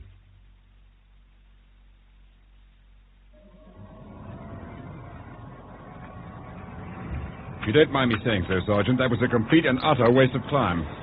Sorry about that, sir. I forgot they would have locked the briefcase away for the night. Still, we haven't been long. Oh, you've got a visitor. This time of night? There's a car outside your door. Hey, that's the doctor's car. Something's happened. Claire, are you all right? Oh, back sooner than I expected, sir. What's the doctor doing here? I'm afraid your wife is not too well, sir. Well, how do you mean? She's very disturbed. The doctor's with her now. You upset her the last time you were here. What have you been saying? Tell Mr. Hallett about Foster's statement, Sergeant. Well, what's that got to do with it? He's admitted to demanding and receiving the ransom money, sir. He could hardly deny that, could he? You found it on him. But he does deny being concerned in any way with the death of your son, Mr. Hallett. What you expect him to? You really expect him to be proud of killing a 4-year-old kid? You give me 5 minutes with him, Inspector, that's all. 5 minutes, I'll make him admit it. Sergeant. According to his statement, he went out for a drive in his car yesterday evening. He stopped in the woods for a quiet smoke when another car pulled up a few yards away from him. A woman got out, carrying a bundle. She didn't see him, but he recognized her. It was your wife. Claire? He watched her bury this bundle under a pile of leaves. He waited until she'd driven off. Then he had a poke around. The bundle was the body of your son. No. His first thought was to call the police. But then he realized what a heaven-sent opportunity this could be to solve his financial problems. So, he phoned you and demanded a ransom. You knew your wife couldn't give him away, sir. He's lying. We've learned not to believe everything we're told, sir. Not without checking, anyway. His story checks. He said the bundle was originally wrapped in a blue and grey car rug. Our forensic staff found blue and grey fibres all over the body. Which proves what? Well, when we found the blue and grey rug in the boot of your wife's car, sir, it proved a lot. Well, there must be thousands of those car rugs. She's admitted it, sir. What? She's admitted to killing your son. But why? Why would she do that? She's been ill for quite some time, hadn't you noticed? Well, I don't spend a lot of time at home. I don't suppose you've been right since you lost your daughter last year. Everyone was so kind to her when that happened. As I see it, she missed the kindness. She just wants a little bit of sympathy. She killed my son. Just to gain sympathy. As we've said, sir, reasons are rarely adequate when we try to explain them to other people. This way, please, Mrs. Hallett. Inspector? Yes, Doctor? I'd like to get her off to hospital right away. I'm very worried about her mental state. Okay. You want to go with her, Mr. Hallett? No.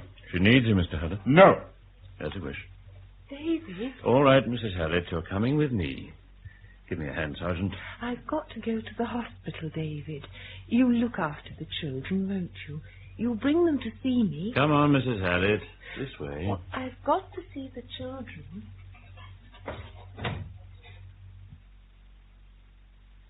I'll never forgive her, Inspector. I'll never forgive her. The funny thing is, sir, she seems to put most of the blame on you. Isn't it ridiculous? In Adequate Reasons by R.D. Wingfield, Detective Inspector Nuttall was played by Frederick Treves, Detective Sergeant Dalton, John Sampson, David Hallett, John Pullen, Claire Hallett, Alethea Charlton, Dr. Fuller, Douglas Blackwell, a man at the station, Martin Friend, John Foster, John Rye, Mr. Jordan, J.J. Murphy, Bank Manager, Anthony Higginson, and Police Constable Jones, Julian Fox. Other parts were played by members of the cast. Midweek Theatre. We present Murray Ney and Barbara Cooper in The Weather for Murder by Philip Levine. Oh, Miss Pierce. Just coming, Mr. Rayton. Won't be a moment. Yes, Mr. Rayton. Something else you'd like? Just my bill, please. Time I was back in the shop. Busy, are you? I've a pile of prescriptions that high. In July?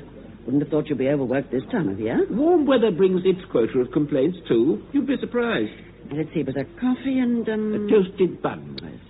I promised myself I'd lay off the starch, but whenever I come in here, my resolutions fly out of the window. Still, this little place is like an oasis in the desert. I don't know what we'd do without you. That'll be 10pence. Cheap at half the price. See you at tea? Yes, thank you, Mr. Rayton. Say, miss, what's happened to my order? I didn't take it, did I? No, it's the other lady, the short, thin one. Oh, dear. Waiting about 10 minutes now. Oh, coffee, was it? No, a pot of tea and a round of toast. Oh, I expect it's on its way. I'll go and hurry it up. Millie, have you seen my sister? Wasn't she in the shop, Miss Sarah? Well, if she was, I'd hardly come out of the kitchen, would I? Oh, here. Isn't there a typing machine upstairs? Very probably. Now, I want a pot of tea and a round of toast, and be quick about it. Right, Mum. Elsie! Elsie! Elsie! Oh, Elsie. Oh, did you call, Sarah? Did I call? I've been shouting myself silly for the past 2 minutes. Really? I was concentrating. What on earth are you doing? I had a sudden inspiration. The most brilliant idea. Oh, surely it would have kept till later. You know I rushed off our feet between 10 and 11. It's bad enough for the two of us. I can hardly cope on my own. This is the most ingenious idea, Sarah. A whodunit, and it's set in one of those laundrettes. You know, where people take their laundry. Well, I'm afraid I can't stop and chatter now. Yes, but Sarah... Later, dear, later. Now leave that and come along down.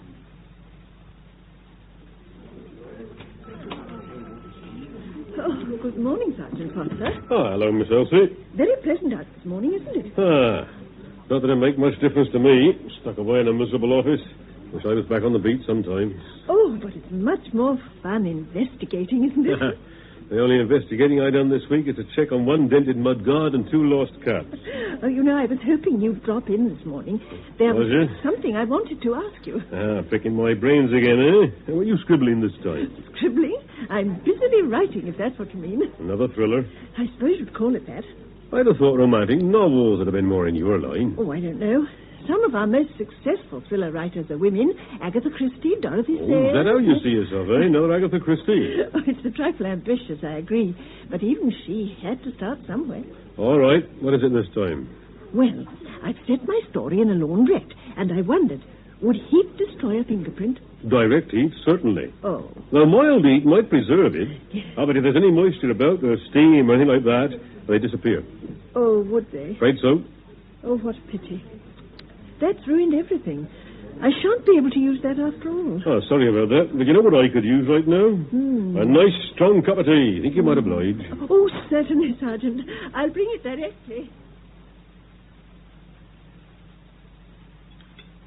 Oh, Millie, is the roast in the oven? Yes, ma'am. It's cream of celery today. You haven't forgotten? Oh, no, Miss Sarah. Cream of celery, roast or curry, date pudding and cheese to follow. That's right.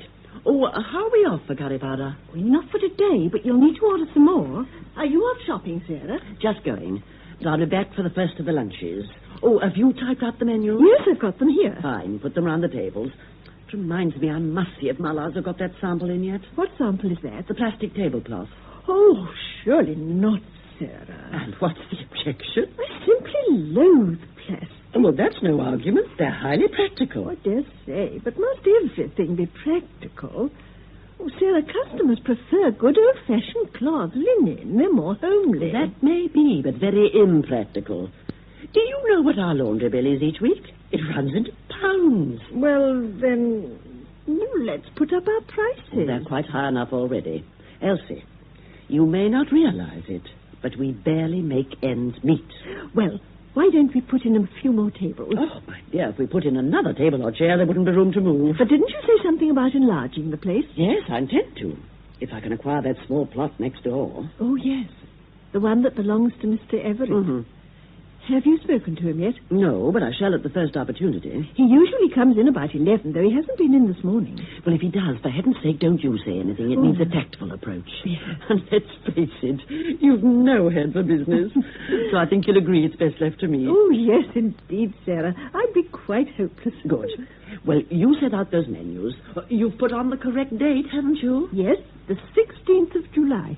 Fine. Then when you've done that, I shall have your coffee. Oh, don't leave the shop, will you? Oh, no, Sarah. I'll see you shortly. Oh, I'm sorry, Miss Sarah. Good morning, Mrs. Clark. Good morning, Miss Elsie. Oh, I forgot the donuts when I was in earlier. They haven't all gone, have they? Oh, no, there's half a dozen left. Well, I take them then. Oh, my, it's been such a morning in the post office. I ran out of 7 8 insurance stamps. Good morning, Elsie. Oh, hello, Mr. Everett. If you'll find yourself a table, I shan't keep you long. Thank you. There's no hurry. That'll be 1 and 6, Mrs. Clark. That's it, then. Well, thank you so much. Morning, Mr. Everett. Good morning, Mrs. Clark. The usual, Mr. Everett. Please. Oh, I seem to have missed the rush. Yes, we were frightfully busy earlier on. I was just about to have my coffee, too. Oh, well, join me if you like. Oh, may I? Anything with your coffee? Just a plain bun, I think. Right. I shan't be a jiffy.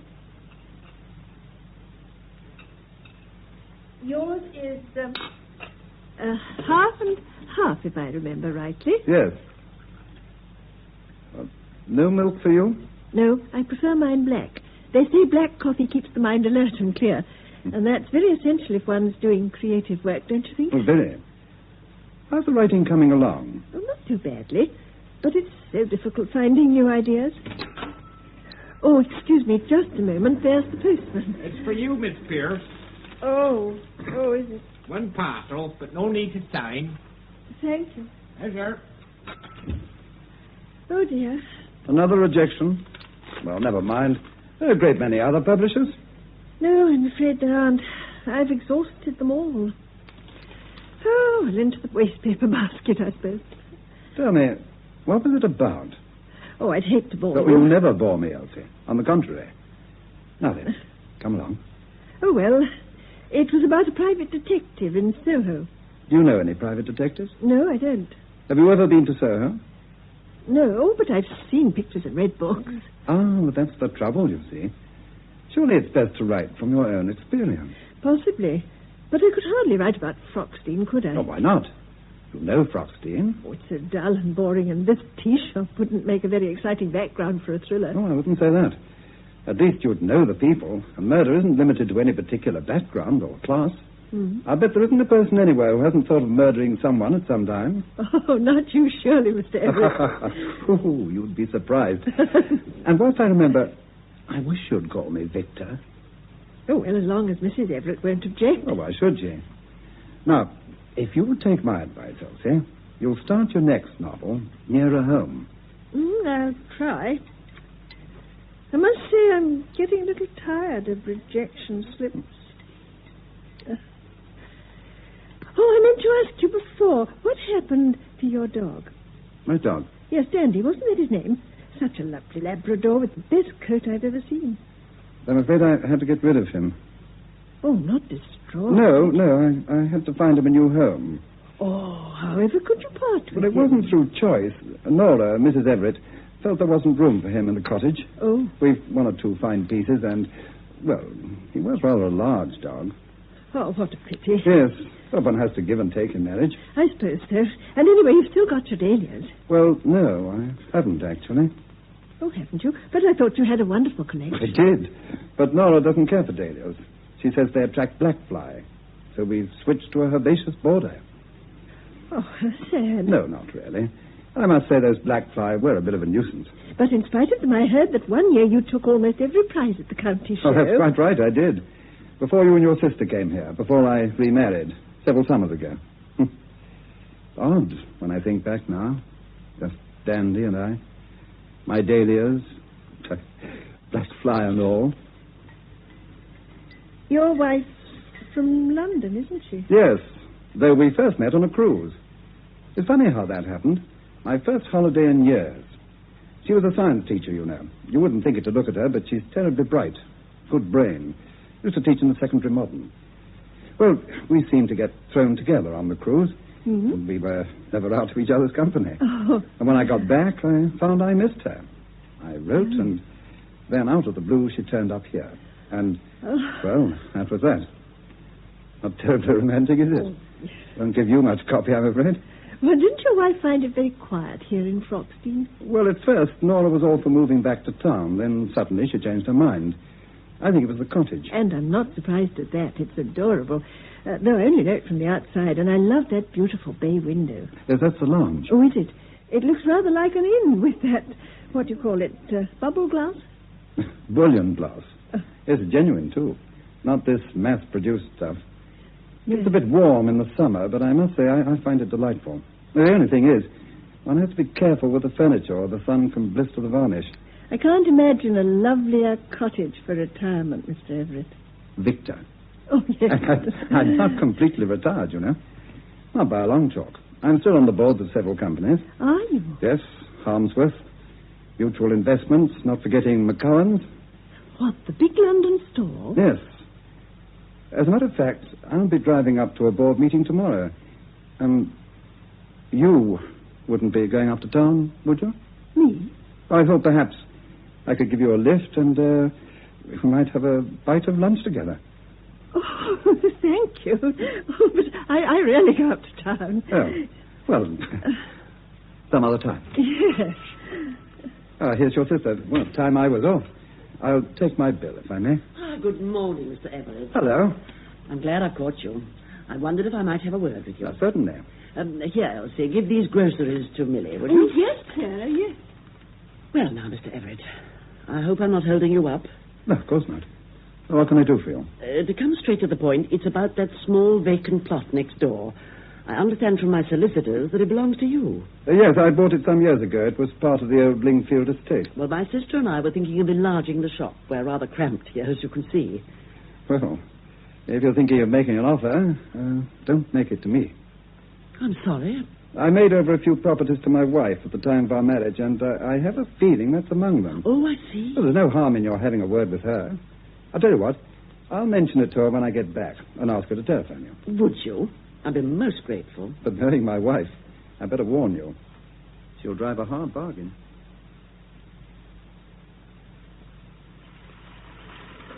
Oh, Millie? Yes, Miss Sarah? Are the new gateau iced? Yes, I'm just going to put the walnuts on. Oh, answer that, Elsie, would you? Oh, yes, sir. Millie, you did check that delivery yesterday. Twice. Well, then where's the curry powder? In the cupboard. Oh, I've told you a dozen times, Millie. Spices go on the shelf by the stove. Oh. Elsie, that wasn't Mrs. Everett by any chance? No, Sarah. It was Mrs. Clark from the post office. She asked me to put aside a jam sponge. Oh, I think Mr. Everett forgot to speak to her. Oh, Sarah, if he promised, then I'm sure he will. He's a frightfully nice man. Such perfect manners. But easily led. Fancy handing property to his wife just like that. No, that shows how considerate he is. I admire him for it. I think Mrs. Everett's a very fortunate woman. Well, you're not the only one. From what I hear, there were quite a few broken hearts in Froxteen when the banns went up. Isn't that right, Millie? Oh, yes, ma'am. There were dozens who had their eye on him. Well, a cottage and a car and pots of money. Oh, I wouldn't have said no to him myself. Still, he hasn't done bad for himself, has he? I mean, she's very smart and not at all bad looking. Got pots herself, I expect. Oh, a shop, Elsie. Oh, right, Sarah. Oh, that smells like the scones. Oh, ma'am. Yeah, Millie, take the cloth or you'll burn your fingers. Yes, ma'am. Oh, good morning, Mrs. Everett. Good morning. I'll take a wholemeal loaf and a small gateau. Certainly. Is that all you've got? Chocolate. The one I had the other day was rather sickly. Haven't you anything else? Oh, we've a new line. Walnut cream. I'm sure you'd like that. May I see one? Oh, Millie's just topping them with walnuts. Well, I've got a lot to do this morning. How long will they be? Oh, 5 minutes, no more. Oh, well, if I've got to hang about, I'll stop for a coffee. Oh, yes, do. I shan't keep you waiting long. Sarah, Mrs. Everett's just come in. She's staying for coffee. Really? Yes, but would you believe it, Sarah? She said our chocolate gateau was sickly. Oh, what nonsense. We've never had any complaints before. I know. I almost gave her a piece of my mind. I hope you didn't. Oh, no, of course not. I persuaded her to try one of the walnut creams. Are the walnut creams ready yet, Millie? Almost. I'll be through it, Jessie. Well, then, I'd better take in her coffee anytime. No. I'll serve her. It'll be a good opportunity to talk to her about next door. Oh, yes, Sarah. Black or white, Mrs. Everett? Just a dash. That's fine. Oh, there's no sugar bowl. Just a moment. Don't bother. I take saccharin. Of course. I should have remembered by now. Anything else for you? No, not just now. Though I'm glad you brought the coffee in, Miss Tears. It saves me telephoning. My husband mentioned you'd been inquiring about the plot next door. Yes. As he may have told you, we're anxious to enlarge our premises. Business is flourishing, is it? Not exactly, but, well, as you can see, we're rather limited for space. In our busy times, it becomes rather chaotic. I see. Well, what sort of figure had you in mind? I'm not very sure. Judging from what we gave for these premises, I suppose the land must be worth about 300. 300? Oh, Miss Pierce, you're way behind the times. Oh? In the past year, prices have simply soared. Have they? Well, don't you read your newspapers? Building land's at a premium. Yours isn't the first inquiry I've had. Oh, no, I'm afraid I couldn't let that plot go under 1,200. 1,200? But that's exorbitant. Well, I don't think there's much point in our discussing the matter further, do you? So if my ghetto's ready, I'll settle the bill, and then I must fly. I have a very busy day ahead of me.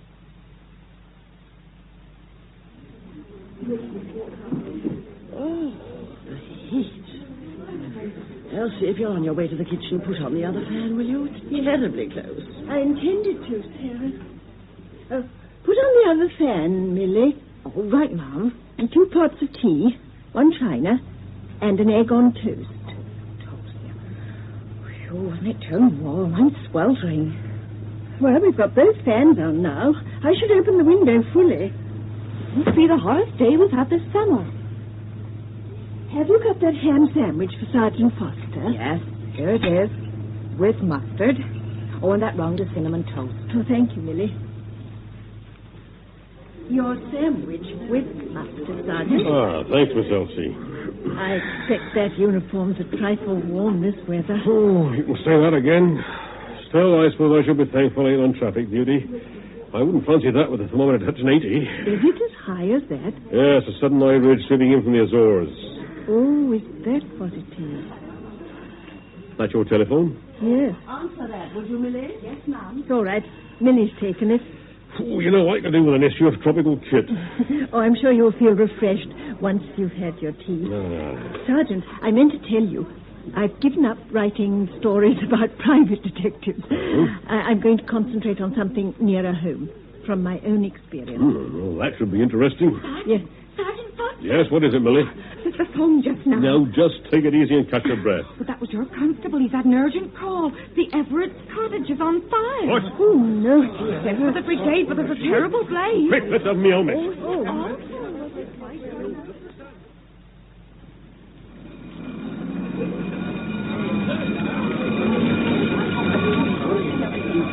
I'm afraid there's little we can do, Sergeant. It's like a raging furnace in there. Just burn itself out. Are you sure there's no one inside? Well, my men couldn't get within 10 yards of the place. We can only pray and hope. How do you think it started? Your guess is as good as mine. That old timber construction's a menace. Once the light, there's no holding it. Yes, some blaze. We're lucky it's isolated. At least there's no damage to surrounding property. You'll have to watch that garden shed. Oh, not to worry. My men have got their eye on that. Oh, I see we got ourselves an audience. Yeah, it's half the village turned over looking at it. I wish they'd keep their distance. They're getting a bit close to that fan. You leave them to me, I'll handle them. All right now, folks. Now, keep well back to that fence. Come along back now, please. Come along back. Sergeant, what a pity about that lovely cottage. Why, Miss Elsie, what are you doing down here? I never could resist a fire. Well, I must say, you won't see an oven like this in a hurry. That roof will be in any minute. Is Mrs. Everett safe? We're keeping our fingers crossed. She was in the shop this morning. Was she? What about her husband? He's gone up to London for a board meeting.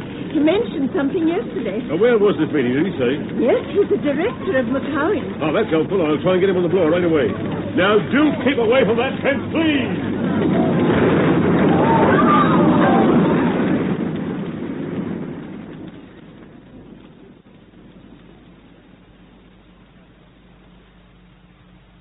And so, finally, gentlemen, I have no hesitation in saying that we can look forward to a highly profitable and satisfactory year. Oh, Mr. Everett. Yes, Miss Brown? There's a telephone call for you. Well, I can't be disturbed now. It's the police sergeant from Proxine. He says it's extremely urgent. Oh? All right. I'll take it. Where is it? Next door in the outer office. Would you excuse me a moment, Mr. Chairman? Yes. Yes, of course, Everett. Hello? Oh, I shan't give you a moment, Sergeant. He's just coming. Oh, here you are, sir. Thank you. Hello? Yes, speaking. Please come to the point. I'm in the middle of a board meeting. What? When did this happen? I see. But is my wife all right? Well, if she returns before I get there, tell her I'm on my way back. Yes. Yes, I should be there by 6. It was good of you to call, Sergeant. Thank you. Miss Brown. Yes, sir? Get me a brandy, would you? Certainly, sir. The usual with soda. No. Make it a double. At least. Honestly, Elsie, I don't understand people at all. They only have to hear the word fire and they start behaving like a bunch of schoolchildren. It's just natural curiosity. Well, I can't see anything natural about it. It's morbid, if you ask me. I've never seen such a stampede. You, Millie? But the place emptied itself so quickly, you'd have thought the tea shop was on fire. Well, you should have come too, Sarah. It was still burning when I left. Oh, poor Mr. Everett. He will be upset. Well, I hope he had the good sense to be insured. But that'll hardly compensate for the loss of such a charming cottage. And all the inconvenience, Sarah. I mean, where will the Everetts live? Well, they'll have to find a hotel. And to think of all their beautiful antique furniture. It'll be replaced if it's insured. Oh, but it's not the same. Be practical. One chair's the same as another. But they've lost everything. Except the garden shed. It's about time Millie was back. I'll have something to say to her, gallivanting off without so much as a by your leave. Oh, if she is now. And about time. Sorry, Ma'am, but the most terrible things happened. Oh? The fireman found a body in the cottage. Oh, dear. It's Mrs. Everett, there's no doubt. Oh, to think she was only in here this morning. Now, use your handkerchief, Millie, for goodness sake. Are they certain it was Mrs. Everett? Yes, I heard the fireman say. Oh, how dreadful. Oh, it was terrible, Ma'am. They had a police car there, and she was all covered in a sheet. Oh, dear. All right, Millie. Now, just pull yourself together. Get the tea things washed up, and then you can go off. Right, Ma'am. Oh, poor Mr. Everett. Oh, yes. Poor man. But people get over these things like everything else. Still, we could offer to help. Help? In what way? Well, Sarah, it's an awful thought that the poor man will have to stay alone in some ghastly hotel room. Couldn't we offer to put him up for a day or two? Well, I suppose we could. Oh, we've a spare room, Sarah, and it wouldn't be much bother. He could eat down here. Oh, surely it's the least we could do. I'm sorry to have brought you down here, sir, but it wasn't necessary for identification purposes. I understand, Sergeant. Oh, there's a deed box in my office. I'm afraid that's all that was salvaged. Thank you. Well, I suppose I'd better look round for a room of some sort. No need to worry, sir. Miss Pierce from the tea room said they'd be happy to put you up. Really? I don't know whether I could bother them. Oh, they'd be only too pleased. They'll be much more comfortable there in an hotel. And we shall need you for the inquest. Now, Doctor, you examined the remains of the deceased? Yes. Would you state your opinion as to the cause of death? Shock, following multiple burns to the chest and abdomen. I should perhaps add it was not possible to conduct a normal post-mortem beyond a routine examination of the throat and lungs. Due to the extensive burns? Yes, though after reading the fire officer's report and noting the position in which the deceased was found, I'm of the opinion that Mrs. Everett was asleep in a chair when the flames enveloped her. Thank you, Doctor. Go on, Victor Everett. Victor Everett. I swear by Almighty God to tell the truth, the whole truth, and nothing but the truth. So help me God. Do take a seat, Mr. Everett. Thank you. You are Victor Everett, formerly of Hillside Cottage, Meadows Lane, Froxdean. Yes. On what occasion did you last see your wife? On the morning of the 17th of July, at about 10:30. I was due at a board meeting in London that afternoon, but I thought I'd go up a little earlier. My wife had some shopping to do, and we left the house together, as I say, around 10:30. And later that day at approximately 6:15 p.m., you identified the body of a woman at the Froxdean police station as that of your wife? Yes. Now, Mr. Everett, although we shall be calling an expert witness in a few moments, have you any comments to make at this stage as to the cause of the fire? No, I'm afraid I haven't. We didn't have gas in the house. My wife preferred electricity. And the entire cottage was rewired by the board about 18 months ago, shortly after my wife and I were married. Was your wife in the habit of smoking? No. Were there any inflammable materials stored in the house? None at all, as far as I know. I've a bottle of sinners and some methylated spirits, but they're kept in the garden shed, well away from the house. So you can offer no explanation as to the cause of the fire? I'm afraid I can't. Well, thank you, Mr. Everett. You may step down. Call Mr. R.A. Jenkins, County Fire Officer. Mr. R.A. Jenkins, County Fire Officer. I swear by Almighty God to tell the truth, the whole truth, and nothing but the truth, so help me God. You are Ronald Arthur Jenkins, Fire Officer of this county. Yes, sir. And on the afternoon of the 17th of July, you examined the debris and what remained of the residence known as Hillside Cottage, Meadows Lane, Froxty. I did. And did you reach any conclusion concerning the origin of this fire? I did, sir. Will you state these conclusions to the court? Certainly, sir. I have had extensive experience in locating what is known as the seat of the fire. That is its point of origin. And I am of the opinion that the fire commenced in the region of the lounge window. How exactly? Well, the afternoon of the 17th was extremely hot. Temperatures were in the 80s. The lounge window contained bullion glass. Now, due to several factors, the angle of the sun, the bubble in the glass, the sun's rays were concentrated onto the curtain, rather like a child playing with a magnifying glass. I should say the temperature reached might have been in the neighborhood of 200 to 230 degrees centigrade, sufficient to ignite a curtain made of cotton or similar fiber. Were they of cotton? I can't say. They were completely destroyed in the fire, though the residue suggested they might have been. Thank you, Mr. Jenkins. You've been most helpful.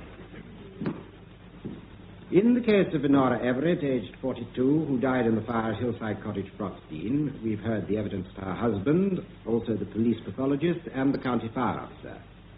And from their evidence, it appears that this fire was the accidental outcome of the combination of a number of elements.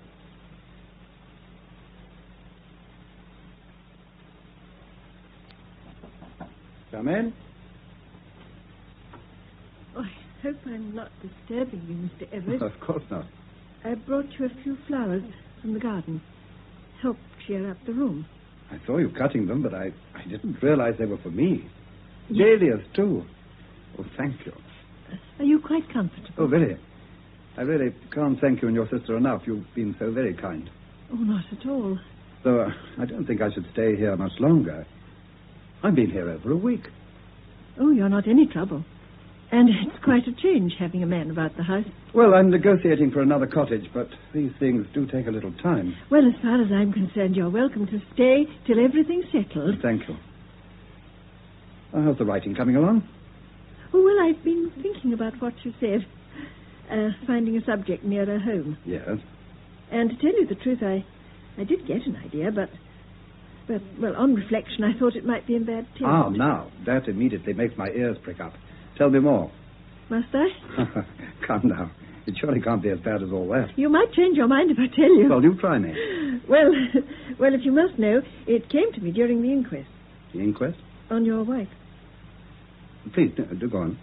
Well, I don't know how to say it, but I thought it might be an idea to start my story with a fire in the village. Well, it's been done rather often. Yes, I suppose it has. I haven't really worked it out in detail. I thought I'd talk it over with Sergeant Foster when he drops in for tea.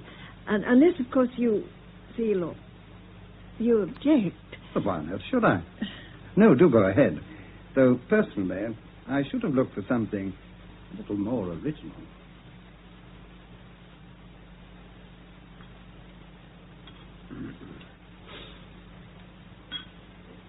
Have you seen the Gazette, Sergeant Foster? What's that? There's a picture of you and Mr. Everett leaving the coroner's court. Oh, is there? Oh, those reporters, they just can't leave one alone, can they? Mr. Everett's turned away slightly, but it's a very good likeness of you. Oh, let's see. Good grief, that's an insult, whoever that was, but take it away. Oh, by the way, I noticed you at the inquest, Miss Elsie, scribbling away in your notebook. Did you? Yes. You see, finding myself in a coroner's court amidst tragedy, as you might say, I had a sudden inspiration. Oh, not for another thriller. Why, yes. Surely it's best to write from your own experience. Now, you watch your step. That sort of thing can upset people, you know, and you could find yourself in a libel suit. Oh, no, my village would be entirely fictitious, Sergeant. I was going to call it Medborough or something far removed. I shouldn't think of causing anyone offence. Well, who's your choice for a victim? Well, I had in mind an attractive middle-aged woman. I say. That's pushing coincidence a bit too far, isn't it? Oh, yes. Yes, I see what you mean. Oh, well, she could be young, I suppose. It doesn't really matter. What about method? Given that any thought? Well, to be honest, the thing that sparked me off, oh, forgive the pun, was the idea of the bullion glass. But instead of it being an accident, in my book, the fire's caused deliberately. Sounds a bit far-fetched to me. As I dare say it is. Oh, but I was hoping you'd be some help, not put a damper on it. Well, you must be realistic, Miss Elsie. Now, sit down a minute. Oh, yes. Now, perfect murder requires, among other things, perfect timing. Yes. And no murderer would ever leave things to chance. What happened at Hillside Cottage depended on quite a few things outside anyone's control. Now, for one thing, the weather. Mm-hmm. Then Mrs. Everett being alone and dropping off like that. And as the fire expert said, the choice of curtains. Yes, you have a point there. Mind you, I suppose there is such a thing as dramatic license. I suppose your murderer could have kept his eye on the weather reports. We're just waiting for a scorcher. But with our climate, he might have had to wait half a lifetime. And then to make sure the victim did drop off, you could always slip her a couple of sleeping tablets. Yes, Sergeant, yes, but wouldn't that show at the autopsy? Depend on what's left of the victim. In the case of fire, it's unlikely. Then regarding the curtains, I suppose one could persuade the victim to buy cotton. Well, that's stretching imagination a bit, don't you think? Yes, doesn't sound very convincing. And anyway, even if the murderer did go to all that trouble, how on earth would I catch him out? The husband, you mean? Yes, how would I solve it? Well, that's your little problem, isn't it? I'm no writer. Although, for what it's worth, in my experience, criminals invariably have to lie somewhere along the way. And the trouble with liars is they have such bad memories. Sooner or later, they'll drop a clanger. So when you settle down at your typewriter, I'd bear that in mind if I was you. Yes.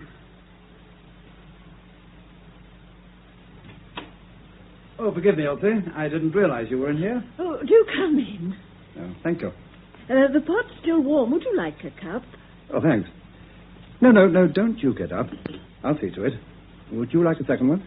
Oh, It'd give me pleasure to serve you for a change. thank you. Sarah's at a club committee meeting. Oh, another? She can't sit still for a moment. Always doing something. Been like that all her life, even as a child. It must get rather lonely for you.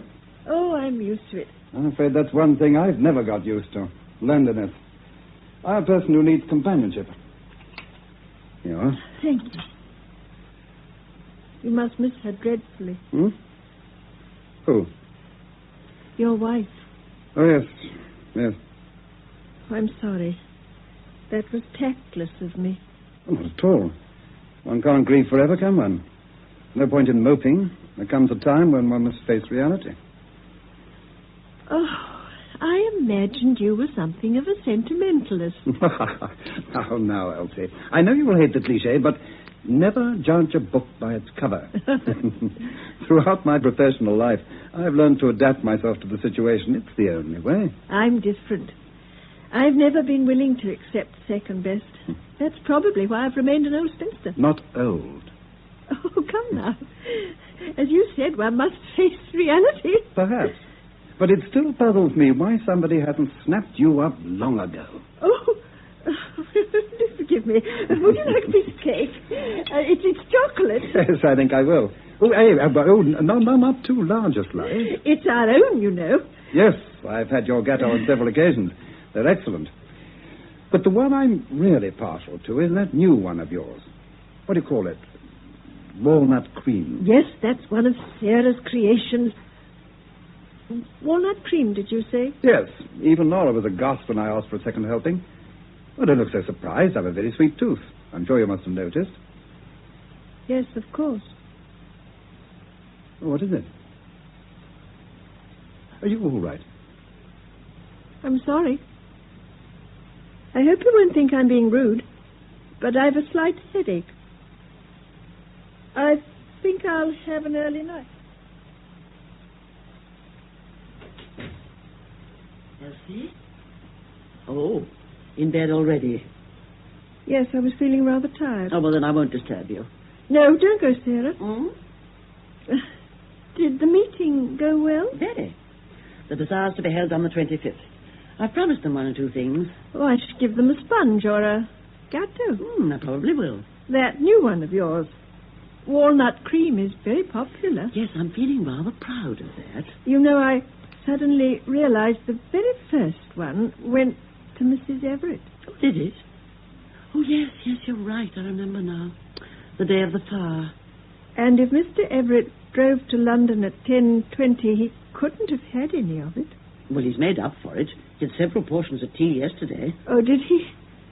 Yes, but what I mean was... Now, you lie back and I'll straighten your pillow. There. If you're feeling tired, this is no time to chat.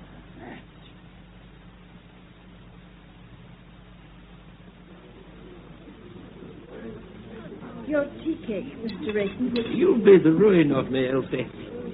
Here you're looking a trifle pale this morning. Had a bad night? I didn't sleep too well. You ought to try a nightcap. Or maybe you need a tonic. Come across to the shop. I'll fix you up. Oh, no. I don't think it's anything to worry about. Well, whatever else you take, don't let me see you with a prescription for sleeping tablets. Although I sell them, I don't approve of them. It's a bad habit to get into. No, I've never taken any. Well, I shouldn't start. Confidentially, if you knew the number of people who take sleeping tablets, you'd have a fit. In this village, too. Really? Mrs. Turner from the Manor. No. Bert Parker at the pub. Oh, Mrs. Denton. Mr. Everett. Charlie Mr. Miller. Everett, did you say? Yes, I thought that would shake you. But I filled a prescription for him not a fortnight ago.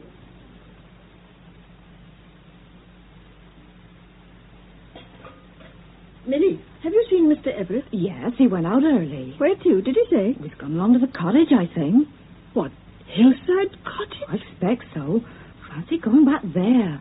Gives me the creeps every time I walk by. Look, Millie, I'm going out for a little while. If my sister wants me, tell her I'll be back within the hour.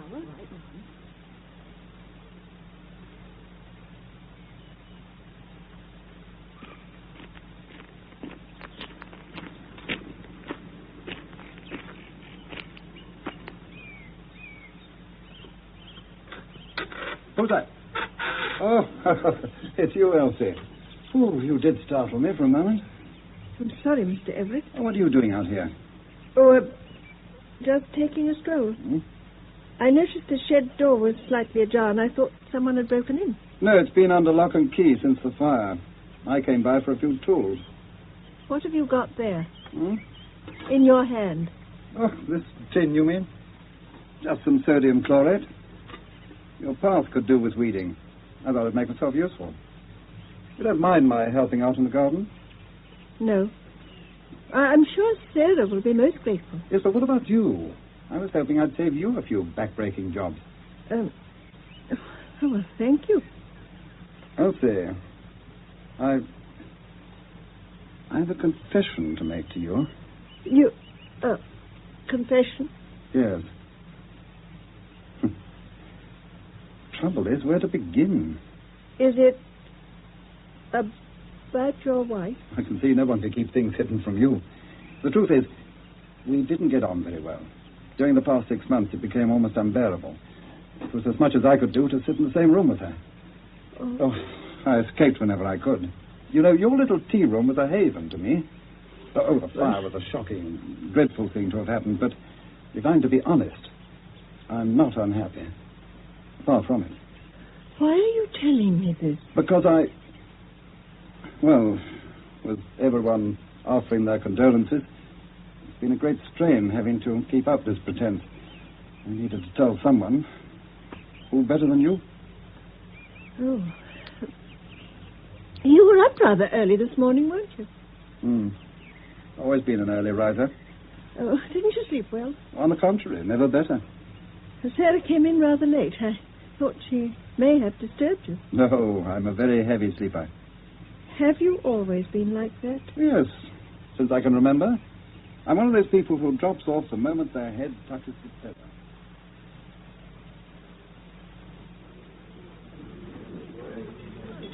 Oh, Mrs. Clark, you haven't by any chance seen Sergeant Foster, have you? No, hasn't he been in? Not yet. Oh, he's probably over at the county court. I think he'll be in later on. I can't see him missing the roast. Oh, by the way, Miss Elsie, is Mr. Everett still with you? Yes. You know, my husband and I offered to put him up, but you got in first. Oh, I don't doubt he's comfortable here. Not much trouble, neither, is he? Oh, none at all. No. Awful thing to have happened when you come to think of it. He's such a nice man, so considerate to her, although she was a bit of a so-and-so. Yes. You know, I've never known a man worry about his wife's health and comfort as much as he did. Really? Yes. You know, she was very susceptible to rheumatism, Mrs. Everett. No. Oh, well, nothing serious, but he'd never take any chances with her. Now, this would take a lot of believing, but do you know, he used to ring me up at the post office daily to put him through to London for the weather report. Never missed a day throughout the summer, just in case of rain. Now, wasn't that considerate? Yes. Very. Oh, my gracious goodness, look at the time. I'll have a queue of customers at the counter, I'll bet. Oh, yes, Sergeant Foster, now. Hello, Mrs. Clark. Oh, I can't stop just off the way, Sarge. Is the roast still on, Miss Elsie? Yes, yes, it is. I'm so glad well, a you've generous come in. portion for an hungry copper. Then maybe we'll talk. Go on at the double, I'm famished. Oh,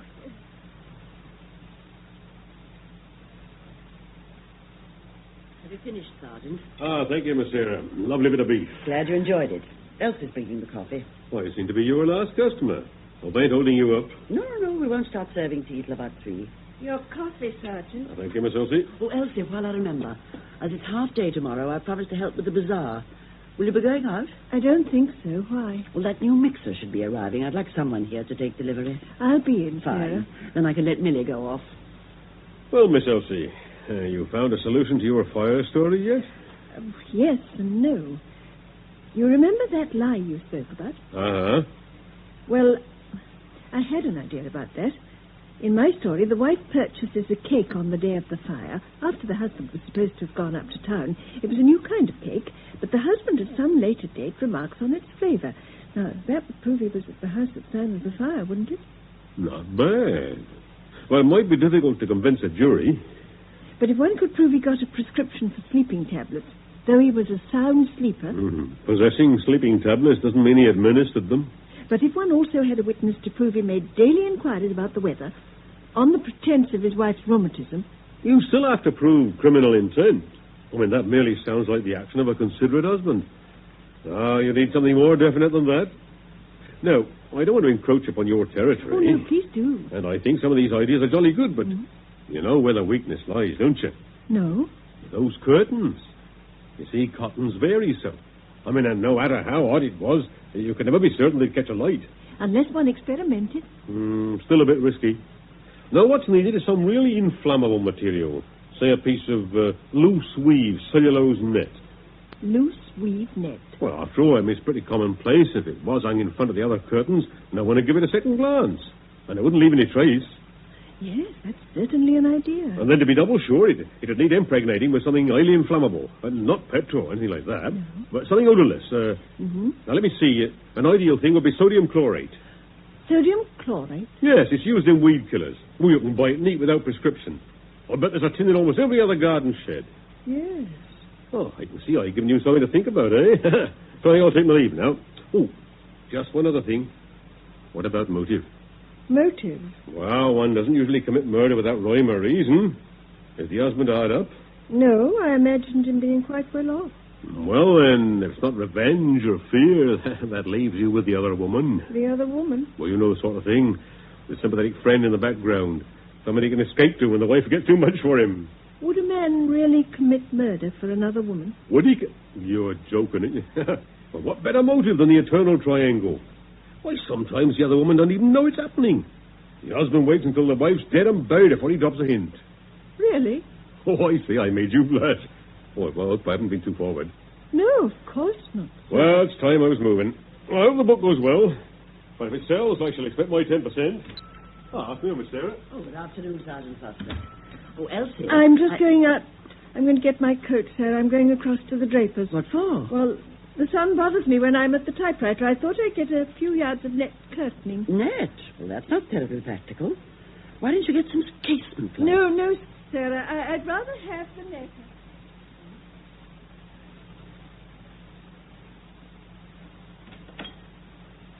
Afternoon, Miss Pierce. Something I can get you? Yes, Mr. Potter. I want a few yards of loose weave cellulose net. Nothing like knowing what you mean or what you want, is there? Have you such a thing? I'm afraid we don't carry a very large selection of net curtaining. Funnily enough, you're the second one who's asked for loose wave in the past month. Oh? Well, forgive me for being curious, but I'd hate to have the same curtains as my next-door neighbour who asked for the net. Can you remember? No, not offhand. My new girl, Connie, was serving. Connie? Did you call, Mr. Potter? Here a minute. Mr. Potter? That inquiry you had for loose weave net, who asked for it? Loose weave net? I was in the stock room at the time. How long ago? Oh, 3 or 4 weeks. It was the first week I was here. I didn't know whether I was coming or going. Well, I remember I told you to tell the customer to try a theatrical place, Harrington's of Retford. They usually stock loose weave. Yes, I remember that. But I can't remember the customer. Oh, never mind. What was the place you mentioned, Harrington? That's about the nearest, bar going up to London.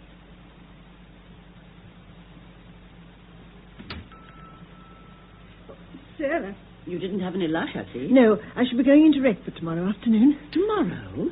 But you were going to take delivery of the mixer. Oh, was I? Oh, dear.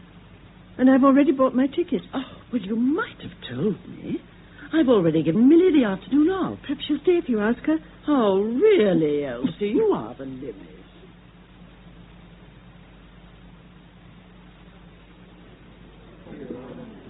Yes. Can I help you? I wonder if you can. Harringtons are renowned for their selection, madam. What are you doing? Gilbert and Sullivan? Or would it be a play? I beg your pardon? What costumes are you looking for? Oh, no. No, it's material I want. Over here, madam. Taffeta, rayon, damask, nylon, silk, satin. We carry over 5,000 lines.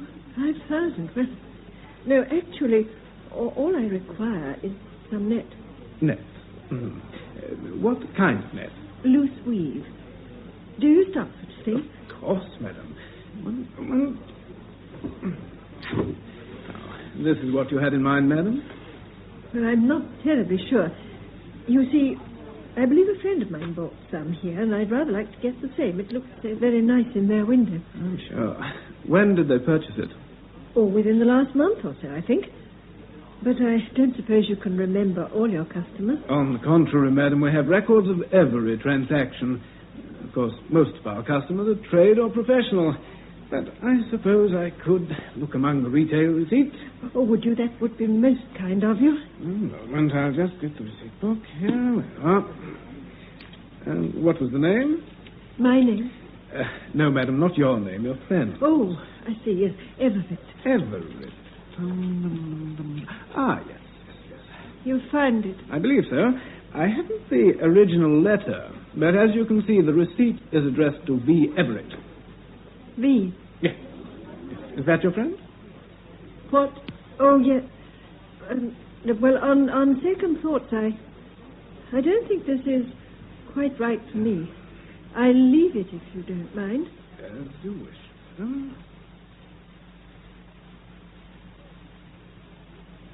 Good afternoon, Miss Pierce. Looking for Sergeant Foster?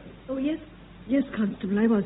Is he about? Oh, you just missed him, but he could be back shortly. Can I take a message? No, but I would like a word with him as soon as possible.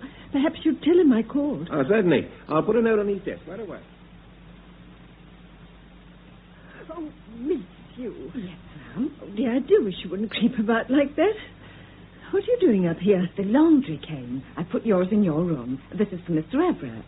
Is he in? No, he went out after lunch. The mixer arrived. Did it? Oh, it isn't half smashing, all red and white. There's ever so many gadgets. Well, I'd better get rid of Mr. Everett's laundry, I suppose. No, I'll put it in his room. Oh, really? right, Oh, thank you. You can go off now. Oh, thank you, Ma'am. See you tomorrow.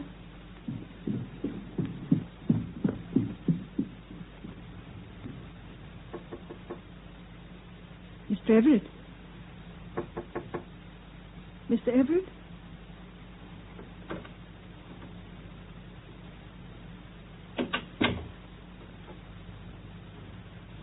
Oh. Now I wonder...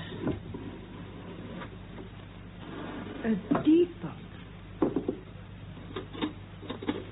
Why, it's open.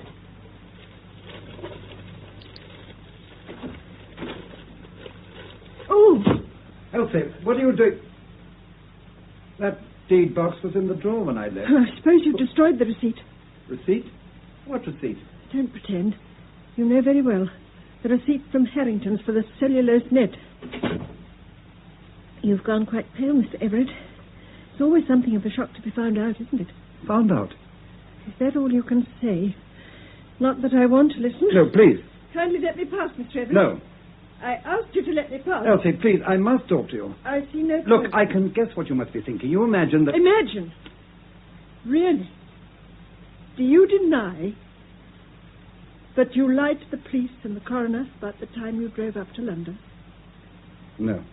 Or that you obtained a prescription for sleeping tablets when you sleep perfectly well without them? You obviously know, so how can I deny it? Or that for weeks you inquired daily about the weather? That's perfectly true. And that you purchased 6 yards of loose weave netting and impregnated it with weed killer to make it more inflammable? That I do deny. But I saw you with the tin of sodium chloride. But I didn't purchase it. Your name was on the receipt for the No, net. I can... Don't deny it. I saw it with my own eyes. Look, I don't blame you for what you're thinking. That's most kind If of you. only you'll listen to me, just for a few moments. Look, I'll move away from the door. It's unlocked. You're free to leave whenever you like. But just a few minutes of your time, that's all I ask. Please. All right. Thank you. Well, you remember I told you that Nora and I didn't get on very well together? Yes. Well, that was something of an understatement.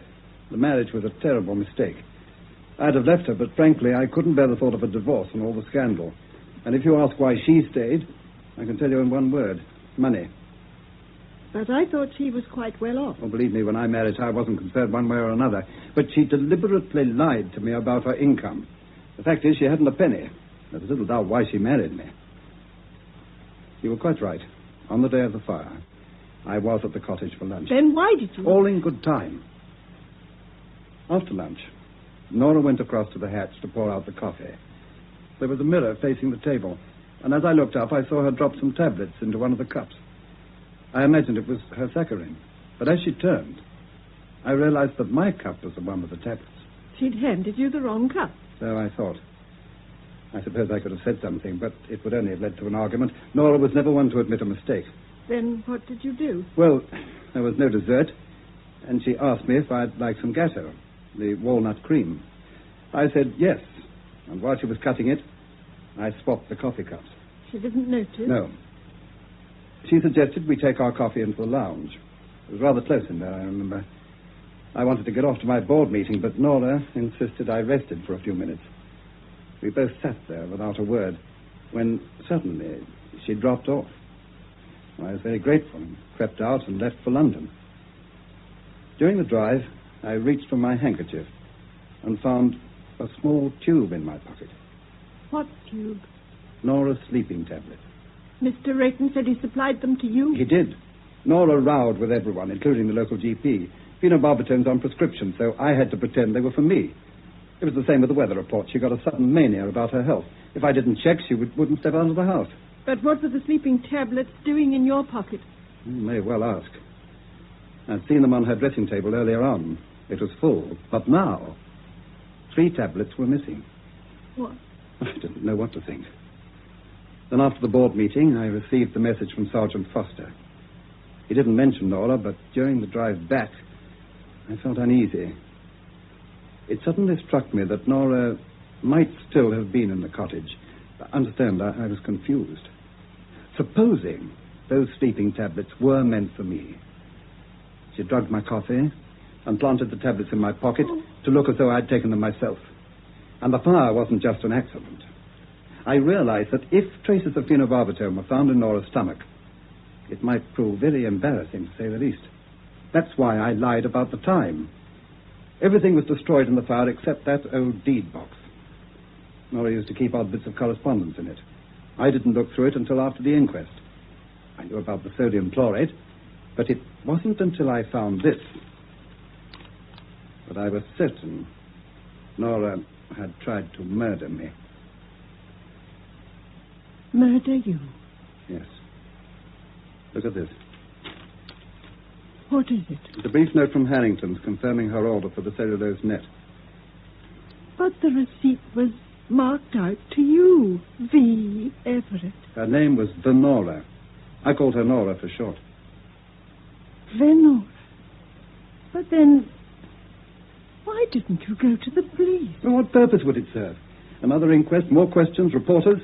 Besides, I'd have had to admit I lied about having lunch at the cottage. And after all, if I could lie about one thing, I could lie about the tablets, the weather reports, and even that order for the net. Yes. I'll make no bones about it, Elsie. I was afraid. I don't say I would have been found guilty, but there was always that possibility. Yes. There is still, if you go to the police. But that's up to you. I shan't stop you. You're free to leave whenever you like. Come in. Oh, yes, Millie. What is it? Sergeant Foster's on the phone, ma'am. Said you left a message for him. Oh, yes. Well, look, Millie, apologize for me, would you? Tell him it wasn't frightfully important. I'll call him back later. Yes, ma'am. I believe you, Mr. Everett. Thank you. Thank you.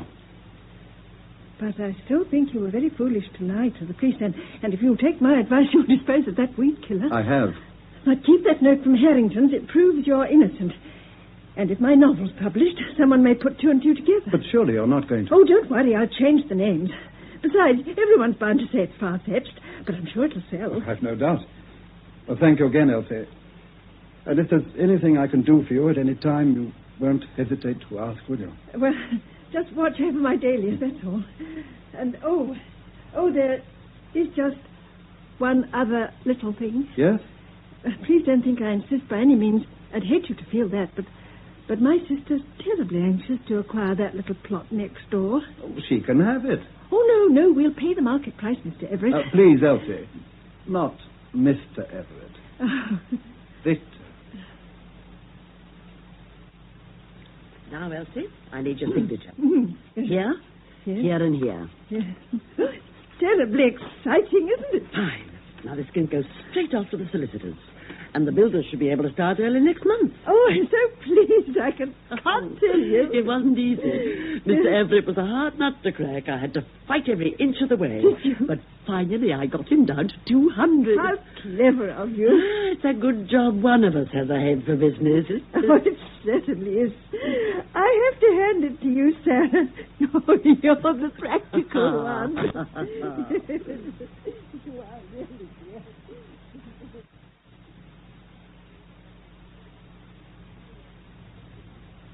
That was The Weather for Murder by Philip Levine, in which you heard Marie Ney as Elsie Pierce and Barbara Cooper as Sarah Pierce. Mr. Rayton was played by Derek Blomfield, Millie by Peggy Butt, Sergeant Foster Julian Summers, Mrs. Clark Vivian Chesterton, Mr. Everett Derek Birch, Mrs. Everett Stella Tanner, Miss Brown Zibba Mays, Coroner John Brining, Mr. Jenkins William Edel, Mr. Potter Louis Stringer, Connie Angela Piper, and the costumier Donald McKillie.